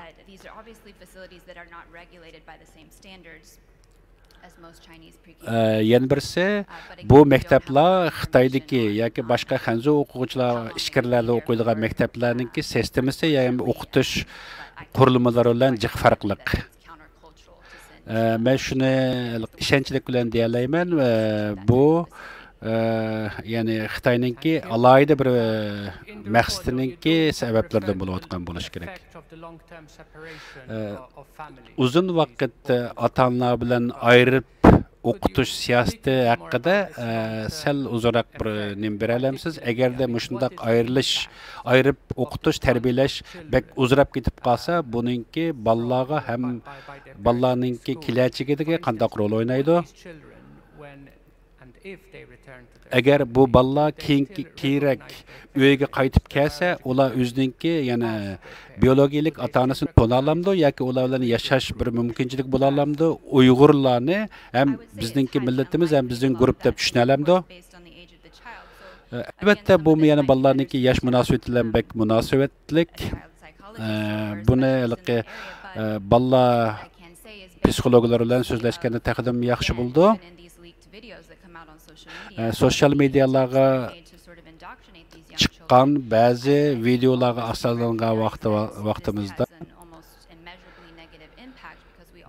bundaq ayırıb ötüşninki balalarning o'sib yetilishida o'zining kimligini ham ota-onalar bilan bo'lgan munosabatga nihoyatda cho'ng, umuman qilib aytganda cho'ng ta'sirlarniki bo'ldiganligi ham balalarningki, ya'ni kallasini juyish, aqlini juyish taraflarda ko'gini bo'ldi. Chunki masalan alayda qilib aytgan vaqtida Turkiyadagi bir kishining o'zining balasiningki naligini uqolmaganligi faqat Xitoyningki bir videosi orqali o'zining balasiningki nadiligini bilganligi bu yana bir misol bo'la oladi. Masalan 3 yoshlik u balaninki 3 yoshlik balalardan Xitoycha savol so'rab, Xitoycha javob bergizish, muallimniki doim o'xshash savollarni so'rab, balalarningki ideologiyasidagi bir xil o'zgarishni shakllantirish. Bular so'rgan savollar ham bular 3 yoshlik balalarningki aqliga to'g'ri tushmaydigan atalg'ularni ishlatib til o'rgatish bu amaliyotda bir xil nima emas, qalblashgan bir xil uslubga tushmaydi. Bu faqat Xitoyningki assimilyatsiya siyosatininki bir maqsadi. 3 yoshlik boladan so'rgan vaqtida masalan seningki ana davlating, ana mamlakating yoki qaya deb so'rasa, u balla albatta uni tushunmaydi. Davlatningki poytaxti yoki boshqa bir mis deganlarni 3 yoshlik balla uni bila olishi mumkin emas. Ammo bu yana mushundaq ayirib tarbiyalayotgan maktablarda bo'layotgan umumiy ahvollar. Biz yana mushularningki mushundaq videolar orqali bu ayirib tarbiyalash maktablarininki ahvollariga oz-to'ldan erishgan bo'layotimiz. And a lot of these we can't necessarily say they're necessarily in a boarding school facility, but if the child will repeat lines such as agarda ota-onalari shu jutda yana yenida bor ota-onalar bir xil ko'rish mumkinchilik bo'lgan bo'lish mumkin yoki ota-onalari chet elda bo'lib qolgan bolalar bo'lgan bo'lsa, u bolalarningki o'zgarishida nihoyatda cho'ng rol o'ynaydi bundaq tarbiyalash maktablarininki. Siz deganingizdek bu balalarningki bundaq maktablarga ixtiyorligidan emas, majburiy aktivitetlariganligini ham buningki Xitoyningki maqsadlik holda xitoylashtirish ham o'ziningki madaniyatini o'rgatishga maqsad qilganligi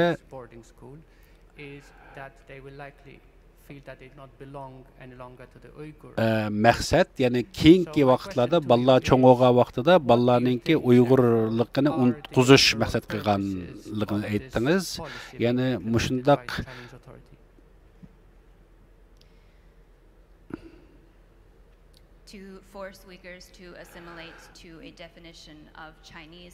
Uyg'urlarni majburiy holda bu maktablarning asosiy maqsadi Uyg'urlarni majburiy assimilyatsiya qilish plani ham partiyaninki maqsadini asos qilish uchun shunday qilingan. Siz menga o'zingizningki tadqiqotiga qandaq tadqiqot uchun keraklik bo'lgan materiallarni nereden topganligingizni yoki qandaq tadqiqot olib borganligini aytib bera olamsiz? Turkiyadan topdingizmi yoki munosabat o'tkazingizmi? Qandaq erishdingiz? Men asosan bularni ko'p qilgan intervyularim nurg'un odamlar bilan yoki o'zlarining bolalarini yutaganlarni, bolalarini yutirib qo'yganlar yoki olib ketganlarningki intervyularim ham undan boshqa sosyal medialardagi nurg'un videolarni jiq tadqiq qilish orqali shu asosdagi mulohazalarimni asos qildim.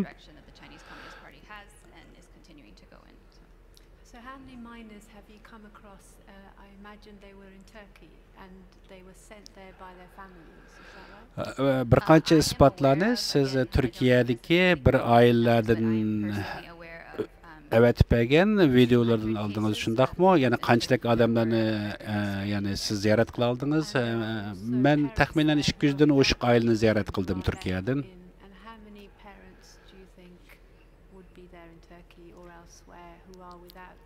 Sizce Turkiyada yoki boshqa yerdagi Uyg'urlardan qanchalik o'zining balchaqlarining nadligini uqmay yashayotdi hozir? Buni aniq deb bermayman, ammo men Hiç olmaganda ben 5 aileni bilaman. Men söhbetleşkenlerninki içinde elbette bunu təqdim köprək tədqiqlik tekşiriş gerek.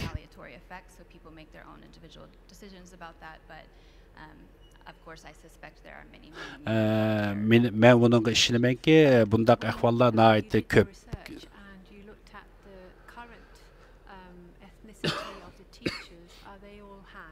Bugün mekteplardaki şu ayrı etilgen mekteplardaki o'qituvchilarning ko'p qismi Xitoylar, Xanzular, shundaqmi?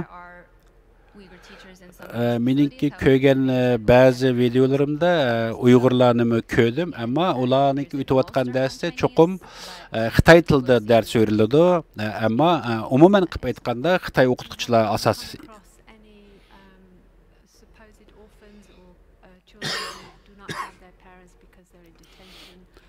bu yana bir qitim yana mandaq chiqib aytgan vaqtda bu maktablardagi ko'plari bir xillik yetimxon maktablar deb tushunsak bo'lamdi, chunki ota-onalari yig'ib olish kamplarida bo'lganligi uchun bu to'g'risida men nihoyatda ko'p o'ylandim va tadqiqotlarni qildim, chunki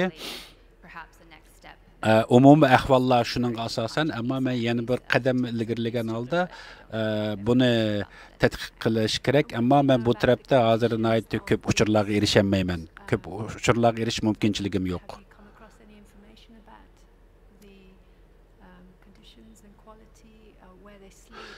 Siz shu ayrilib tarbiyalash maktablaridagi, ayirib tarbiyalash maktablaridagi bu bolalarningki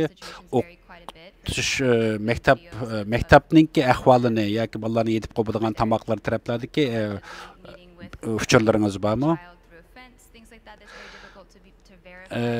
Chunki buni bilmek biroz tez, chunki bundaq maktablarninki tomlarinimi nihoyatda simliq tikanlik simlar bilan qoplangan maktab tomlarining ichida men shundaq tushundira olmaymanki, buni haliqi eng to'van darajalik bir xil maktab alaydilikleri bo'lgan bo'lishmi ichidagi o jo'zbandan o'rindiq tamoq yemaklar tarafda nihoyatda eng to'van darajadagi deb qarayman.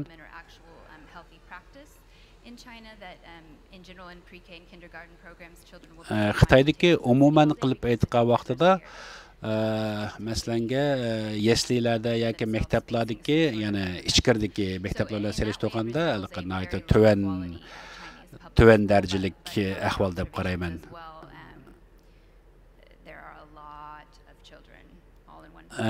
Meningki ko'g'inimdan ko'ra qaraganda bir maktabda darajadan tashqari ko'p o'quvchilar bor.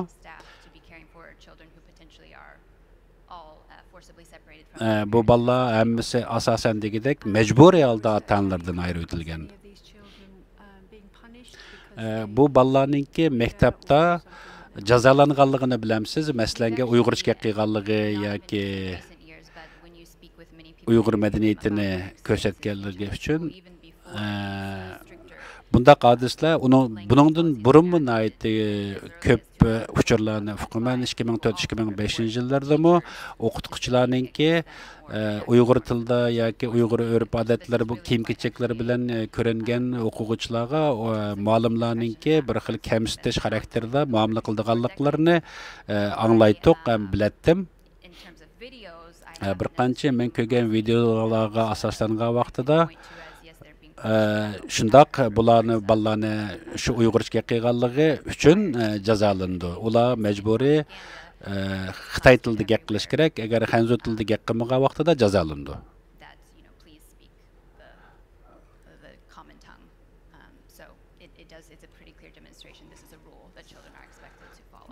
Bu shu maktablarninki bir qonuni hamda shu bolalar cho'qim Xitoy tilida gap qilish kerak ichida.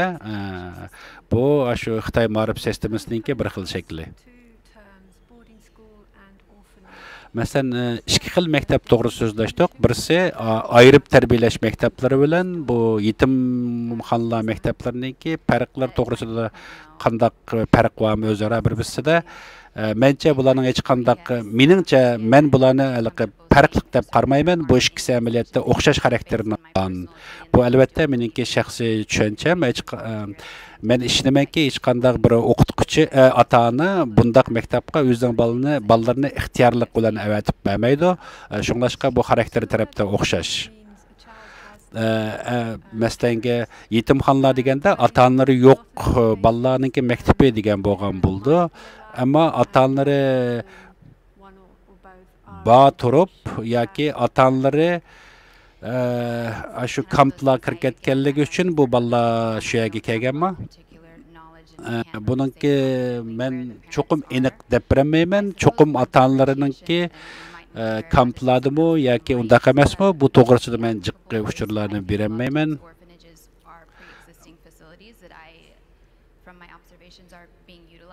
Mening tekshirishlarimdan ko'ra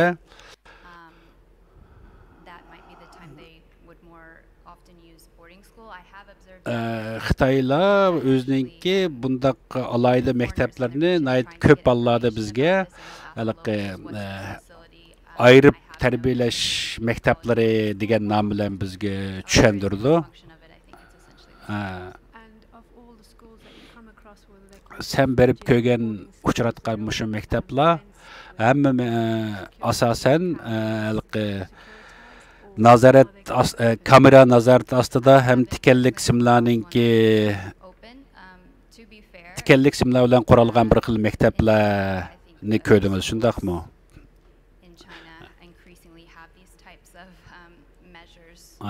Umuman qilib aytgan vaqtida shundaq yolg'iz nima deb emas, bu rayonda emas, butun Xitoydagi maktablar asosan degidek shundaq kamera, ya'ni nazoratlik kameralarningki ostida bo'ladi. Mush ota-onalardan ayirib tarbiyalash bu maktablardagi balalar Eid bayramlarda o'zlarininki uyiga berish mumkinchiligi bormi? Bu haqda bizningki ko'p uchurlarimiz yo'q. Men bu haqda sizga ham jiq deb bilmayman, chunki ba'zi balalarninki ota-onalari cho'qim kamplarda bo'lgan bo'lishi mumkin. Ba'zi tuqqanlari sirtda bolalarninki yoki ota-onalari yoki tuqqanlari kampga ketmaganlarning shundaq mumkinchiliklari bo'lgan bo'lishi mumkin.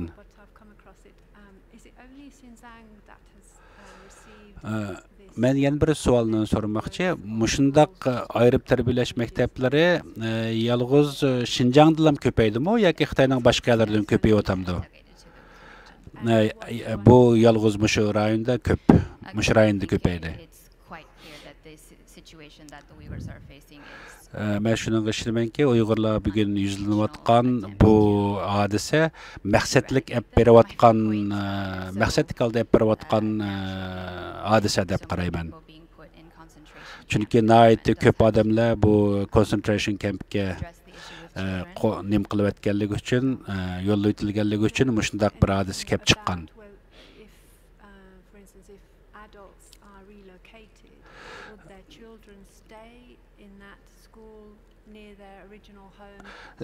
Sen masalanki ota-onalari boshqa yurtlarga yo'lga o'tilib, bolalari o'zi tug'ilgan yurtlarda qolib qolgan bir ahvollarni uchratdingmi?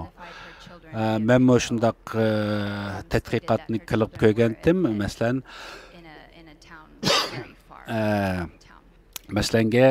ba'zilarningki ota-onalari shu yurtga kelib, bolalari boshqa yurtlarda maktabga bordigan yoki ota-onalari boshqa yurtlarga yo'tkilib o'tilib, bolalari asli yurtida qoldigan ahvollarni men uchratdim, men intervyularda qildim ularni.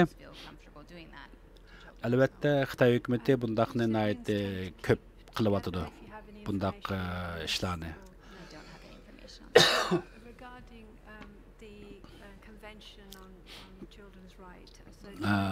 Balla huquqlari qonuniga Xitoylar imzo qo'ygan. Balla o'zlarininki o'z tili, o'z madaniyati,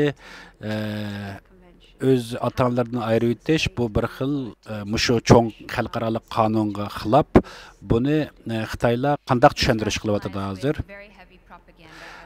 Xitoylar bugun buni nihoyat kuchli tashviq qilib, o'zininki yoki partiyaninki təşviqatının asası bir qurumı küsübtüdü köstüb, Uygurlarınki naytı xoşal yaşayatqanlığını, quslu oynab, muzikalarını çelib, naqşusullar bilan naytı xoşal yaşayatqanlığını köstüş arqılıq özünün bu qılmışlarını yushirishga tirishyapti.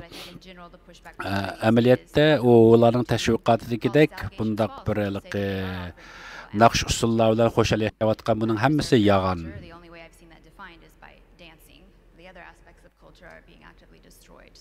Yani bir tarafda bular Uyg'urlar ushlaynayotdi, o'zlarining musiqalarini chalayotdi degan, o'zining madaniyati bor deganni ko'rsatgan bilan amaliyotda bular yo'qtilib o'tilyapti.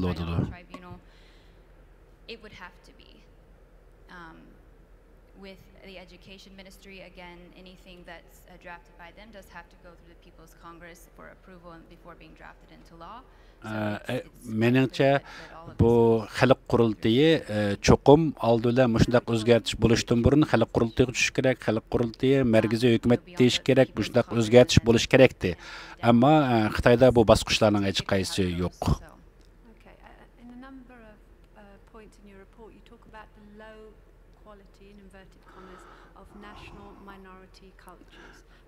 Sen bir qancha reportlar bizga bergan uchurlarlik yo'llagan maqolangda ko'p yerlarda tuvan darajalik madaniyat yoki tuvan darajalik kultur degan atalg'ini ishlatibsa, yoki Uyg'urlar yoki turkiy xalqlarningki madaniyatini mushundaq tuvan ko'rib turib yozganligi haqida shundaq Western social media platforms to call Uyghur women baby making machines. Masalan, Xitoylar o'zlarininki tashviqotida bo'pmi g'arb medialarga Uyg'ur ayollari faqat bal tug'adigan mashina degandek so'zlarni ishlatadi.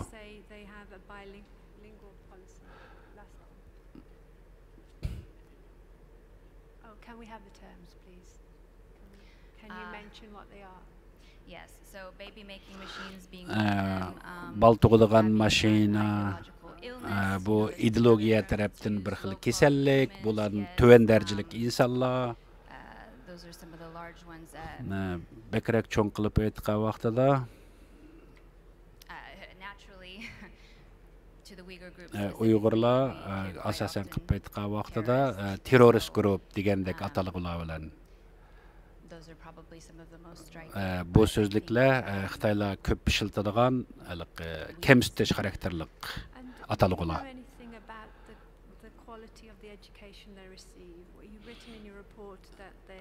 Siz bolalarninki yoki shu vatandagi yani Şinjan'daki ma'rif sistemasininki süpti to'g'risida so'zlab beralamsiz. Masalan, bolalar Xi Jinpingni cho'ng dadam degandek atalg'ular bilan naqshlarni aytib, CCPni yani Jungo Kommunistik partiyasi bizning oilamiz degandek shuarlarni asos qiladi. Shundoq yani Xi Jinpingninki ideyasi, Xi Jinpingninki tushi degandek bu ideologiya asosida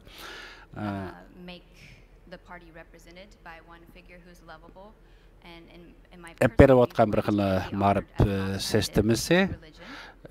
Masalan qilib aytgan vaqtida masalan dinninki roli haqida o'tayotgan darsliklarda bu bekrak ko'rildi. Ya'ni buni Xitoyninki madaniyat inqilobidimi bekrak darajadagi bir xil holatninki balığını ko'rilishga bo'ladi. Yani Xi Jinping o'zininki huquqni markazlashtirishni mo'zdingdimi bekrak yuqori darajaga chiqdi. Men oxirgi bir savolimni so'rasam, Solaqda yoki kampdagi odamlarninki, qucholangan odamlarninki Xi Jinpingni maqtaydigan, ulug'laydigan naqshlarni aytidi deb anglab keldik. Mushularmi ma'rif sistemasida o'xshash aytamdi. Shundoq. Bu asosan degidek o'xshash desak bo'ladi. Ham shu o'smirlardan tortib shu kamplarga bo'lgan hammasida o'xshash bir xil xarakterlik naqshlar aytiladi. Sizningki bizga bergan xabarlaringiz uchun ko'p rahmat. Men Masalan, vatan söyish xarakterlik ma'rif to'g'risida so'ramoqchi. Men sizningki yozganlaringizni qarag'aningizdan bundaq vatan söyish ma'rifininki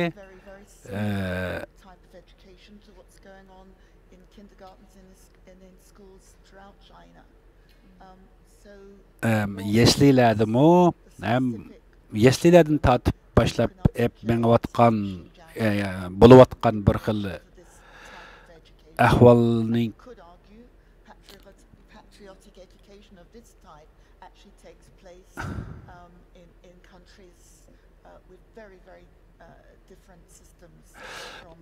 amaliyotda Xitoyninki berayotgan bundaq vatanparvarlik ma'rif qurilmasi dunyoning boshqa mamlakatlaridami mushundaq bir ma'rif sistemlari, tarbiyalash sistemlari bor. Masalan, Avstraliya, Angliyalardami mushundaq ahvol vatanparvarlik ma'rifsimi bor. Xitoyning bilan bularning farqi nima? Nayt yaxshi bir savol bo'ldi. Men bir narsa siz yaxshi bir so'radingiz. Buni biz bundaq vatanparvarlik albatta bu yomon narsa emas, ammo Xitoyning kelib berayotgan bu vatanparvarlik ma'rif sistemasi boshqacharak holatdagi boshqacha bir xil yoki aygo degan bu xil davlatni so'yish degan bundaq so'z o'xshashlam davlatni so'yishdan bekrak partiyani so'yishga bekrak yaqinroq bo'ladi. Çünkü Xitoyninki davlat sistemasi bir xil normal sistema emas.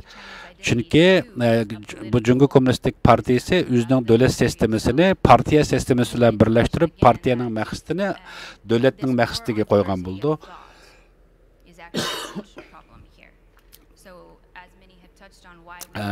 Bu yerda yana bir narsani qilsak, nima uchun Uyg'urlarni bu yerda misol qilib so'zlaymiz degan vaqtida Uyg'urlarningki boshqa Xitoylarga selishtirganda o'xshamaydigan bir xil tushunchasi bor. Shunlashqa bu tushunchisini o'zgartish, vatan so'yish xarakterini yetishtirish orqali Uyg'urligini unutqizish maqsadga yetishni asos qilgan deb tushunsak bo'ladi.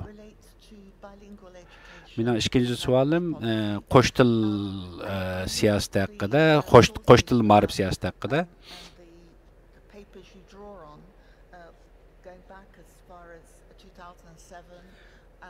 2007 yillardagi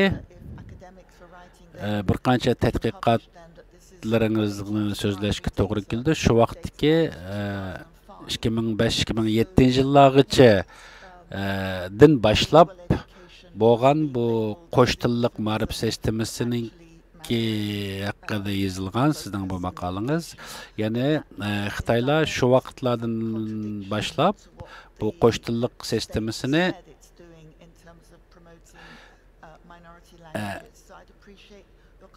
manganligi haqida yozgandingiz. Mush to'g'risida bir yana aniqlanmagan bo'lgan bo'lsangiz, siz shu vaqt bilan hozirgi mushu eng yaqinqi zamonda bo'lgan til Xitoyning til siyosati bilan shuni selishtirib, ya'ni ma'rifda bo'layotgan bu sistemasini bir aniq bir tushundirish bersangiz, yana shu qo'sh tillik ma'rif bilan hozirgi yashlilarda bo'layotgan ma'rif sistemalari haqida yana bir tushuncha bergan bo'lsangiz, mushu ikki davrda 2005-2007 yillardagi bilan hozirgi ahvol, hozirgi bu qo'sh tillik ma'rif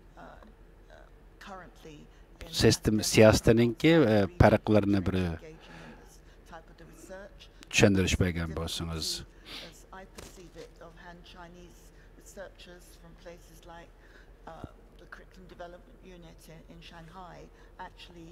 Feeling confident about doing research in this region for fear of getting labelled. So I'm just trying to understand the development of policy over this. Men bilmoqchi bo'lganim mushu davrlarningki qo'sh ona tillik til ma'rifininki jarayonini bilish maqsad qilib so'rayapman bu savolni. Ya'ni bu qo'sh tillik siyosatninki, ma'rif siyosatininki, ya'ni taxminan 18 yildek mushundaq bir jarayondagi taraqqiyot ahvolini ya'ni bir tushuntirib bergan bo'lsangiz.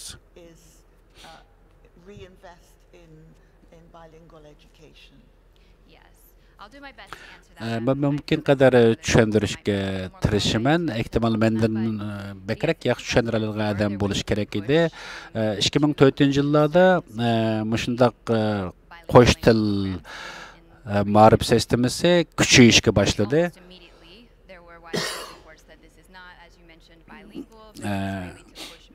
Bu amaliyotda qo'sh til bo'lib qolmasdan Xitoy tilini, Xanzo tilini asas qilish maqsad qilinganligi to'g'risida jiq uchurlar ham xabarlar bo'lgan.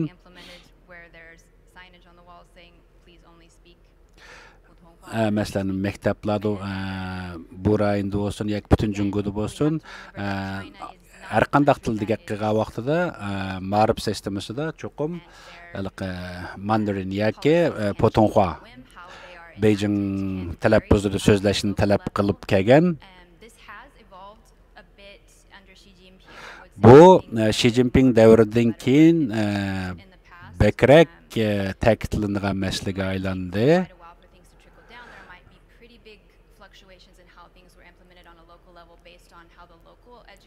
Yana birisi yerlik hukumatlarninki o'zininki xarakterli ahvoliga asosan bu siyosatlarni o'z xohishi bo'yicha kuchlantirish yoki bekrak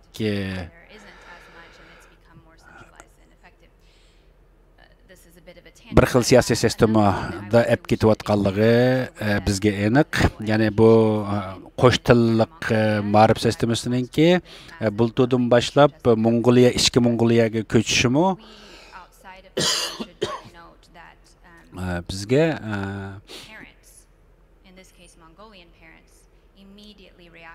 bizning ko'rishimizcha, chunki ular ya'ni Şinjan'da bo'lgan shu ahvolni bilganligi uchun Mongol ota-onalar darhol o'rnidan turib bundaq ma'rif sistemasiga qarshi namoyishlarda bo'ldi. Men ehtimol bundan ko'proq ismlar yoki misollar bilan jiq tushuntirib keta olishim natayin, ammo bu shu xalqlarningki ma'rif huquqlariga qilingan cho'ng bir xil hujum.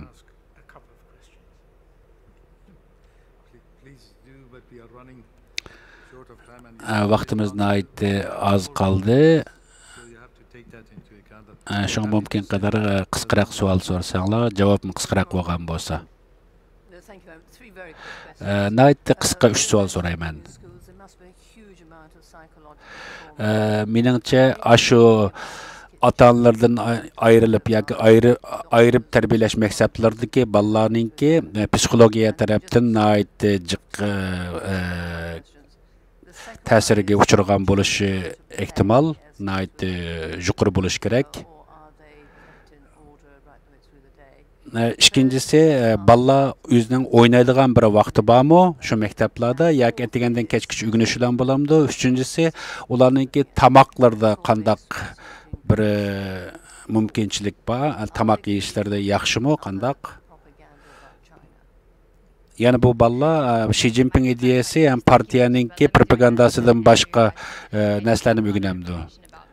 Ben muş suallarga yaxşı cevap verishga tirishman. Buningda menda ait ko'p uchurlar yo'q, ammo balla o'ynamdi deb so'rasangiz, o'ynash mumkinchilik bormi desangiz, men maktabning ichida bek ko'p o'ynaydigan narsalarni ko'rdim. Hech bo'lmasa, mana tik-tak top o'ynaydigan ustalning borligini ko'rdim. Chunki men bu yerlarga berib o'zim shaxsiy berib ko'p tashviqot qilmaganligim uchun jiq javob beramayman. Xi Jinping ideyasini o'rgatish kelsak, meningcha yangi ma'rif naziri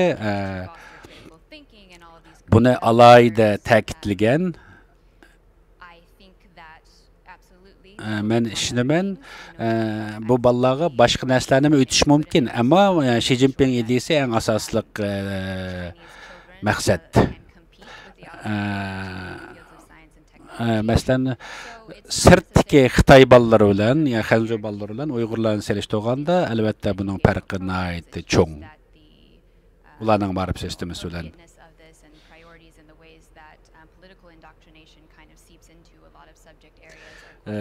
Xitoyningki o'xshamga rayonlardagi siyosiy sabablar, siyosiy rayonlarga asosan bu ma'rif sistemasi nihoyatda farqli. Hamda tamoq to'g'risida-chu deb so'ragan, tamoqda bu qandaq tamoqlarni berdiganligida men jiq uchurlarim albatta buningda ham yo'q, ammo videolarning ko'rgan vaqtida bu tamoqlari nihoyatda bek oddiy, ammo bularning psixologik taraflaridimi men ko'p birim demayman, ammo u bolalarni nihoyat ko'p psixologik besimlarga uchrayapti deb qarayman.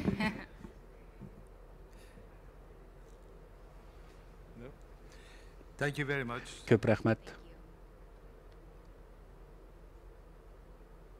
Our next witness, Mr. Chairman, is Mr. Darren Byler. Tuanda Darren Byler'ning guvallığı o'timiz.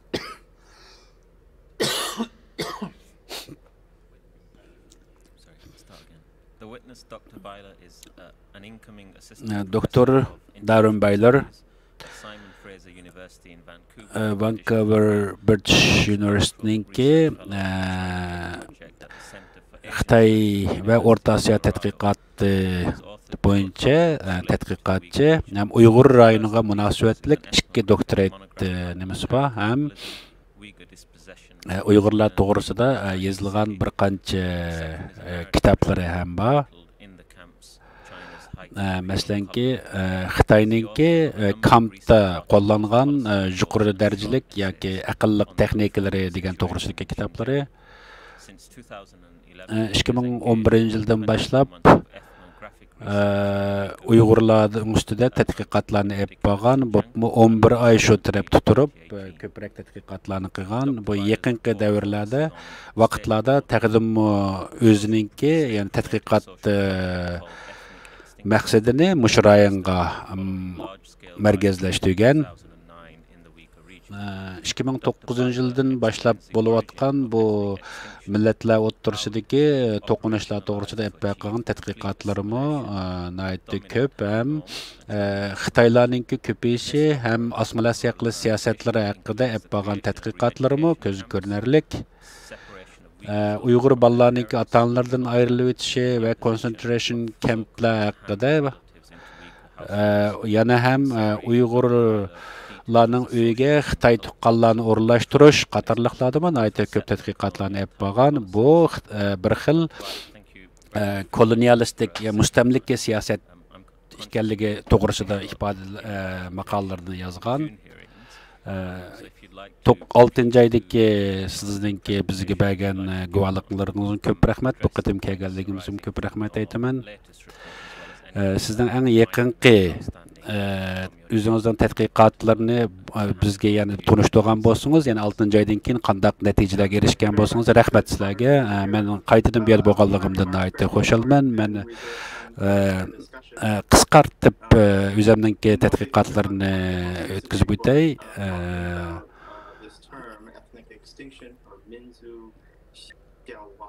Masalan, millatlarni birlashtirish bu siyosatininki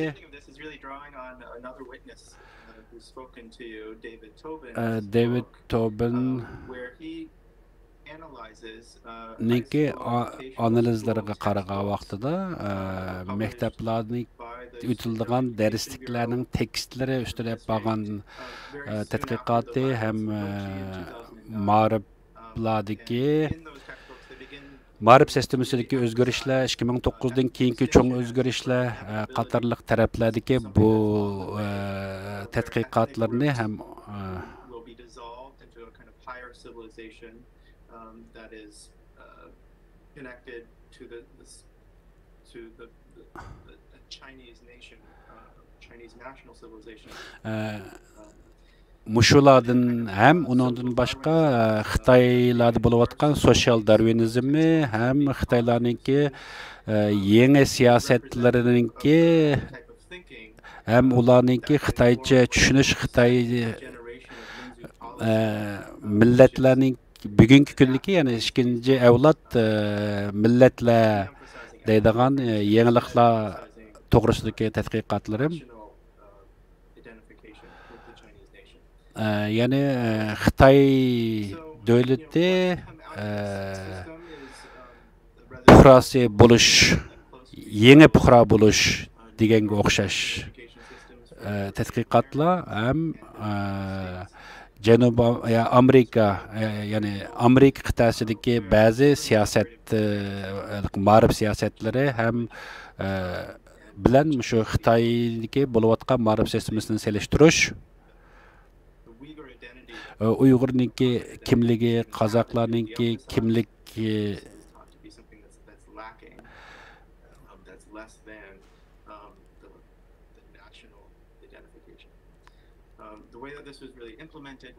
qatarliq yangi tadqiqotlarda bo'layotganligi.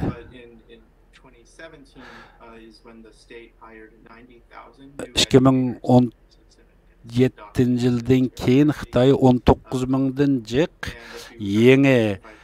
yangidan o'qituvchi qabul qilganligi, yangi xizmat qabul qilish tashviqotlarda Şinjan'a kelib o'qituvchi bo'lishga chaqirayotganligi,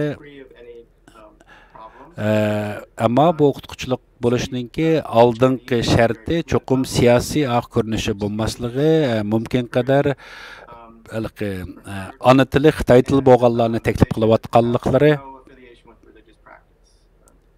undan boshqa diniy faoliyatlarda bo'lmaydigan ko'rinishi bo'lishlar.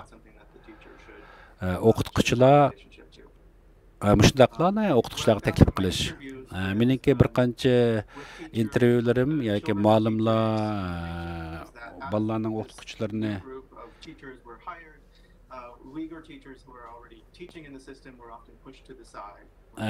intervyu qilish jarayonida Uyg'ur o'qituvchilarni bir tarafda qilib qoldiganligi yoki bo'lmasa Uyg'ur o'qituvchilarningki faqat bu Xitoy o'qituvchilarininki assistansi yoki yordamchisi sifatida qabul qilinganliklari.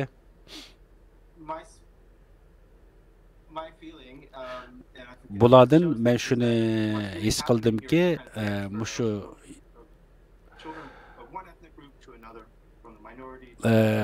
osonliq millat bolalarninki ma'rif sistemasida cho'ng bo'lgan vaqtida bo'pmi mushu ota-onalardan ayirib tarbiyalayotgan bu maktab siyosatlari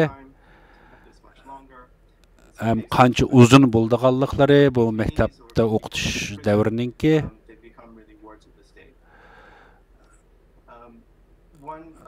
bekrak qiziqishini qo'zg'aydigan ekan.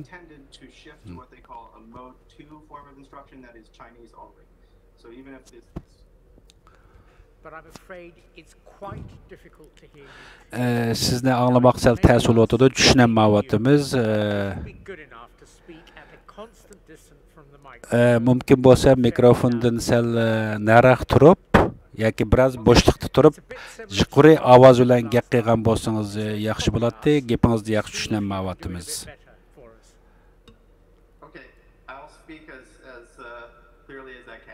Men qancha yuqoriroq, yaxshi aniqroq so'zlay olsam, shuncha aniq so'zlashga tirishayapmiz. Men demoqchi o'g'lim, maktab sistemasi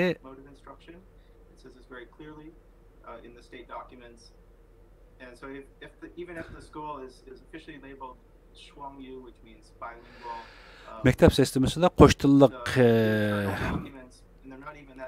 kitaplarda, ya'ni ma'rif kitob o'tiladigan bundaq kitoblarda normalda Shuangyu yoki qo'sh tillik darsliklar degan nom bilan olib ketilyotdi, ammo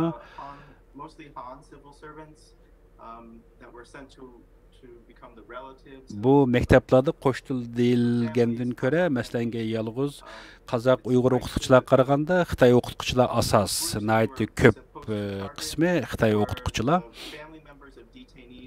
Hem şu ata-analar ayırıp okutuş mektablardaki balla asasen ata-analары kampga yo'llaytilgan yoki turmuqqa kirib ketilgan yolg'iz qolgan balla normal asasen qilib aytgan vaqtida Manuals say very clearly that the families are not to practice Islam. That's one of the things that they're observing. Yana birisi masalan tuqqanlar siyosatida shu tuqqan Xitoylar Uyg'urlarni uyga borgan vaqtida bularninki diniy faoliyatlar bo'lmayotganligi, bolalari bilan oilasida balchaqlar bilan Xitoycha so'zlayotganligi qatorliqlarga bir xil kuzatuvchilik rolini o'ynab bordi. Yana birisi Uyg'urlarninki to'y yoki bo'lmasa o'lim yetim ishlarda yani yeni siyaset boyunca bo'layotgan bo'lishini resmi deymiz, kuzatish.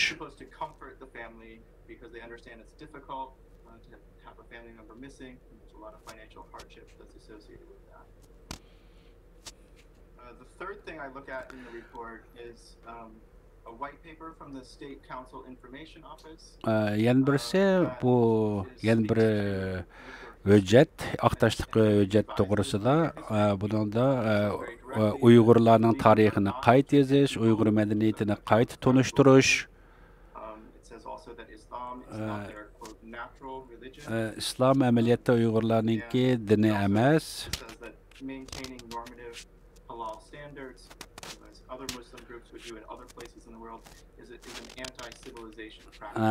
Bu dünyanın başka yerlerdeki İslam'ı yani civilization'ga yoki medeniyetga qarshi bir xil holat degandek tashviqotlarni qilish asosli maqsadi Uyg'urlarni o'zi yashayotgan urf odatlardan ayirib tarbiyalash bo'pmi o'ziniki qadimdan kelayotgan o'lim yetim ishlari yoki yerlik qo'yish degandek mushtaraflarda jiq yeni holatni shakllantirish.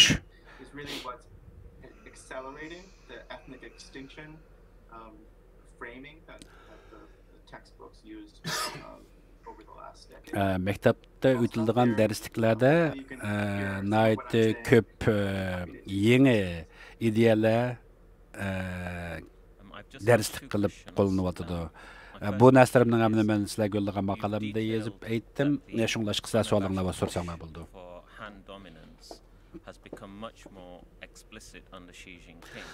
Xitoylarningki kuchayishi ham ko'plab ko'chib kelishi Xi Jinping davrida bakrak ko'p bo'lganligini eskartibsiz. Siz hozir shu millatlar birlashtirilish, millatlar birligi to'g'risida siz qanday yeni bir aniqlab berasiz bizga? Maslanga bu tip Xi Jinping davrida bu Uyg'urlarga yurgizgan bu xil siyosatniki biz oldingi guvohchiligimizdek bu Uyg'urlardan eshib hozir Mo'ng'ullarga o'tdi. Men shuni ishonchlik bilan deya olamanki, bu Xi Jinpingninki uzun muddatlik bir xil plani. Bu masalan bu 19 mingdan oshiq yangi o'qituvchini qabul qilishninki o'zimi bu ko'p bir iqtisodiy nima sayotganligini tushunishga bo'ldi, mablag' sayotganligini, ya'ni mush ma'rif sistemasiga.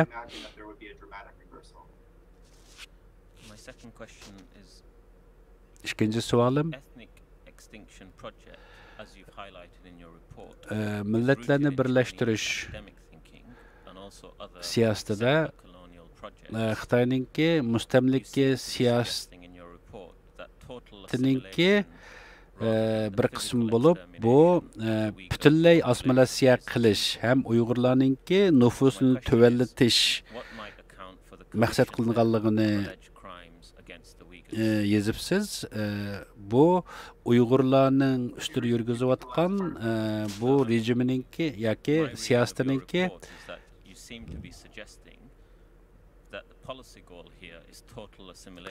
sizningki bizga bildirmoqchi bo'lganingiz bu Xitoy siyosatida Uyg'urlarni butunlay assimilyatsiya qilish asosan maqsad qilinganligi to'g'risida yozibsiz. Bu to'g'risida aniqlama bergan bo'lsangiz. Well, I mean, total assimilation is a violent process. Chunki umuman assimilyatsiya qilish bu bir xil jinoyat. Ota-onalarni, bolalarni ota-onalardan ayirib o'tish yoki bir xil millatdan yana bir xil millatga aylanib ketishmi, nihoyat ko'p odamlarni kamplarga solashmi, ham Xitoylarni uylarga avatib birga yashash siyosatlarimi mushularning hammasi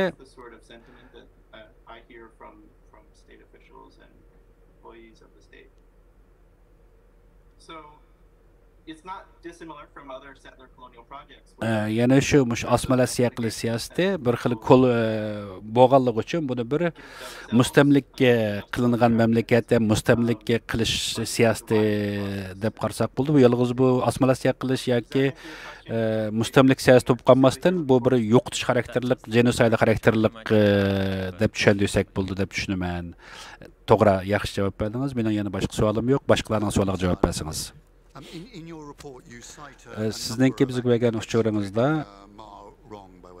Maorong'ninki bir qancha misollarni keltirgansiz. Siz bizga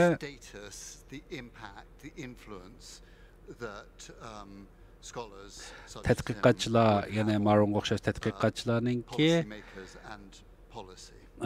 siyosat ishlab siyosiy yurgizuvchilarga bo'lgan qanday ta'sir qildiganliklarini ta'sirini so'zlab bergan bo'lsangiz. Maorong bo'lsa, u ichki Osiyo yoki Markaziy Osiyo tadqiqotida mashhur bir tadqiqotchi. Bu Mongol va Uyg'ur rayonlariga u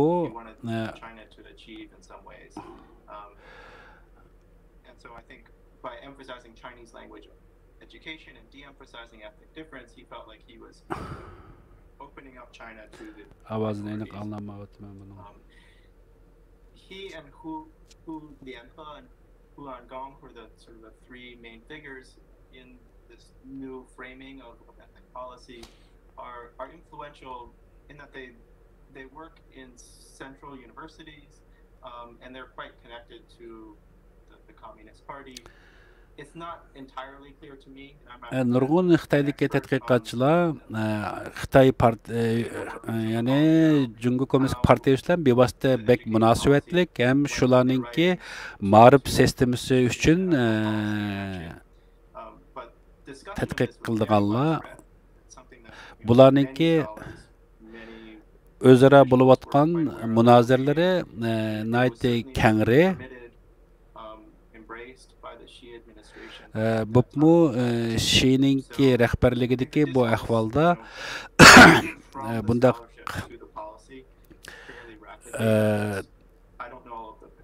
akademik tadqiqotlar bilan bu siyosiy maqsadlar bir-biriga giralashib ketgan bo'lgan.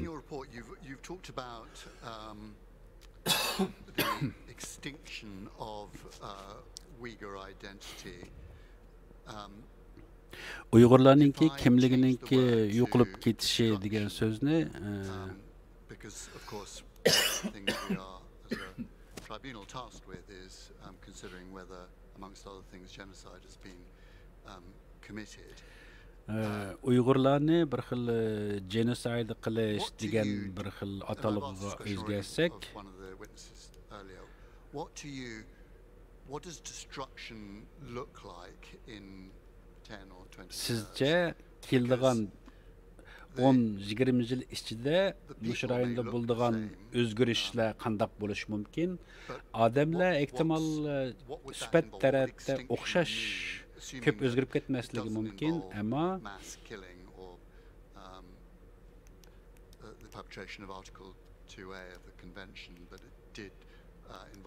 ya'ni bu hayat qağanları yoki ko'chada ketayotgan Urumchida bo'lsin, nada bo'lsin, ko'chalarda ketayotgan odamlarningki xarakteri yoki ko'rinish tarafda qanday bir o'zgarishlar bo'lishi mumkin?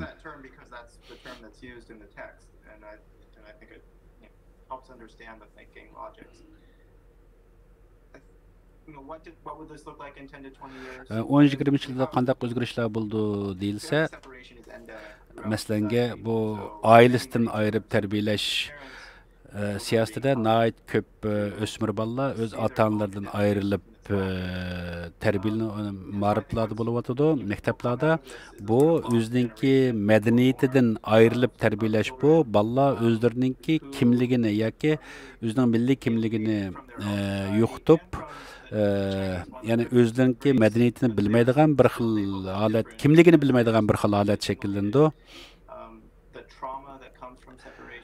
Bundaq ayrıvitılışdan kep çıqqan bir xil trauma yoki balalarda qep qalğan bir xil qorqunuş,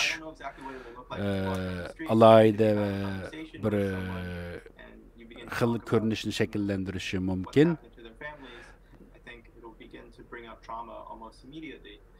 Bu xil qo'rqinchli xarakteri u vaqtlarda ko'chalarda ko'rinish qanday bo'lishini aniq deb beramiz-ammo hozirlam mushundaq ayirib tarbiyalash, mushu madaniyatni o'zgartirish siyosati oilalarda nurg'unlagan bir xil qo'rqinchni shakllantirayotganligini ko'rib olishga bo'ladi.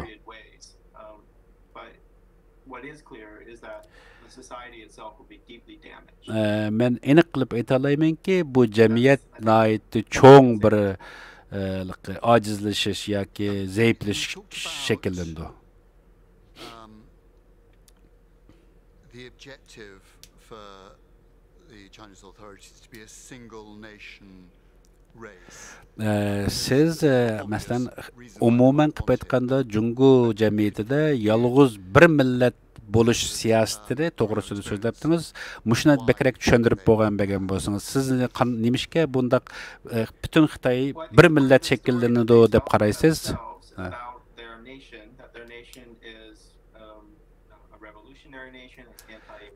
Masalan, Xitoyninki hozirgi davlat tushunchisida hammasi zamonaviy bir xil millat shakllanish, imperialistik bir xil davlat qurilish, bu xil ideologiyasi kelajakdagi millatning kelajagi Xitoyning tushi yoki Xitoyning kelajak xiyoli ham xalqarodagi Xitoyninki o'rni siyosiy, iqtisodiy o'rniniki yuqori bo'lish ideologiyasiniki mushundaq yuz berayotgan ham Uyg'urlar rayonida bo'layotgan bu siyosatlardan ko'ra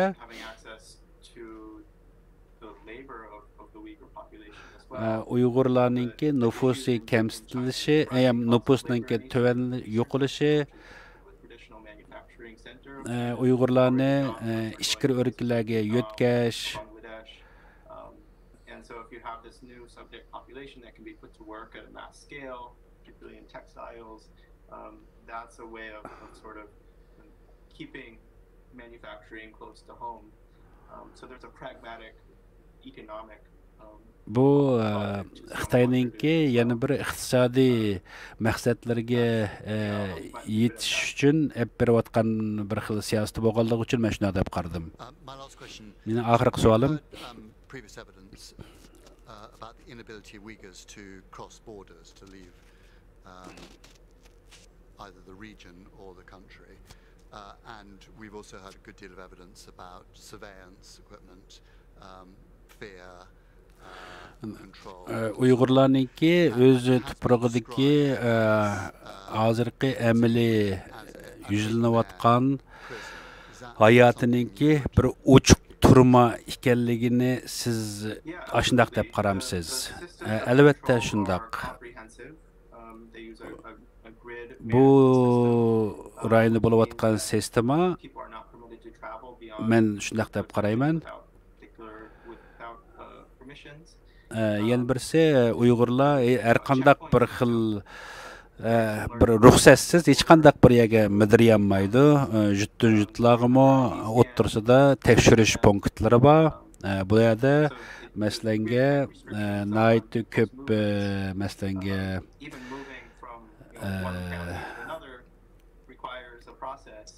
har xil kuzatish kameralari yoki bo'lmasa ko'z pardalarini rasm qilish dedigandek nurg'un tekshirish bosqichlaridan o'tib bir o'rindan yana bir o'ringa boradigan bir xil kontrol qilish sistemasi bor.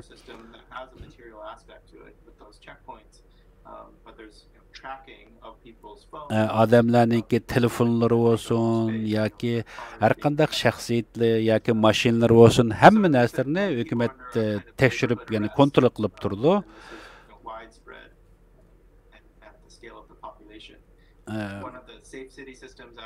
Bu Xitoyningki bir tinch shahar qurish shuari ostida bexatar shahar qurish siyosati ostida bo'layotgan bir xil yurgizayotgan siyosatlari.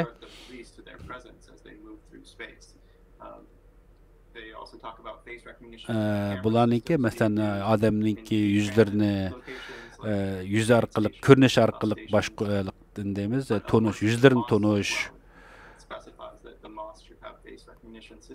qatorliq nurg'unlagan yuqori texnologiyalar orqali boshqarilayotgan bir rayon bu. Mundaq chiqib aytgan vaqtida hukumat bu yerda yashayotgan xalqninki hammasini amaliyotda ya'ni kuzatib turibdi, ko'rib turibdi hamma odamni. Shunglashqa biz buni shunglash bir xil ochiq bir turmaga o'xshatsak bo'ladi. Shunglashqa bu bir xil saqchi davlati.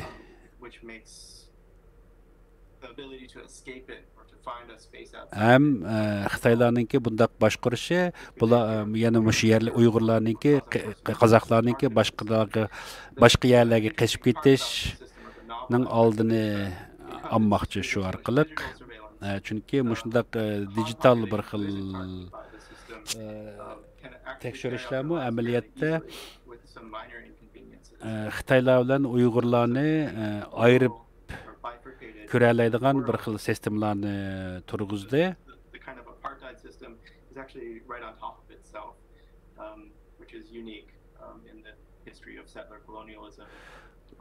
Bu ya'ni mustamlika qilish siyosatininki yuqori darajalik bir xil ko'rinishi desak bo'ldi. Hozirgi mushu yuqori texnika sağlam şu meblağlar, nayt yuqori meblağlardan selip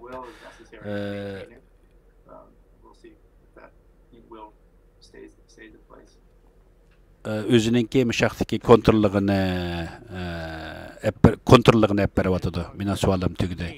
Men bir savol so'ramoqchi. To operate a system leading to extinction of the type you identify, the person above the person who's being managed, manipulated and controlled may or may not believe in the principle.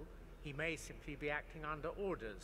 The person above him may or may not believe. Bundaq sistemlarga bo'linib ketgan bir huquq shaklida masalanga bir tuvan darajadan yana bir yuqori daraja, yana bir yuqori darajadan yana bir yuqori darajagacha bo'lgan bundaq boshqarish sistemasida qandaq bir boshqarish sistemasi qancha uzunga bora olish mumkin deb qaraysiz? Bu bek tez bir savol bo'ldi. Buningga aniq javob bermek tez, chunki bundaq qatlamma boshqarishda qancha bosqichniki borligini bilmagimiz bek tez. Araliqda yana qanchalar odamlar bor?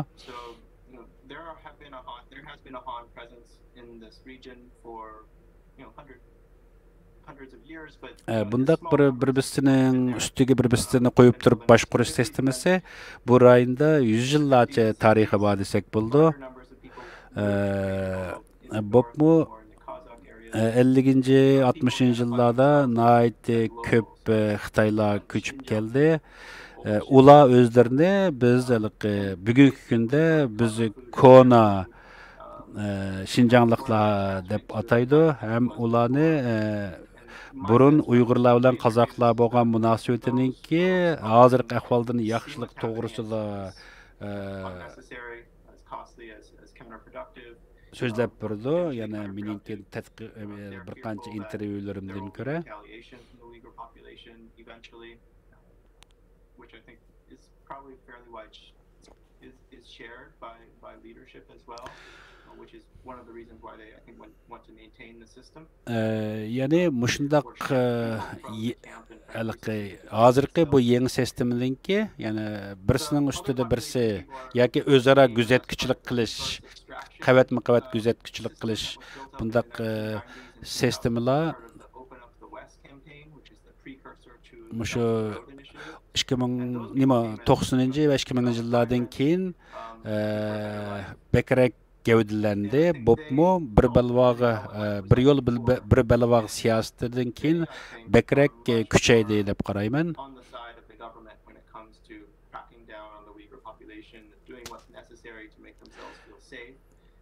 Mumkinki Xitoylar, ya'ni Xitoy hukumati mumkin qadar Uyg'urlarning nüfusini tövelletish orqali o'zining bexatarligini kapolatga ega qilish.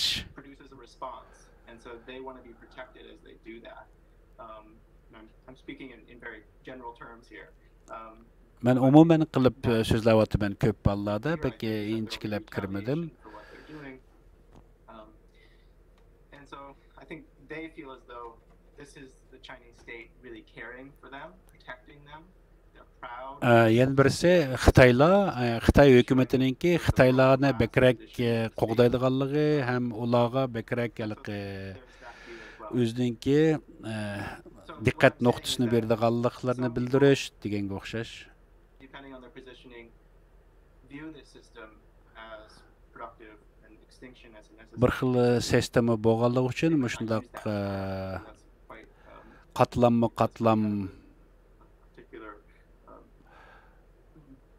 scholarly position, which most people don't have. Kuzatuvchilik qilish. But I think in general they would agree with that sort of ethos.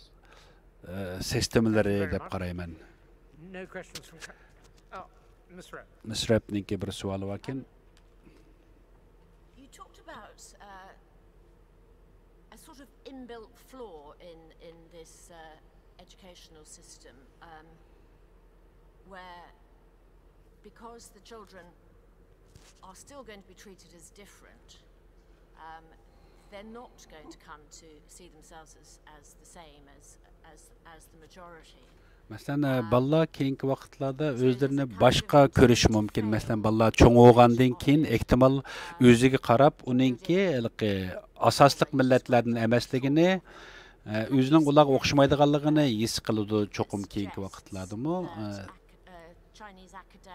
Sen shu Xitoydagi akademiklarningki yoki shu munozirlarda bo'layotganlarningki mush masalani o'ynamayotganligi ham kelajakda uzun muddatlik bir xil qaraydigan bo'lsak, mush siyosatninki g'alabalik bo'lmaydiganligini his qilmayaptam deganda shular.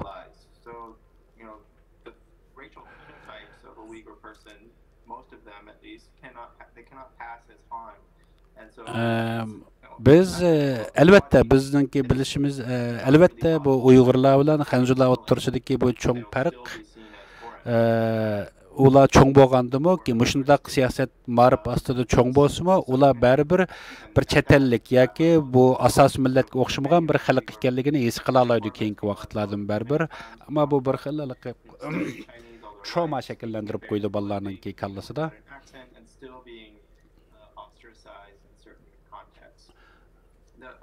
If you do speak Chinese, it does seem as though the ostracization is lessened. But typically, there's still if you're meeting a stranger, still a kind of visceral reaction. It's how people feel about experienced it. So yes, that is a major problem. I think the system is bu sistem amaliyotda cho'qim kelajakni tushunib, to'g'ri menishnikini talab qilmaydi deb o'ylayman. Bopmi hozir, bopmi shu kamp sistemasi ham hozir bo'layotgan siyosatlardan ko'ra, bular shu hozirni maqsad qilgan bir xil sistema.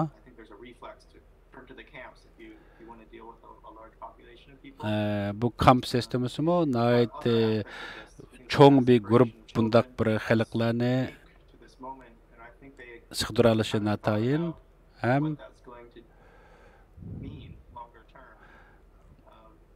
ballarni bundaq ayırıp terbiyelashninki kelajagida qandaq bo'ldiganligini hammaliqi to'g'ri tushunib men bo'lamagan bo'lishi mumkin.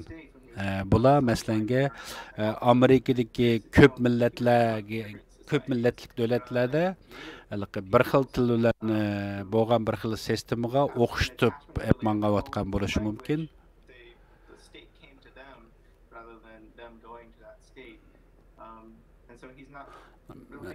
Mesela Amerika'daki bu da sistemasida hükümet başka milletlerninki bir xil tilda so'zlashni talab qilmay, boshqa millatlar bu tilda so'zlashni o'zlari talab qilib keladi. Menimcha Xitoylar bu to'g'risida kelajak qanday bo'ladiganligi to'g'risida aniq plani yo'q. Qanday bo'lishini jiq o'ylashmadi deb qarayman. Mr. Clark, thank you. Mr. Clark'ning bir savoli var. One specific question about education policy. Men bir ma'rif ham majburiy ma'rif to'g'risida bir savolim bor. Controls a large part of the region. Are the same policies and the same approach taken in areas under its control of Xinjiang as it is in the rest of the province, i.e. the writ of the education department for the region covers everything in the region? Şinjanның һәм yerdə oxşaş ma'rif siyasəti barmı, yoki oxşamagan rayonlarda oxşamagan ma'rif siyasəti barmı? Most of the land that they control is Han majority land, so they're in charge of a number of camps and they run prisons and things like that. Oxşamagan rayonlardakı bəzilərdə kamplar, turmalar köprək var.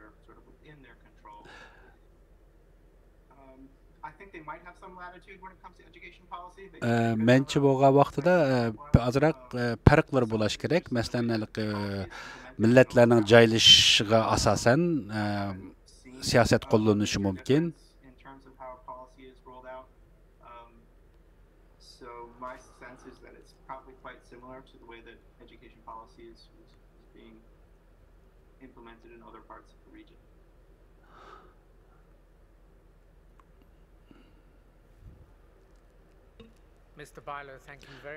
Baylar efendi, sizge köp rahmet, qatnaşqanlığınızga köp rahmet.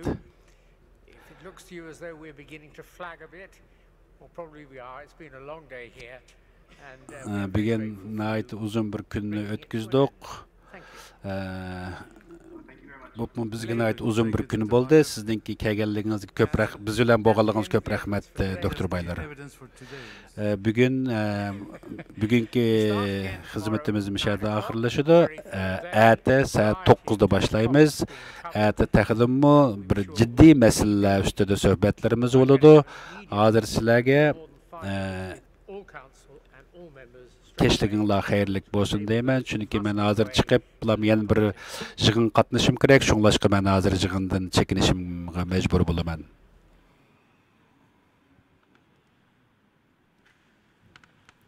Assalamu alaikum ekran aldidagi Sharq Turkistonlik aziz qarindoshlar. Mush vaqtinglar takrar xayrlik bo'lsin. Aziz qarindoshlar, mana sizlar ko'rayotgan yana xalqaro Uyg'ur sud kollegiyasiningki tunugün, ya'ni 9-oyning 10-kuni atdigan Londonda boshlangan ikkinchi qitimli sudninki bugungi ikkinchi kuni nəhayət muvaffaqiyatlik, rətti, g'alabalik bir shaklda oxirlashgan bo'ldi. Aziz qarindoshlar, mushu fursatdan foydalanib turib, men mushu sudga ko'ngil bo'lib, mushu xalqimizning dardiga, taqdiriga ko'ngil bo'lib, ekran oldida zerikmay, terikmay, savrichanlik bilan mushu sud haqida biz Dunyo Uyg'ur qurultiyi to'g'ri televiziyasi tarafidan taqdirlangan naq maydon programmasini ko'rgan, izlagan bütün qarindoshlarimizga tekrar rahmatimni, minnetimni bildiraman va hammanglardan Alloh razı olsun aziz qarindoshlar. Bugün bu sud nəhayət muvaffaqiyatli o'tdi, bo'lib sudda nəhayət muhim shaxslar bo'lib chet-ellik mushu maxsus irqiy qirg'inchilik masalasini tadqiq qilayotgan maxsus mutaxassislar nəhayət muhim dokladlarni berdi. Sharq Turkistonlik guvohchilar doklad berdi. 10 ga yaqin chet-ellik va Sharq Turkistonlik bo'lib 10 ga yaqin kişi bugün maxsus guvohlik berdi va bugün bu sud taxminan 10 soatdan ortiq davom qildi. Biz atgan taxminan 8:30da bu naq maydon programmasini boshlagan to'q 10:30 soat programmani uzdirmay 10:30 soat naq maydon programmasi taqattoq va sotninki bugungi ikkinchi kunninki amaliy ahvolini sizlarga to'liq yetkazishga g'ayrat qildik. Az qarindoshlar, bu sot başlanışdan bir gün burun Xitoy hokimiyatining bu sotga qarshi, dunyo qurultiga qarshi, sot guvohchilarga qarshi qattiq hujum boshlagan. Xitoyning bu xil hujumi texnik shiddat bilan kuchayib beryapti. Masalan, bugun texi Xinhua to'g'rida maxsus shu xalqaro Uyg'ur alayda sot kollegiyasining apta basharasini ichib tashlayli degan temada cho'ng bir maqola e'lon qilindi Xinhua axborot to'g'ri tarafidan va bu Xitoyning butun matbuotida ko'chirib besildi, taqtildi. Bunun da mı yana Xitoy hokimiyati tig' uchini bir tarafdan sot kollegiyasiga qarasa, yana bir tarafdan bu sot da guvohlikni sotninki bosh arzlari dunyo qo'ltiga hujum qildi. Yana bir tarafdan qiziq yeri Xitoy hukumati xuddi jinoyatchiga o'xshash, amaliyotda jinoyatchi o'zini oqlashdan qo'yg'ishgan. Masalan, bu yerga diqqat qilgan bo'lsa, Xitoy hukumatininki tunang sotning tunji kunida nihoyatda jiddiylik bilan ta'qib qilganligini izlaganligini ko'rmoqli bo'ldi. Bugun Xinhua to'g'rida yozilgan bu maqolada masalan buningda deyilgan tunogin guvohlik bergan odamlarning mazmuni qarta o'zini oqlab bayon qilgan, masalan majburiy emgak tuzumi yo'q. Masalan bolalar ishkir o'lkada o'qiyotganlarni mingish harakati emas. Biz ularni yuqori sapali ixtisos egalariga aylantirish uchun o'qitdik. Majburiy emgak yo'q, irqiy qirg'inchilik yo'q. Uningdagi Uyg'urlarning nopasini qasdan azaytish masalasi yo'q. Biz kundan kunga ularniki noposninki işe ahmiyet veriyorsunuz. Uyg'urlarning nopos ko'payotdi. Majbur emgak masalan paxtaninki zaten bulup Şimali Şinjan'da 90% maşina orqali terildi paxta. Şuna bunday sharoitda biz majbur emgak o paxta tagizdi, majbur etizliqlarni ishlatgizdi deganimi yolg'on. Bu chet ellik guvohchilarninki nurg'uni Şinjan'ga kelib boqmagan oqcha ko'kshi degandek safsatlarni bozorga soldi va bu sot bölgünçilik ideyasini yani Cungoni parçalash, bölüşga urinayotgan bölgünçilik ideyasini targ'ib qilayotgan Dunyo Uyg'ur qurultiyi ninki oqi tiriga nima so'zlar yuyilishi bilan qurib chiqilgan bir atalmış sot deganga o'xshash narsani bozorga soldi. Cho'ng bir maqola aziz qarindoshlar, balkim ati yana Xitoy bu sot qaratgan hujumni kuchlantirishi mumkin. Aziz qarindoshlar, ati sot yana atigan soat London vaqti atigan soat 9da davom qiladi. Biz yarım soat burun Dunyo qurultiyi to'rt televiziyasi sot boshlanishdan yarım soat burun biz naq maydon programmasini boshlaymiz va yana xuddi bugungi o'xshash, tungi o'xshash sot oralig'ida biz ba'zi chet ellik mutaxassislar bilan va dunyoning har qaysi ellardagi Sharq Turkistonlik qarindoshlarimiz bilan suhbat programmalarini uyushtiramiz, naq maydon suhbat programmalarimizni uyushtiramiz. Shunga aziz qarindoshlar, bu sot 4 kun davom qiladi. 9 ayning 13 kuni kechda oxirlashadi. Shunga aziz qarindoshlarimizningki mushu sot haqida taqtilayotgan naq maydon programmasini diqqat bilan izlashinglarni umid qilamiz va atrofingdagi qarindoshlarga danglar. Bu tarixiy bir fursat. Chunki 3-qatim sot ichilmaydi. Bugun bosh sotchi Jeffrey Nice oliylarimi e'lon qildi. Bu 2-qatimlik sot bilan bu sot tugaydi va 12-yilning oxirigacha biz hukm chiqarish xizmatlarini oxirlashtiramiz deb. Shunga bu yerda aziz qarindoshlar, uningdagi adlik nihoyat muhim 3 lager shohidi bor.